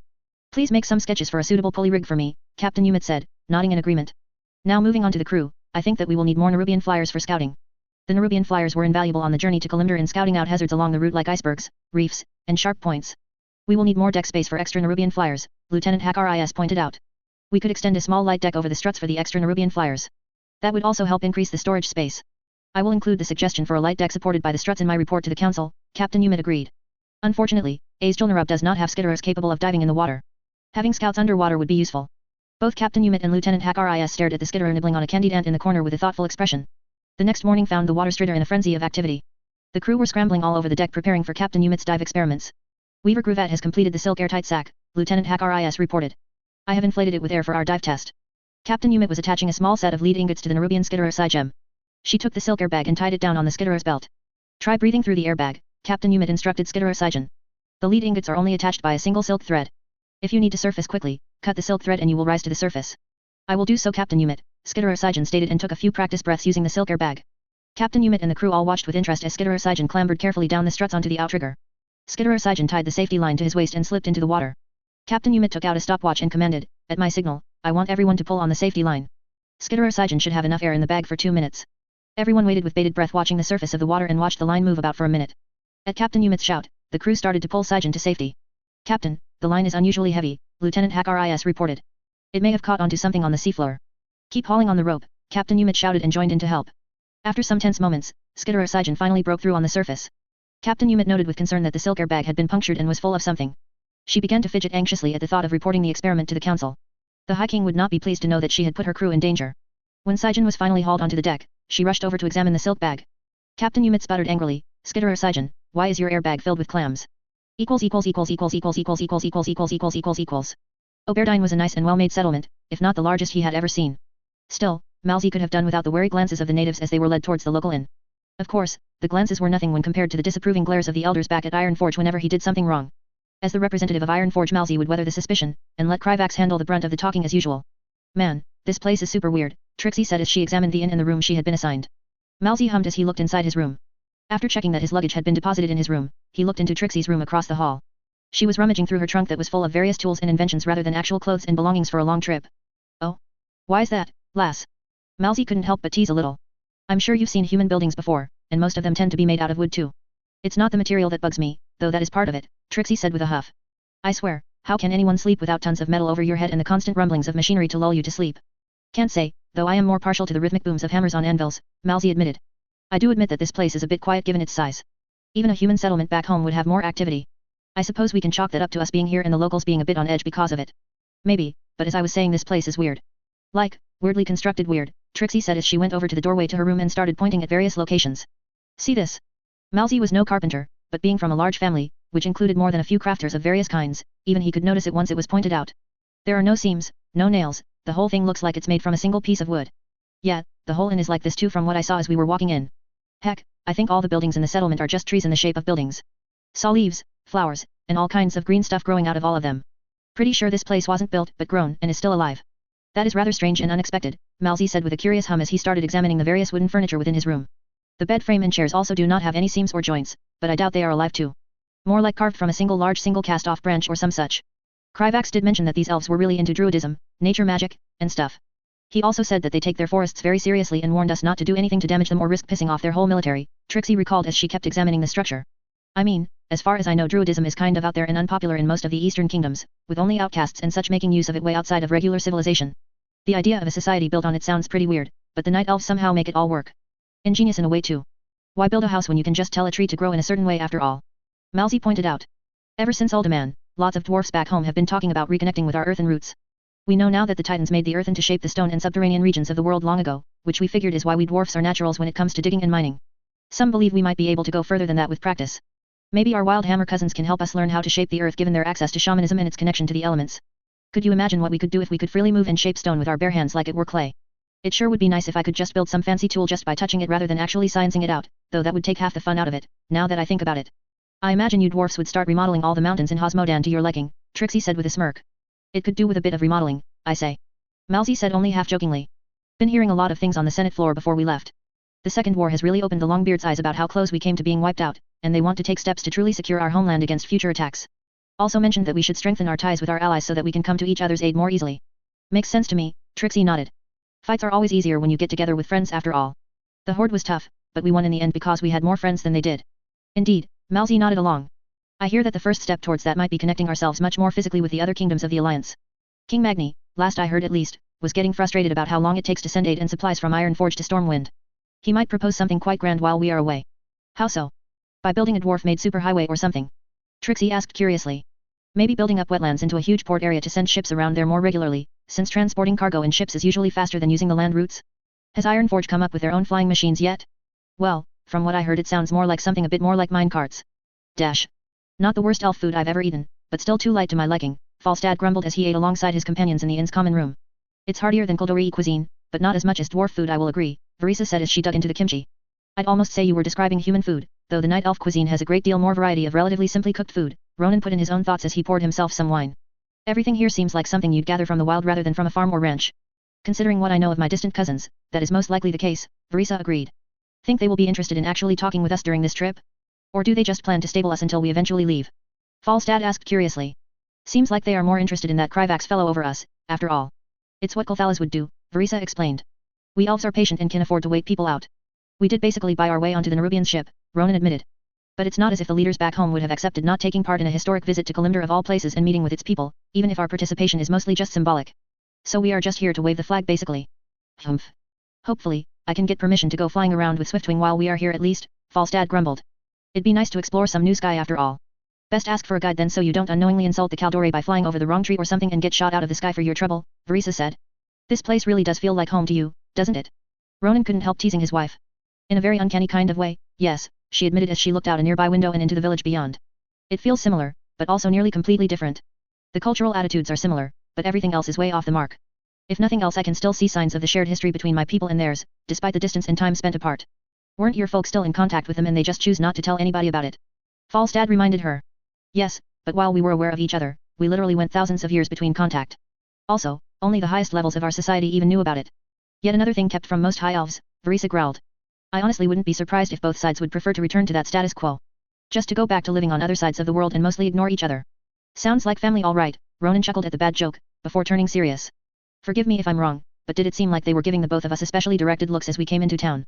Well, they don't like high elves and also apparently they don't like arcane magic, so I guess the two of you together really push their buttons, Falstad deduced. Maybe they're thinking you are doing unspeakable things in the bedroom too. Only on Thursdays, Ronan joked, earning a punch in the arm from his lovely wife in the process, which he rubbed off good-naturedly. Hehe, I bet, Falstad laughed before turning serious again. Any idea what we or the other kingdoms want out of this then? My clan mainly just wants to stay in the know and maybe interact with any shamanistic cultures over here. They are thinking of doing something similar with the Tusker in Northrend. I have been asked to explore the wild places here and connect with elements more. As said, Kulthalas will be happy to return to happily ignoring the Caldore, Verisa said. They only sent me as a token part of this diplomatic expedition to exchange some polite greetings. Specifically, Dalaran would like to further study and understand druidic magic, especially from a civilization of users. In general, we would also like to explore this brand new continent for all kinds of things. We are scholars, first and foremost after all, Ronan chipped in eagerly. I hear that Ironfroch and Gnome Reagan would love to send Explorers League expeditions as well. Expeditions to Kalimdor probably will likely not take place often however if the Caldore plan to remain mostly isolationist and not partake in much trade of any kind. I imagine the other human kingdoms would be in the same boat, Verisa predicted. You'd be mostly right, Ronan confirmed. Most of the representatives here are relatively minor, all things considered. They are just here to wave the flag and shake hands if able. Gilneas naturally doesn't want much to do with a continent a huge ocean away. Alterac are more concerned with trade within the eastern kingdoms as they do not have access to the sea. Stromgarde and Lordaeron are primarily focused on repairing the damage caused during the war and strengthening their military. Unfortunately, Stormwind has to rebuild all their cities and infrastructure brick by brick. Rebuilding a whole country from scratch does require a heap focus and effort, said Falstad, his voice sympathetic. The Church of the Holy Light might attempt to send missionaries in the future, but they are a bit busy with the sudden influx of void cults, Ronan continued, his expression thoughtful. Honestly, I think only the Kultir's representative cares about this trip even a little bit, and that is just to see if the Night Elves have anything like a navy. They are concerned about other navies, since they are still rebuilding theirs. I doubt the Caldore will be inclined to share anything about their capabilities either way, Verisa guessed. You elves do love playing things close to your chest, even if you got shit cards, Falstad laughed. But it seems like only the Nerubians are properly invested in this. I am pretty sure that is mainly because of the one leading this diplomatic mission. I wonder why that is. I have no idea. I only know that he is favored by the Dragon Queen, and apparently this expedition only happened due to their good word, Ronan explained. Ever since the start of the Second War, Dalaran and Azjol-Nerub have had very cordial relations and various Nerubian divisions have been working closely with the Kirin Tor. Beyond hunting down possible void sources and searching for Titan facilities, I could not tell you much more due to all the secrecy. Makes me think that I should be asking the Council of Six some pointed questions once we return. Being in the dark on things has never suited me. So long as you don't get yourself put on probation again, Verisa warned. But it was only by being put on probation that led me to you, my love, Ronan said as he took her hand in his and kissed it. I wouldn't trade that away for anything. Shut up. Verisa stammered and turned her head away to hide her blush. Pfft, newlyweds, Falstad could only shake his head in mirth as he got up with a large plate of food. Gonna go out to the stable and share this with Swiftwing. You two go get whatever you need out of your system, he said with a laugh as he walked off. Oh my love. Ronan leaned in close to whisper into his wife's ear. It's Thursday. Verisa's face seemed to turn entirely crimson at that statement. She quickly stood up and pulled her husband along with her back to their bedroom, which was quickly magically locked and warded against sound. Chapter 65. As soon as the sun rose over Oberdine, General Feathermoon and her sentinels brought them out of their lodgings and prepared to escort them to the Night Elf capital. Their journey was a fairly long one so they were forced to leave early in the morning, and the Night Elves very reluctantly provided saber-cat mounts for the non-Nerubians. Kryvax couldn't help but laugh as he watched some of the less adventurous diplomats attempt to get on the back of a giant saber-toothed tiger. Captain Emite and most of the Nerubians decided to stay back on the water strider, the only exception being Kryvax's personal guard. The journey to Nighthaven was filled with beautiful sights and gave Kryvax and the other representatives a good look at how the Caldore lived in harmony with nature. The Caldore roads were made of stone and were illuminated by strange structures that looked like small trees with a crown that housed dancing glowing lights among their leaves. As they traveled deeper into the woods on the way to Nighthaven, the trees began to stretch hundreds of feet into the air and Kryvax started noticing wisps in the corner of his vision. They even passed by a tribe of Furbolg, a race of hulking bear people who were allies of the Night Elves and lived peacefully within their territory. In the far distance, they could see the world tree Nordrassil stretching high up into the sky as it sat atop the summit of Mount Azjol. The world tree was one of the most sacred locations among the Caldore and was responsible for granting the Night Elves their immortality. Kryvax wished that their group could travel closer to Mount Azjol, but the Night Elf capital was situated further north and it was unlikely that they would grant them the chance to sightsee. It was all very surreal, and the group soon started to act more like awestruck tourists than important diplomats. Everyone gasped with marvel once they reached the verdant vale which housed the Kaldore capital city of Nighthaven. The vale was called Moonglade, and it was just as beautiful as Kryvax had expected. A soft luminescence filled the air reminding Kryvax of the Emerald Dream. The vale was surrounded by lush forests with large, elegant trees serving as natural barriers. Their massive trunks were wrapped in iridescent vines that glowed with the same light as the wisps. A massive lake, one which Irenicus identified as Lake Illuminera, could be found in the center of Moonglade, and its water looked more pure than any that Kryvax had ever seen. "It's quite beautiful, isn't it?"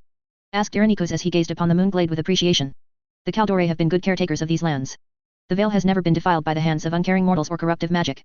The Moonglade's reflection within the Emerald Dream is the most sacred place in the entire realm." "The Kaldore are certainly impressive," Verisal murmured quietly. "These trees are way too big," said Trixie, staring up at the canopy. "If I didn't have my goggles, I wouldn't be able to see the top of them." Kryvax briefly considered what the world must look like from a gnome's perspective and decided he didn't like the image. "You're always understandable, but we must keep moving," said General Feathermoon from atop her saber cat. She and the other sentinels looked somewhat smug, but quickly got them moving again after allowing them a short break to take in the scenery. "Many of the important priestesses of the Sisterhood have gathered to handle your affairs in a timely manner. It would not be appropriate to keep them waiting." Kryvax had the distinct feeling that the Night Elves wanted them to conclude their business and get moving out of their territory as quickly as possible. He very much doubted that a long-lived species like them would have handled diplomatic affairs with this much alacrity under normal circumstances. From what he could tell, there was very little chance that the Kaldore would permit permanent embassies anywhere close to Nighthaven. A little bit further along the path, they got their first look at Nighthaven, which was much larger than Kryvax remembered it being in the game. Built on the other side of Lake Illuminera, Nighthaven was a city designed to blend in seamlessly with nature. Each of its buildings was constructed in a way that meshed with the surrounding woods. From his vantage point, Kryvax could see people moving about their daily routines and once again noted that they were almost all female night elves. What a strange society. The civilians were both wary and curious about them once they entered the city, but their sentinel escorts prevented anyone from approaching. They were quickly taken to another inn that would provide temporary lodgings before they all met with the Sisterhood of Elune. "You will stay here until we arrange for a meeting with the priestesses," General Feathermoon informed them firmly. "You may explore the city so long as you are escorted by one of our sentinels. I strongly suggest that you do nothing to disrespect these lands or our people while you are here, or you might not like the outcome." After Kryvax reassured the general that they would all be on their best behavior, they were quickly shown to their lodgings. Their rooms were comfortable and offered a magnificent view of the verdant surroundings and the serene Lake Illuminera. Many small fishing boats could be seen gliding along the lake's surface, further adding to the peaceful picture. The trip from Oberdine to Nighthaven had been a long one, so everyone was glad for the opportunity to relax. Unfortunately for Kryvax, he only had enough time to try out a few night elf dishes before he was informed that High Priestess Tyrande was waiting to meet with him. Things were moving far quicker than Kryvax expected, and he couldn't help but feel a bit unnerved. However, meeting important figures and talking about politics was most of Kryvax's job nowadays, so he quickly pushed away his nerves and followed the escort toward the Temple of Elune. The temple was located on the highest hill in the city, overlooking the whole valley. It was built in a distinctly different architectural style than the rest of the city and reminded him of the ancient Kaldore ruins in Northrend. Unlike the sloped roof buildings of Nighthaven, the Temple of Elune was adorned with grand columns, a domed ceiling inlaid with shimmering moonstones, and was constructed from a material that resembled marble. A giant statue of a night elf priestess reverently holding a bowl to the heavens had been placed in the temple's courtyard. A beam of moonlight descended directly into the bowl, giving the appearance that the statue had been blessed by Elune herself. Kryvax wondered about the history of the temple and its unique design. Once he made it into the temple proper, Kryvax was quickly confronted by the sight of armed and heavily armored sentinels guarding every section of the building. They likely knew he had the potential to be very dangerous even without weapons, and were taking the appropriate precautions. Kryvax honestly felt it was a bit unnecessary, as he doubted that he could seriously harm Tyrande Whisperwind even if he tried. Elune was an entity fully qualified to be considered a goddess, and her high priestess was no slouch. Kryvax was quickly ushered through a series of hallways until he finally reached his destination, an open chamber. In the center of the room was the leader of the most powerful nation on Kalimdor sitting behind a marble table shaped like a crescent moon. High Priestess Tyrande Whisperwind had lived for over 10,000 years, was a central figure in the War of the Ancients, and had been a ruler for longer than the existence of many nations on Azeroth. Before he could say anything, the High Priestess turned to the guards stationed around the room and immediately dismissed them. "Leave us. The ambassador and I have matters to discuss that are not for the ears of others." "But High Priest." "I will not repeat myself," Tyrande interrupted with a voice that left no room for protest. "I am more than capable of protecting myself."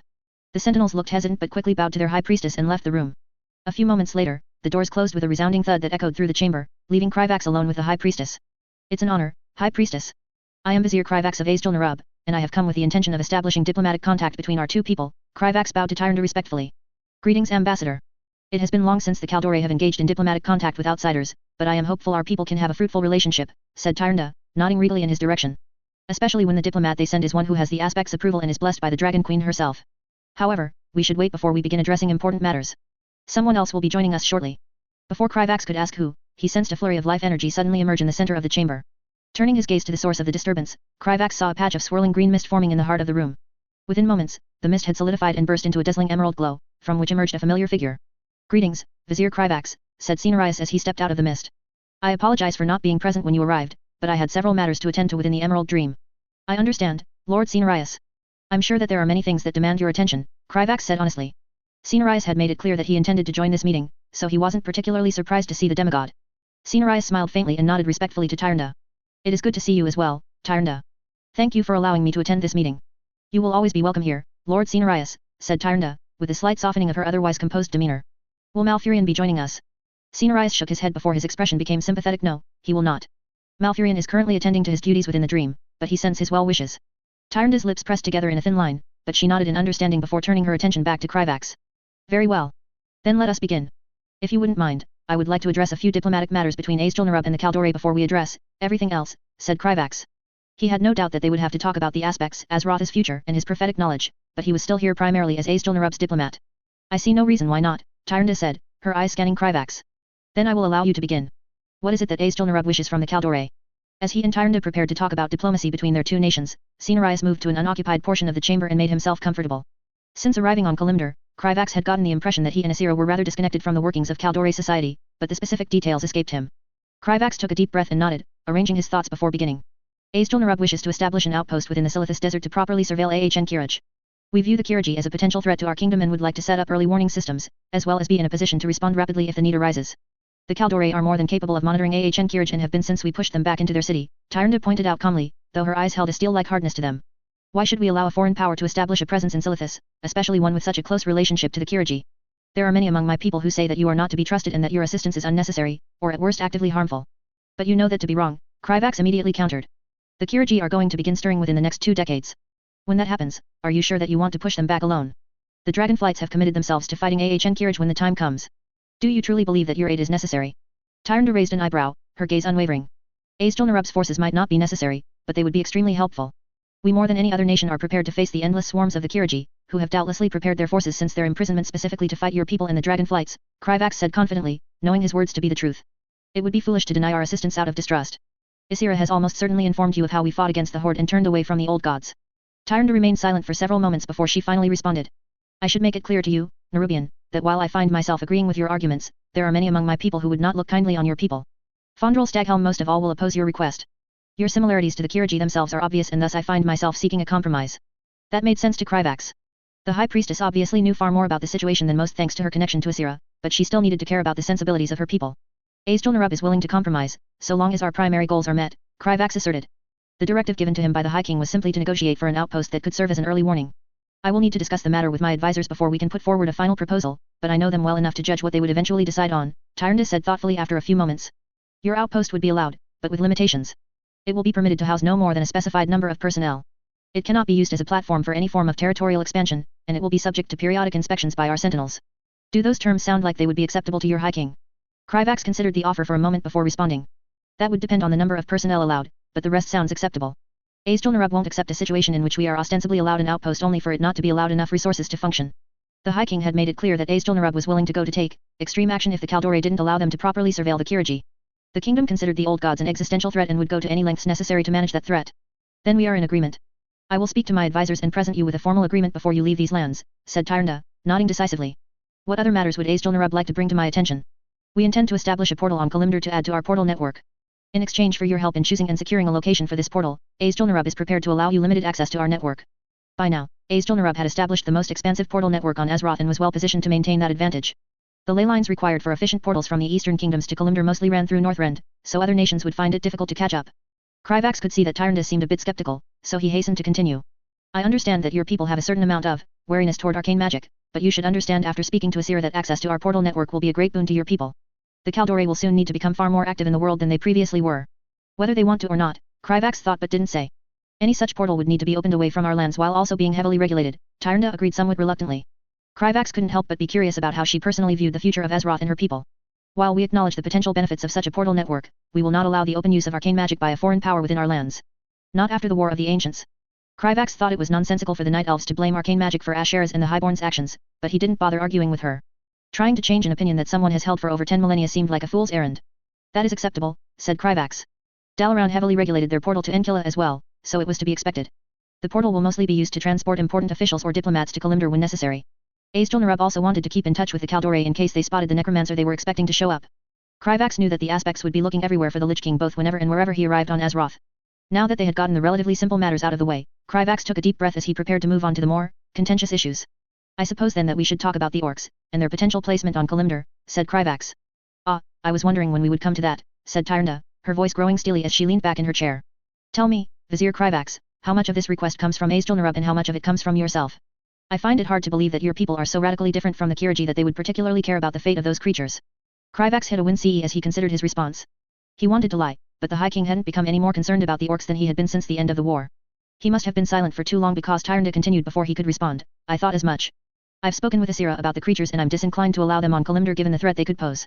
Even if they are freed of the taint of fell magic, according to your visions, they caused immense harm to our people when they settled on Kalimdor. Kryvax could feel his hopes crumble at the High Priestess' response. No matter where he turned it seemed like nobody was willing to accept having the orcs anywhere near them. He understood perfectly well why that was, but it was very disheartening. For the first time since their conversation began, Cenarius spoke, his powerful voice resonating throughout the room. High Priestess, I have given this matter some thought and believe that we should not dismiss it out of hand. A flash of surprise passed through Tyrande's expression as she turned to Cenarius. How could you say such a thing after hearing what they would have done to our forests? Do you? Having these orcs anywhere near our borders is a completely unacceptable threat. I do not believe that we should allow all of the orcs to be relocated to Kalimdor, but it may be worth allowing a small number of them under certain conditions, Cenarius said calmly, ignoring Tyrande's incredulous expression. I have explored many of their dreams, and find them little different from many of the other mortal races. They hold violence in their heart, but that is not all they are. Or have you forgotten completely about Broxigar, Tyrande? Tyrande went silent for a moment, her brow furrowing as she considered the demigod's words. I have not forgotten. Broxigar gave his life for Azeroth and should be honored, but the actions of one individual do not speak for an entire race, good or bad. Kryvax felt a hint of hope as he sensed a bit of hesitancy in the High Priestess' voice. If you are worried that the orcs could be a threat, then we can do as Lord Cenarius suggests and settle only a small number of orcs on Kalimdor. If a druid explored their dreams, then it would be possible to assess those who could be sent here. I do not have the authority to speak for the druids, said Tyrande, glancing toward the demigod. Ever since Asira was restored to her full power, the Emerald Nightmare has been significantly easier to manage, said Cenarius, meeting the High Priestess' gaze. The Cenarian Circle would be willing to assign a few druids to this project. The orcs do not have to be placed near our borders. There are vast tracts of land on Kalimdor where a small number of orcs could be placed without causing any significant disruption to your people. Tyrande fell into a pensive silence as she considered Cenarius' words. I will speak about this with my advisors and consider it further, Tyrande finally said, her voice reluctant. I expect you to attend that meeting, Lord Cenarius. Your aid would be invaluable in convincing them of anything. Of course, High Priestess, said Cenarius. It wasn't the affirmation that Kryvax had been hoping for, but it was better than nothing. The internment camps were a burden for the nations funding them that couldn't be shouldered forever. As much as people didn't like it, there would eventually have to be a solution to the problem. Kryvax was pulled out of his thoughts by Tyrande's voice, all her previous hesitancy gone. You have asked much of the Kaldore, Ambassador. It is time that we ask something of you in return. Kryvax straightened as he looked down at the High Priestess. If there is an issue that is within my power to help with, then I would be glad to do so. Tyrande hadn't actually outright agreed to any of his Azjol-Nerub's requests, but she did seem relatively agreeable. Politics was a game of give and take, so it was natural that he should offer some assistance in return. Cenarius has informed me that he explained to you some of our politics, said Tyrande. It is also due to this and your status as a prophet approved of by the aspects that I am willing to inform you that I intend to free Illidan Stormrage from his prison. Kryvax felt a jolt of shock at Tyrande's declaration. He certainly hadn't expected the High Priestess to make such a decisive decision regarding Illidan. She had only freed him in the original timeline due to the Burning Legion's attack on her lands. A glance at Cenarius showed that the demigod was not particularly surprised by the news. I see. How does this relate to me, High Priestess? Kryvax asked curiously. As you are aware, Illidan is currently under the custody of the Watchers, an organization whose loyalty belongs primarily to Mayev Shadowsong, Tyrande explained. She will not accept the betrayer's release and will no doubt attempt to use this to turn opinion against me. With Stagilm's assistance, she is very likely to have some success. As a result, I cannot risk making any more, politically unpopular decisions, such as sending sentinels beyond our land to confront the Centaur and aid the Tauren. It took a moment for Kryvax to understand what the High Priestess was implying, but when he did he couldn't help but be surprised. You want Azjol-Nerub to deal with the Centaur? I'm sorry, but I sincerely doubt I could convince my superiors to engage in a foreign war that is unlikely to ever directly affect us. There is no need to go to war with the Centaur, Tyrande immediately refuted. They are already fighting each other. The Tauren simply need to be brought to safer lands while the Centaur tribes destroy themselves. By the time they once again become a threat to the Tauren, I should hopefully have dealt with Shadowsong and Staghelm enough that I can afford to send aid. You have been blessed with the power of Alexstrasza, so this should be well within your ability. The High Priestess wasn't completely wrong. Over the past year, Kryvax had grown much more familiar with the power he had been granted and could honestly say that he was very powerful. Not only that, but he had completed his Golem project which would be a big force multiplier on top of his personal power. Still, he was a single person. It would definitely be a risk if he confronted the Centaur with only his personal guard and the few combat-capable representatives from the Eastern Kingdoms willing to join him. The Tauren deserve our aid, Tyrande said softly. I regret that I did not become aware of the severity of their suffering sooner. If you decline, I intend to help them regardless of the risks, but you would be doing both myself and the Tauren a great favor if you agreed. If I do agree to this, is there any help that you could give me? Kryvax asked hesitantly, eyes shifting between Tyrande and Cenarius. I could discreetly send a few sentinels for the purpose of guiding you, but little more than that without drawing Shadowsong's attention. She is far too clever for her own good, said Tyrande, grimacing slightly. Kryvax turned to Cenarius, who only looked at him apologetically. Most of my efforts in recent times have been dedicated to combating the nightmare and finding Xavius, and I cannot afford to deviate from that endeavor. Also, I would prefer not to be forced to kill my son's progeny if possible. Kryvax could understand that. From the big picture perspective, dealing with Xavius was definitely the most important thing Cenarius could be focusing on. Seeing no other option, Kryvax sighed before giving his response. He'd always intended to do something about the Tauren, but he hadn't expected that something would come in the form of him personally going to save them. Very well. I will help escort the Tauren away from the Centaur into a safe location. For the first time since he'd met her, Kryvax saw Tyrande smile. It was a pleasant sight, and he had the impression that it didn't happen very often. Thank you, Vizier Kryvax. I will not forget this. Slightly flustered by the High Priestess' earnesty, he turned the conversation back to more mundane diplomatic matters. For the rest of the meeting, the two of them discussed subjects such as the potential for trade, permanent ambassadors, and the creation of a Caldore to Nerubian dictionary. Tyrande also asked several questions about his visions, especially in regard to Illidan Stormrage and the future of her people. That conversation was very similar to the one he had with Cenarius, and most involved him repeating information that he had already shared. By the time he left, Kryvax had developed a good deal of respect for the High Priestess. She seemed unfailingly dedicated to the betterment of her people and seemed like a good ruler overall. But more than anything, Kryvax felt a sense of excitement growing within him. He hadn't had the opportunity to fully flex his newfound power, and this impending mission to help the Tauren seemed like the perfect opportunity. Mallegus was expressionless as he watched the scene being displayed in his personal scrying mirror. It had taken some effort to develop a spell capable of scrying Corielstrass while he was on Draenor, but the connection between the two worlds maintained by the Dark Portal was strong enough for him to exploit. It had become even easier after Medivh had been successfully resurrected and shared his knowledge of the Twisting Nether. Mallegus had already learned many useful things from the mortal, and he intended to make great use of his newfound knowledge. Especially now that Corielstrass had successfully discovered the location of the Draenei and initiated contact with them. The Draenei are quite the interesting species, don't you think? Mallegus snarled in annoyance as he turned to Nozdormu, who had brazenly appeared within his personal lair in his mortal form without invitation.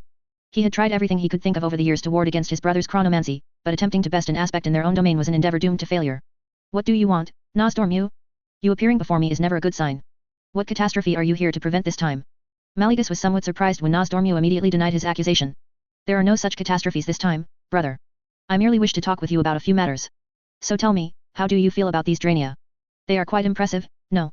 Mallegus knew his skepticism must be obvious as he studied Nozdormu, but his brother merely smiled placidly up at him as he waited for an answer. With a scoff, Malleogs decided that attempting to guess Nozdormu's true intentions wasn't worth the effort and turned his attention back to the mirror. Corielstrass was currently meeting with the leader of the Draenei, the one they referred to as Prophet Velen. The being was just as rooted in the light as the Nerubian had claimed, and Mallegus could practically see the power emanating from Velen from across the scrying spell. It was hard to believe that he was looking at an individual who was once the contemporary of the most powerful demons in the Burning Legion, below only Sargeras himself. Mallegus had never met Kil'jaeden nor Archimonde, but he had grown very familiar with their names during the War of the Ancients. I suppose the Draenei are more impressive than most, Mallegus admitted idly.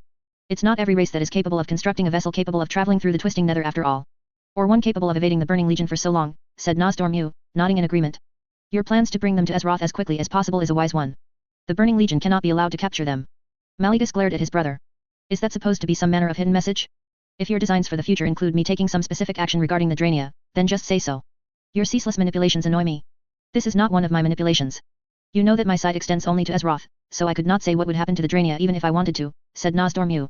Even then, you should still be able to see the moment that they arrive on Azeroth, Mallegus immediately countered. Such predictions are unreliable, said Nozdormu, a hint of discomfort flashing through his eyes. Especially recently.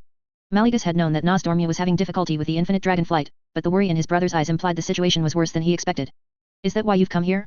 You no longer trust what you've seen of the future and wish to verify matters with your own eyes. Nozdormu's silence was enough for Mallegus to know that he had guessed correctly. Tell me then, what has happened with the infinite dragonflight? Mallegus asked curiously. If the bronze dragonflight was having a difficult time handling their counterparts, then things could become very bad. The main advantage that he and the other aspects had over their enemies was a superiority in information. This advantage obviously didn't exist against Nozdormu's corrupted future self. They've become far more active than they once were after our discussion with Kryvax, Nozdormu admitted reluctantly. As you know, they already managed to steal the hammer of Hosgarode and they've attempted to kill important future figures multiple times.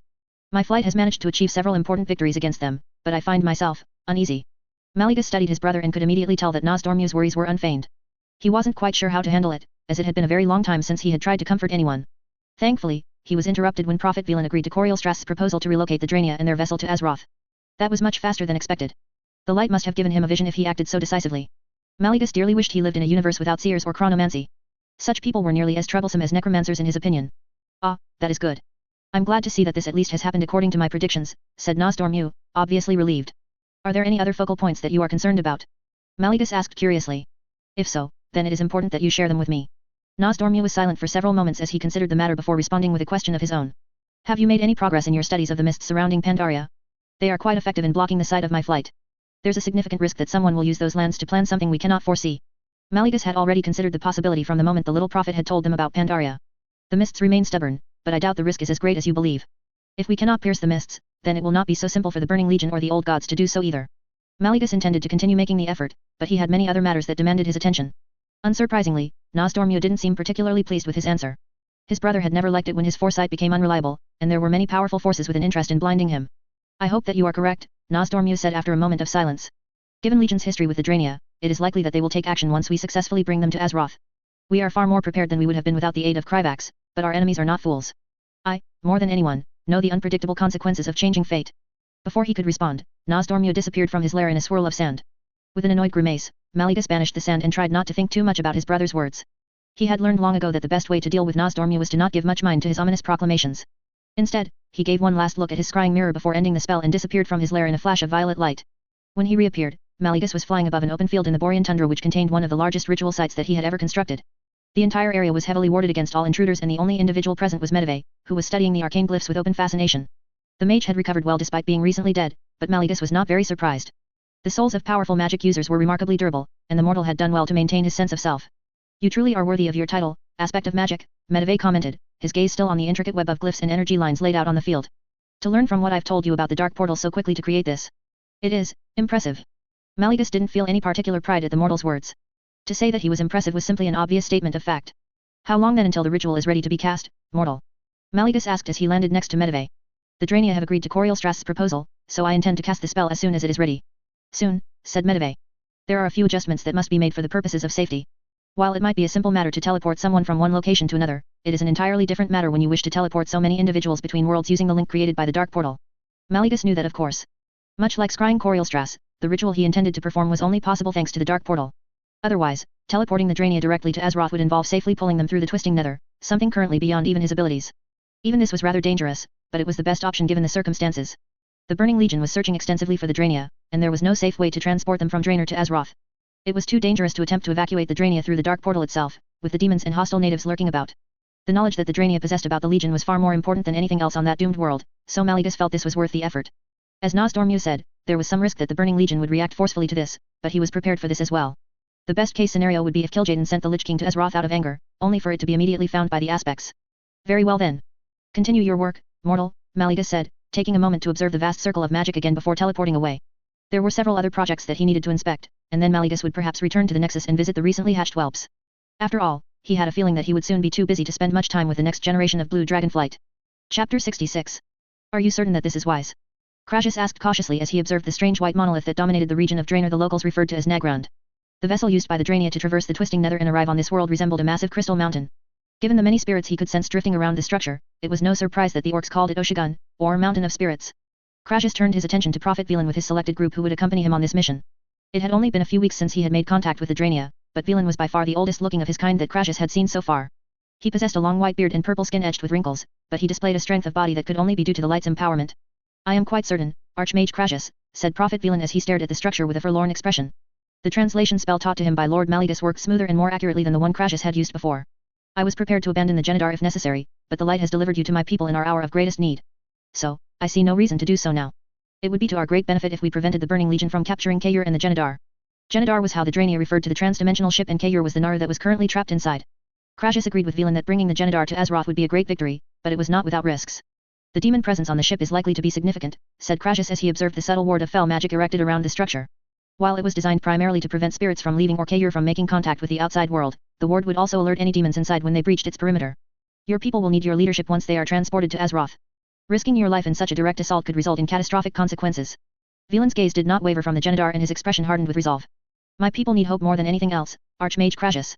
If we can secure Kayur and the vessel that kept them safe for millennia, we give them not just hope, but a future as well. It is a risk I am willing to take. He paused and turned to look at the gathered group. It is not my intention to recklessly endanger myself or those who have put their faith in me. We will approach this mission with caution and strategy. We will work together as we always have, and light willing, we will prevail. Crassus took in the expressions of the gathered Drania and could not see the slightest hint of fear in any of them. In the short time that he had known them, it had become clear to Crassus that these people had been honed by countless hardships directed toward the Drania by the Burning Legion. Since the Drania encampment was far from the Genedar, Crassus was only able to bring as many as he was able to carry on his back. Despite this, he had no doubt that these few elite warriors would be enough to purge the structure of its demonic occupants. With a sigh, Crassus acquiesced. Very well.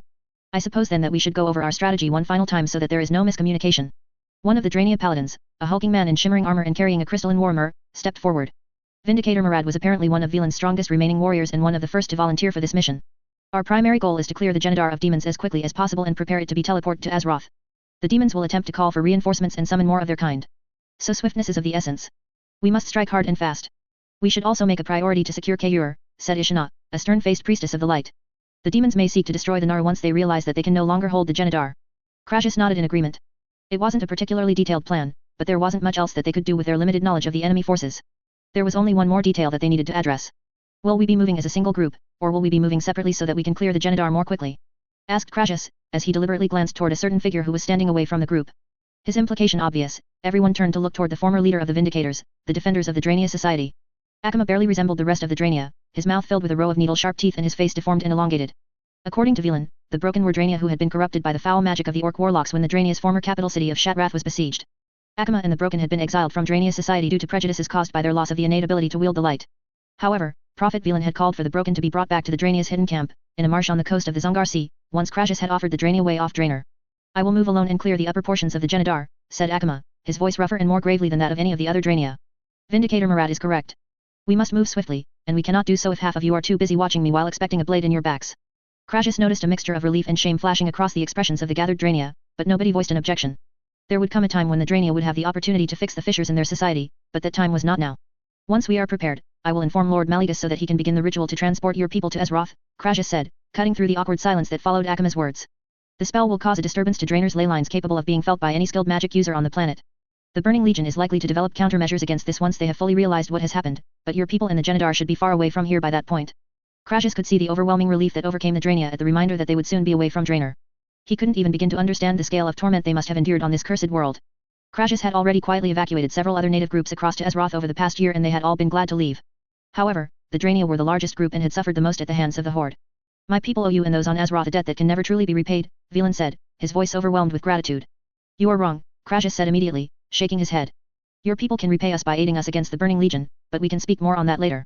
We cannot afford to waste any more time. The prophet nodded in agreement. You are correct. My people and I are ready to face the demons within Genedar at any time.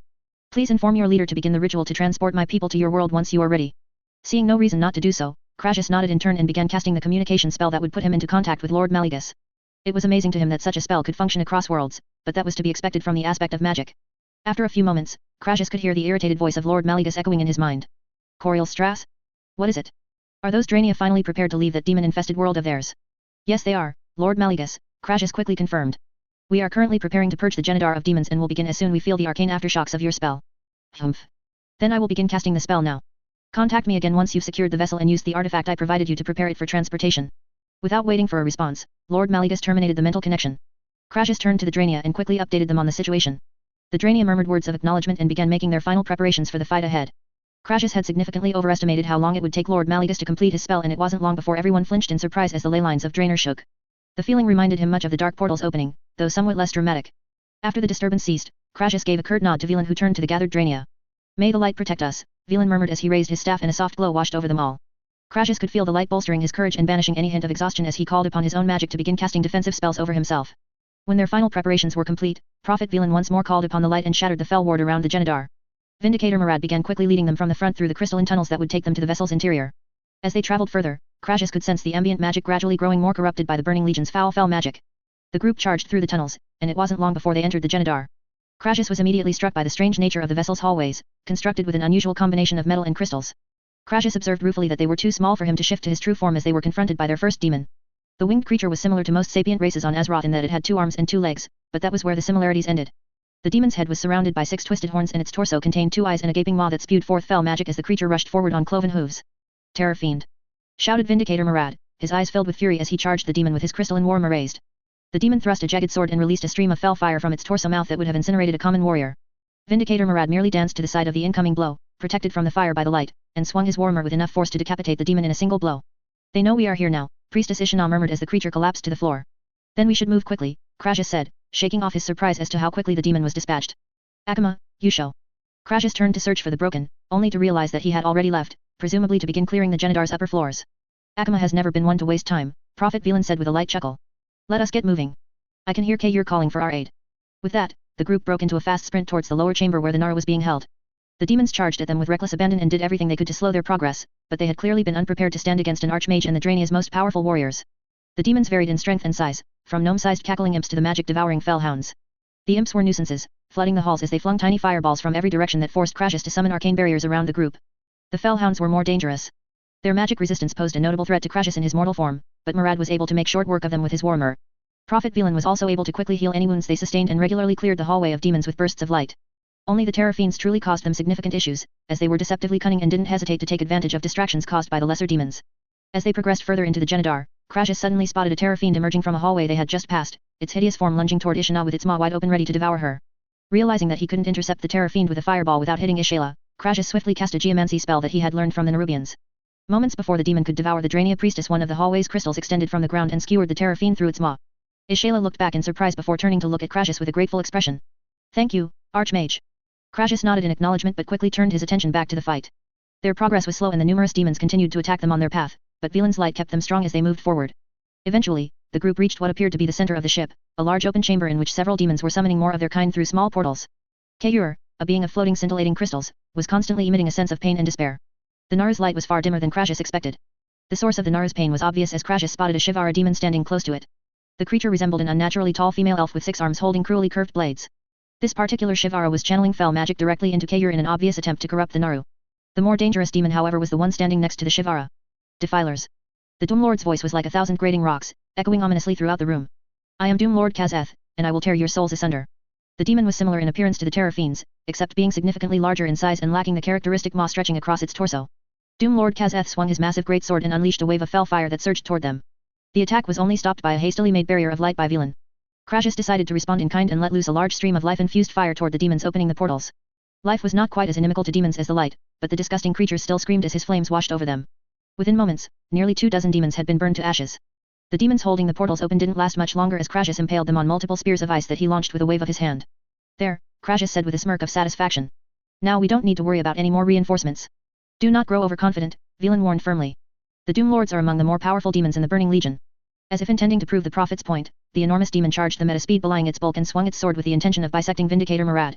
Crassus erected his strongest arcane barrier to deflect the blow and was shocked when the barrier started to crack. Such a barrier was strong enough to sustain multiple blows from most fully grown dragons, yet the Doom Lord had nearly destroyed it in a single hit. Vindicator Murad didn't hesitate to take advantage of the opportunity given to him and let loose a furious roar as he struck the demon's knee with his warmer. Doom Lord Kazeth grunted in pain but wasn't otherwise harmed. Before it could react, Crassus cast another spell that teleported himself and the rest of the group to the other side of the chamber. Properly repositioned, Crassus released a barrage of arcane missiles at the 2 remaining demons as Vindicator Murad attacked the Doom Lord to keep it away from the rest of the group.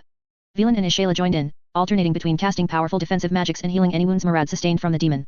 The Drania proved why he was one of his people's strongest warriors as he deftly weaved between the Doom Lord's vicious attacks while retaliating with light-enhanced strength. Eventually, the Shivara must have realized that it wouldn't be able to corrupt the Naru in time because it quite suddenly lunged toward Murad with all 6 of its blades swinging toward the Drania's back. Crassus attempted to skewer it from its blind spot with a geomancy-controlled crystal, but the Shivara dodged the blow with supernatural intuition. Just as he was about to cast another spell, the Shivara was suddenly stopped dead as Akama emerged from the shadows and buried his sickle-like weapon into the creature's skull. What good timing, Crassus thought with relief as the broken Drania immediately threw himself at the Doom Lord. From there, the outcome of the battle was inevitable as they all turned their attention to the last remaining demon. The Doom Lord was a formidable foe, but there was little that it could do against Velan's overwhelming strength in the light.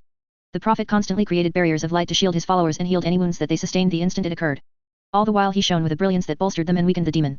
In one instance, Doom Lord Kazeth struck Murad with a blow that nearly removed his arm, only for the wound to be healed a moment later. The demon's death finally came when Akama leapt onto its shoulder and buried his sickles into the Doom Lord's eyes. As it screamed, Vindicator Murad slammed his warmer into the demon's side, throwing it off balance. Crassus didn't hesitate to follow up by summoning a cloud of frozen mist around the demon that quickly transformed into hundreds of icy insects that tore at its flesh. Velan and Ishayla joined their efforts, bathing Doom Lord Kazeth in pure light. The demon let out a guttural scream as it writhed in agony. Eventually, the creature stilled and silence fell over the chamber, save for the calming chimes being made by the Naru. Is everyone all right? Crassus asked, looking over the Drania. We are all well, Archmage Crassus, said Prophet Velan, his voice distracted as he made his way over to the Naru. Velan placed his hand on one of the floating crystals that made up the entity's body, a light shimmering between his fingers. Kayur's light began to pulse more strongly, but it was obvious to everyone that the Naru was not in a good condition. Kayur has been severely weakened and is still at risk of falling to the void, Velan said gravely. We must act quickly to teleport the Genedar to Azeroth so that we may give them the help they need. Prophet Velan had warned Crassus that the Naru had a tendency to be corrupted by the void once they were completely drained of their light. He didn't quite understand the magical principles involved, but Velan claimed that they would be able to heal the Naru with the assistance from more practitioners of the light. Crassus wasn't too concerned about the matter, as the aspects should be more than capable of handling the situation even in the worst case scenario. Understood, said Crassus as he reached into his spatial bag. I will begin preparing the Genidar for transportation. Fortunately, Lord Maligus and Keeper Archidas had prepared a device capable of instantly creating the ritual circle needed for the teleportation spell.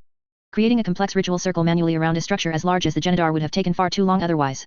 The device was a compact orb made of pure Titan steel, and adorned with various gemstones imbued with magical properties. Its construction was a marvel that could have only been created by a being like Keeper Archidas. Elegant small runic inscriptions invisible to the mortal eye covered every inch of its surface. Crassus channeled his magic into the device, causing the gemstones to begin glowing. A low hum resonated from the sphere until it suddenly soared upward and positioned itself in the center of the chamber. It then began to spin, its glow intensifying, before releasing a surge of arcane magic that rippled outward and etched various glyphs into the entire vessel. Crassus could recognize many of them as glyphs symbolizing teleportation, protection, and stabilization. With the Genidar prepared for transport, Crassus once again cast the spell to contact Lord Maligus. Ah, Coriolstras. It's good that you finally contacted me. I had begun to believe that you had fallen to the demons. I wasn't looking forward to watching Alexstrasza sulk after another of her consorts died. Crassus ignored the aspect's morbid words and quickly gave his report. I apologize, Lord Maligus. The demons were stronger than expected. The Genidar has been prepared for transport and is ready to be brought to Azeroth whenever you desire. Good. The rest of the Drania are wandering around like lost whelps and I already grow tired of them. I am preparing the spell now. The information being given to me by the device tells me that the vessel is larger than expected, so this may take some time. Without wasting another moment, Lord Maligus severed the mental link. Crassus wasn't too worried about how long the spell would take considering that Lord Maligus could transport the vessel at all. Prepare yourselves, everyone, Crassus said to the Drania. The spell to bring the Genidar to Azeroth is underway. The Drania gave a round of acknowledgements before huddling around Prophet Velan and the Naru. Crassus was unsurprised to notice that they seemed much less suspicious of Akama than they were before. After several minutes of waiting, the arcane glyphs along the Genidar began to glow with increased intensity and the ambient magic started to grow more turbulent. As the spell reached its peak and was about to activate, Crassus was a tad startled to hear Prophet Velan chuckling softly. Does something amuse you, Prophet? Crassus asked curiously, raising any eyebrow at Velan. Oh, I'm simply imagining how Kil'jaeden will react once he realizes what has happened, said Velan with a sad smile. He must have believed that he finally managed to corner and be rid of us. He will be quite furious when he realizes otherwise. Crassus wasn't quite sure how to respond to that, but thankfully he didn't have to. A loud hum filled the chamber and quickly increased in volume, becoming almost unbearable as the glyphs began to grow even brighter. The Genidar itself seemed to vibrate until the entire vessel was suddenly bathed in a bright light that could be seen across the entire Nagrand plains. When it finally dissipated, there was nothing left where the massive monolith had once stood aside from an equally massive crater. Explain it to me again, Sathrovar. Kil'jaeden's voice was deceptively calm as he spoke to the Nathrazim he had assigned to carry out his will on Draenor. However, anyone who knew him would already be doing their best to flee his presence at the wrath smoldering in his eyes. His clawed, scarlet hands gripped his fell steel seat until cracks appeared and his two demonic wings quivered with barely restrained power. The second most powerful demon in the Burning Legion was currently situated on his transdimensional ship, the Deceiver's Throne, flying high above Draenor on the border of the twisting nether and the physical plane. Kil'jaeden stared balefully down at the primitive world and imagined how it would appear wreathed in fell fire. Yes, my lord, said Sathrovar, his voice deferential as it transmitted through the scrying spell. At your command, I sent some of the lesser demons to investigate the magical disturbances that took place first within the marshes near the Zongar Sea and then near the Draenia's broken dimensional ship. Those investigations have revealed that a portion of the Draenia likely survived the culling of Shatrath, and that their ship is no longer where it once was. We were also able to detect significant quantities of spatial magic near these locations. Kil'jaeden was silent as the Nathrazim continued to give their report, his fury only growing with each passing moment. Despite this, his mind was clear as it ran through countless possibilities to explain how this had happened. The demons he had assigned to guard the dimensional ship had all died and their souls were currently in the process of reforming in the twisting nether. Kil'jaeden looked forward to when they did so that he could acquire a first-hand account of what had happened, and let his displeasure at their failure be known. But until then, he was forced to use the evidence available to him. You say there are signs of a Draenia camp near the first disturbance, said Kil'jaeden, interrupting the Nathrazim. How many of the Draenia do you believe survived? Sathrovar hesitated for several moments before responding. It is difficult to say, but I would estimate from the size of their camps that they have no more than a tenth of their previous population, my lord. The news should have eased some of the fury Kil'jaeden felt, but it did not. There had been occasions throughout the millennia when he had done grievous harm to the Draenia, only for them to rebuild. Magic and technology could accomplish much, especially when one was desperate. He had decided to act subtly upon finding the Draenia on this primitive world instead of conquering it as he usually did in hopes to end the traitors before they could escape, but he had failed again. Continue your report, Kil'jaeden said evenly. Once the Nathrazim was finished sharing everything he knew for the fourth time, Kil'jaeden ended the communication spell and ordered the demon controlling his ship to return them to the twisting nether. Within moments, Kil'jaeden had left the physical realm and was once again within the endless void as time, space, and reality twisted around him. Kil'jaeden considered what he learned, his mind working at a furious pace. The demon lord ran through countless scenarios, extrapolating possibilities and probabilities from the scant information he possessed. Yet, no matter how he looked at it, one thing remained a stark, infuriating reality. Velan had escaped. Again. The boiling fury that Kil'jaeden felt at this fact was enough to send tremors throughout the twisting nether. Any lesser demon unfortunate enough to be sensed by Kil'jaeden as he unleashed his wrath was instantly obliterated and met their final death. Even the more powerful demons stayed well away, not daring to risk attracting his attention. Eventually, Kil'jaeden calmed down enough to begin considering his options. Out of all the possibilities, the most likely one was that Draenia were now on Azeroth, something he had gone to great lengths to prevent. The dark portal had only been opened after the last of the Drania in Shatrath had been slaughtered and the Horde had taken full control of Draenor. He had been disappointed when his demons failed to find Velan's corpse, but such an outcome was expected when significant amounts of fel fire was used in a siege. Kil'jaeden had even assigned several demons to hunt down the scant few survivors there might be. The thought reminded him that he should seek the personal accounts of these demons and administer appropriate punishment for their failure when he had the time. Kil'jaeden had far fewer demons on Azeroth than Draenor, but he had no doubt they would report a disturbance in the planet's ley lines at a similar time to when the Drania disappeared. Azeroth was a world with infuriatingly powerful inhabitants, several of whom would be more than capable of such magic. Egwin, Ashera, and Mallegus could all have exploited the connection offered by the dark portal to accomplish this, but Mallegus was a more likely culprit than the others. The Titan's pet dragons had become vexingly active in Azeroth's affairs recently, disrupting many of Kil'jaeden's schemes. The Horde had achieved less than he had anticipated. One of the keepers was interacting with the mortal races, and Azeroth in general seemed to be growing more capable of defending themselves against an invasion.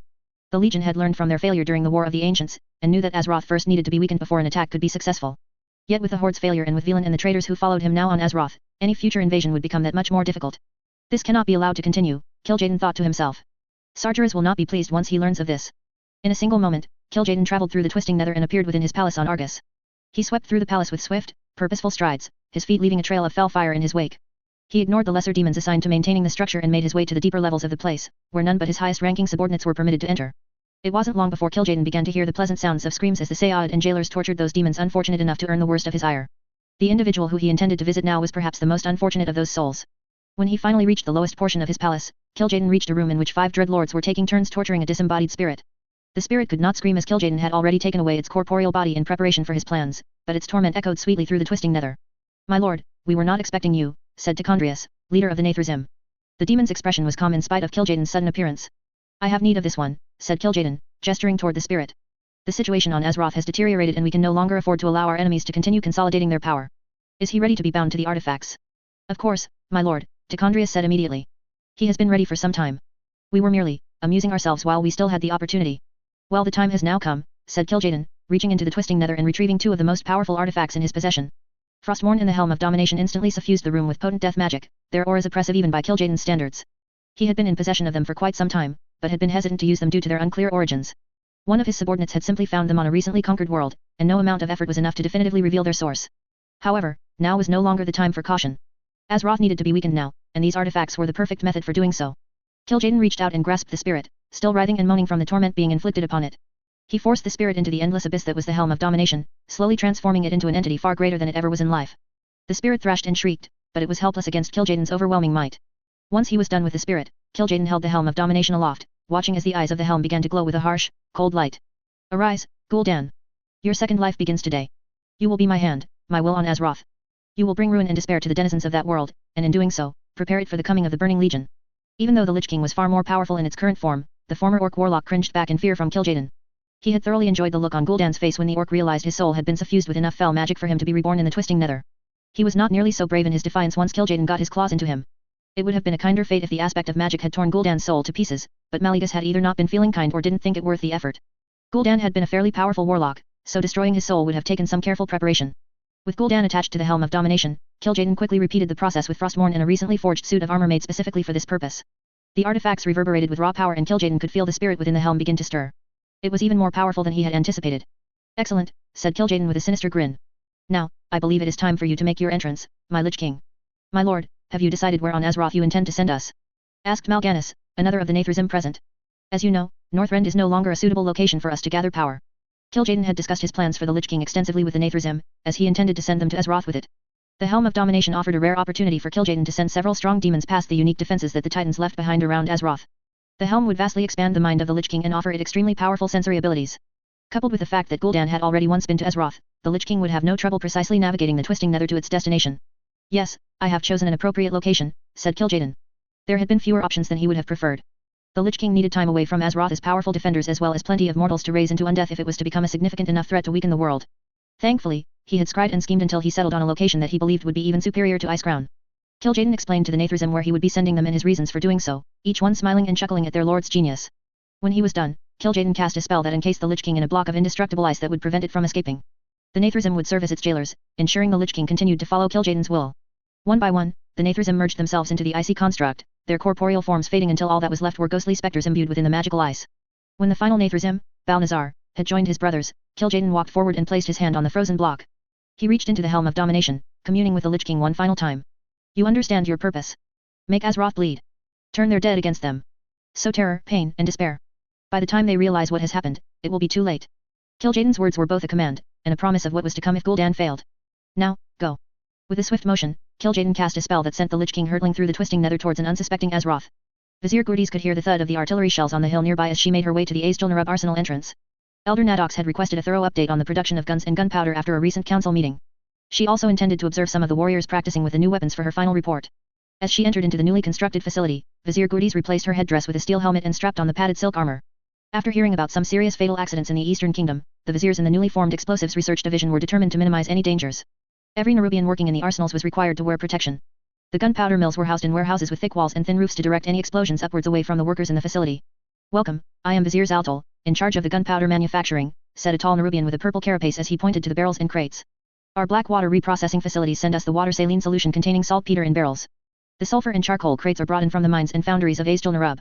Vizier Zaltol led her to one of the grinding mills in a different part of the facility. Here we grind the charcoal and the sulfur into a fine powder and then mix them together in equal proportions, Vizier Zaltol stated. Both powders are flammable but not all that explosive. Our workers spray down the powders in the mixing basin with water to help keep them cool. Vizier Gurdiz asked, how do you power the grinder and the mixer? I can see that you are using pulleys to turn the heavy grindstone and mixer propellers. Vizier Zaltol pointed to the capstan connected to the ropes going through the pulleys and answered, the capstan is turned by an underground river below us. Some of the other gunpowder factories use windmills to power the operation as they do not have access to flowing water. Leading her behind a thick wall divider, Vizier Zaltol carefully pointed to trays full of water with a thin layer of white crystals on them. This is the most dangerous part of the operation. The saltpeter is highly explosive. We prefer to evaporate most of the saline solution containing saltpeter here before mixing it with the charcoal and sulfur powder. Vizier Gurdiz looked in fascination at the mixer next to the trays. I see that you mix the saltpeter solution with the charcoal and sulfur to make this paste mixture here. What are the proportions that you use? Viziers in the Technology Research Division have worked out the safe but effective mixture of gunpowder is 3 parts of saltpeter to 1 part of the combined sulfur and charcoal powder, Vizier Zaltol answered with a pleased expression. We discovered that the mixture used by the Eastern Kingdoms contains too much charcoal. Vizier Gurdiz made a few notes for her report and then walked past another thick dividing wall. This room contained a metal wheel with teeth that cut through the gunpowder paste. The room was bare with no silk matting on the stone floor. Vizier Zaltol asked her to put on a bracelet connected by a loose chain to the metal pole in the edge of the room. He put on another similar bracelet before beginning his explanation. In order to reduce the chance of sparks, all personnel must ground themselves while working in this room, Vizier Zaltol informed her. The metal wheel with teeth converts the paste into small gunpowder balls of around 1/8 of an inch diameter.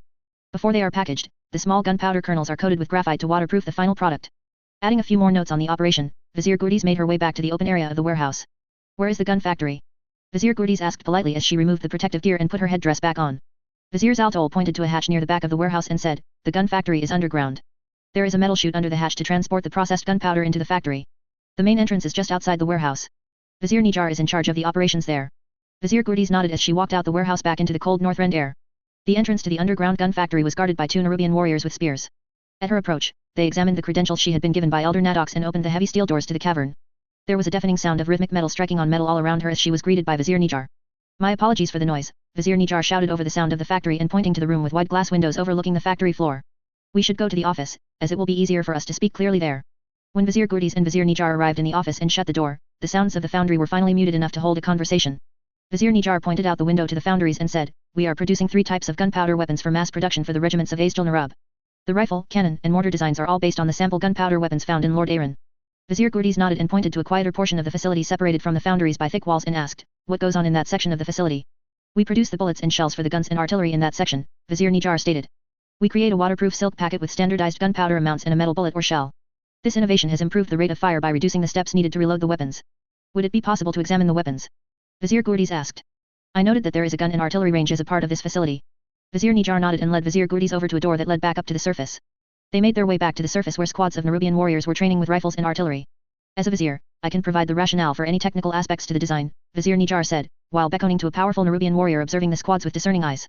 However, Warrior Yulox would be better equipped to explain the more practical aspects of using these weapons. Warrior Yulox came over with the standard Nerubian rifle and bandolier with bullet cartridges.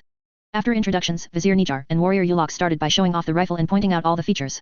The rifle is 5 feet long with a rifled bore of about 5/8 of an inch, Vizier Nijar explained. As you notice, the Nerubian standard rifle is completely made of a special steel alloy to prevent corrosion. Our initial designs had wooden stocks like the guns of the Eastern Kingdoms.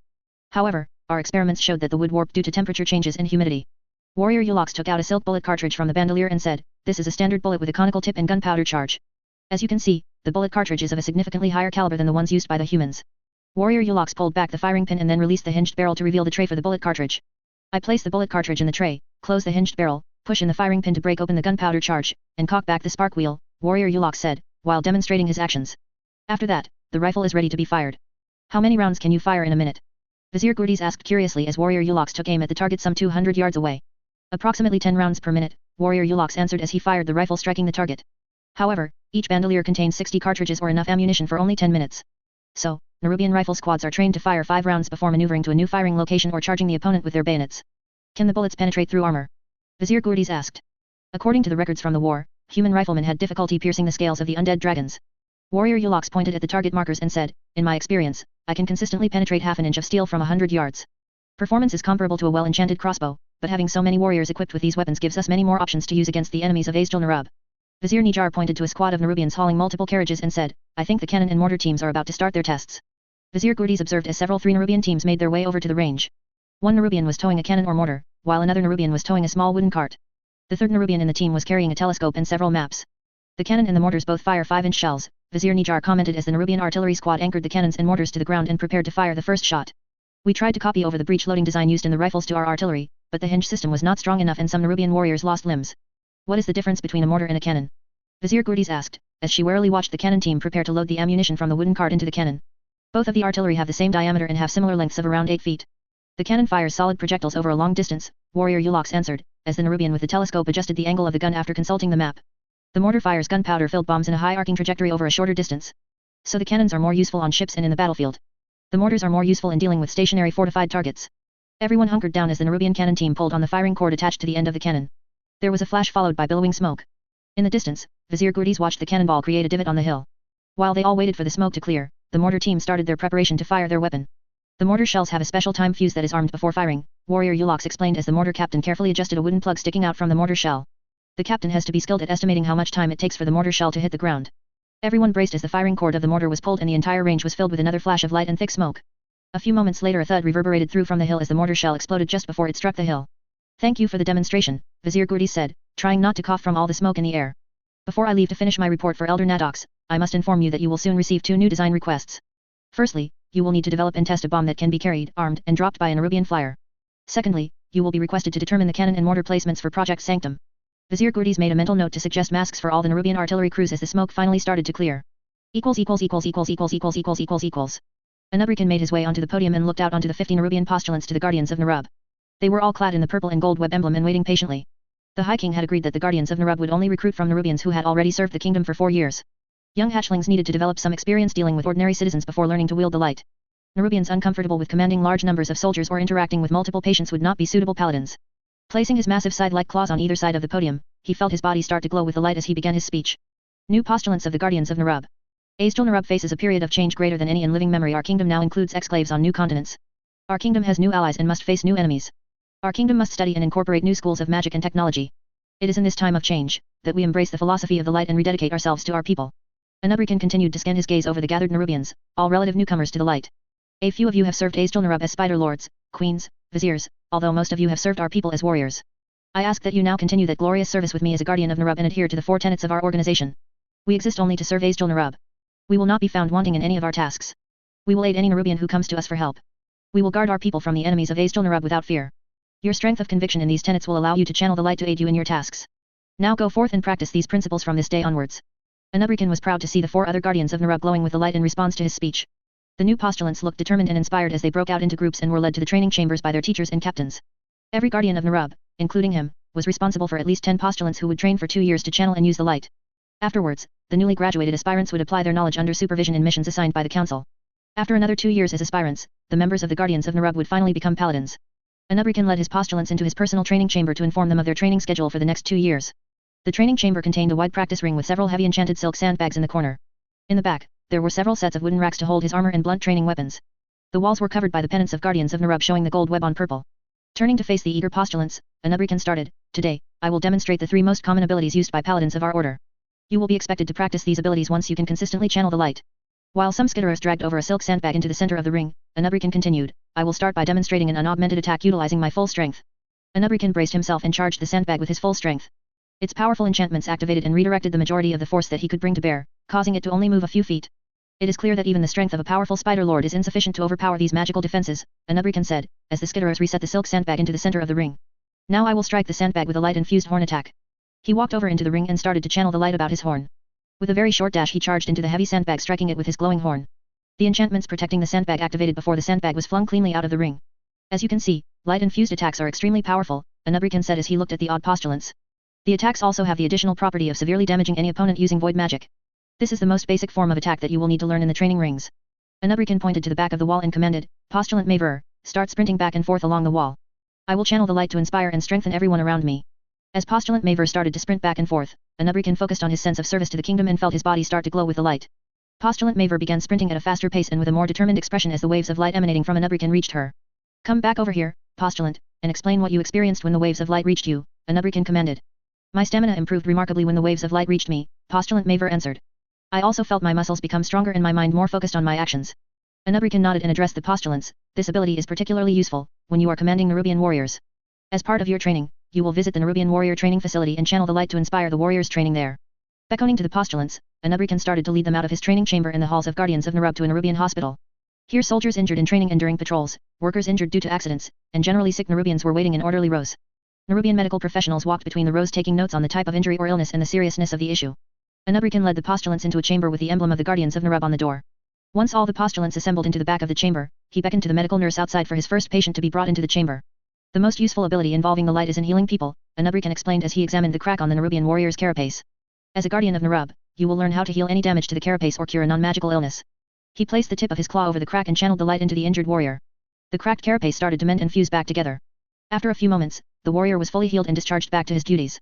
In the hands of an experienced paladin, some patients can be brought back from the brink of death, Nerubian said as the next patient was brought into the chamber. As a part of your training, you will regularly work as a healer in the hospital. Channeling the light again to cure the sick Nerubian weaver of a mild fever and wrapping a glowing silk bandage about a blister on the face of his patient, he continued, some members of our organization are studying the use of light-infused silk as bandages. Once you become an aspirant, you may choose to participate in the research study.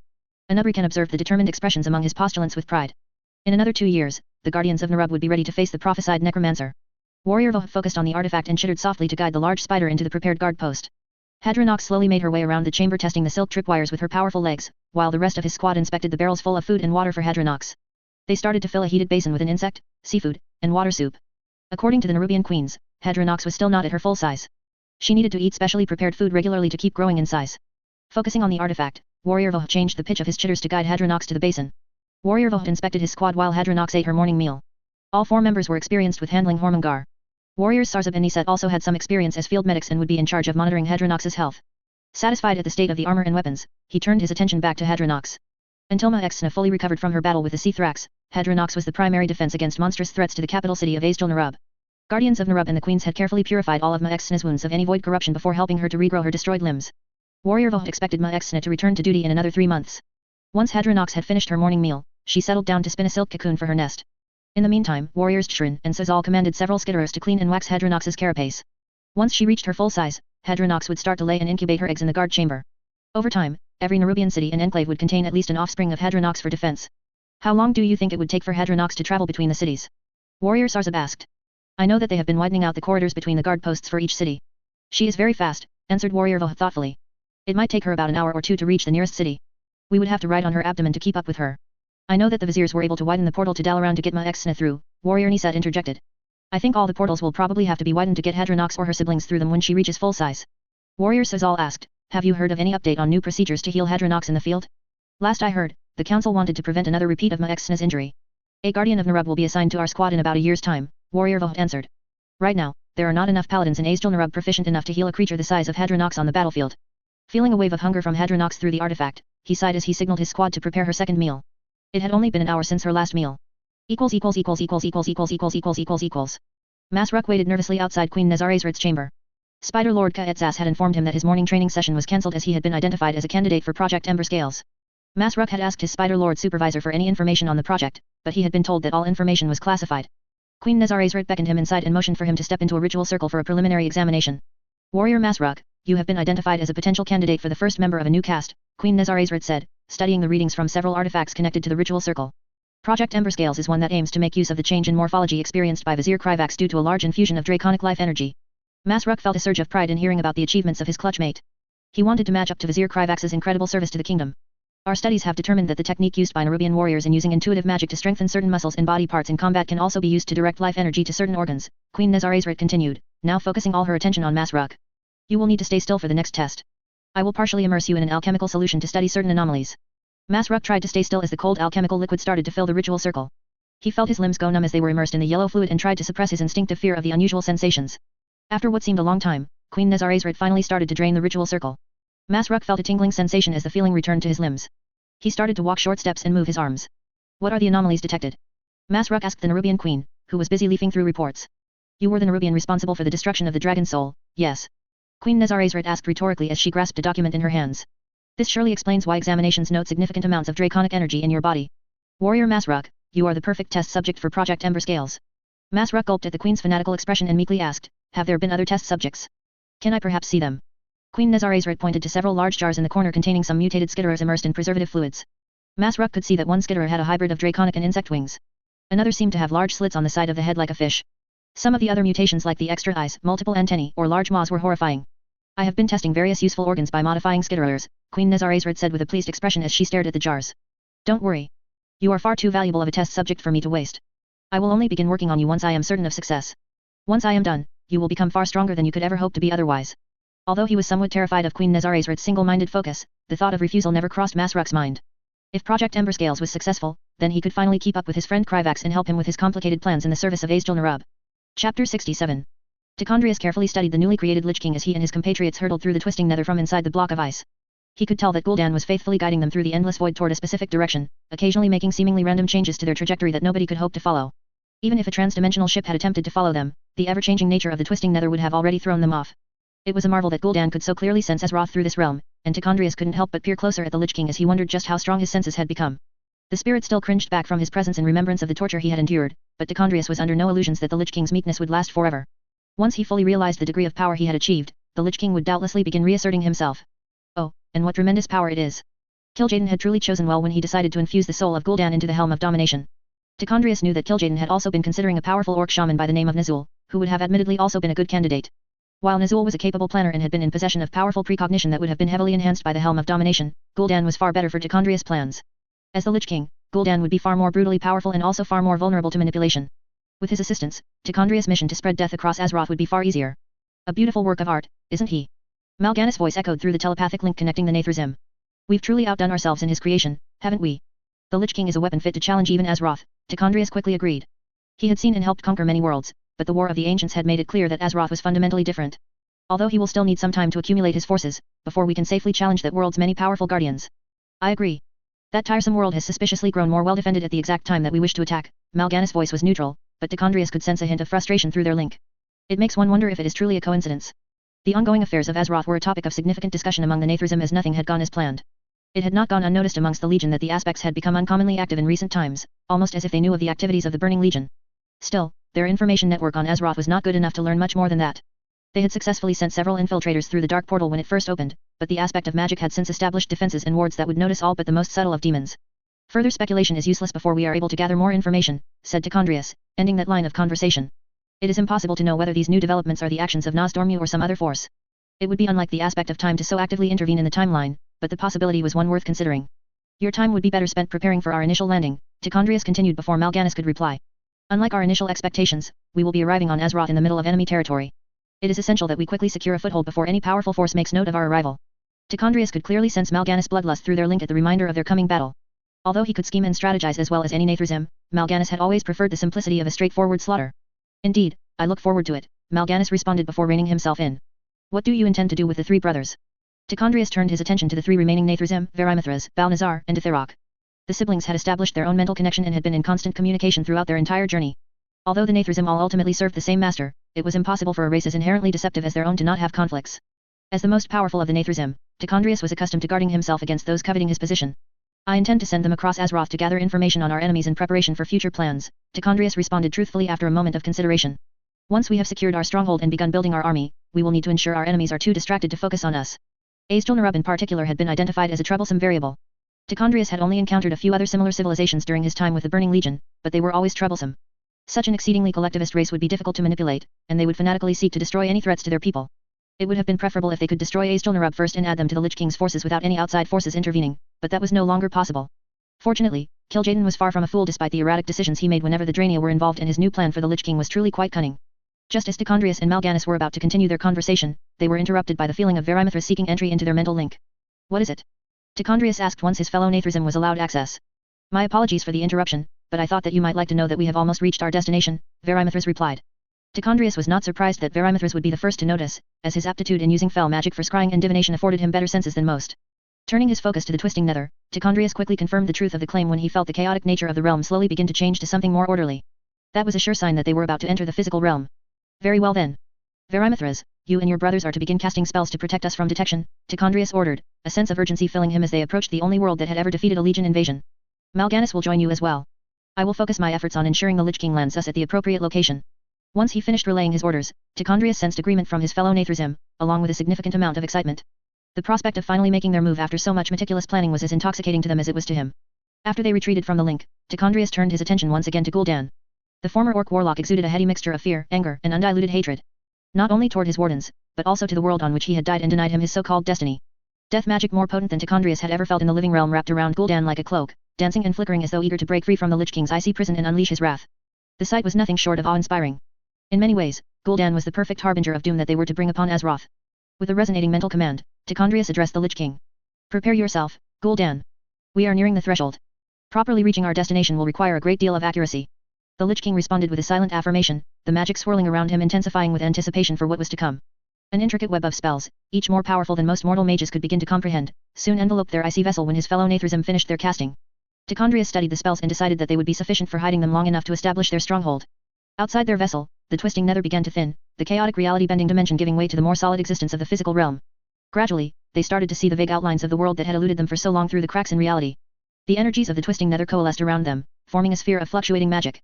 Time seemed to stand still for a moment, and then with a sound like the universe itself taking a sharp intake of breath, reality buckled and shifted. We have arrived. Azeroth was spread out beneath them, a world of lush forests, towering mountains, and shimmering oceans.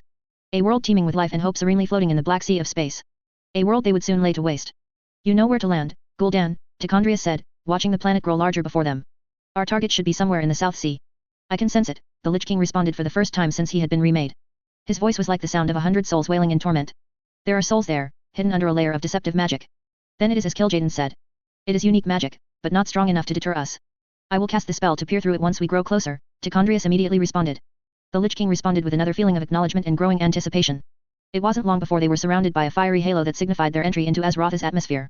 If not for the many spells hiding them from view, Tichondrius had no doubt that their descent would be leaving behind a brilliant streak of fire and shadow. Despite the intense heat, the ice that encased the Lich King remained utterly unaffected. Once he judged them to be close enough, Tichondrius focused his mind as he drew upon eons of accumulated knowledge before carefully weaving a spell of arcane and fell magic that would greatly enhance his vision. As he finished casting the spell and felt it begin to take hold, Tichondrius turned his attention to the approaching waters and searched for their destination. It took him several moments, but Tichondrius was eventually able to spot their target. It was a small dot of land in an otherwise wide open sea. A small dot of land that was moving. There it is, Gul'dan, Tichondrius said as he cast a spell to share his vision with the Lich King. The beginning of our new empire lies waiting. Tichondrius could feel Gul'dan begin to grow excited as the landmass came into view. Yes. I can feel them. So many lives ready to be ended. Ready to become my soldiers.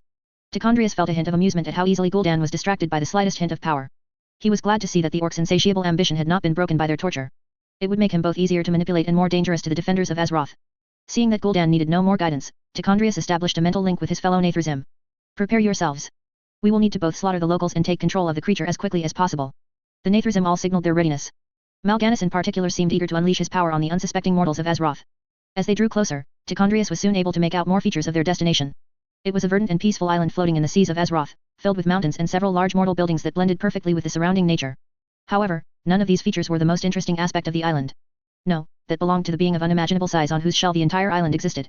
It was an enormous turtle, at least several miles long and with eyes that shone with wisdom. Tichondrius could sense that the creature was intensely magical, and could one day become an entity similar to the wild gods that had fought the Burning Legion during their first invasion. However, its fate was not to be a defender of Azeroth. It was to become a mobile fortress upon which the Lich King could build an army that would upend this world. Not only would the creature allow them to ravage any coastal settlements to build up their forces, but its powerful soul would be able to fuel a very formidable concealment spell. So long as they constructed a barrier around its shell, they would even be able to delve beneath the sea and hide within Azeroth's massive oceans. The Lich King's armies would become an ever-growing tide of undeath capable of attacking anywhere and leaving before the defenders of Azeroth could organize a defense. Truly, Kil'jaeden could not have chosen a more perfect location. When they were close enough for Tichondrius to make out the sight of unaware mortals going about their meaningless lives, the behemoth seemed to sense their approach. It turned its gaze toward them, and for a moment, Tichondrius could see a hint of fear and surprise in its eyes. Unfortunately, he couldn't savor the moment for long before they crashed into the creature's back with the force of a meteorite. The impact sent a shockwave across the island, instantly decimating a portion of the lush landscape and gouging out a portion of flesh from the behemoth. Gul'dan was quick to release an overwhelming wave of death magic that spread out over the rest of the beast, causing the wound to rot and remaining plant life to wither. Tichondrius knew that everywhere on the island, any buried dead would be rising to kill the living as newly formed servants of the Lich King. The creature let out a bellow of anguish, shaking the entire island as it thrashed in pain. Now safe to do so, Tichondrius and the other Nathrazim emerged from the Lich King's icy prison, their forms shifting as they became physical once more. When he fully emerged, Tichondrius took in the scene around him. A river of rotten blood and flesh flowed from the wound that they had created, the once verdant landscape now a desolate wasteland withering under the Lich King's power. They had landed away from any mortals, but Tichondrius could already hear screams of terror and confusion in the distance from the indigenous mortals. The sound was a pleasant one, but Tichondrius had no intention of allowing himself to become distracted. Balnazar, Ditharok, and Verimithras, I want you to prepare the ritual necessary to construct the barrier, Tichondrius ordered, speaking out loud now that they had no need for a mental link. The three brothers nodded and immediately began preparing the necessary ritual. Mal'Ganis, I want you to focus on killing the behemoth so that Gul'dan can raise the creature into undeath. I will focus on destroying any mortal resistance. Mal'Ganis grinned, his eyes shining with a dangerous light. As you wish. Turning to the rotting wound, Mal'Ganis released a stream of fell fire that ate away at its flesh, slowly creating a tunnel that would allow access into the beast's organs. Tichondrius nodded with approval before turning his gaze to the Lich King, whose icy prison was beginning to spread over his surroundings. Gul'dan, continue to raise any who die and kill any remaining plant life, said Tichondrius, as he began making his way toward the nearest concentration of mortals. It won't be long before any mortal resistance begins to starve and this entire island falls under your control. I will of course help them along. With pleasure. As he swung his staff into the skull of another ravenous undead, Chen Stormstout hoped with all his might that everything he was seeing was a horrible dream. He hoped that he was truly just sleeping somewhere in an alcohol-induced haze. If he could just wake up to discover that everything he had seen was not real, then Chen Stormstout would be willing to swear to the August Celestials themselves to never drink another drop of alcohol. He would become the most dutiful disciple that Master Shang Xi could ever hope for and dedicate his life to the betterment of his people. Anything, if only he could wake up from this nightmare. But as another wave of undead surged toward him, Chen had to accept that he was not dreaming. It had been several hours since he had been suddenly awoken by a cataclysmic shaking and the deafening sound of Shenzhen wailing in agony. Before Chen could understand what was happening, a tide of magic more evil than anything Chen had ever encountered passed over the island. It caused him to feel sick to his stomach as the Peiwu forest, where he had fallen asleep, began to wither and die all around him. Then, the dead began to rise. Generations of Pandaren who had peacefully been laid to rest on the back of Shenzhen were now rising from their graves. Their rotting flesh and vacant eyes were a grotesque mockery of the life they once held. Worst of all, they were not mindless. Whatever evil entity resurrected and controlled them showed coordination as the undead spread out to and attack the living. Their numbers kept growing in size as each innocent life was taken. Unable to believe his eyes, Chen had immediately grabbed his staff and helped escort as many civilians as he could to the Temple of Five Dawns. From there, Master Shang Xi had begun to organize a defense and prepare an expeditionary group to search for the source of the calamity that had befallen them, until the voice of Shenzhen himself echoed across the island. Children of Lu Lang. I have been struck by an entity of unimaginable evil and power, the great turtles had said, his exhausted voice in so much pain that it hurt Chen to even listen to it. They seek to kill me, they seek to raise me into undeath. I fear that I am dying, you cannot resist. Flee before it is too late. Thinking back on that moment, Chen Stormstout wished that he had listened. He and several of the other disciples rebelled in outrage when Master Shang Xi proclaimed that they would be abandoning their home on the backs of their dragon turtles. Instead, they had organized a group to find the source of this evil and destroy it. They had made significant progress on their way to the Wood of Staves where the vile entity was located. That changed when an enormous, furless being with bat-like wings and curled horns emerged from the tide of undead and began slaughtering them like animals. Every one of their attacks was either blocked by impenetrable barriers or managed to strike only illusions before the creature retaliated with terrifying magic and monstrous strength. Now, the half of them that had survived were running for their lives after Elder Sheapei stayed behind to delay the creature. Stormstout. Chen was pulled from his thoughts as a fissure of earth opened beneath the approaching undead before swiftly crushing them. Chen turned to see his fellow disciple, Strongbow destroying undead one after another with strong fists. Now isn't the time to daydream, you fool. Right, Chen managed to say, pushing back the rising despair as he spotted another group of undead. Quickly channeling his chi, Chen opened his mouth and released a stream of fire that incinerated the approaching abominations. A few of the undead monks managed to agilely leap over the flames, but they displayed only a fraction of the martial arts skill they had possessed in life, and Chen was soon able to destroy them. After he dodged beneath the fist of the last undead, a fellow disciple he had shared drinks with just a few weeks ago and crushed their skull with his staff, Chen turned to his surviving allies. This cannot continue. We must retreat to the temple, Chen said to his fellow disciples. Master Shang Xi was right. We can't hope to defend against this onslaught for long. We have to flee. No. We cannot abandon Shenzhen, cried Yinlai Firepaw. Her eyes, which were usually full of life and mirth, were now wide with fear.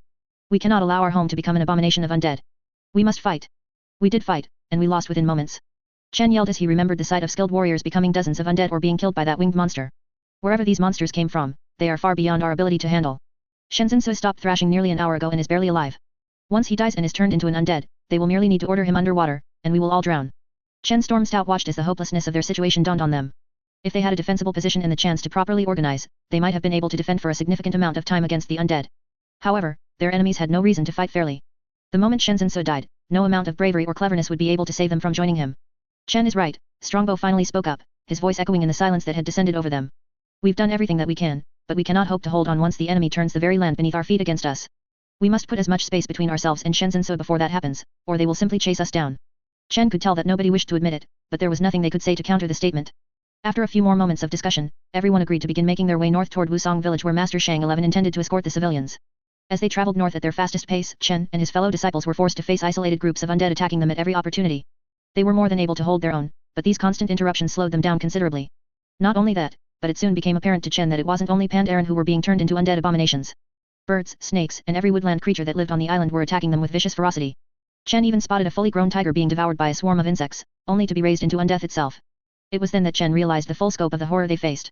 Every living creature on Shenzhen was being turned into an instrument of death. They continued their retreat with heavy hearts, utilizing their chi to move at extreme speeds and avoid as many undead as they could. They had only traveled for a few more minutes when an eerie hiss filled the air, followed by a mournful guttural groan. A cluster of massive serpent-like figures suddenly rose from the decaying underbrush, their glowing eyes a horrifying shade of blue. Undead cloud serpents. The majestic sky-dancing creatures that every Pandaren on the Wandering Isle used to marvel at now twisted into horrifying monsters. Get ready! Chen shouted, bracing himself for their inevitable attack. There were far too many of the creatures for them to survive without casualties, but Chen had every intention of fighting with all he had. Just as the undead abominations swooped down from the sky toward them, streaks of crackling jade lightning seared through the air, tearing into the serpents' decaying bodies. The horde of undead creatures were wiped out almost instantly, their bodies collapsing into dust and dispersing on the wind. A figure emerged from the nearby brush. Chen's heart filled with relief and hope as he recognized the figure of Master Shang Xi, dressed in his typical azure robes and carrying his familiar curved wooden staff. The elderly monk's body was filled with obvious grief and exhaustion, but his eyes held a steady determination that bolstered the resolve of every disciple present. Master Shang Xi! Yunlai exclaimed, joy evident in her voice. Thank the Celestials that you are here. Master Shang Xi smiled warmly at them, managing to soothe their fears for even a moment. I am relieved to see you are all alive. When you ran off toward the source of this evil, I feared the worst. I'm relieved to see you too, Master, but we must leave at once, said Chen, urgently interrupting their reunion. When we went to face the enemy, we encountered a creature of unimaginable power.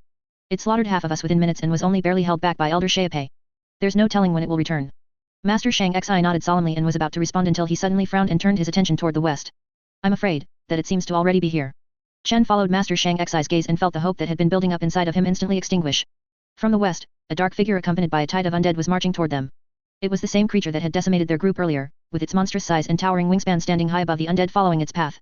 We have to run. Strongbow urged, panic seeping into his voice. Master, we can't fight that thing. It's too strong. Chen turned his gaze back to Master Shang Xi, expecting to see the same determined eyes that he had seen before. Instead, the elderly monk's expression was a mixture of despair and sorrow, before soon becoming one of calm acceptance. It took only a single moment for Chen to understand Master Shang Xi's intentions. No. Master, you can't stay bet. Be quiet, Master Shang Xi interrupted, silencing his disciple with a single stern gaze. The elder monk then turned to address all of them, his voice steady as ever despite their approaching doom. My disciples, you have all fought well and bravely. You have all followed the teaching of Lu Lang, and I could not be more proud of you. But Strongbow is right. The strength of our foe is beyond anything I have ever felt, and the time has come when we as protectors must make difficult decisions for the sake of our people. Chen and his fellow disciples listened in horror, their words sticking in their throats as they realized what their teacher was suggesting. Go, my students. Escort our people away from this place and warn the world of what has happened here. With Shenzhen under their control, these monsters will have no trouble passing through the mists that protect Pandaria. Leave here and ensure that our culture, our teachings, and our legacy continue on in this world. Chen stepped forward, his voice cracking with emotion. Master Shang Xi, you can't. Enough, Chen. Master Shang Xi firmly silenced him once again. If even the smallest part of you respects me as a teacher, then you will do as I say. I will not watch any more of my students die on this day. Seeing the resolve in his master's eyes, Chen was left speechless. The silence that fell over them was broken only by the sounds of the approaching undead. Chen, listen to me, said Master Shang Xi, his tone softening as his gaze filled with warmth and pride. I have watched you grow into the amazing young monk that stands before me. No matter how many of my lessons you skipped, I've always seen the potential for greatness within you. Our people need all of you if they are to survive. Now go. We do not have time for long farewells. With eyes that stung with unshed tears, Chen bowed deeply in respect to Master Shang Xi. Strongbow and the others joined him, giving their own bows to the elder monk. After several moments, they honored their teacher's wishes and began sprinting north toward Wusong village. As they ran, Chen couldn't help but look back one last time. He saw the moment that Master Shang Xi placed his palms together and used one of the rare feats achievable by master monks. Chen watched in amazement as Master Shang Xi split his body into 3 separate elemental copies of himself, each of them controlling the powers of storm, earth, and fire. The 3 elemental beings charged into the undead horde, laying waste to them with fists that shook the earth, blades that set them ablaze, and winds that cut their decayed flesh to pieces. The last thing that Chen saw, before he leapt over a hill and his master disappeared from sight, was the annoyed grimace of the horned monster as it began casting some foul spell. The rest of their journey was quiet, aside from the occasional sound of weeping. It didn't take long for them to reach Wusong village, and Chen was greatly relieved to see that it was still standing. The village was built right next to their training grounds, so they must have received help fairly quickly. As they approached, they saw the remaining monks helping to organize the evacuation of the civilians. Chen saw men, women, and children being helped onto the backs of dragon turtles before being led over the edge of Shenzhen Su's shell. It was a steep drop, so many of the civilians had to be cajoled to take the plunge. Although dragon turtles were the mount of choice for their people, they did not have enough for everyone, so multiple people were assigned to each one. Knowing they had no time to waste, Chen and his fellow disciples rushed to help, running through the village to find any stragglers and calming the frightened children as they boarded the dragon turtles. Chen was relieved to hear that his family had been among the first to go. They tried to stay and wait for him, but the monks had known that they could not tolerate any such delays. Chen wasn't sure how long this went on, but only stopped when he felt that land beneath him begin to shake. With dawning horror, he looked over the edge of Shenzhen Su and saw the great turtle beginning to glow with the evil magic that had destroyed their home. "We must go, now!" Chen yelled out over the commotion. A panic quickly took over the crowd as they realized what was happening, and the few that still remained hurried to jump over the edge into the waiting sea. It was only when the last civilian was properly evacuated that the monks themselves began to follow them. Just as Chen was about to do so himself, he stumbled as he heard a loud explosion from the direction that they had left behind Master Shang Xi. Although he was far too distant to sense what had happened, something deep within told Chen that his master had passed on. "Chen, let's go," said Strongbow as he hurried over to Chen and placed a sympathetic hand on his shoulder. "We can only avenge Master Shang Xi if we are alive."